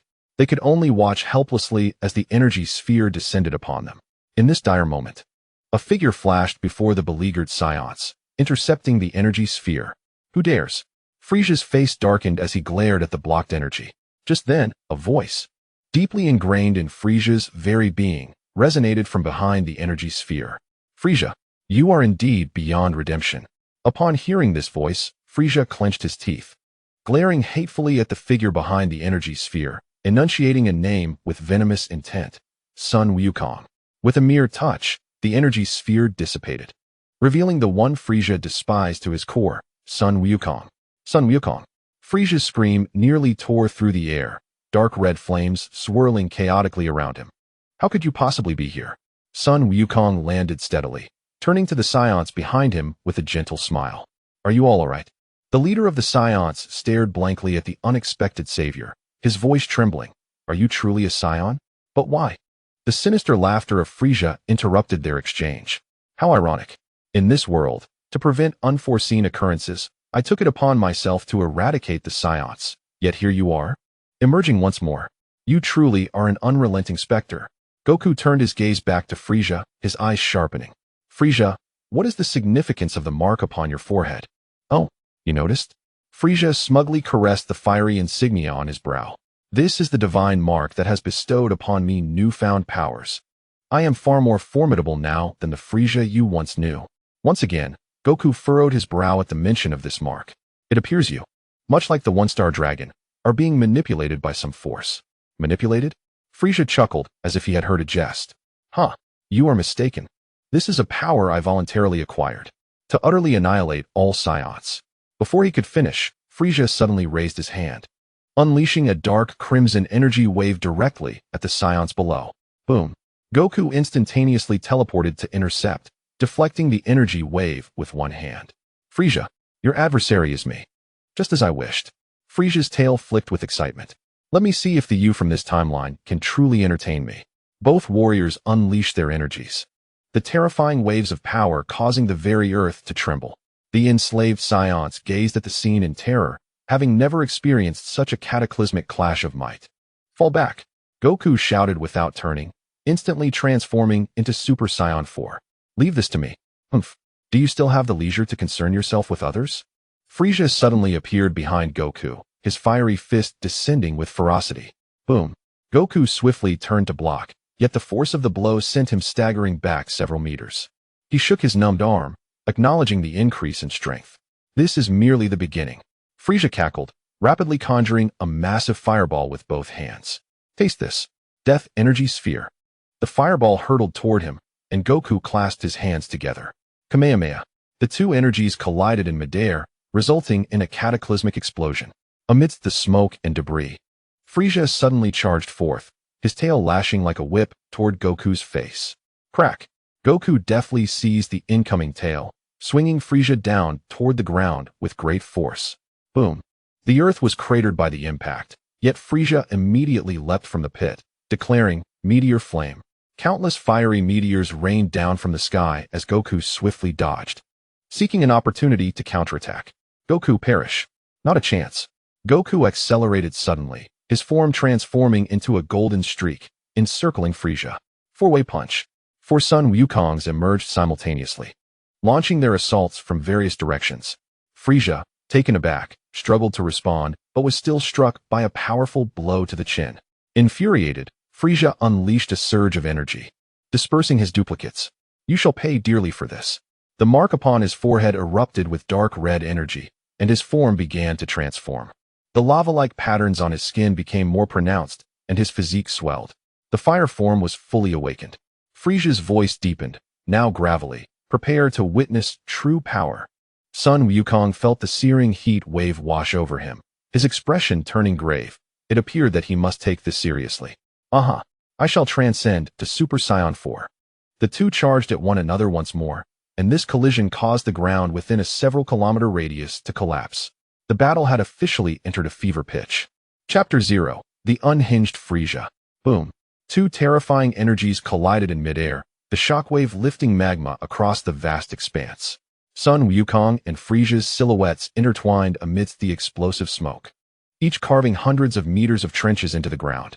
Gasping for breath, Sun Wukong's red aura from the Super Saiyan 4 transformation flickered. His time patrol suit lay tattered, the exposed skin marred with burn marks. Frieza, in a similarly disheveled state, bore several cracks upon his lava-like skin, and the fiery mark on his forehead radiated a mesmerizing glow. I never imagined you could push me to this extent. The watching Saiyans stood in stunned silence.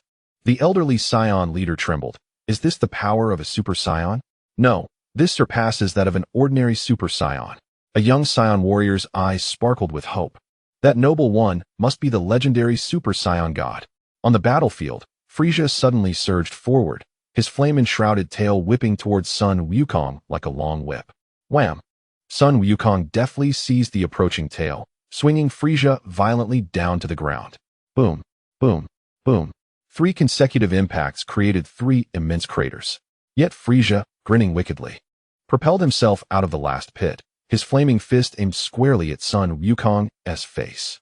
Bang! The strike landed solidly, sending Sun Wukong flying into a distant volcano. Lava erupted forth, engulfing his figure. My lord! The Saiyans gasped in alarm. Ha ha ha! Did you see that? This is the fate of those who dare resist me. Frieza laughed triumphantly, but his laughter was abruptly cut short. From the erupting lava, a golden-red figure slowly ascended. Sun Wukong, surrounded by an even more intense aura, fully unleashed the power of Super Saiyan 4.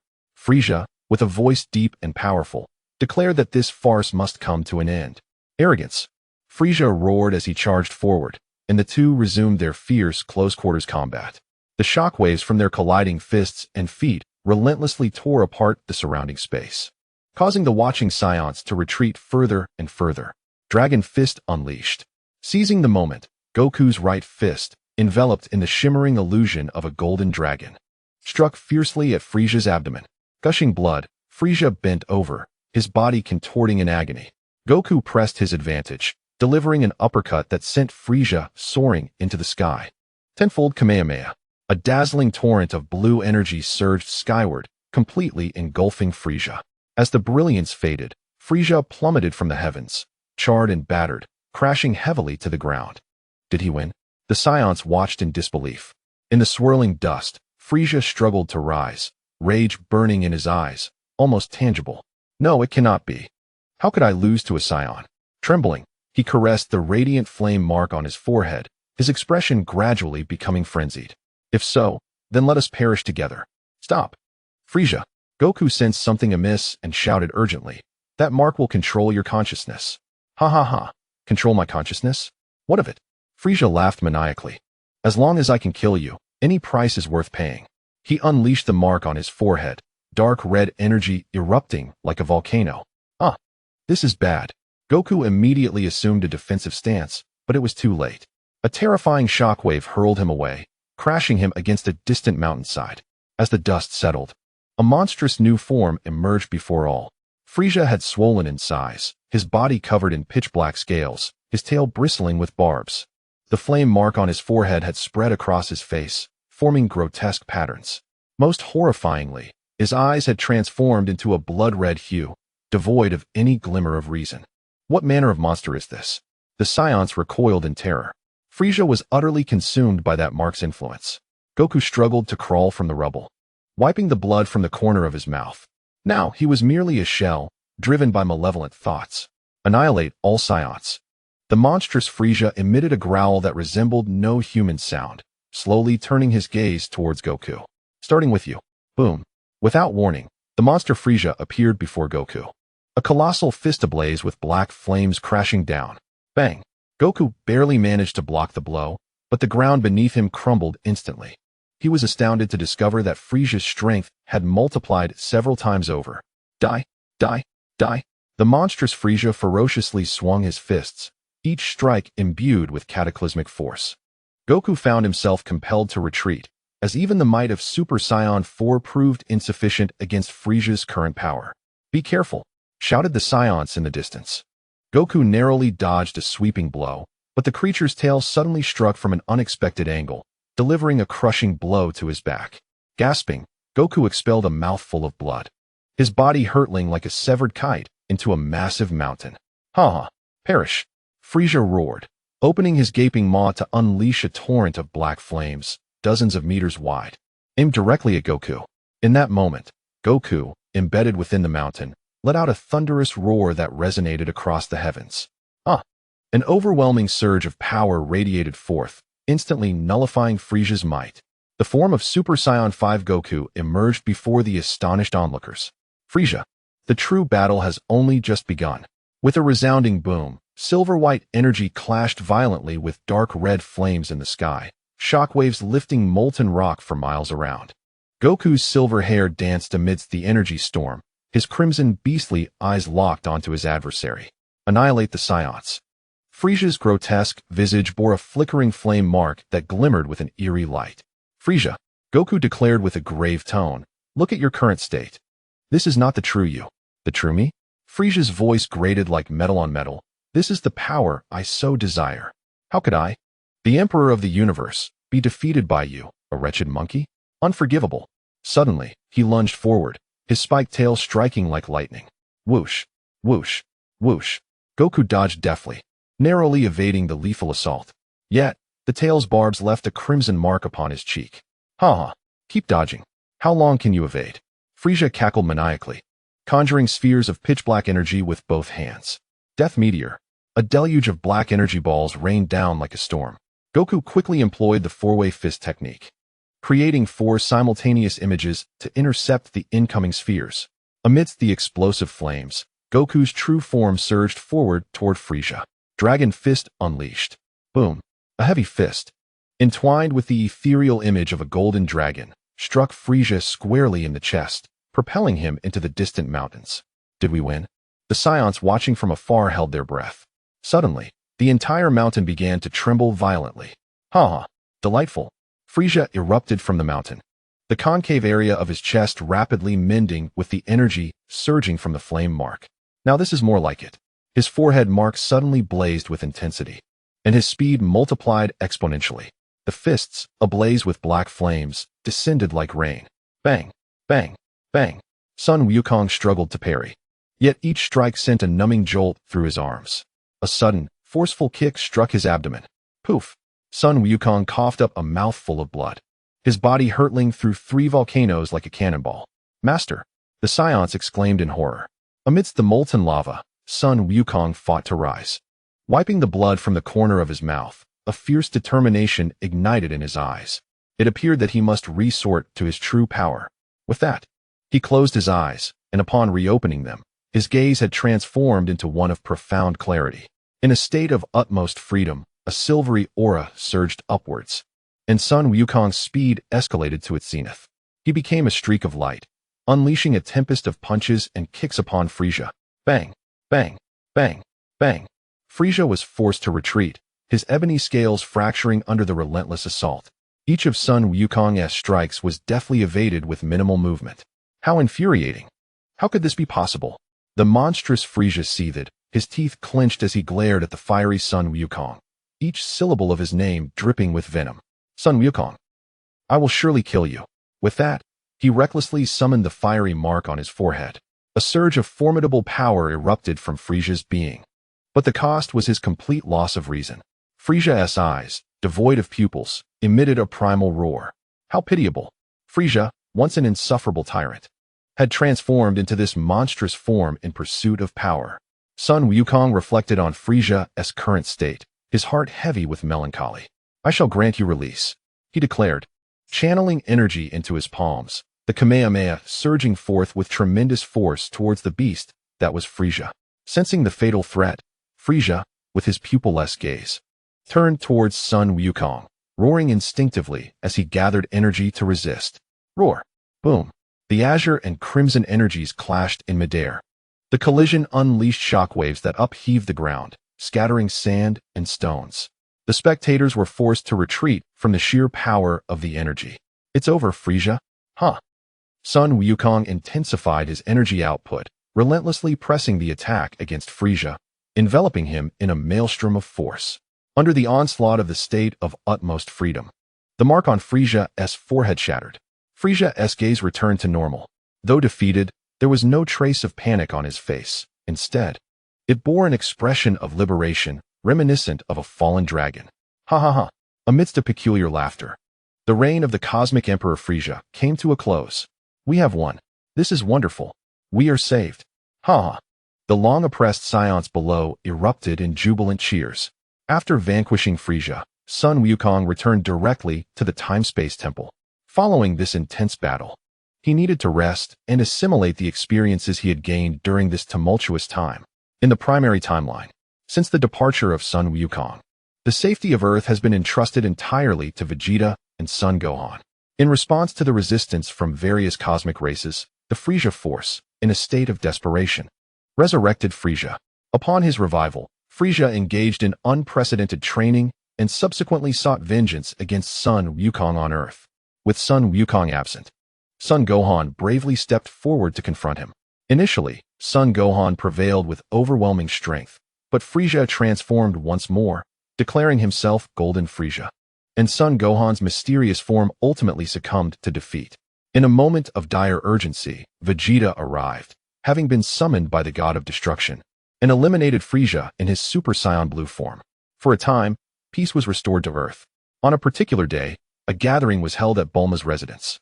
Suddenly, a time machine appeared in the sky above her home. Trunks emerged once more from the future, seeking aid in this timeline.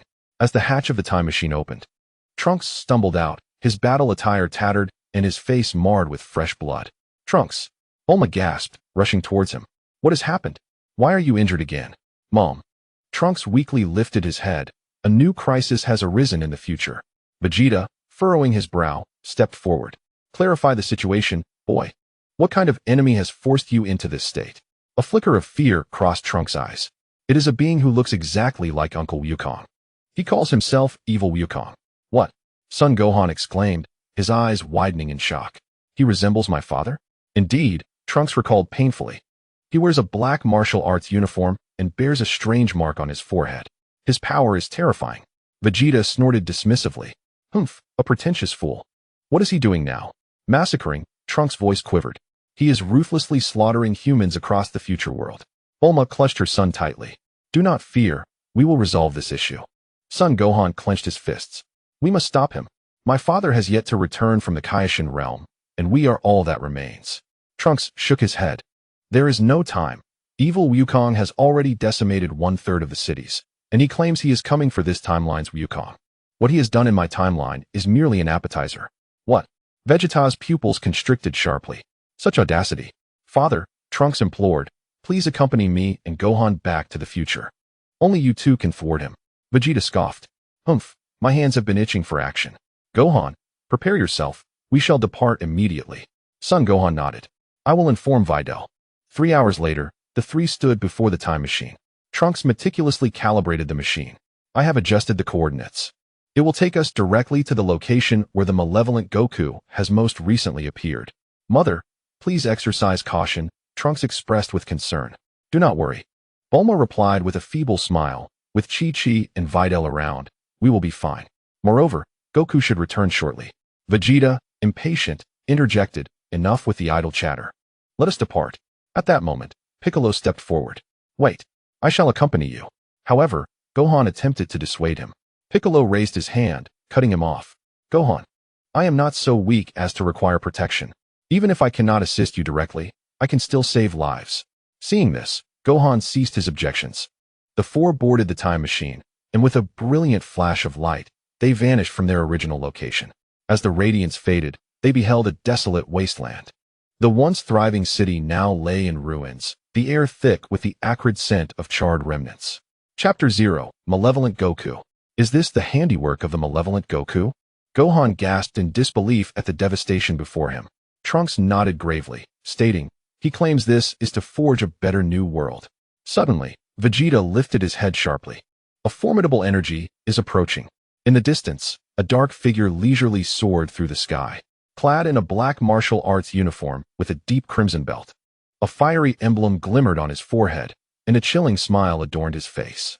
"I have found you." The voice of the malevolent Goku rang out, light-hearted and jubilant. "Trunks, you have finally brought reinforcements." He surveyed the surroundings. What a pity. Goku is absent. It diminishes the amusement. Malevolent Goku. Trunks seethed through gritted teeth. Gohan stared, astonished, at the figure who bore an uncanny resemblance to his father. "Who are you? Why are you committing such atrocities?" The malevolent Goku tilted his head, feigning innocence. "Why? It is, of course, to create a more splendid world. As for me, I am also Goku." "Gohan, technically, you are my son as well." "Impossible," Gohan declared resolutely, refusing to believe that his father would engage in such actions, regardless of the timeline. "Indeed, Goku would never do such a thing," Piccolo affirmed, unwavering in his belief. "You scoundrel!" Vegeta erupted in fury, unleashing a brilliant blue aura as he transformed into Super Saiyan Blue. "Do not spew your nonsense. Though I may not regard Kakarot favorably, he would never stoop to such depths." "Oh, Super Saiyan Blue?" The malevolent Goku's eyes sparkled with intrigue. "How fascinating. You are not as dull as I had imagined. Let us see how long you can entertain me." He slowly raised his hand, and an ominous crimson energy blade surged forth, slicing toward the three. Boom. Vegeta deftly intercepted the blow, yet the impact forced him to stagger back several steps. This adversary is formidable, Gohan. Trunks exclaimed. Let us join forces. Gohan nodded, instantly transforming into his enigmatic form, charging alongside Trunks towards the malevolent Goku. Too slow. The sinister Goku chuckled lightly, evading all their assaults with a ghostly agility. You are not quite up to par. Suddenly, Vegeta appeared behind the evil Goku, delivering a powerful punch to his back. Bang! The force of the strike sent evil Goku stumbling forward for a few paces, but he quickly regained his balance. Oh dear, surprise attacks are rather poor etiquette. Aren't they? His expression twisted into a snarl as dark red energy erupted around him, his hair shifting to a similar hue. Allow me to demonstrate true power. A terrifying wave of energy swept across the battlefield, forcing all four combatants to retreat. This power, Trunks gasped in horror, his eyes wide. It's even stronger than before.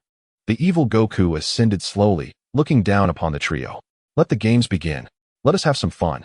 His figure traced a dark red arc in the sky, his laughter echoing like a demonic whisper above the ruins. Pathetically weak, truly pathetic. The evil Goku effortlessly dodged Trunks' slashes, retaliating with a backhand that slammed him into the ground. Is this what you call hope? Trunks! Gohan roared, rushing forward with an intensified aura. However, the evil Goku merely raised a hand, unleashing a dark red energy wave that sent Gohan hurtling hundreds of meters away. Gohan! Trunks struggled to rise from the crater, blood seeping from the corner of his mouth. Taking advantage of the moment, Piccolo launched a sneak attack from the side, focusing deadly energy at his forehead. Special beam cannon. Crack! The evil Goku caught the lethal beam without turning his head, crushing it effortlessly in his grasp. Sneak attacks are poor manners, Namekian. How infuriating. Vegeta wiped the blood from his forehead, the aura of Super Saiyan Blue surging once more. Do not get too cocky. In an instant, he teleported before the evil Goku, unleashing a flurry of punches and kicks like a torrential storm. The evil Goku effortlessly blocked each blow, maintaining that chilling smile upon his face. Bang! A powerful punch finally broke through his defenses, striking the evil Goku squarely on the face. Yet he merely tilted his head slightly, not even shifting his stance. Is that all the strength you possess, Vegeta? The evil Goku suddenly seized Vegeta's wrist. Let me show you what true power is. Crack! A sharp sound of bones breaking echoed as Vegeta groaned, his right arm hanging limply. Father! Trunks rushed forward recklessly, only to be met with a kick to his abdomen from the evil Goku, causing him to collapse to the ground. In the air, the malevolent Goku hovered, gazing down upon the battered quartet, resembling a cluster of ants in their desperate struggle for survival. Gohan, straining against his injuries, managed to rise, questioning the rationale behind their plight. Why? Why must this be done? Goku tilted his head, responding with a sinister grin. Because it is amusing to witness you insignificant creatures fighting with such futile determination. It is simply delightful. He gradually lifted his hand, a dark crimson energy coalescing within his palm. Well, have you had your fun? It is time to send you on your way. Just as despair loomed, Vegeta suddenly erupted in laughter. Hee hee. Goku raised an eyebrow, intrigued. Had Vegeta lost his sanity? Vegeta lifted his gaze, fierce flames of defiance igniting in his eyes. Though that scoundrel Kakarot often beats me to the punch, I am Vegeta, the Prince of Saiyans. I shall not be outdone. In an instant, a surge of formidable energy enveloped him, a new power awakening within him, surpassing even the Super Saiyan Blue. The once pale blue energy transformed into a deep azure hue. His gaze sharpened and profound. His fractured arm began to mend under this newfound strength. Super Saiyan Deep Blue. Vegeta's power surged, rivaling that of the malevolent Goku. Sensing Vegeta's awakening might, Goku's demeanor shifted to one of seriousness. Clap, clap, clap. Vegeta, it seems I underestimated you. I hope you can provide me with even greater amusement. With a resounding explosion, the deep blue energy clashed violently with the dark crimson force, sending shockwaves that obliterated the surrounding ruins. Vegeta's pupils constricted as his muscles tightened to their utmost limit. Interesting, Goku licked his lips, his eyes gleaming with a morbid excitement. Now you are worthy of being my plaything. Plaything? Vegeta scoffed, instantly appearing above Goku. Allow me to show you the wrath of the Prince of Saiyans. Ultimate Flash. A brilliant beam of deep blue light cascaded down, yet Goku merely chuckled, raising his hand. Dark Barrier. The dark crimson energy swiftly solidified into a shield. and the collision of their powers reverberated throughout the land. Amidst the swirling dust, their forms darted like lightning, the sound of their strikes echoing like thunder. Bang, bang, bang. Each clash distorted the very fabric of space, forcing the watching trio to retreat further. Father is incredibly strong. Hope ignited anew in Trunks' eyes. No, it is still insufficient. Piccolo gravely shook his head. That monster has yet to reveal his true power. As if affirming Piccolo's words, Goku suddenly distanced himself. The warm-up is over. Now the main event begins. He threw back his head and bellowed, ah. Energy erupted within him, the dark crimson flames morphing into purest black. Evil Super Saiyan. A terrifying energy storm swept through the arena, causing the hair of the malevolent Goku to stand on end, his eyes transforming into a sinister crimson hue. Amidst the pitch-black aura, flashes of blood-red lightning flickered ominously. What form is this? Gohan staggered back in shock. Sweat beaded on Vegeta's brow. Yet his fighting spirit surged even higher. Trickery. He lunged forward with all his might, his deep blue aura burning to its zenith. However, it was too slow. The voice of the malevolent Goku echoed suddenly beside him. What?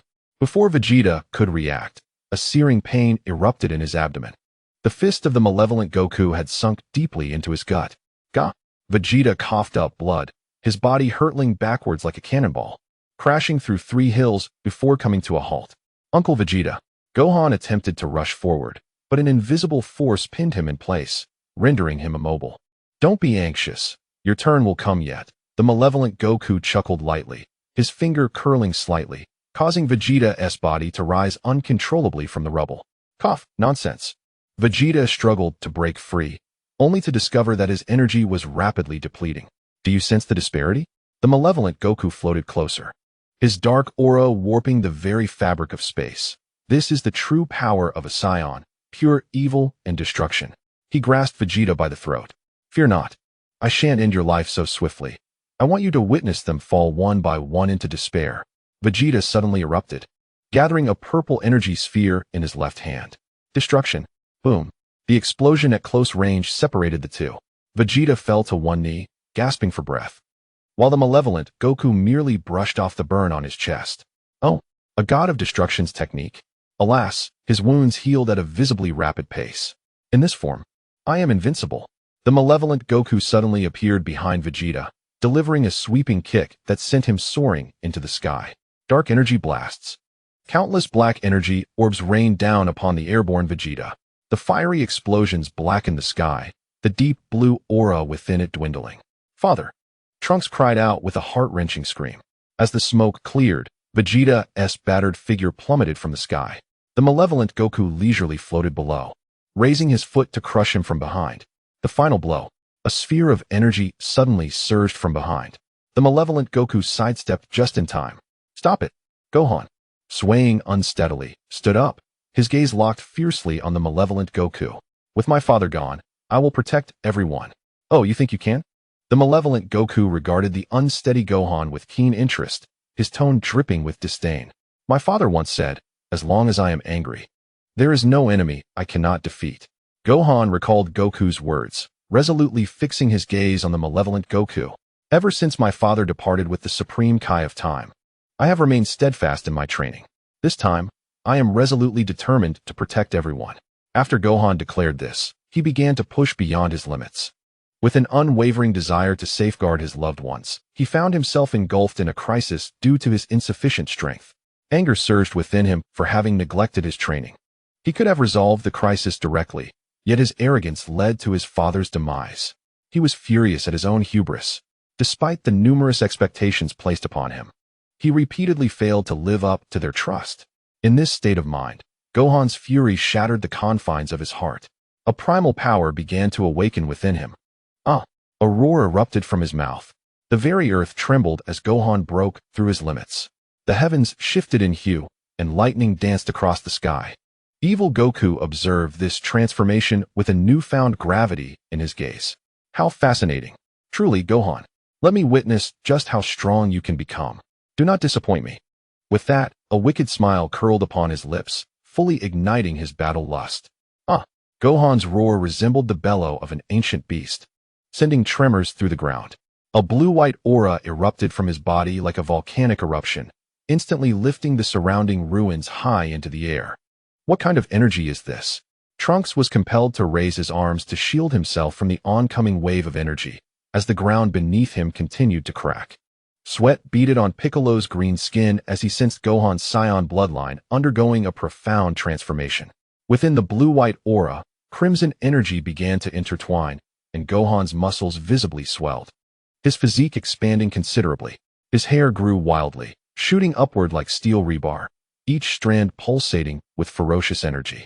A distinctive fringe hung over his forehead. Boom! A bolt of crimson lightning cleaved the sky, striking Gohan directly. As the electric light dissipated, everyone beheld a newly transformed figure. His formerly gentle eyes had morphed into beast-like orbs, the pupils now a vibrant red. His muscular frame was etched with sharp lines, surrounded by a scarlet energy. Crackling with electricity, encircled by a blue-white aura. Most astonishing was the raw, primal essence emanating from him, as if an ancient beast had awakened. This is the beast form, Trunks stammered. Gohan's voice was deep and resonant, each word echoing with power, the most primal Saiyan strength within me. A transformation unique to myself. The mockery vanished from evil Goku's face, replaced by a rare solemnity. How intriguing, incredibly intriguing. He suddenly burst into laughter, declaring, "This is worthy of being my opponent." Gohan, with great effort, propped himself up, a hint of satisfaction curling at the corners of his mouth. "Well done, Uncle Vegeta. Please take a well-deserved rest." He did not turn back, yet his voice resonated with unwavering resolve. "From here on, it's my turn." The malevolent Goku could hardly contain himself as he charged forward, exclaiming, "Let me test your strength." With a resounding crash, their fists collided, the shockwave instantly compressing the earth within a 1,000-meter radius. This time, the evil Goku did not falter, yet he could not regain the upper hand as he had before. "Not bad," he remarked, licking his lips. "But you still have a long way to go." Suddenly, he shifted tactics, unleashing a sweeping kick aimed at Gohan's waist. However, it was far too slow. Gohan's voice unexpectedly echoed from behind. "What?" The evil Goku's pupils dilated in shock, and before he could turn around, searing pain surged through his back. "This punch is for the lives you have taken." A fist, imbued with crimson lightning, struck mercilessly against the evil Goku's spine, propelling him into the ground. Before the dust could settle, Gohan clasped his hands together, invoking the demon flash. No longer was it the familiar white energy wave. Instead, a golden pillar entwined with blood-red lightning descended with an earth-shattering force, turning the entire area into scorched earth. Chapter 0. The Soul of Utter Malevolence. Even a being as formidable as the evil Goku found it hard to withstand this blow. Staggering to his feet, he wiped the corner of his mouth. An inexplicable sense of appreciation evident in his tone. As expected of Gohan, that was a powerful strike. Gohan's expression remained grave. "I care not who you are, but to think you would commit vile acts using my father's face. I shall not let you escape." "Ha ha, Gohan, then come at me." The evil Goku steadied himself. "Let me show you my true power." Gohan paused in surprise, not anticipating that this was not even the extent of his strength. Nonetheless, he brushed it aside, confident that he was not inferior to anyone now. The evil Goku summoned the immense energy within him, an overwhelming aura emanating from his being. Just as he was about to unleash his full power, a pitch-black rift in space suddenly tore open beside him. A cloaked arm emerged from within, firmly resting on the evil Goku's shoulder. "Enough. Now is not the time for the final showdown." A deep, gravelly voice resonated from beneath the cloak. The evil Goku's movements abruptly halted, a flicker of annoyance crossing his face. TCH, how disappointing. Yet he restrained the energy he had been gathering. Gohan, on high alert, fixed his gaze on the sudden apparition. "Who are you?" The cloaked figure offered no reply, only stating in a raspy tone, "Gohan, your growth is indeed surprising. However," he slowly raised his head, a peculiar smile barely visible beneath the hood. "The true game has only just begun." "Stop." Just as Gohan was about to advance, an invisible force barred his way. Evil Goku followed the figure in the black robe toward the rift in space. Before departing, he turned back and offered a familiar smile to Son Gohan. "Do not be anxious, Gohan. We shall reunite soon, and then you will witness true power." "Wait." Son Gohan attempted to pursue, but the rift swiftly closed. In a fit of rage, he struck the ground with a punch, causing the very earth to tremble. Trunks and Piccolo hurried to his side. "Gohan, are you alright?" Trunks inquired with concern. Son Gohan gradually rose, his beastly form receding. "I am fine, it's just that." He clenched his fist. That black-robed figure gave me an unsettling feeling. Piccolo's expression turned grave. "It seems the situation is more complicated than we anticipated. That mysterious individual is likely the mastermind behind all of this." Vegeta approached, nursing his injured arm. "Humph, no matter their scheme, the next time we meet, I shall personally deal with that imposter." Son Gohan gazed in the direction where the black-robed man had vanished, a resolute light flickering in his eyes. "Father, wherever you are, we will protect this world. Await our return. You're being a bit reckless. Now is not the time to battle Goku, especially since you've already dealt with Zamasu. Otherwise, he could have been our ally." Within the time-space corridor, the black-robed figure expressed discontent toward evil Goku. "TCH, that guy actually intends to usurp my body. Even if it is merely from this timeline, I cannot tolerate it." Upon hearing this, evil Goku also felt a twinge of dissatisfaction. "Oh well, although there were some hiccups, overall it's been satisfactory. We are merely a few wicked souls short of our complete collection. I hope those time patrollers expedite their efforts." Soon, the two figures vanished within the time-space corridor. A swirling vortex of time slowly dissipated, and Trunks found himself stepping onto a scorched earth. The air was thick with the stench of decay, and the cracked ground bore evidence of dried blood. Most unsettling was the eerie silence that enveloped the land, devoid of even the whisper of wind. Is this the dimension ruled by Cell? Trunks tightened his grip on his sword, cautiously surveying his surroundings. In the distance, a dilapidated village came into view. Trunks hastened toward it, discovering only remnants of walls and a few emaciated corpses sprawled across the ground, as if all their bodily fluids had been drained. "Help! Someone please!" A faint cry for help emerged from a half-collapsed house. Trunks rushed inside to find an elderly man on the brink of death. "Old man, what happened here?" He supported the elder and offered him a sip of water. Fear flickered in the old man's murky eyes. "That demon Cell, he has taken everyone." Before he could finish, a piercing shriek echoed from afar. The old man's body trembled violently. "He is coming. Run!" Trunks burst forth from the confines of the dwelling, only to behold a green figure soaring through the skies. Cell. Yet, this manifestation of Cell bore a strikingly different appearance, adorned with enigmatic flame-like patterns that danced across his form, particularly highlighted by a radiant flame symbol glowing fiercely upon his forehead. The tip of his tail shimmered with a crimson brilliance, and 4 translucent insect-like wings unfurled from his back. Is there truly a straggler? Upon recognizing his visitor, Cell revealed a sinister grin. "Trunks? How intriguing. It seems you are the temporal enforcer sent to thwart my machinations." In an instant, Trunks unleashed a golden aura, transforming into a Super Saiyan. He demanded with grave urgency, "Cell, how did you come to know? Who informed you?" "Ha." Cell erupted into maniacal laughter. "Given your imminent demise, I suppose it matters not. It was that esteemed individual who divulged this to me." He licked his lips, his eyes glinting with a perilous light. He foretold that a blue-haired lad would traverse time to meet his end. "I never anticipated it would indeed be you." Trunks tightened his grip on his sword. "That esteemed individual? Is he a mysterious figure clad in a black robe?" "Astute," Cell applauded, his wings fluttering gently. "He bestowed upon me this formidable power, allowing me to reign as the sovereign of this timeline. In return, I am tasked with gathering the most malignant of souls." "The most malignant souls?"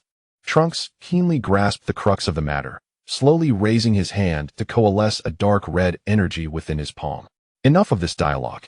Cell interjected. "Wait." Trunks pressed on. "What is the true intention of that robed figure? Why gather these malignant souls? Who can say?" Cell tilted his head, a cruel smile playing upon his lips. "Perhaps he seeks to resurrect an ancient demon? Or to forge an ultimate weapon." He suddenly accelerated, diving towards Trunks.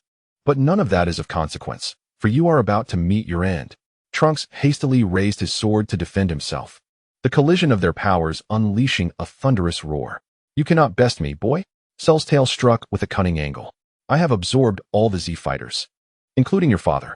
Trunks evaded to the side, yet Cell's tail still grazed his cheek. "What did you say?" "My father, he..." "Indeed," Cell boasted, revealing a faint image of Vegeta etched upon his chest. "That proud Saiyan prince, even in his final moments, cried out for Kakarot. Fiend. Trunks' golden hair surged, his energy reaching its zenith. You shall pay dearly for this. Haha. Let your rage consume you. Chapter 0. The Objective. Cell, you wretched demon. I shall not let you escape justice. With that, Trunks unleashed the full extent of his power as a Super Saiyan, drawing forth his sword with a single hand to strike at Cell, who effortlessly dodged the attack. To seek vengeance with such meager prowess is insufficient. Shenron disregarded Trunks, merely toying with him. Wait until you defeat me to utter such words. Trunks launched a swift assault towards Shenron, his speed increasing exponentially. Shenron, who initially viewed him with disdain, gradually began to take him seriously.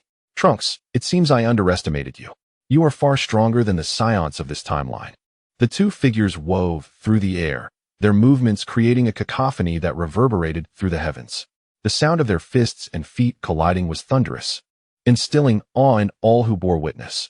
In the next moment, Trunks swung his sword, forcing Shenron to retreat. As Shenron stumbled back, an energy wave followed closely behind, leaving him no choice but to absorb the impact. The force of the blast drove Shenron into the ground, but he erupted from the earth, slightly disheveled.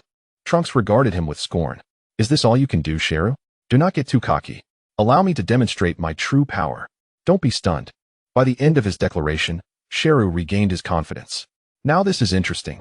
Let me show you my strength. Trunks unleashed his ki, instantly filling the atmosphere with an immense aura. Boom. His golden energy surged dramatically, illuminating the desolate landscape.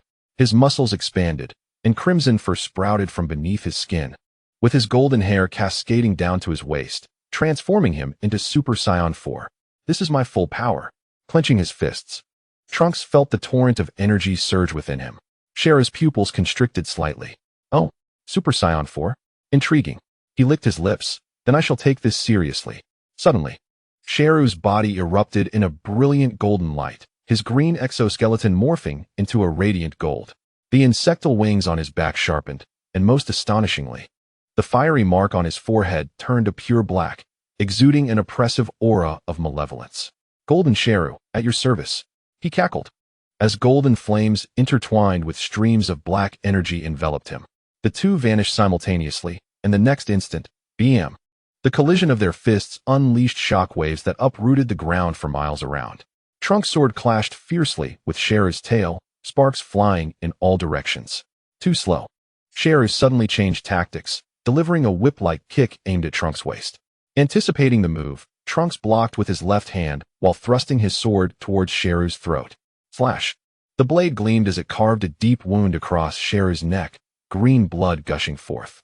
Yet, in the blink of an eye, the wound healed at a visible pace. Useless. Shenron sneered. My regenerative abilities are beyond the reach of such feeble attacks. Then let's see how you fare against this. Trunks abruptly distanced himself, hands pressed together. Ultimate Flash. A dazzling torrent of energy surged forth, yet Cell stood unwavering, arms outstretched to absorb the blow. Ha! What a thrill! As the radiance faded, though his body was charred and blackened, Cell's wounds began to mend rapidly. Now it is my turn. Death Beam. Dozens of golden energy beams shot forth from various angles. Trunks evaded swiftly, but was still grazed by several, blood seeping from his wounds. Did you see that? This is the difference. Cell cackled as he pursued. Your father bore the same expression before his demise. Shut your mouth. Trunks roared, his aura surging once more. In an instant, he appeared behind Cell, delivering a fierce spinning kick to his back. Bang!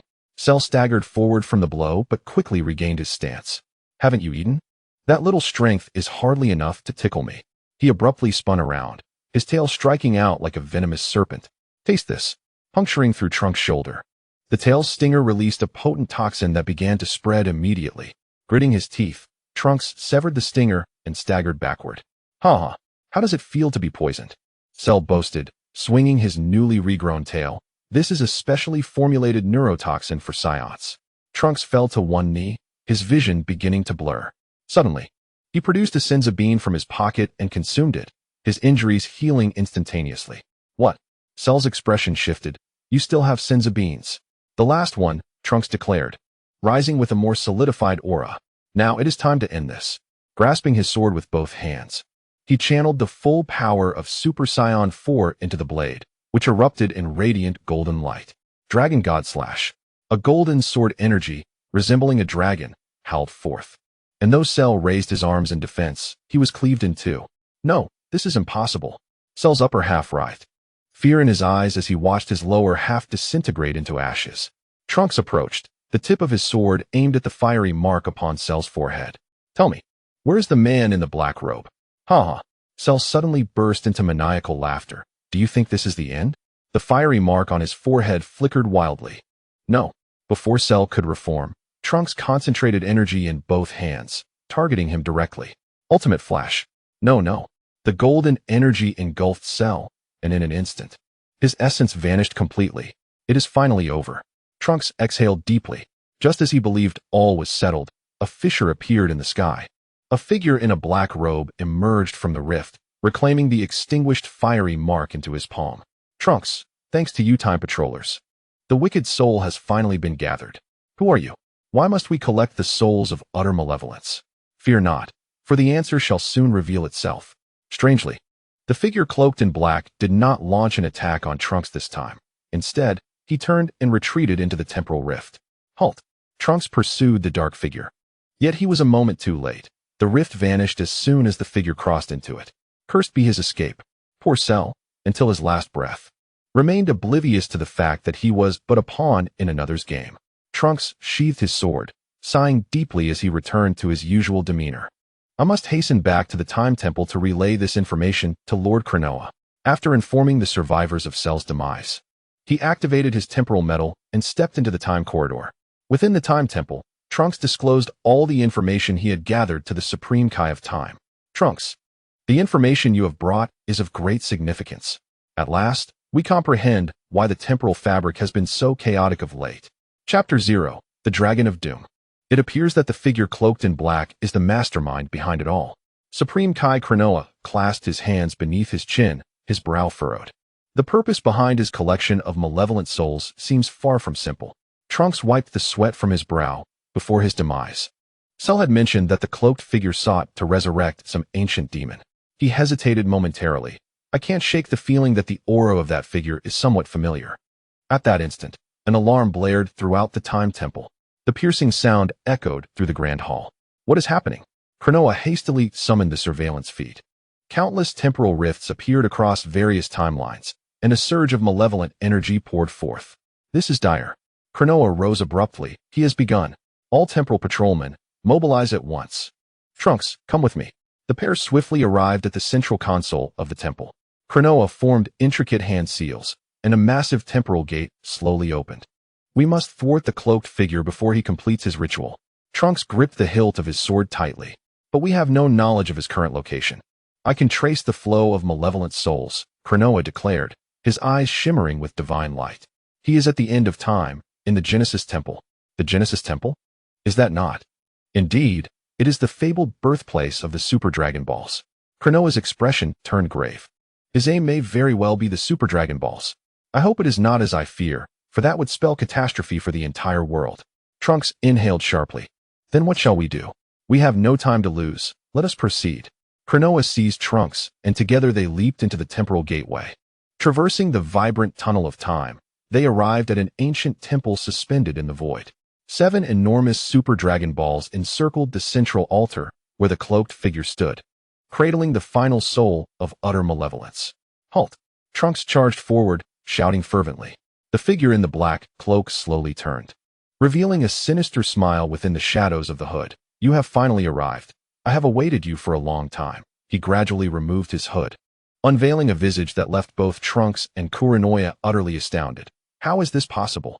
Trunks's sword clattered to the ground. How could it be you, my father? Standing before them was none other than Vegeta, yet his eyes gleamed with a chilling malevolence. Trunks, do not be deceived by his appearance. He is not your father. Kuranoya. The Kai of Time urgently called out to Trunks. What? Upon hearing Kuranoya's words, Trunks scrutinized Vegeta closely. Indeed, the aura emanating from him was entirely different from that of Vegeta. Who are you? Why are you masquerading as my father? Trunks glared angrily at Vegeta. I am indeed Vegeta, but not the feeble Vegeta you once knew. I am the warrior of the end, purified by the flames of calamity. Calamity, Vegeta. Calamity Vegeta introduced himself with meticulous detail. What are you after? What is the purpose of gathering the souls of the wicked across various timelines? Kuranoya, uninterested in the theatrics, directly inquired about their intentions. Ha ha ha. Everything is already in place. It matters not to reveal this. It is to resurrect the dragon of the end. What? Kuranoya gasped in disbelief, realizing that their adversary genuinely sought to revive the dragon of the end. Lord Kuranoya, what is the dragon of the end? Trunks, hearing the name for the first time, couldn't help but express his curiosity. It is a legend known only among the deities. It is said that the dragon of the end is the source of all destruction. While it can indeed create new worlds, the condition is that another world must serve as a sacrifice. Kuranoya explained gravely, sensing the gravity of the situation. It had clearly escalated beyond her control, unfolding in the most dire direction. What? So according to what he said, the sacrifice for creating a new world is our world. Trunks's expression darkened in realization. Indeed, this matter far exceeds my expectations. I must inform the gods of destruction about what is happening here. They are needed to resolve this crisis. After saying this, Kuranoya transmitted the information through the time-space portal to the gods of destruction across the 12 universes. In the 7th universe, humph. What a waste of effort. Beerus emerged from the god of destruction's palace, making his way toward the time temple with Whis. In the 6th universe, such audacity to covet the dragon of the end. Vados, we must depart, Kampa declared as he prepared to move. In the 2nd universe, in this breathtaking world, how could you possibly dare to bring destruction upon it? Hellas, wielding a mirror, was swiftly making his way here. The 8th universe seems to have underestimated the majesty of the god of destruction. Allow me to take this opportunity to demonstrate just how terrifying a god of destruction can be. Regal and imposing, Legil declared. In an instant, the 12 gods of destruction, accompanied by their attendant angels, were all hastening towards the divine creation temple. Observing Kuranoya's movements, the blazing Vegeta remained unfazed. Ha ha ha, esteemed king of time. Did you think we were unprepared? The gods of destruction have their own masters to contend with. Vegeta, ablaze with laughter, proclaimed. Thus far, everything was unfolding according to his design, and he could hardly contain his excitement. With a sweep of his arm, 12 images projected into the sky. Indeed, they were the 12 arriving gods of destruction, and before them, 12 figures cloaked in black robes simultaneously appeared. Beerus regarded the black-robed figure before him with authority, inquiring in a deep tone, "Who are you to obstruct my path?" "Ah, Beerus, it has been quite a while. You remain as arrogant as ever," the black-robed figure replied, gazing at Beerus. Upon hearing this, Beerus narrowed his eyes at him. "Who are you? Since you know me, how dare you block my way? My purpose is merely to stop you, perhaps even to slay you. As for my identity, you shall discover it soon enough." The black-robed figure spoke as if discussing a trivial matter, yet his words left everyone astounded. Interesting. It has been ages since anyone dared to speak to me in such a manner. However, I have no time to waste with you. Destruction. With that, Beerus wasted no time and unleashed a blast of destructive energy towards the black-robed figure. As the destructive energy was about to strike, the black-robed figure suddenly reached out to grasp it. The ensuing scene did not unfold as Beerus had anticipated. Upon contact with the black-robed figure's palm, the destructive energy was effortlessly caught, showing no sign of resistance. Humph, destruction holds no power over me. With a mere lift of his finger, the destructive energy vanished in an instant. What? How is this possible? Chapter 0. The God of Destruction from the 13th Universe, Rambo. Destruction. Such a nostalgic power. However, after casually dismissing the destructive energy with a mere flick of his finger, it was hardly a matter of great significance. Beerus, witnessing the ease with which his destructive energy was eradicated, was taken aback. He simultaneously realized that this matter was far from a simple conclusion. You do possess some skill. However, do you truly believe that you alone can hinder us both? Ha ha. Beerus, I merely need to stop you. As for Whis. He then turned to Whis, who stood nearby. Angels cannot directly engage in battle. Even if he is strong, what can he do? How could you possibly know this? Beerus finally grew serious. The adversary's knowledge exceeded his expectations. Curious to find out? Then come, defeat me. Upon uttering those words, he unleashed his formidable aura to its zenith. Beerus, too, emanated an essence distinctive to the gods of destruction. The two confronted each other in the void of space. Boom. The clash of their immeasurable energies reverberated throughout the cosmos, causing the very fabric of the universe to tremble. The violet, destructive energy of Beerus intertwined with the black and crimson inferno of the cloaked figure, forming a terrifying energy band that spanned across the galaxy. "Is this all you are capable of?"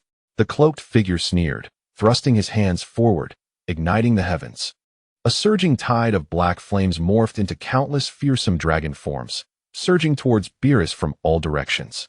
Planets were incinerated to ashes in their wake, and even the space itself bore twisted scars from the scorching flames. Humph!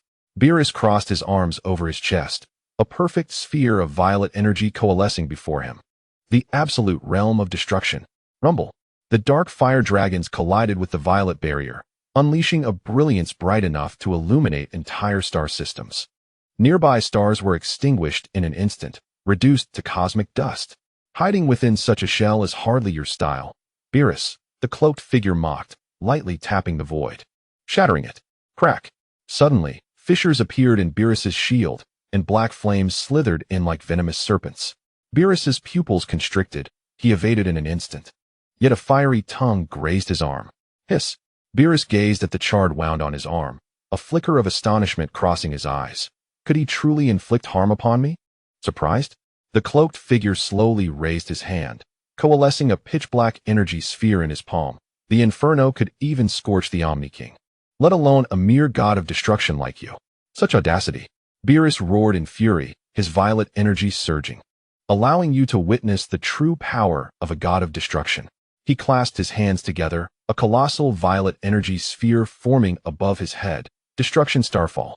The energy sphere howled forth, tearing through space with each passing moment. The cloaked figure could not afford to be complacent, swiftly forming seals with his hands. Infernal barrier. Boom. At the moment of their collision, all celestial bodies within a radius of several light years were annihilated simultaneously.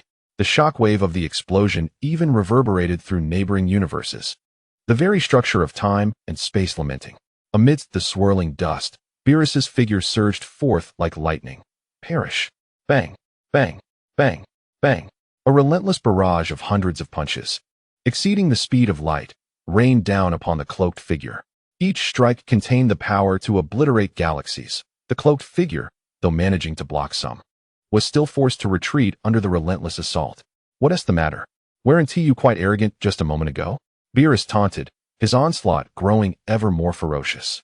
Suddenly, the cloaked figure displayed a peculiar smile. "Did you think this was the end?" He abruptly seized Beerus's wrist, his infernal flames surging, wrapping around Beerus's arm. Divine Flame Devourer. What? Beerus felt the divine energy within him being frantically siphoned away, as purple energy uncontrollably surged toward his adversary. Ha! The energy of a god of destruction is indeed delectable.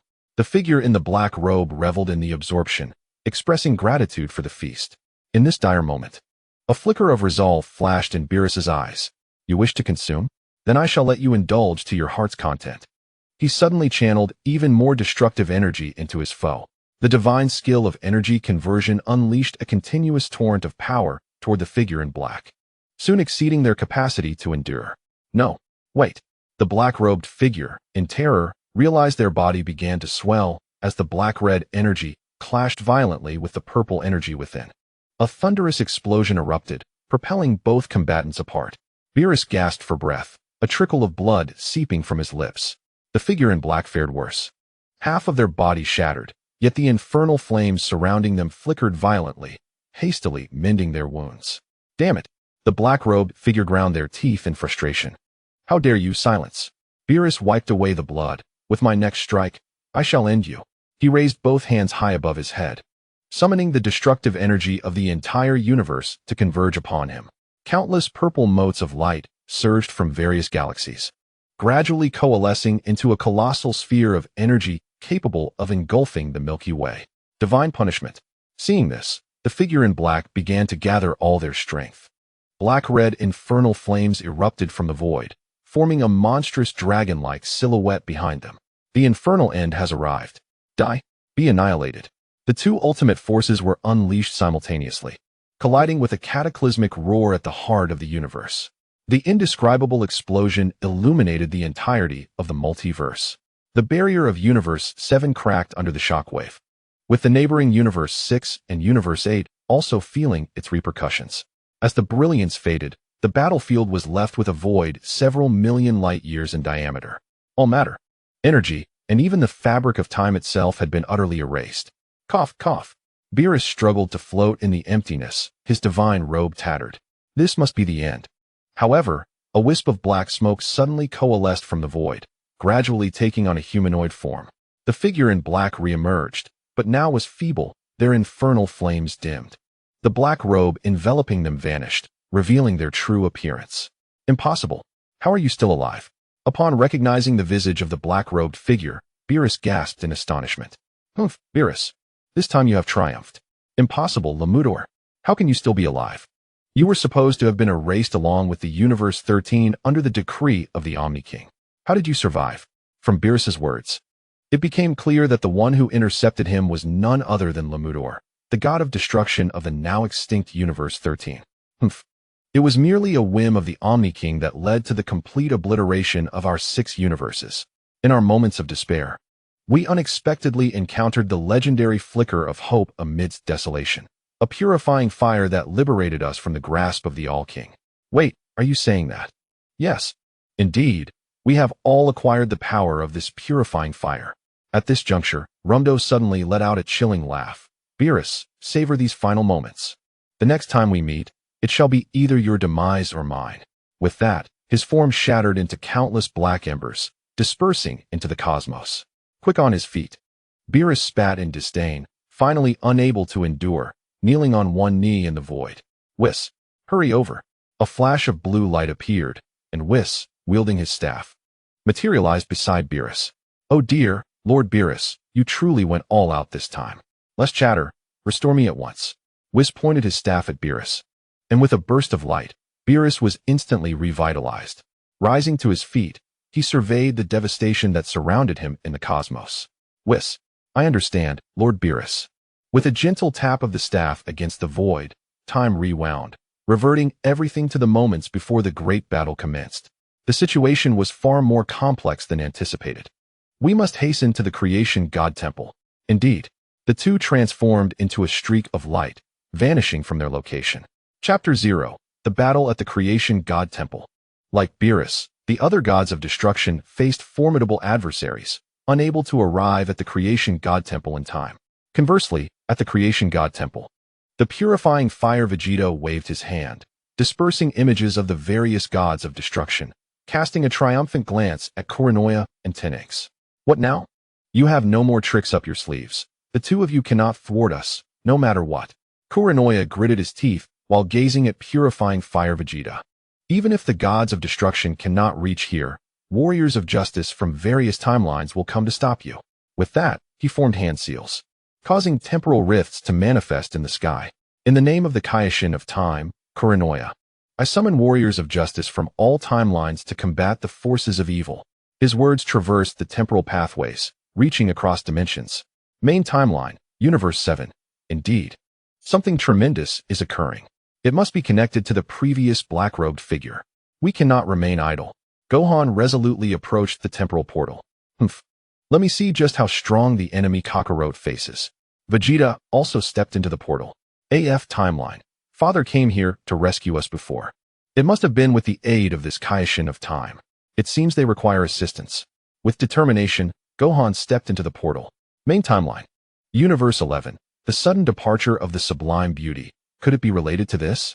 Jiren did not hesitate to enter the portal. Future Tenix Timeline. Survivor World. Is this the summoning of the Kaioshin of time? Future Gohan, adult, gazed upward at the celestial phenomena. It seems the multiverse is once again facing a crisis. Future Tenix tightened his grip on the sword's hilt, his gaze resolute. We cannot allow tragedy to unfold anew. Let us go, Tenix. Future Gohan nodded, and together they stepped into the time-space portal.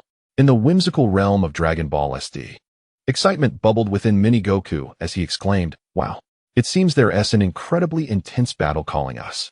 Fool, this is no trivial matter, Mini Vegeta retorted, though a spark of combativeness gleamed in his eyes.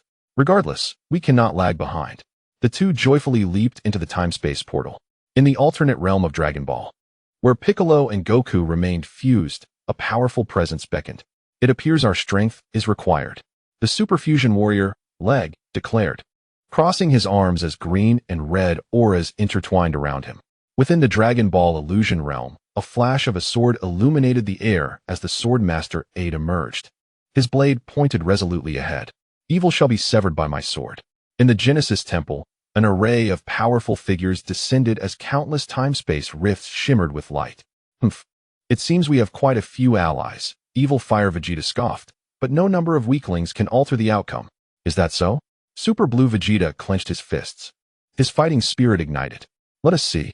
Everyone, Kiro Manoa called out, for the peace of all time-spaces, let us fight together. Oh, the warriors roared in unison. An immense surge of energy erupting, shaking the entire Genesis Temple. Impressive spirit. However, your opponents are them. With a wave of his arm, a rift appeared behind him, releasing a multitude of malevolent energies. Ha ha ha. Golden Frieza stepped gracefully from the rift, tapping his temple. What a nostalgic assembly of faces. Humph.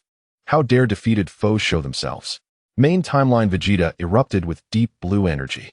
Don't be so eager to meet your demise, Vegeta. Evil Cell in his perfect form descended, his wings vibrating with newfound power. Mini Goku bounced excitedly, pointing at the enemy. Wow, it's that green uncle who lays eggs.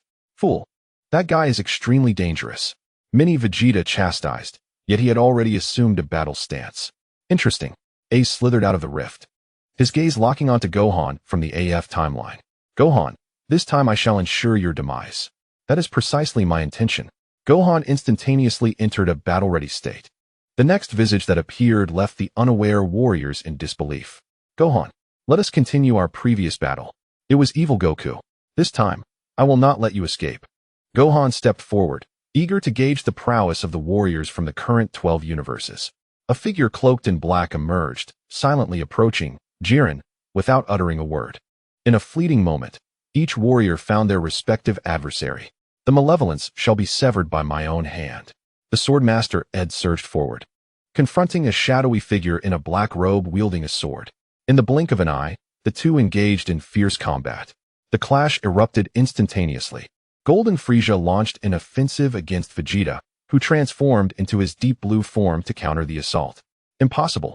How can your strength suppress me? Frieza exclaimed in disbelief. Humph. I have been growing stronger all along. Witness my newfound power. The flames of wrath enveloped him, albeit modestly, yet Frieza's strength surged significantly, matching deep blue Vegeta blow for blow. Gohan. Once, under Goku's command, I was thoroughly humiliated. I shall reclaim that disgrace from your flesh. He declared this time. I require no assistance from my father. I will personally end you. In pursuit of vengeance, I have diligently trained. I shall take good care of you. With that, he transformed into Golden Azah. I have also made strides. Before my father departed, he illuminated the path forward for me. Super Saiyan 5 Gohan, at your service. It appears this battle will not conclude easily. The two clashed fiercely. Gohan, let me show you what true Saiyan power is. With those words, the malevolent Goku morphed into a humanoid ape. My strength shall not falter against yours. Gohan shifted into his beastly form. Boom. The collision of Beast Gohan and the malevolent Goku sent shockwaves that fractured the temple floor like spider webs. Both retreated 3 steps, astonishment flickering in their eyes. Interesting. The malevolent Goku licked his lips. It seems you have improved considerably since our last encounter. Likewise, Gohan positioned himself for the Kamehameha, determined to obliterate his foe once and for all.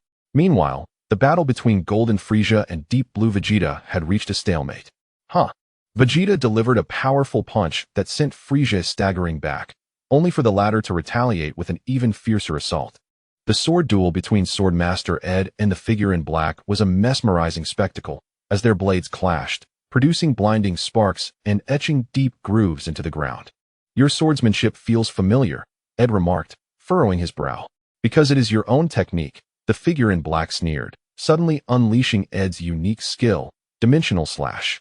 In the mini-battlefield, the Chibi warriors exhibited astonishing combat prowess. Take this. Mini Goku swiftly executed a super mini Kamehameha, sending 3 foes flying. Don't steal my thunder. Mini Vegeta, refusing to be outdone, unleashed a miniature version of his royal combat style, raining down countless energy blasts. The fiery Vegeta surveyed the chaotic battlefield, a cruel smile curling at the corners of his mouth. Indeed, just like that, continue the fight. Turning towards the Super Dragon Balls, I presented all the gathered malevolent souls. In an instant, a sinister aura enveloped the skies above the temple. The righteous warriors on the battlefield turned their gazes towards the suddenly manifested malevolence, fixating on the infernal Vegeta. What could that be? Uncertain, yet undoubtedly a harbinger of misfortune. We must thwart him.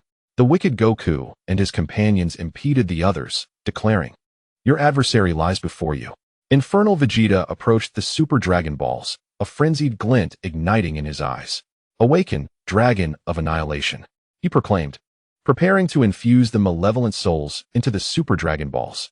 At that critical moment, a flash of sword light surged forth, forcing Infernal Vegeta to retreat. "I shall not allow you to succeed." Trunks, wielding his sword, struck at Infernal Vegeta. "Trunks, do you truly believe you can hinder me? Perish." Infernal Vegeta unleashed an energy wave aimed directly at Trunks, who desperately blocked with his sword, only to be pushed back by the overwhelming force. In an instant, he transformed into Super Saiyan 4, barely managing to halt his retreat. Super Saiyan 4? An utterly futile transformation. Infernal Vegeta charged at Trunks, unleashing a tempest of attacks that left Trunks struggling to defend himself, utterly powerless. Dragon Slash. The divine sword in Trunks' hand radiated brilliance as a dragon-shaped energy surged towards Infernal Vegeta. A mere parlor trick, he scoffed, releasing a simple energy wave that effortlessly negated Trunks' ultimate move. What? Trunks could scarcely believe his own potent assault was so easily dismissed. Cold sweat beading on his brow as he recognized the vast chasm between them, momentarily at a loss for what to do. "Do you perceive the disparity between us now, Trunks?" Infernal Vegeta taunted. "Cursed be you." Trunks seethed, gritting his teeth as he glared at Infernal Vegeta. "Trunks, as the son of the Saiyan Prince, you are woefully inadequate. Allow me to send you on your way." With that, he gathered energy in both hands. Infernal Ultimate Flash. The amassed energy surged towards Trunks, who found himself unable to move, helplessly watching as the attack bore down upon him. "This is dire." Trunks, Vegeta, engaged in a relentless battle against Golden Frieza, disregarded everything as he rushed towards Trunks, only to find himself ensnared by Frieza, unable to break free. "Get away, Frieza!" he roared, directing all his strength against his foe. "Huh! Vegeta, witness your son's demise unfold before your very eyes. Cursed fiend." In the heat of battle, Gohan and his comrades, entangled with their own adversaries, could do nothing but watch in despair. Just as Trunks closed his eyes, bracing to accept his fate, the voice rang out. Kamehameha? A familiar energy struck the side of the attack from the fiery Vegeta, causing the energy to shift slightly, narrowly grazing Trunks. At last, a familiar figure appeared beside Trunks, patting him on the shoulder. "I'm here, Trunks." Trunks turned to see none other than Goten. "Goten, you've come to my rescue. Be careful, he's too powerful. Super Saiyan 4 is utterly defenseless," Trunks solemnly cautioned Goten. "Ha.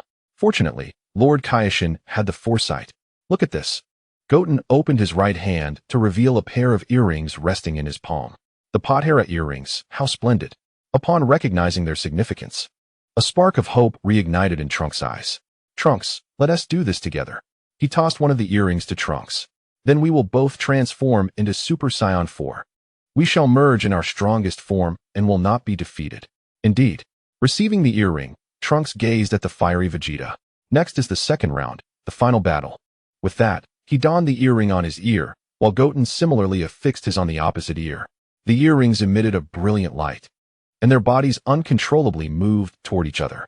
In the instant of contact, they radiated a dazzling brilliance that rendered them nearly unviewable. As the light dissipated, a new warrior emerged before the onlookers. "I am neither Goten nor Trunks. I am the one destined to vanquish you." A flash of brilliance sparked in their eyes, and an overwhelming aura surged skyward. Upon witnessing the fused warrior, Vegeta and the others finally felt a sense of relief, fully prepared to confront their adversary. "Oh, you have fused. But do you think this will turn the tide?" Though he spoke with bravado, a hint of seriousness was evident in the eyes of the fiery Vegeta. "Well, we shall see." A unique, blended voice resonated, adorned with an air of pride, as if no one could challenge him. "We shall call our fusion Trunks Odin. And now, For this Terror fusion, let it be known as Gotenks. Having settled on the name, Gotenks glared defiantly at the fiery Vegeta, extending a hand and beckoning. Come on. Show me what you can do. Don't get too cocky. The fiery Vegeta lunged at Gotenks. In an instant, they were locked in combat, exchanging blows and shifting positions relentlessly. You certainly possess some skill, Gotenks. After a clash of fists, they momentarily separated. I have plenty more where that came from. Yet, I must admit, your energy seemed formidable just now, but it appears to be rather underwhelming. I'll talk. If you have the ability, then come defeat me. The fiery Vegeta snorted coldly, dark red flames igniting around him, as malevolent energy twisted the very air around them. He crossed his arms before his chest and suddenly unfurled them, unleashing a tempest of chaotic energy. The infernal flames surged forth, a dark crimson wave akin to a towering tsunami, crashing towards Tenin Wutian. A confident smile graced the corners of Tenin Wutian's mouth as he swiftly formed seals with his hands. A golden blaze erupted violently, transforming into a spiraling golden dragon. The dragon god's destruction. With a single arm, he gestured, and the golden dragon roared forth to clash against the dark crimson energy wave. The two forces colliding fiercely in midair. Blinding light erupted, shaking the entire battlefield violently. Boom! The shockwave from the explosion propelled both combatants back several meters. Yet in the next instant, they surged towards each other like lightning. Huh! The sounds of their fists and feet striking each other echoed like thunder. Moving at a speed almost imperceptible, each collision sent ripples through the fabric of space, the shockwaves scattering debris all around. The infernal fire Vegeta seized upon a moment of vulnerability, executing a sweeping kick aimed at Tenin Wutian's waist. Tenin Wutian reacted with remarkable speed, blocking with one hand while the other conjured an energy sphere, thrusting it directly at infernal fire Vegeta's chest. Point-blank explosion. Bang! Infernal fire Vegeta was blasted away. But he swiftly adjusted his posture midair, his feet carving deep trenches into the ground as he stabilized himself. Wiping the blood from the corner of his mouth, he grinned maliciously. Interesting, now this feels like a challenge. Chapter 0. The Fierce Battle.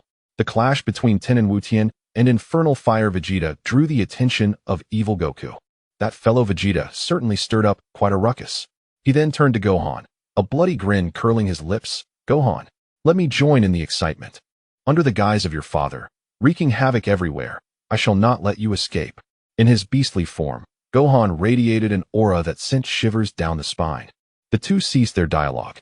Evil Goku's unique Super Saiyan transformation engaged in a fierce exchange with Gohan's beast form. Tap, tap, tap. Gohan's movements accelerated, becoming a blur. Evil Goku's crimson pupils shimmered with a frenzied light. In his alternative Super Saiyan form, his aura boiled with darkness, purple-black lightning coiling around him. He parted his lips, revealing a sinister grin, as his figure suddenly vanished. Whoosh! Just as the sound of the air being torn asunder resonated, his fist was already hurtling towards Gohan's face. Bang! The beastly Gohan's silvery aura erupted, and he sharply tilted his head, narrowly evading Evil Goku's punch, which grazed his cheek, leaving a trail of blood. Yet, Gohan's counterattack was even swifter. His left fist shot forth like a cannonball aimed at Evil Goku's abdomen. Cough! Evil Goku grunted, yet the smile on his face remained undiminished as he seized Gohan's wrist, throwing him forcefully. Boom! Gohan's body was slammed into the ground, dust billowing into the sky. However, in the next moment, a silvery figure erupted from the earth, Gohan's knee driving straight towards Evil Goku's chin. Clap! The malevolent Goku leaned back to evade, yet Gohan's relentless assault persisted, his fists transforming into a tempest of fury. Each strike resonated with primal ferocity, puncturing the air and creating a cacophony of sonic booms.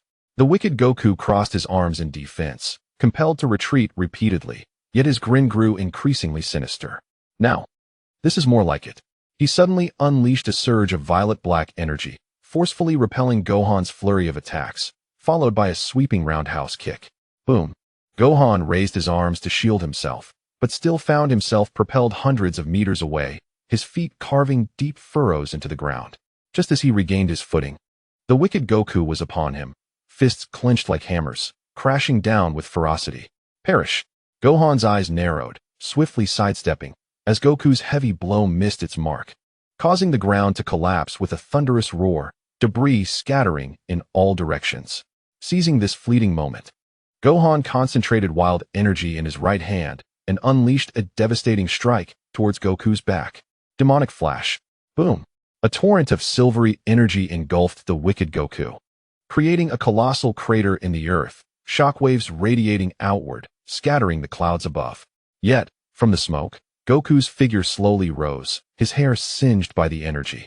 Yet his fighting spirit ignited even more fiercely. Not bad at all. He licked the blood from his lips, the violet-black energy surging once again. But this alone shall not be enough to slay me. Without a moment's hesitation, Gohan's silvery aura flared once more, and the two charged at each other. Bang! As their fists collided, the very fabric of space seemed to warp, a terrifying energy storm erupting from their clash, causing the entire battlefield to tremble. Ah, finally. This is the opponent I desired. Ace watched the fierce confrontation between the two, exhilaration coursing through him. Suspended in the air, his golden aura shone like the sun. Arms crossed, a playful smile dancing on his lips. Son Gohan, you've made quite an impression in another timeline.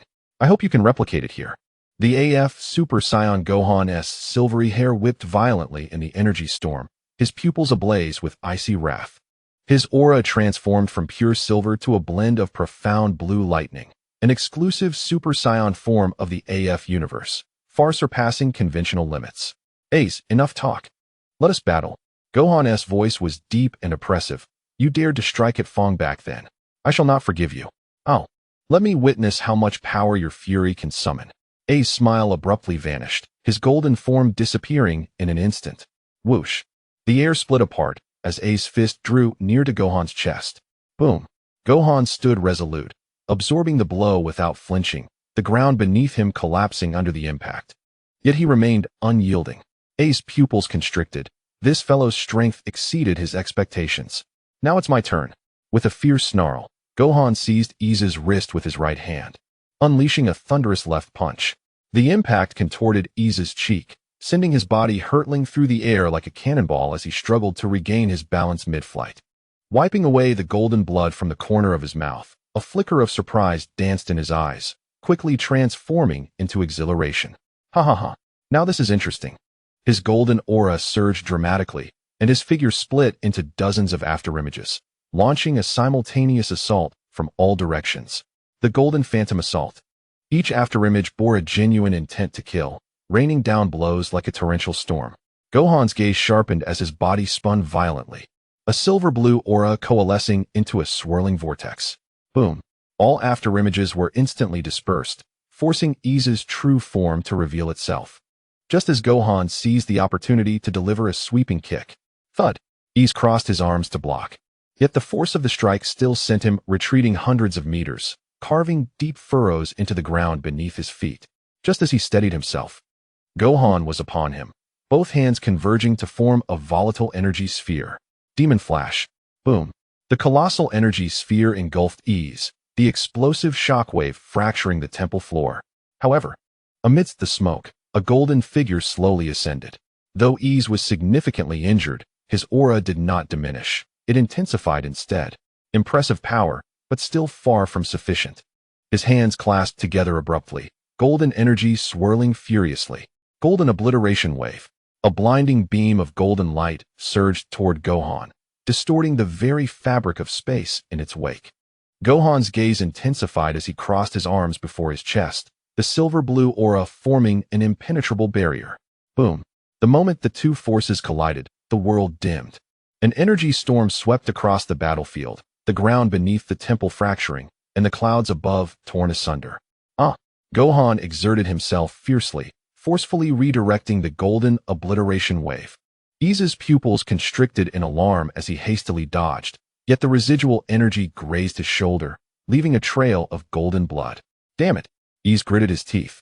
But Gohan had already capitalized on this fleeting opening, instantaneously appearing before him. This punch is for Pan. Thud. Gohan's fist crashed into Ace's abdomen with terrifying force, penetrating his body and scattering the golden aura behind him.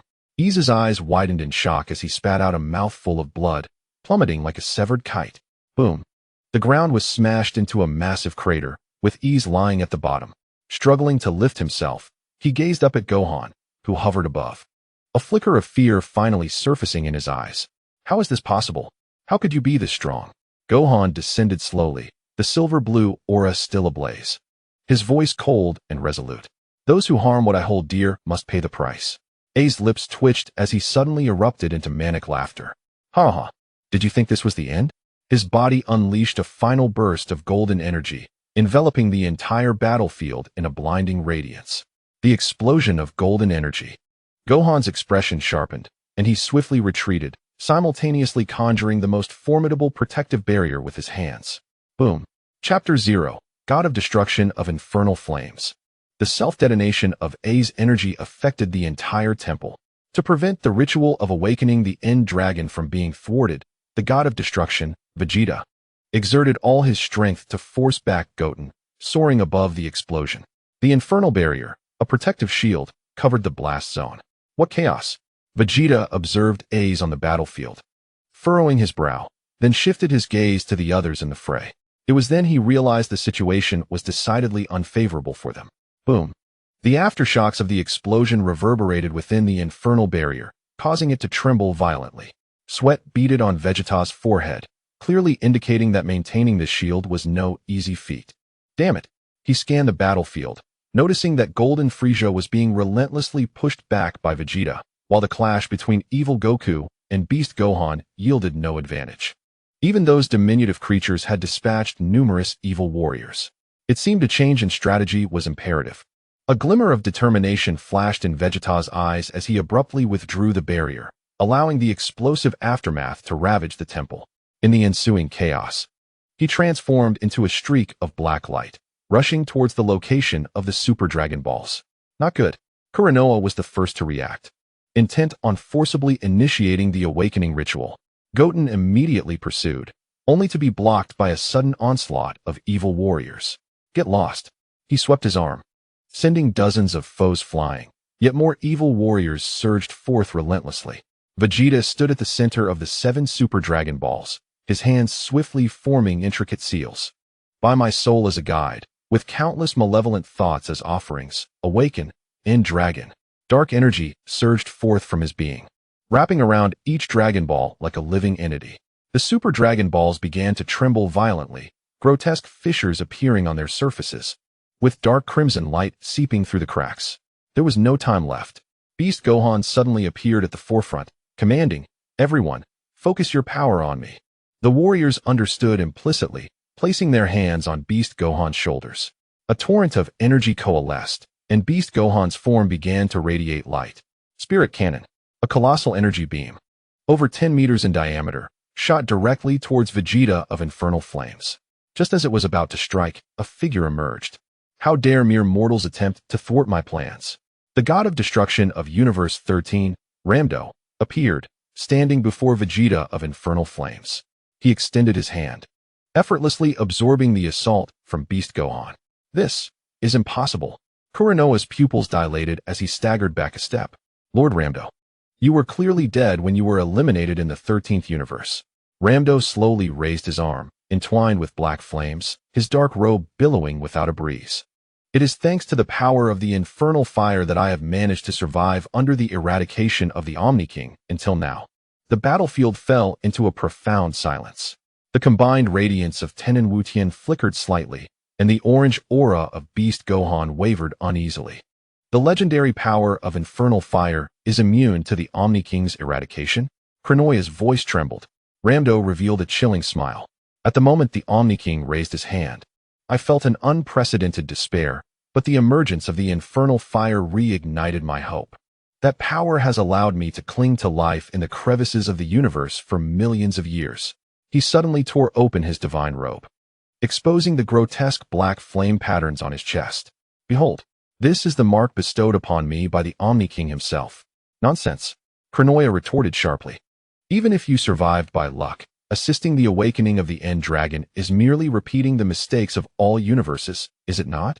Rambo's gaze suddenly turned dangerous. Repeating mistakes? No. His voice rose sharply. What I seek to create is a true world of freedom without the interference of the Omni King. Such extremism should not be the path forward, risking the entire world. Enough.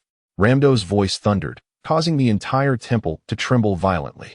Since you insist on preserving this decaying order, he slowly raised his right hand, the inky infernal flames coalescing into a continuously collapsing black singularity in his palm. The terrifying energy fluctuations rendered all warriors motionless.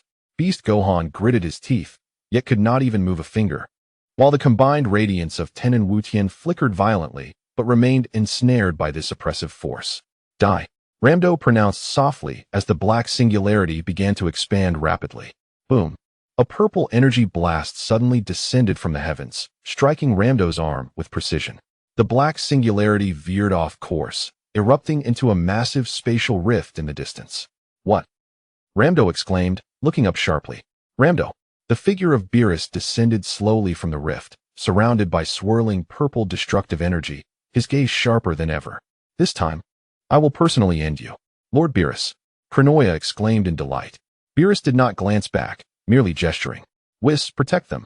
At your command, Lord Beerus. Whis elegantly appeared beside everyone, tapping his staff on the ground, enveloping all in a kaleidoscope of light. Please follow me. Leave this to Lord Beerus. Ramdo scoffed coldly. That was merely to buy time. Did you think that was my full strength? He suddenly tore apart the darkness, the infernal fire patterns on his chest igniting fiercely. Let me show you the true power of the infernal fire. Beerus flexed his neck, cutting through the unnecessary chatter. In an instant, he erupted into motion, his speed so swift that even his afterimage was indistinguishable. Prepare to meet your end. A thunderous clash resonated as their fists collided, unleashing shockwaves that shattered the ground within a kilometer radius. The violet destructive energy intertwined with the obsidian flames, causing the very fabric of space to crack like fragile glass. Impressive, Ramdo sneered. You've certainly improved since our last encounter. It seems you have yet to unleash your full potential. But you are merely a defeated foe, unworthy of my utmost effort. Suddenly, Beerus altered his attack, delivering a sweeping kick aimed at Ramdo's midsection. You must have suffered greatly over the years, like a stray dog. He taunted. Ramdo blocked the strike, countering with an elbow jab. At least I have survived. A flicker of madness glinted in his eyes. And you, the lapdogs of the Omni Kings, will never comprehend the agony of being forsaken. Had it not been for your excessive actions, you would not have faced the wrath of the Omni King. Their battle intensified, each clash sending ripples through the very essence of space. Beerus suddenly created distance, his hands gathering a blinding sphere of violet energy.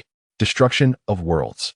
Ramdo stood his ground, the fiery patterns on his chest expanding to envelop his entire being. Absolute defense of the flames. The pitch-black flames formed a shield, absorbing the cataclysmic strike. Futile, Ramdo emerged from the smoke. The flames can consume all energy, including that of a god of destruction, unless you can eliminate me in an instant. Beerus narrowed his eyes. Is that so? Then how about this? He vanished from sight, reappearing behind Ramdo, striking with the blade of the god of destruction. His palm, like a knife, was infused with highly compressed destructive energy aimed directly at Ramdo's back. With a grunt, Ramdo barely evaded the full force but still suffered a deep gash. Black blood dripped onto the ground, corroding it into deep pits. Interesting. Ramdo licked his wound. Allow me to demonstrate what true power is.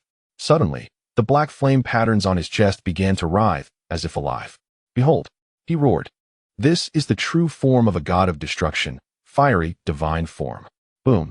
The obsidian flames surged skyward, engulfing his entire being in an instant.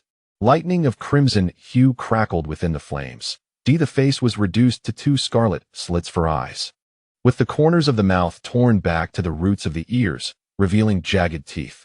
Most terrifying was the 6 dragon-like tendrils, composed purely of infernal flames, thrashing wildly behind him, each radiating waves of destructive energy. This was the voice of Kurinoa, trembling with fear. The perfect amalgamation of hellfire and destructive divine power. The fully mutated Ramdo spoke, his voice resembling the whispers of countless souls. Feel despair. He gently raised his hand, and one of the tendrils of hellfire suddenly elongated, instantly piercing a distant mountain peak. Instead of exploding, the struck mountain crumbled into black ash. The destructive energy could obliterate everything. His 6 tendrils simultaneously rose, and the infernal flames could incinerate all. Chapter 0. The Resurrection of the Dragon of Annihilation. Beerus's expression shifted slightly. You have reached this level. It seems you have completely mastered the power of Hellfire. Beerus, you are not the only one who has progressed over the years. While you enjoyed your comfortable life, I have been tirelessly striving. Rambo charged forth with maniacal laughter. His speed multiplied several times over. Beerus hastily blocked, but was sent flying hundreds of meters by a single punch. Lord Beerus. The distant onlookers, including Kuranoa, displayed concern. Amidst the dust, Beerus slowly rose, wiping the blood from the corner of his mouth. Now this is more like it. He took a deep breath, and the destructive energy within him began to undergo a qualitative transformation. Allow me to show you the fruits of my years of training. The purple aura gradually morphed into a deep violet, eventually shimmering with a hint of silvery luminescence. The ultimate intent of destruction. Rambo's expression finally turned grave. The ultimate intent of freedom? Impossible. That technique belongs to the angel race, unsuitable for a god of destruction. Beerus's voice became ethereal. This is the exclusive destruction intent of the gods. The two figures clashed once more, this time prompting Whis to reinforce the protective barrier against the shockwaves.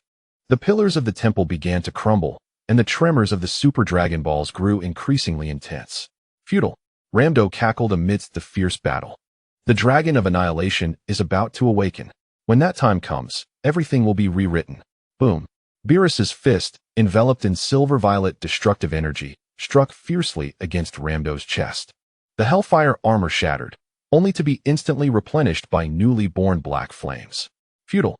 Rambo sneered, as the 6 tendrils of Hellfire wrapped around Beerus's arm. Hellfire will consume everything. Is that so? The silver light in Beerus's eyes surged. The destruction intent reached its peak. Let us see about that. His arm began to vibrate at a high frequency, and the silver-violet energy ripples sliced through the tendrils like blades. Following this, a spinning kick connected with Rambo's chin, propelling him skyward. Destructive shadow kill. The silhouette of Beerus instantly fragmented into dozens of afterimages, launching a fierce assault on Rambo from all directions. Each punch struck with surgical precision at vital joints, leaving fissures on the fiery armor with silvery purple energy. Cough. Rambo spat a mouthful of black blood, yet suddenly broke into a grin. I've got you. A hidden 7th dragon's whisker unexpectedly surged from behind, ensnaring Beerus's waist in an instant. The terrifying inferno began to scorch his divine form. Lord Beerus, Kuranoa, and the other warriors gasped in horror. Humph. Beerus let out a muffled groan. Seizing the dragon's whisker with both hands, annihilate. The silvery purple energy surged up the whisker, extinguishing the inferno in its wake. Rambo's expression shifted dramatically, decisively severing the whisker and retreating. You can actually extinguish the inferno? A tremor of uncertainty infiltrated Rambo's voice for the first time. Breathless, Beerus revealed his ghastly wounds at the waist. The essence of destruction is to return all to nothingness. He slowly straightened, including your ominous flames. The two stood in a tense standoff, and the battlefield fell into an eerie silence, the only sound being the increasingly intense tremors of the Super Dragon Balls, reminding them of the urgency of time. Ha ha. Rambo suddenly burst into wild laughter. How fascinating. Truly fascinating. No wonder you are the mightiest god of destruction. His form began to contort and transform, more fiery dragon whiskers sprouting from his back. Let us see whose destruction prevails, yours or my inferno. Beerus took a deep breath. Silvery purple light coalescing into a collapsing energy sphere in his palm, just as I desire. The wrath of the inferno's end. Flames surged frantically into Rambo's hands, forming a pitch-black sword of fire. Destruction returns, all to void. The energy sphere in Beerus's grasp collapsed to its utmost, emanating a pulse that sent shivers down the spine.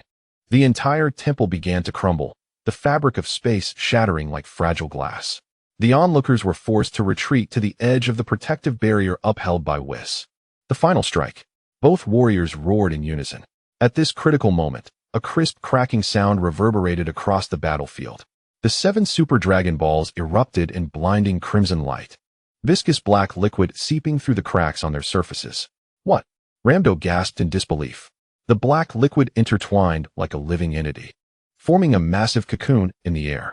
Terrifying heartbeats emanated from within the cocoon, each thrum causing the space to shudder. Not good. Beerus's expression changed drastically. The Dragon of the End is awakening ahead of schedule. Ha ha ha. The feeble yet maniacal laughter of Inferno Vegeta echoed from afar as his body slowly began to dissolve into nothingness. Too late. The ritual is complete. The black cocoon suddenly split open, a massive claw, covered in scales, slowly extending forth. In a space barely touched by the tips of claws, decay and ruin began to manifest at a speed visible to the naked eye. Ramdo's expression shifted from shock to ecstasy. Perfect. Even more so than anticipated. Well done. The sacrificial Vegeta, your offering was not in vain. He redirected his gaze toward Beerus. Ha ha ha. Beerus, as much as I would relish a contest with you, it has become utterly meaningless. The Dragon of End has been revived. It shall not return to slumber until this world is obliterated. Victory is mine. Ha ha ha. Beerus wished to counter his words, but found himself at a loss. After all, he spoke the truth. The Dragon of End, as the harbinger of a new world, bore the singular task of annihilating the old world, reclaiming its essence to serve as sustenance for the creation of a new realm. Ramdo reveled in the sight of Beerus, gritting his teeth, feeling a surge of satisfaction. The Dragon of End had awakened. The plan was executed flawlessly. It was time to retreat. He relayed the message to the cloaked figures intercepting the other gods of destruction. Upon receiving the news, those cloaked figures wasted no time, returning to the rift in time. Meanwhile, the other 11 gods of destruction sensed impending doom and hastened their journey toward the creation temple. Beerus, take solace. After all, the Dragon of End is not a sight granted to just anyone. Ha ha ha. With that, he turned to leave, taking along an evil warrior. Beerus chose not to intervene with Ramdo. In this moment, the Dragon of End was of far greater significance. Whis had intended to confine Ramdo, as he could not directly engage in battle. However, if it were merely to restrain him, it posed no issue. Just as he was about to act, he received a communication from the Grand Priest. Allow Ramdo to depart. Whis gazed at the retreating figure of Ramdo, reflecting on Beerus' actions over the past 1,000,000 years. And a thought crossed his mind. Perhaps his father was correct. A life of excessive comfort is not a boon. At that moment, Beerus, with a grave demeanor, flew toward the yet to fully manifest Dragon of End, channeling his inner power to its utmost. The pinnacle of destruction unleashed all its might upon the Dragon of End, radiating a blinding light. As the intense brilliance surged forth, the Dragon of End emerged unscathed before him. Beerus wore an unprecedentedly serious expression. So, it is indeed as I feared. Chapter 0 Despair. Lord Beerus, your attack appears to have had no effect. What shall we do? Kuranoa exclaimed in a state of panic. The warriors around them also felt an overwhelming sense of helplessness. Although they were all champions of their respective realms, they now found themselves powerless as the world teetered on the brink of annihilation. Beerus, what are you doing? The Dragon of End has revived before you. Just as the group's spirit sank, a voice of complaint suddenly rang out.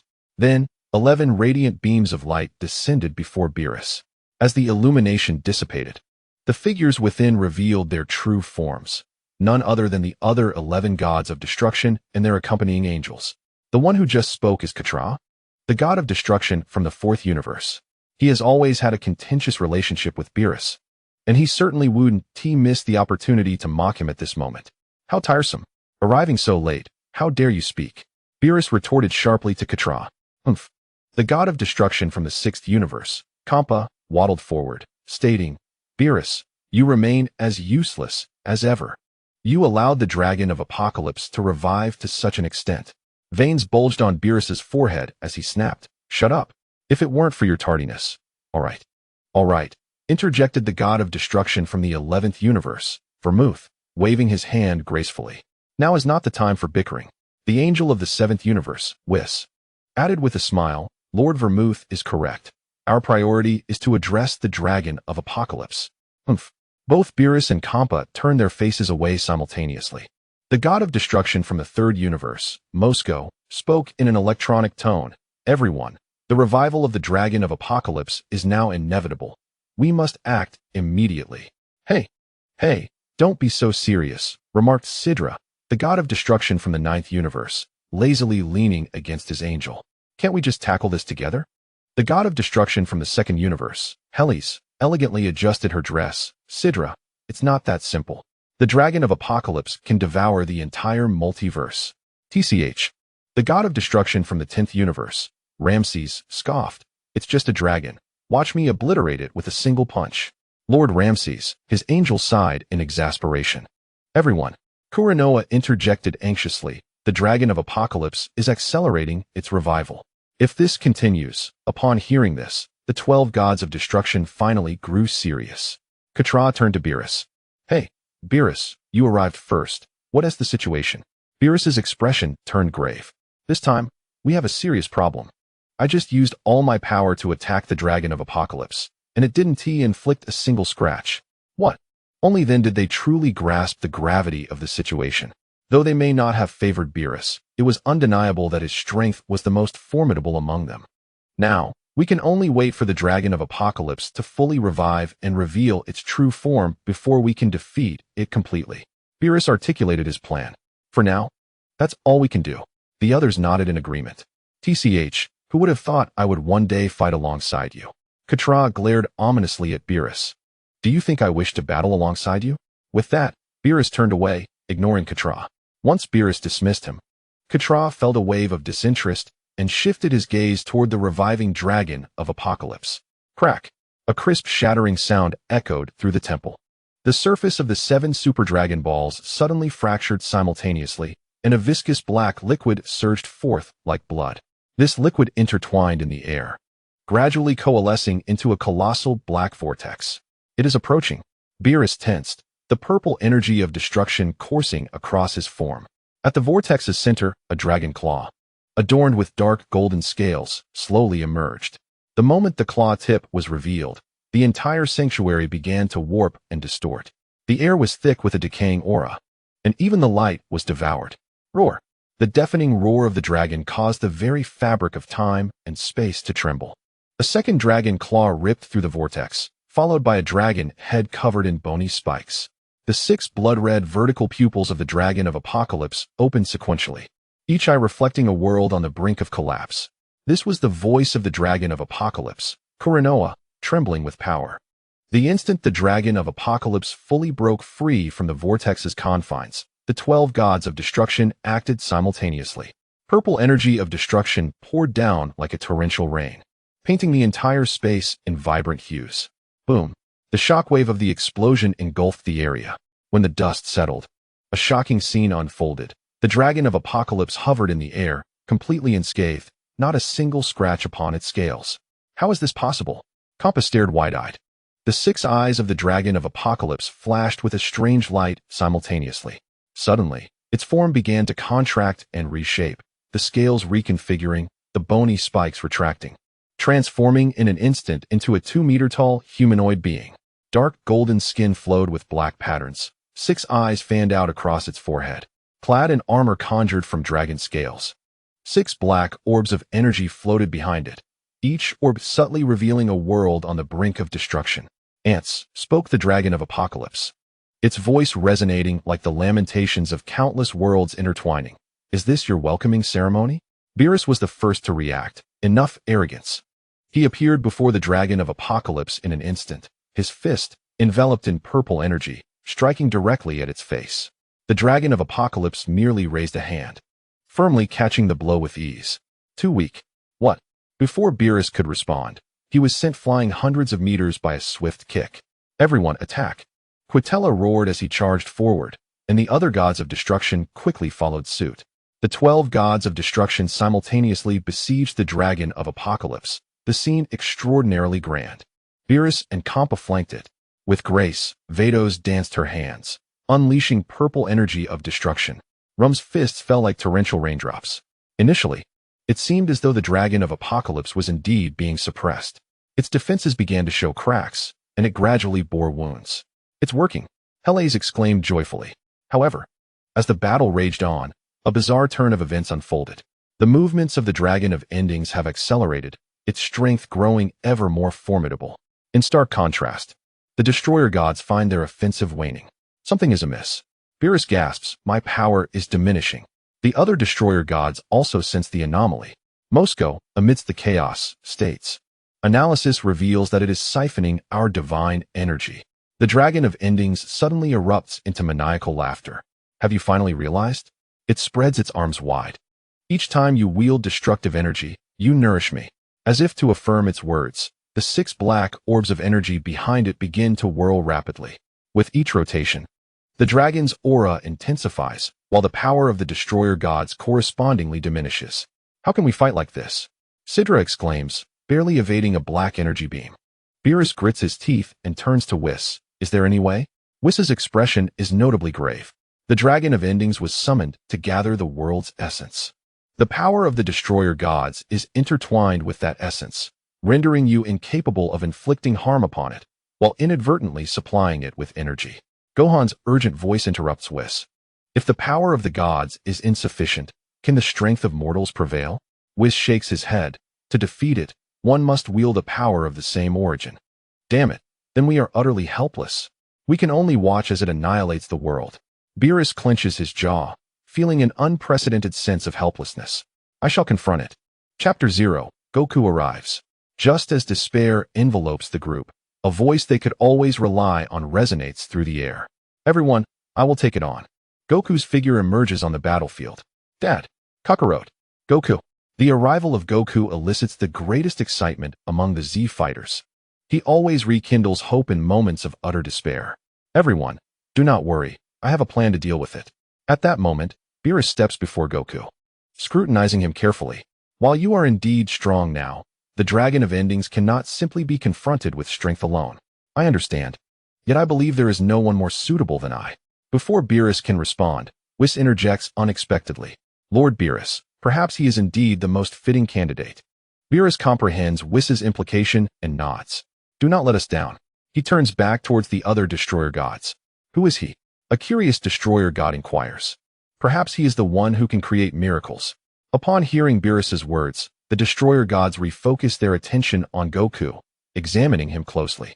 Goku strides confidently towards the Dragon of Endings, his expression earnest. There are those I cherish in this world, and I will not allow you to destroy them. The Dragon of the End scrutinized Sun Wukong, naturally noticing his peculiarities. How intriguing. I never expected to encounter such a situation. It seems they wish for you to hinder me. Indeed, I shall thwart you without fail. Then come forth. Let me witness your capabilities. The two cease their conversation, silently observing one another. It's entrusted to you. Only you can confront him. Rest assured.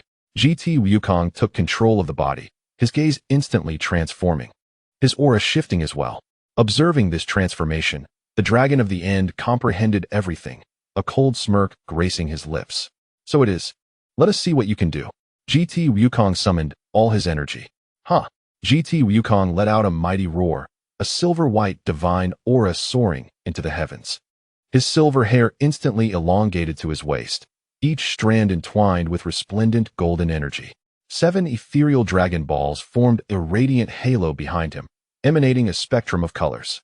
In a mere moment, his enhancement was astonishing. Beerus, in awe, sensed this energy wave rivaling that of a god of destruction.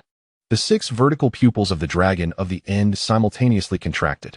Fascinating. You can merge Saiyan power with Dragon God power to this extent. This world shall be safeguarded by me. GT Wukong's voice resonated with an ethereal echo. With a swish, the two figures vanished simultaneously, colliding midair with a thunderous crash. Boom. At the moment their fists and claws met, a terrifying shockwave erupted, upheaving the ground for 1,000 meters. Both retreated 3 steps, each leaving behind burning footprints. Adadada. GT Wukong transformed into a silver flash, his punches cascading like a torrential downpour. The Dragon of the End scoffed, its 6 eyes shining simultaneously. Perfect defense of the End. A black energy shield formed before it, precisely blocking each strike.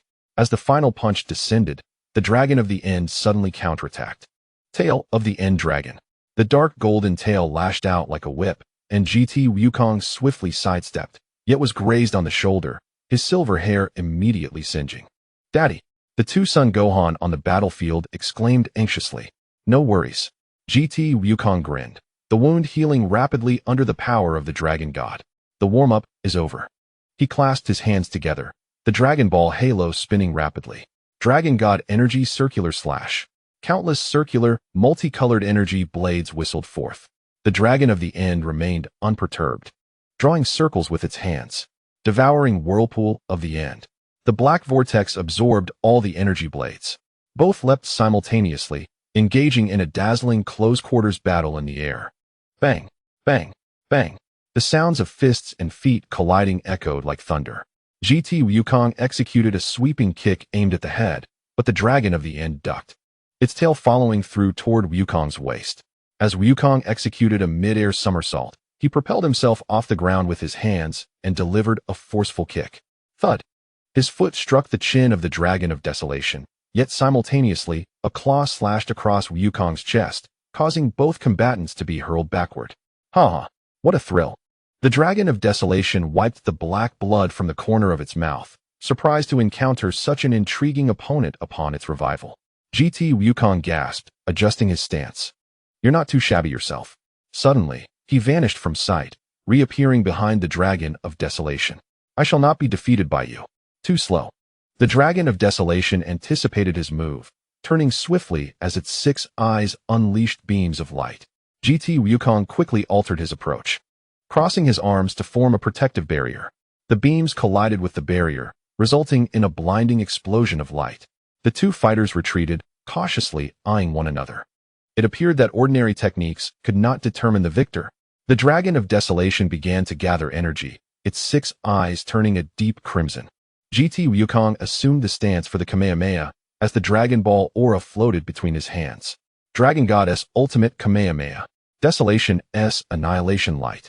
The two cataclysmic energies erupted simultaneously, a cascade of vibrant and pitch-black beams clashing mid-air. Boom! An unprecedented explosion illuminated the entire fabric of time and space. As the brilliance faded, both warriors remained standing, albeit grievously wounded. Yet, it was far from over. GT Wukong suddenly charged at the Dragon of Desolation. Just what I wanted. The Dragon of Desolation met him head-on. The two clashed once more, each impact sending tremors through the space around them. Rat-a-tat-tat. GT Wukong emitted sounds of determination. Bang! His silver tail collided fiercely with the dragon's dark golden tail, producing a metallic clang. Both fighters utilized the force to flip backward, only to rush at each other again in an instant. After exchanging a punch mid-air, they both recoiled. Whew! GT Wukong's silver aura began to waver, beads of sweat forming on his forehead. The Dragon of Desolation was also in dire straits, 3 of its 6 eyes dimming to a dull glow. It seemed we had both reached our limits. The Dragon of Desolation grinned wickedly, wiping away the black blood from its mouth. GT Wukong steadied his breath, the glow of the Dragon Ball aura flickering ominously, but the battle was not yet concluded. Ha! The Dragon of Desolation suddenly erupted in laughter. Foolish. Do you think I am merely fighting you? It abruptly spread its arms wide, revealing 6 black energy orbs behind it. Look around. Only then did everyone realize that the scattered energy across the battlefield was being voraciously absorbed by those black orbs. With each morsel of energy absorbed, the Dragon of Desolation's injuries began to mend. This is bad. Whis' expression changed drastically. It was siphoning energy from the entire battlefield to restore itself. Chapter 0. Defeat. GT Wukong's gaze sharpened. Then let us conclude this swiftly. He clasped his hands together, and the Dragon Ball halo began to emit a blinding radiance. The Dragon Goddess Kamehameha multiplied tenfold. Too late. The End Dragon S6 eyes opened wide, initiating its resurrection. Black energy surged into its body like a tidal wave, instantly healing all its wounds. It opened its cavernous mouth, unleashing a beam of energy many times stronger than before. Boom! In an instant, it dispersed GT Goku's energy, with the residual force continuing to assault him. GT Goku was struck head-on, his silvery figure plummeting like a meteor into the ruins. Kakarot! Vegeta roared, eager to rush forward. Father! The two Gohans also prepared to advance. Stay back. Amidst the rubble, GT Goku struggled to rise, his aura now feeble. This foe is mine. Your strength is nearly depleted. Allow me to take over. It's futile. Only my energy can inflict harm upon him. Trust me. I will defeat him. What a tenacious fighter. You deserve to reveal your name. The End Dragon observed Goku with a teasing gaze. Hee, I am Goku. A peace-loving, yet battle-hungry earthling. GT Goku clasped his shoulder with one hand, chuckling as he gazed at the End Dragon. You are formidable. Stronger than anyone I have ever faced. Nevertheless, I will defeat you. Clap, clap, clap. The End Dragon applauded GT Goku, commending his resolve. A commendable belief. However, that is impossible. Nothing is impossible. My family, companions, friends, everything I cherish exists in this world. I will not allow you to destroy it. Upon uttering these words, an extraordinary power surged within GT Goku, instantly restoring him to peak condition. What? How can this be? The End Dragon widened its eyes, incredulously witnessing GT Goku's transformation. The astonishing change in GT Goku also shocked the onlookers. What is this energy? Beerus gaped in astonishment, his purple god of destruction aura unconsciously fluctuating. Whis rarely furrowed his brow, pondering the nature of this power fluctuation. The other angel guardians shared solemn expressions, exchanging glances. The angel from Universe 10, Kusu, murmured softly, "The resonance of the primordial power. How can this be? Perhaps the primordial power sensed a crisis, and he is the warrior chosen by the primordial power." Whis articulated his speculation. "Father, the young Gohan clenched his fists, tears glimmering in his eyes. That bastard Kakarot." Vegeta, though uttering such words, wore a proud smirk, eternally capable of creating miracles. In the heart of the battlefield, GT Goku was enveloped in an emerald glow, the Dragon Ball halo once again radiating brilliant light. The Dragon of Doom, with its 6 eyes, simultaneously narrowed, revealing a glimmer of wariness for the first time. "Impossible. You are able to invoke the resonance of primal energy." It roared, as the 6 black orbs of energy behind it spun wildly. "Let us see whether your primal power surpasses my apocalyptic might." Whoosh! Both figures vanished from sight, only to collide mid-air in an explosive clash. Boom! The shockwave from their striking limbs uprooted the ground within a radius of several kilometers. GT Goku's silvery tail lashed out like a steel whip, prompting the Dragon of Doom to immediately block with its own tail, their appendages entwining and igniting brilliant sparks. Suddenly, GT Goku altered his attack, unleashing a torrential barrage of fist shadows upon his foe. The Dragon of Doom executed a flawless defense. A black energy shield enveloped its form, yet this time, the force of the punches penetrated the barrier, leaving dozens of gashes upon its scales. Infuriated, the Dragon of Doom bellowed, its 6 eyes firing beams of annihilation. GT Goku flickered, leaving behind 7 afterimages in the air, skillfully evading all assaults. He clasped his hands together, and the Dragon Ball's divine rings detached from his back. Dragon God 7 Stars Conjunction. The 7 ethereal Dragon Balls plummeted toward the Dragon of Doom like shooting stars. Amidst the explosive smoke, the Dragon of Doom emerged in disarray, one of its eyes dimmed and lifeless. But the onslaught was not over. GT Goku pressed his advantage, executing a spinning kick aimed directly at his opponent's throat. Thud! The Dragon of Doom barely managed to block the strike, yet was caught by the following whip of its tail, shattering large portions of its dark golden scales. Outside the battlefield, Zyampa stood agape in disbelief. Is this individual truly just a mortal? No, Whis softly elucidated. He is now the embodiment of Dragon God power and primal energy. Just as GT Goku gained the upper hand, the Dragon of Doom suddenly broke into a sinister grin. "Do you think this is the end? I am perpetually absorbing energy to grow stronger." At that moment, the energy of the entire battlefield was being absorbed at an accelerated rate. Even the primal energy radiating from GT Goku was being siphoned away. It was consuming the energy of the entire world. Kuranoa gasped in astonishment. GT Goku moved swiftly to intervene, but it was too late. The aura of the Dragon of Doom surged once more, its injuries visibly healing at an alarming rate. "Ha! Futile." The Dragon of Doom laughed maniacally. "As long as this universe contains energy, I am immortal, and I shall only grow stronger." "Immortal? That is impossible. As long as I can annihilate you with absolute power, preventing your recovery, victory is assured." "Ha ha ha. You are astute, but can you truly achieve it? Only power that is of the same origin as mine can inflict tangible harm." It suddenly surged forth, its speed multiplying several-fold. GT Goku hastily attempted to block, but a heavy fist struck his abdomen, causing the sacred aura to dim significantly. "Father!" Both Gohan and Goten cried out in unison. "Kakarot!" Vegeta clenched his fists, his nails digging deeply into his palms. GT Goku struggled to maintain his balance, yet the onslaught of the End Dragon surged forth like an unrelenting tide. A powerful tail swipe sent him soaring into the sky, immediately followed by a barrage of 6 annihilating energy beams. Boom! Boom, boom. Amid the continuous explosions, GT Goku plummeted like a severed kite. Just as he was about to hit the ground, he summoned the last vestiges of his strength to flip his body, skidding to a halt on one knee after sliding for several dozen meters. Cough. A mouthful of blood erupted forth, and the sacred radiance nearly vanished entirely. The Dragon Ball halo dimmed, threatening to extinguish at any moment. The End Dragon descended slowly nearby, its 6 eyes glinting with mockery. What a splendid performance, Son Goku. But the game must come to an end. At this moment, GT Goku was too exhausted to reply, merely gasping for breath. Son Goku, out of respect for you, I shall grant you the dignity of dying as an independent being.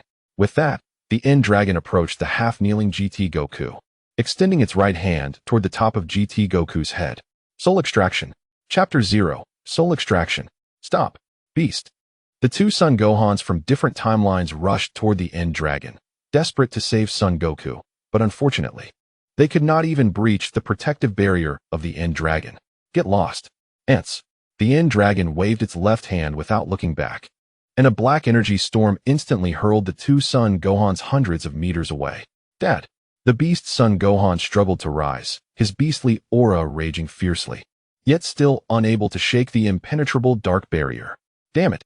Super Saiyan 5 Son Gohan wiped the blood from the corner of his mouth and once more concentrated his energy, launching a Kamehameha at the barrier, which only stirred a slight ripple. Vegeta roared as he charged toward the shield, his deep blue aura pushed to its limits. Ultimate Flash, maximum power. The blinding blue light struck the barrier, yet it was as if a cow had sunk into the sea, leaving not even a crack. Ha ha. The End Dragon let out a piercing laugh. What a touching scene. Unfortunately, it is utterly meaningless.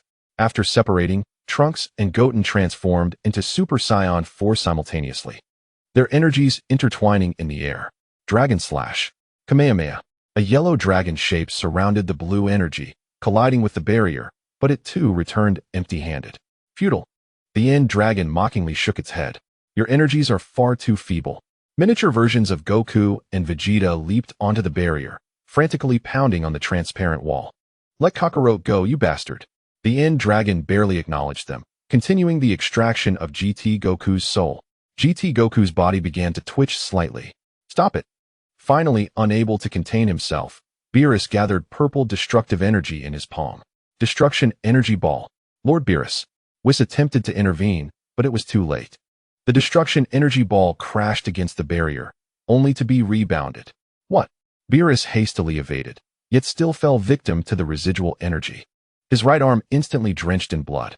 Foolishness. The Dragon of Endings finally turned its gaze, declaring that this protective shield absorbs the energy of your attacks. Your onslaught only serves to fortify it. The more potent the assault, the greater the backlash. The Destroyer Gods exchanged glances, their faces betraying an unprecedented despair. Is there truly no recourse? Kuranoya collapsed to the ground, tears blurring his vision. At this juncture, everyone had exhausted their options. Helplessly witnessing the soul of GT Goku being extracted, without the interference of the others, the Dragon of Endings swiftly drew the soul of GT Goku from the body of Time-Space Goku. At the moment GT Goku's soul departed from the Time-Space Goku's body, the latter's soul seized control, reverting back to its ordinary Super Saiyan 5 form. Bang! Time-Space Goku delivered a punch aimed at the chin of the Dragon of Endings. Just as it was about to connect, it was instantaneously blocked by the Dragon of Endings. Another Goku had anticipated your move. With a swift kick, he sent Goku flying. Gohan and the others rushed forward to support Goku. Father, you're all right. That's wonderful. Kakarot. Seeing Goku unscathed brought smiles to everyone's faces. I'm fine. We must rescue him. Super Goku gazed gravely at the soul of GT Goku, ensnared in the air by the Dragon of Endings. Father, what is happening? Super Goku recounted everything in detail. Gohan, do you remember when I was resurrected through Lord Kai? The beastly Gohan paused, then quickly comprehended. Naturally, I remember. Could it be? Super Goku nodded. Indeed, it was his guidance that enlightened me about Buu's situation. It allowed everyone to prepare in advance. It was he who fought alongside Lord Beerus to save Earth. Later, in that realm of A's, it was thanks to him that we survived the clutches of the dark-robed figure. He mentioned that he perished battling a malevolent entity known as One-Star Dragon in his own timeline, but was subsequently aided by the Dragon Lord to survive in this manner. Upon hearing this, Super Saiyan 5 Gohan's expression shifted dramatically. Could it be that he is my father from my timeline? Super Goku turned to Super Saiyan 5 Gohan, affirming, "Yes, at that time, he commended you all for not slacking in your training despite his departure. He had intended to reunite with you, yet unforeseen events transpired." Tears welled in Super Saiyan 5 Gohan's eyes as he gazed at the soul of GT Goku. Frantically, he charged towards the Dragon of Endings. "Bastard, release my father." Alas, his attempts were utterly futile. The Dragon of Endings regarded the soul of GT Goku, remarking, "What a touching scene. But do not worry, they will soon accompany you." With that, energy surged from its hands, enveloping the soul of GT Goku entirely. Infuriating. GT Goku let out a piercing scream of agony. The crowd could hardly bear to watch as they collectively attacked the Dragon of Desolation, yet their efforts proved futile. The angels, initially poised to intervene, were subtly restrained by the High Priest, who forbade their involvement in this matter. Was this truly the end? Was my journey to conclude here? Kiki, I am so sorry for not being able to bid you farewell. GT Goku painfully closed his eyes, a solitary tear escaping the corner of his eye. Suddenly, the voice of the dragon resonated deep within GT Goku's heart. "Son Goku, will you surrender? Are you willing to part ways with your family and friends so easily? The surprises I have in store for you extend beyond this." In that moment, the dragon's tone was unlike any before, imbued with a sense of sanctity and emotion. "Surrender? How could I possibly surrender? Kiki is still waiting for me. I cannot give up." With a powerful roar, GT Goku's tone shifted from reluctance to resolute determination. As he shouted, his soul began to undergo an unfathomable transformation, unbeknownst to anyone as it was obstructed by the energy of the Dragon of Desolation. "Farewell, warrior of peace." Son Goku. As the dragon's palm closed, the energy enveloping GT Goku diminished until it vanished entirely, along with his voice. "No, father." The anguished cry of Super Saiyan Gohan echoed through the skies. "Ha! That expression brings such joy." The Dragon of Desolation laughed heartily. Gohan, despondent, knelt upon the ground, unable to accept that his father would perish before him once more. "Gohan, pull yourself together. We must avenge him." Super Saiyan Goku approached Gohan, extending his hand towards him. Gohan looked up at Super Saiyan Goku, his resolve rekindling as he grasped Goku's hand, revitalizing his spirit. Witnessing this, the Dragon of Desolation lost interest. "I no longer wish to play. Perish." Gathering energy in both hands, he declared, "Desolation Oblivion." Just as the energy was about to be unleashed, a tremor reverberated through the space of the creation god's temple. Countless points of light began to coalesce, gradually forming a great cocoon. This spectacle left everyone bewildered. Even the Dragon of Desolation paused to observe this transformation. Only Super Saiyan Gohan could not contain his rising excitement. Could it be that his father? Under Gohan's hopeful gaze, the cocoon slowly dissipated, revealing GT Goku once more. This time, he was no longer a mere spirit. GT Goku gradually opened his eyes, a radiant light flashing within as he gazed at the Dragon of Desolation. Dragon of Desolation, what follows is our final battle. Chapter 0, The White God. "Father, Kakarot, this is wonderful." The Z warriors beheld the resurrected GT Goku, now in corporeal form, unable to contain their exhilaration. Even the all-knowing gods and angels stood in astonishment. For the first time, they encountered something beyond their comprehension. In stark contrast, the End Dragon was entirely different. "Impossible. How could you possibly survive?" The End Dragon gazed incredulously at GT Goku, firmly believing that no one could resurrect from the state of soul dissipation. GT Goku glanced down at his body, clenched his fist, and felt the surge of power within him. This immense reservoir of energy was unlike anything experienced in his Super Saiyan form. He raised his gaze to the End Dragon once more. "Ultimately, I must thank you, End Dragon. In this moment of life and death, I have finally grasped what the dragon spoke of as surprise." "What?" GT Goku's words left the End Dragon utterly bewildered. Nevertheless, GT Goku paid no heed to the End Dragon's confusion and continued speaking. "Before I arrived in this timeline, the dragon had told me that he had left a surprise for me. I had previously believed that breaking through to Super Saiyan 5 was the surprise left for me. Yet today, I have finally realized that the true gift from the dragon is the primal creative power that birthed the dragon itself. This power not only enables me to continuously surpass my limits. Pausing momentarily, he extended his palm, and a bird materialized from thin air, soaring into the sky. The onlookers were astonished, their eyes wide with disbelief. GT Goku continued, "This also grants me the ability to create life. In an unknown realm. An enigmatic entity sensed this transformation. Has the realization dawned? Continue to grow, little one." It closed its eyes once more. The End Dragon was now flustered. As GT Goku showcased this energy, he sensed that it bore a striking resemblance to the energy that created the Super Dragon Balls. "Do you feel it, End Dragon? This is the primal force of your creation." GT Goku observed the End Dragon's growing agitation, a smirk of mockery gracing his lips. "Even so, it matters not. You have merely just grasped this power, dreaming of using it to defeat me." The End Dragon glared at GT Goku, visibly exasperated. "No need to rush. I won't wield this energy against you. You are not yet worthy of my strength. How dare you underestimate me?" The End Dragon, now devoid of any jest, fused the 6 energy spheres into himself. In that instant of fusion, the End Dragon's aura surged significantly, black lightning crackling around him, emanating an ominous presence. Even Whis and the others felt the mounting pressure. An energy sphere appeared before the End Dragon's chest, intensifying the oppressive force. "Fools, this is my true form. I have no intention of prolonging this battle with you any longer." The expressions of the others shifted dramatically. They were astonished that the End Dragon harbored such formidable energy. Only GT Goku remained unfazed, as if he had anticipated this revelation. Even the one-star dragon can absorb the energy of the Dragon Balls. "Did you think I wouldn't foresee your actions? Knowing this, you remain so composed.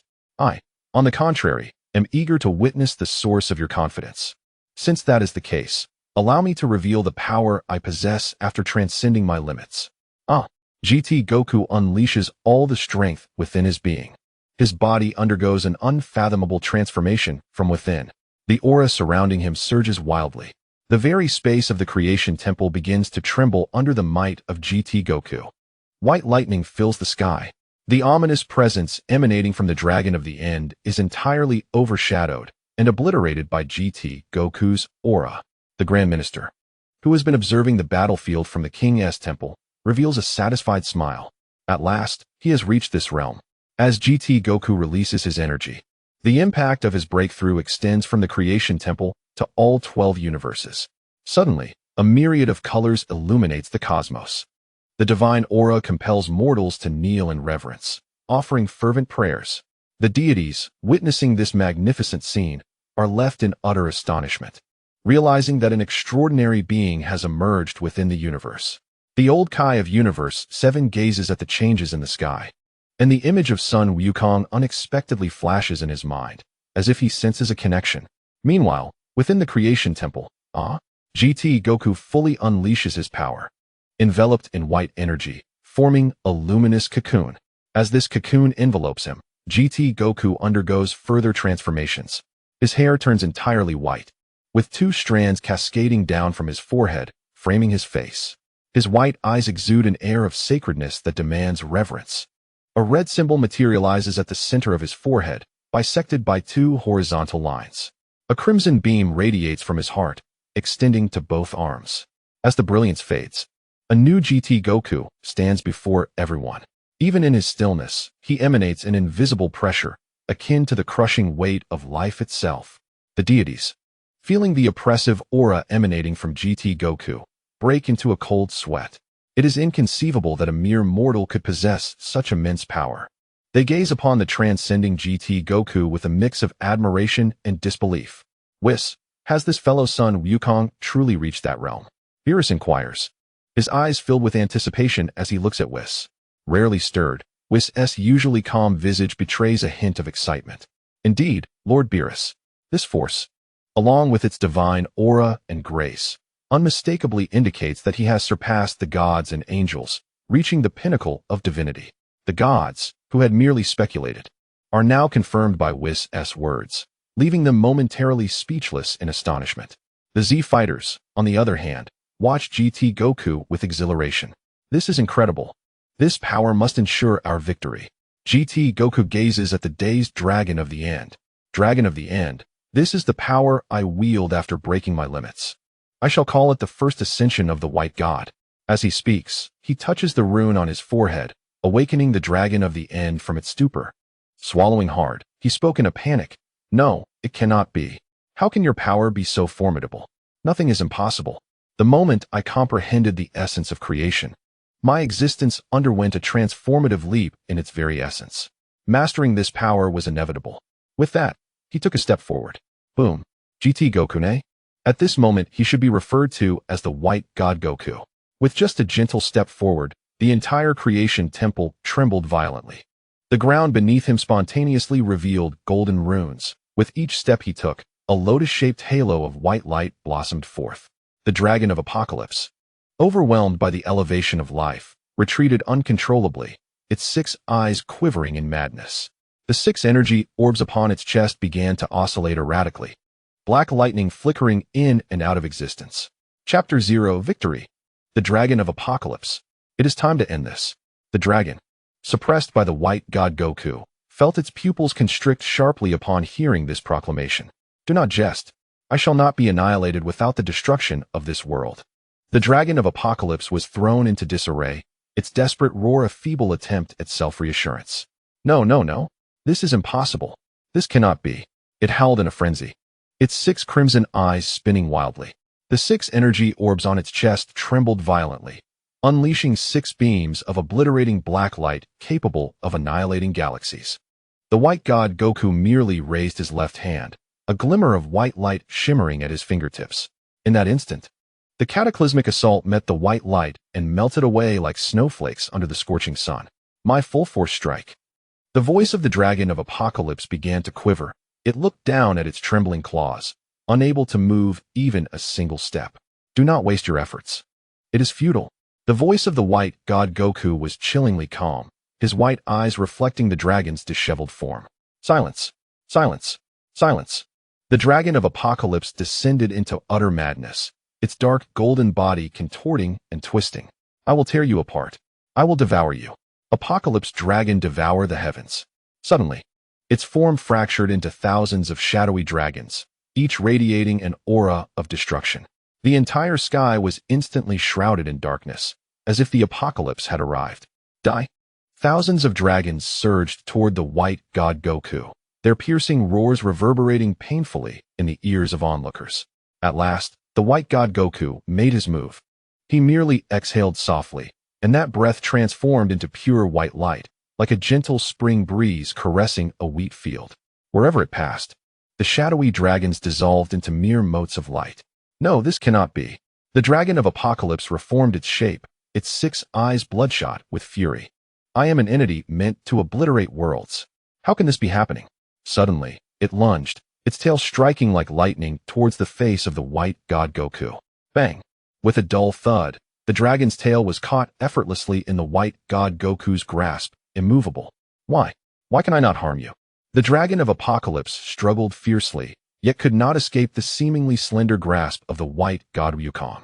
With a gentle flick, the dragon was hurled thousands of meters away, crashing into numerous colossal pillars of the divine temple like a mere rag doll. For everything you are, it all originates from creation. The White God Wukong advanced slowly, each step leaving a luminous lotus imprint upon the ground. And I am mightier than you. Having comprehended the power of creation, the Dragon of Apocalypse crawled from the ruins, its scales peeling away to reveal the writhing black energy beneath. Nonsense. I am the Apocalypse. I am destruction. It abruptly halted its tirade, all 6 eyes widening in terror, for it beheld the glowing red V-shaped divine symbol upon Wukong's forehead. The radiance caused the energy within it to boil uncontrollably. No, no. The Dragon of Apocalypse retreated in horror. Is my power being purified? The onlookers stood in stunned silence. So powerful. Beerus's voice was hoarse. Is this the power of the divine realm? Whis' tone lost its usual composure. The Dragon of Apocalypse suddenly let out a piercing scream. If that is the case, let us perish together. It frantically activated the energy sphere upon its chest, which began to emit a crimson glow. Mutual destruction. Its body commenced a violent expansion, and the terrifying energy fluctuations caused the entire creation temple to tremble. The very fabric of space shattered like glass, revealing the chaotic void beyond. This is bad. The gods of destruction's expressions changed dramatically. It intends to detonate its core. In this critical moment, the white god Wukong finally made his move. He merely raised his right hand, fingers splayed. Seal. A simple word, yet it seemed to encapsulate the truths of the universe. The expanding body of the Dragon of Apocalypse suddenly froze, as if a pause button had been pressed. What? Despair filled the dragon's voice. Why can I not even self-destruct? The white god Wukong walked calmly before it, his white eyes devoid of emotion. You do not even possess the power to choose your own death. It lies within my control. Dragon of Apocalypse, due to your unique nature, you can only be eradicated by powers of your own origin. Without this trait, you cannot leave others helpless. Now, you may return to slumber. He reached out, gently touching the dragoness forehead, the red V-shaped divine symbol glowing with brilliant light. Purify. A pure white light burst forth from the Dragon of Apocalypse, its form gradually becoming transparent from the inside out.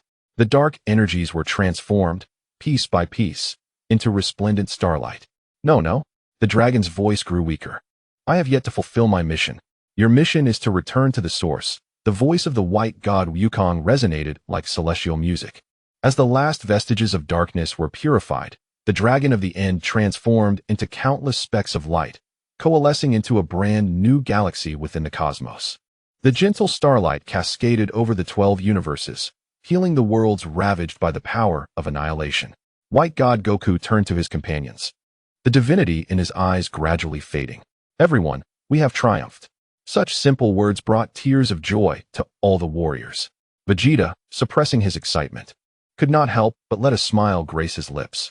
Kakarot, you rascal. Super Saiyan 5 Gohan rushed forward to embrace his father. Dad, this is wonderful. The chibi versions of Goku and Vegeta hopped and cheered. We did it. We did it.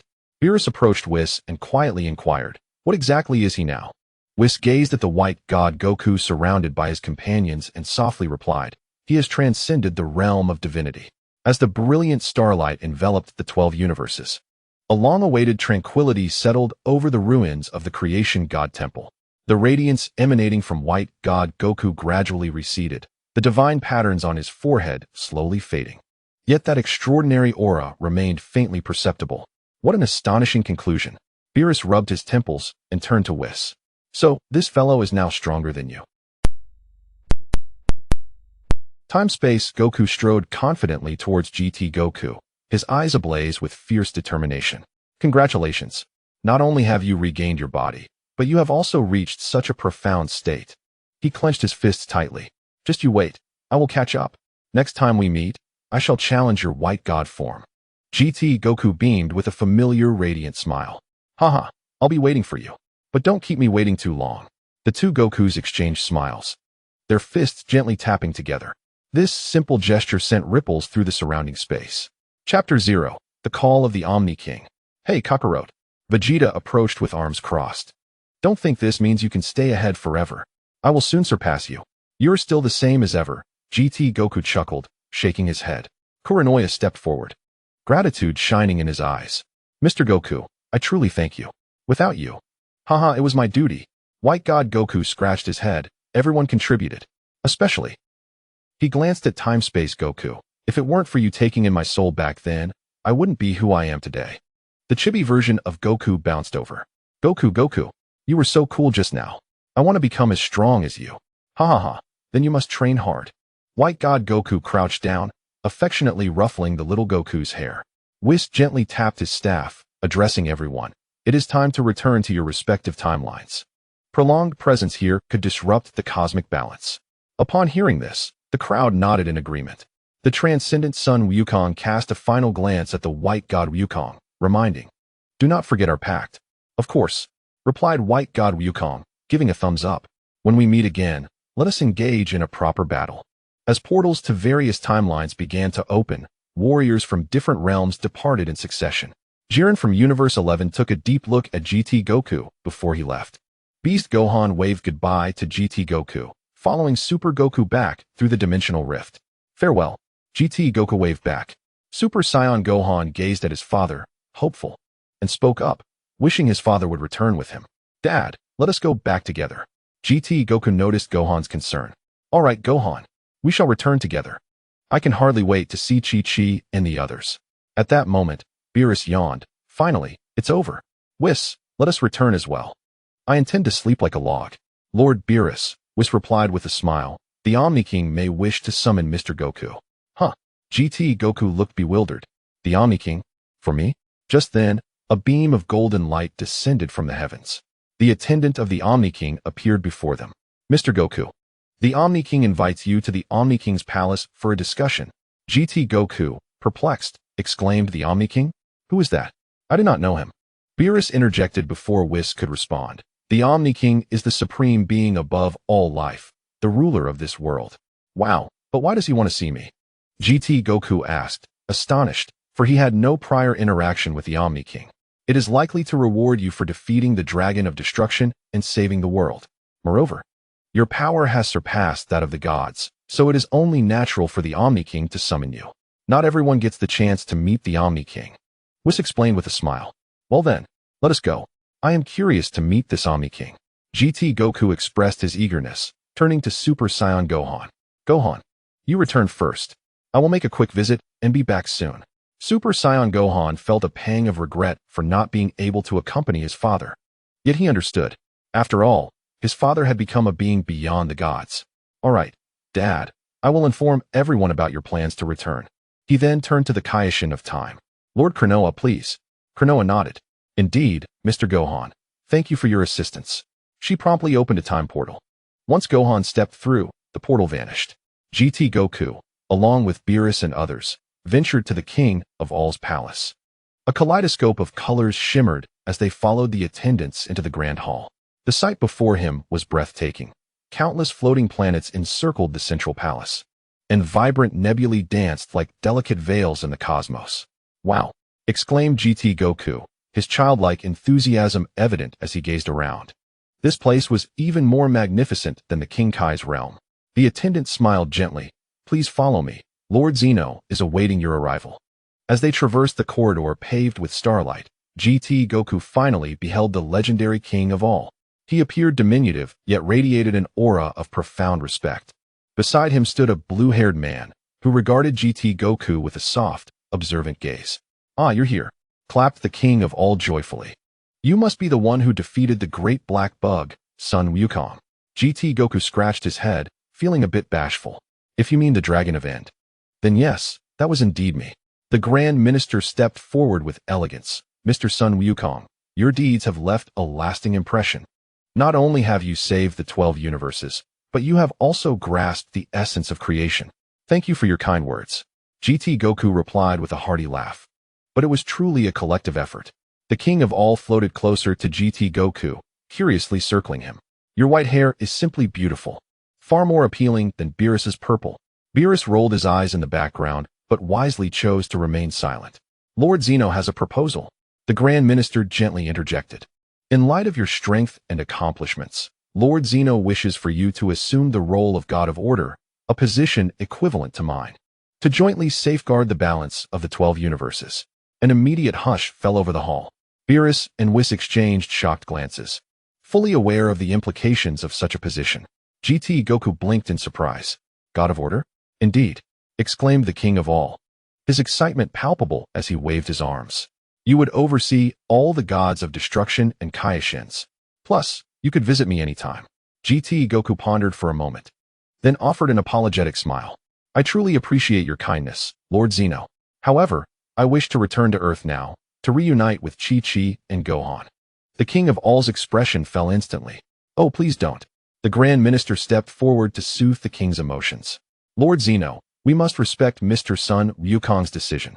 Very well, the King of All pouted but soon rallied. But you must come to play with me often. We can enjoy games of marbles together. Lord Zeno.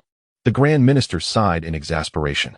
GT Goku laughed heartily. Although I cannot take on the mantle of a deity, I would be delighted to visit. Furthermore, Earth has an array of delicious foods. You should come and enjoy them as well. Really? The King's eyes sparkled with excitement. I want to go. I want to go. The Grand Priest spoke. Let us depart for Earth at once. To which the Omni King replied, this requires careful deliberation. The Grand Priest, with a wry smile, reassured him before turning to GT Goku, whose presence increasingly pleased him. We honor your choice.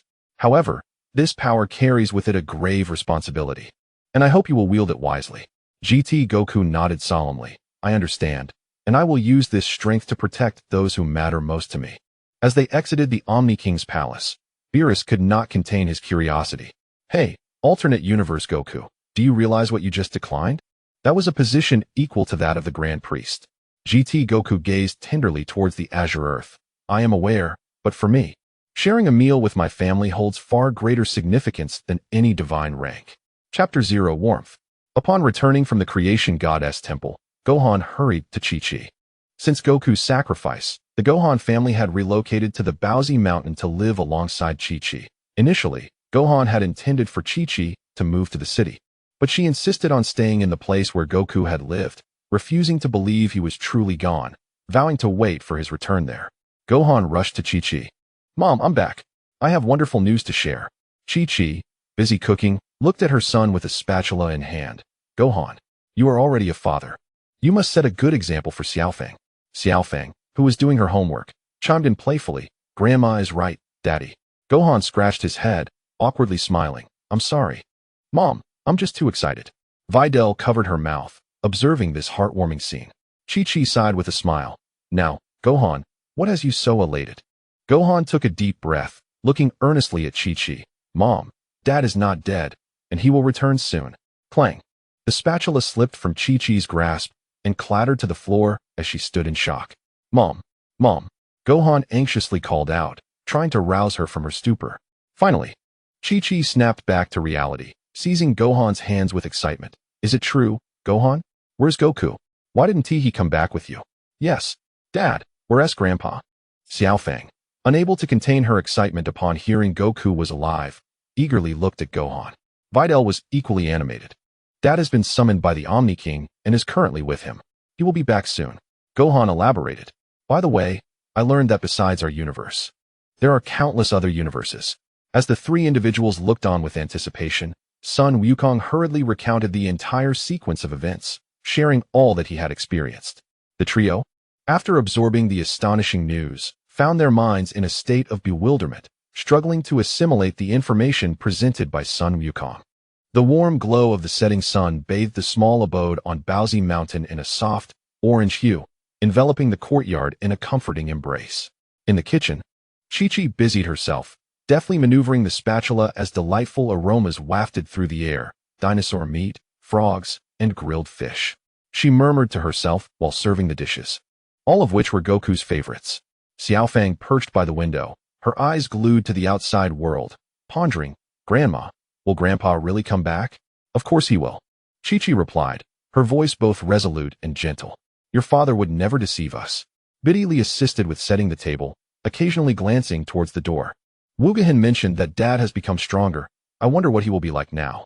Just then, Sun Wukong suddenly rose to his feet, exclaiming, He is here. Outside. A radiant spectrum of colors pierced the twilight, descending into the courtyard like a shooting star. As the brilliance began to fade, a familiar figure emerged, clad in an orange-red martial arts uniform, with striking white hair and that signature radiant smile. Hey, I'm back. Chi-Chi's plate clattered to the ground, her trembling hands covering her mouth as tears instantly blurred her vision. Xiaofang dashed out first, shouting Grandpa. Sun Wukong crouched to catch the rushing granddaughter with steady arms. Wow, Xiaofang has grown so much. Sun Wugohan and Babidi followed closely, standing in the doorway with glistening eyes filled with tears. Finally regaining her voice, Chi-Chi stepped forward unsteadily, reaching out to touch Wukong's face. Fearing it might all be a dream. Wukong, is it truly you? Setting Xiaofang down, Sun Wukong stood and gazed at Chi-Chi. I'm sorry, Chi-Chi, for returning late. He enveloped her in a warm embrace. As Chi-Chi was held tightly in his arms, the realization that Wukong had genuinely returned washed over her, prompting her to weep openly. Fool, fool. Sun Wukong remained silent, tightening his hold on her. Understanding their need for this moment, Sun Wugohan, Babidi, and Xiaofang respectfully refrained from interrupting, allowing the couple their privacy. It was then that the enticing aroma of the meal wafted from within the house. Sun Wukong inhaled deeply, his eyes sparkling. Wow, it smells like dinosaur meat. Chi-Chi, wiping away her tears, chuckled. I knew you'd be hungry. Hurry and wash your hands. The food will get cold. The family gathered around the dining table, the long-lost warmth filling the small house once more. Sun Wukong devoured the meal with gusto, frequently praising Chi-Chi's culinary skills. "Oh, how I've missed eating your cooking, Chi-Chi." After finishing his meal, Sun Wukong let out a satisfied sigh, cherishing the moment. Xiao Fong rested her chin on the dining table, her small hand supporting her head as she gazed intently at her grandfather, Sun Wukong, adorned with white hair. "Grandpa, you look so handsome like this." However, she hesitated for a moment, sensing a slight disconnection from her original grandfather. Sun Wukong paused, momentarily taken aback, before bursting into hearty laughter. "Does Xiao Fong not like me this way?"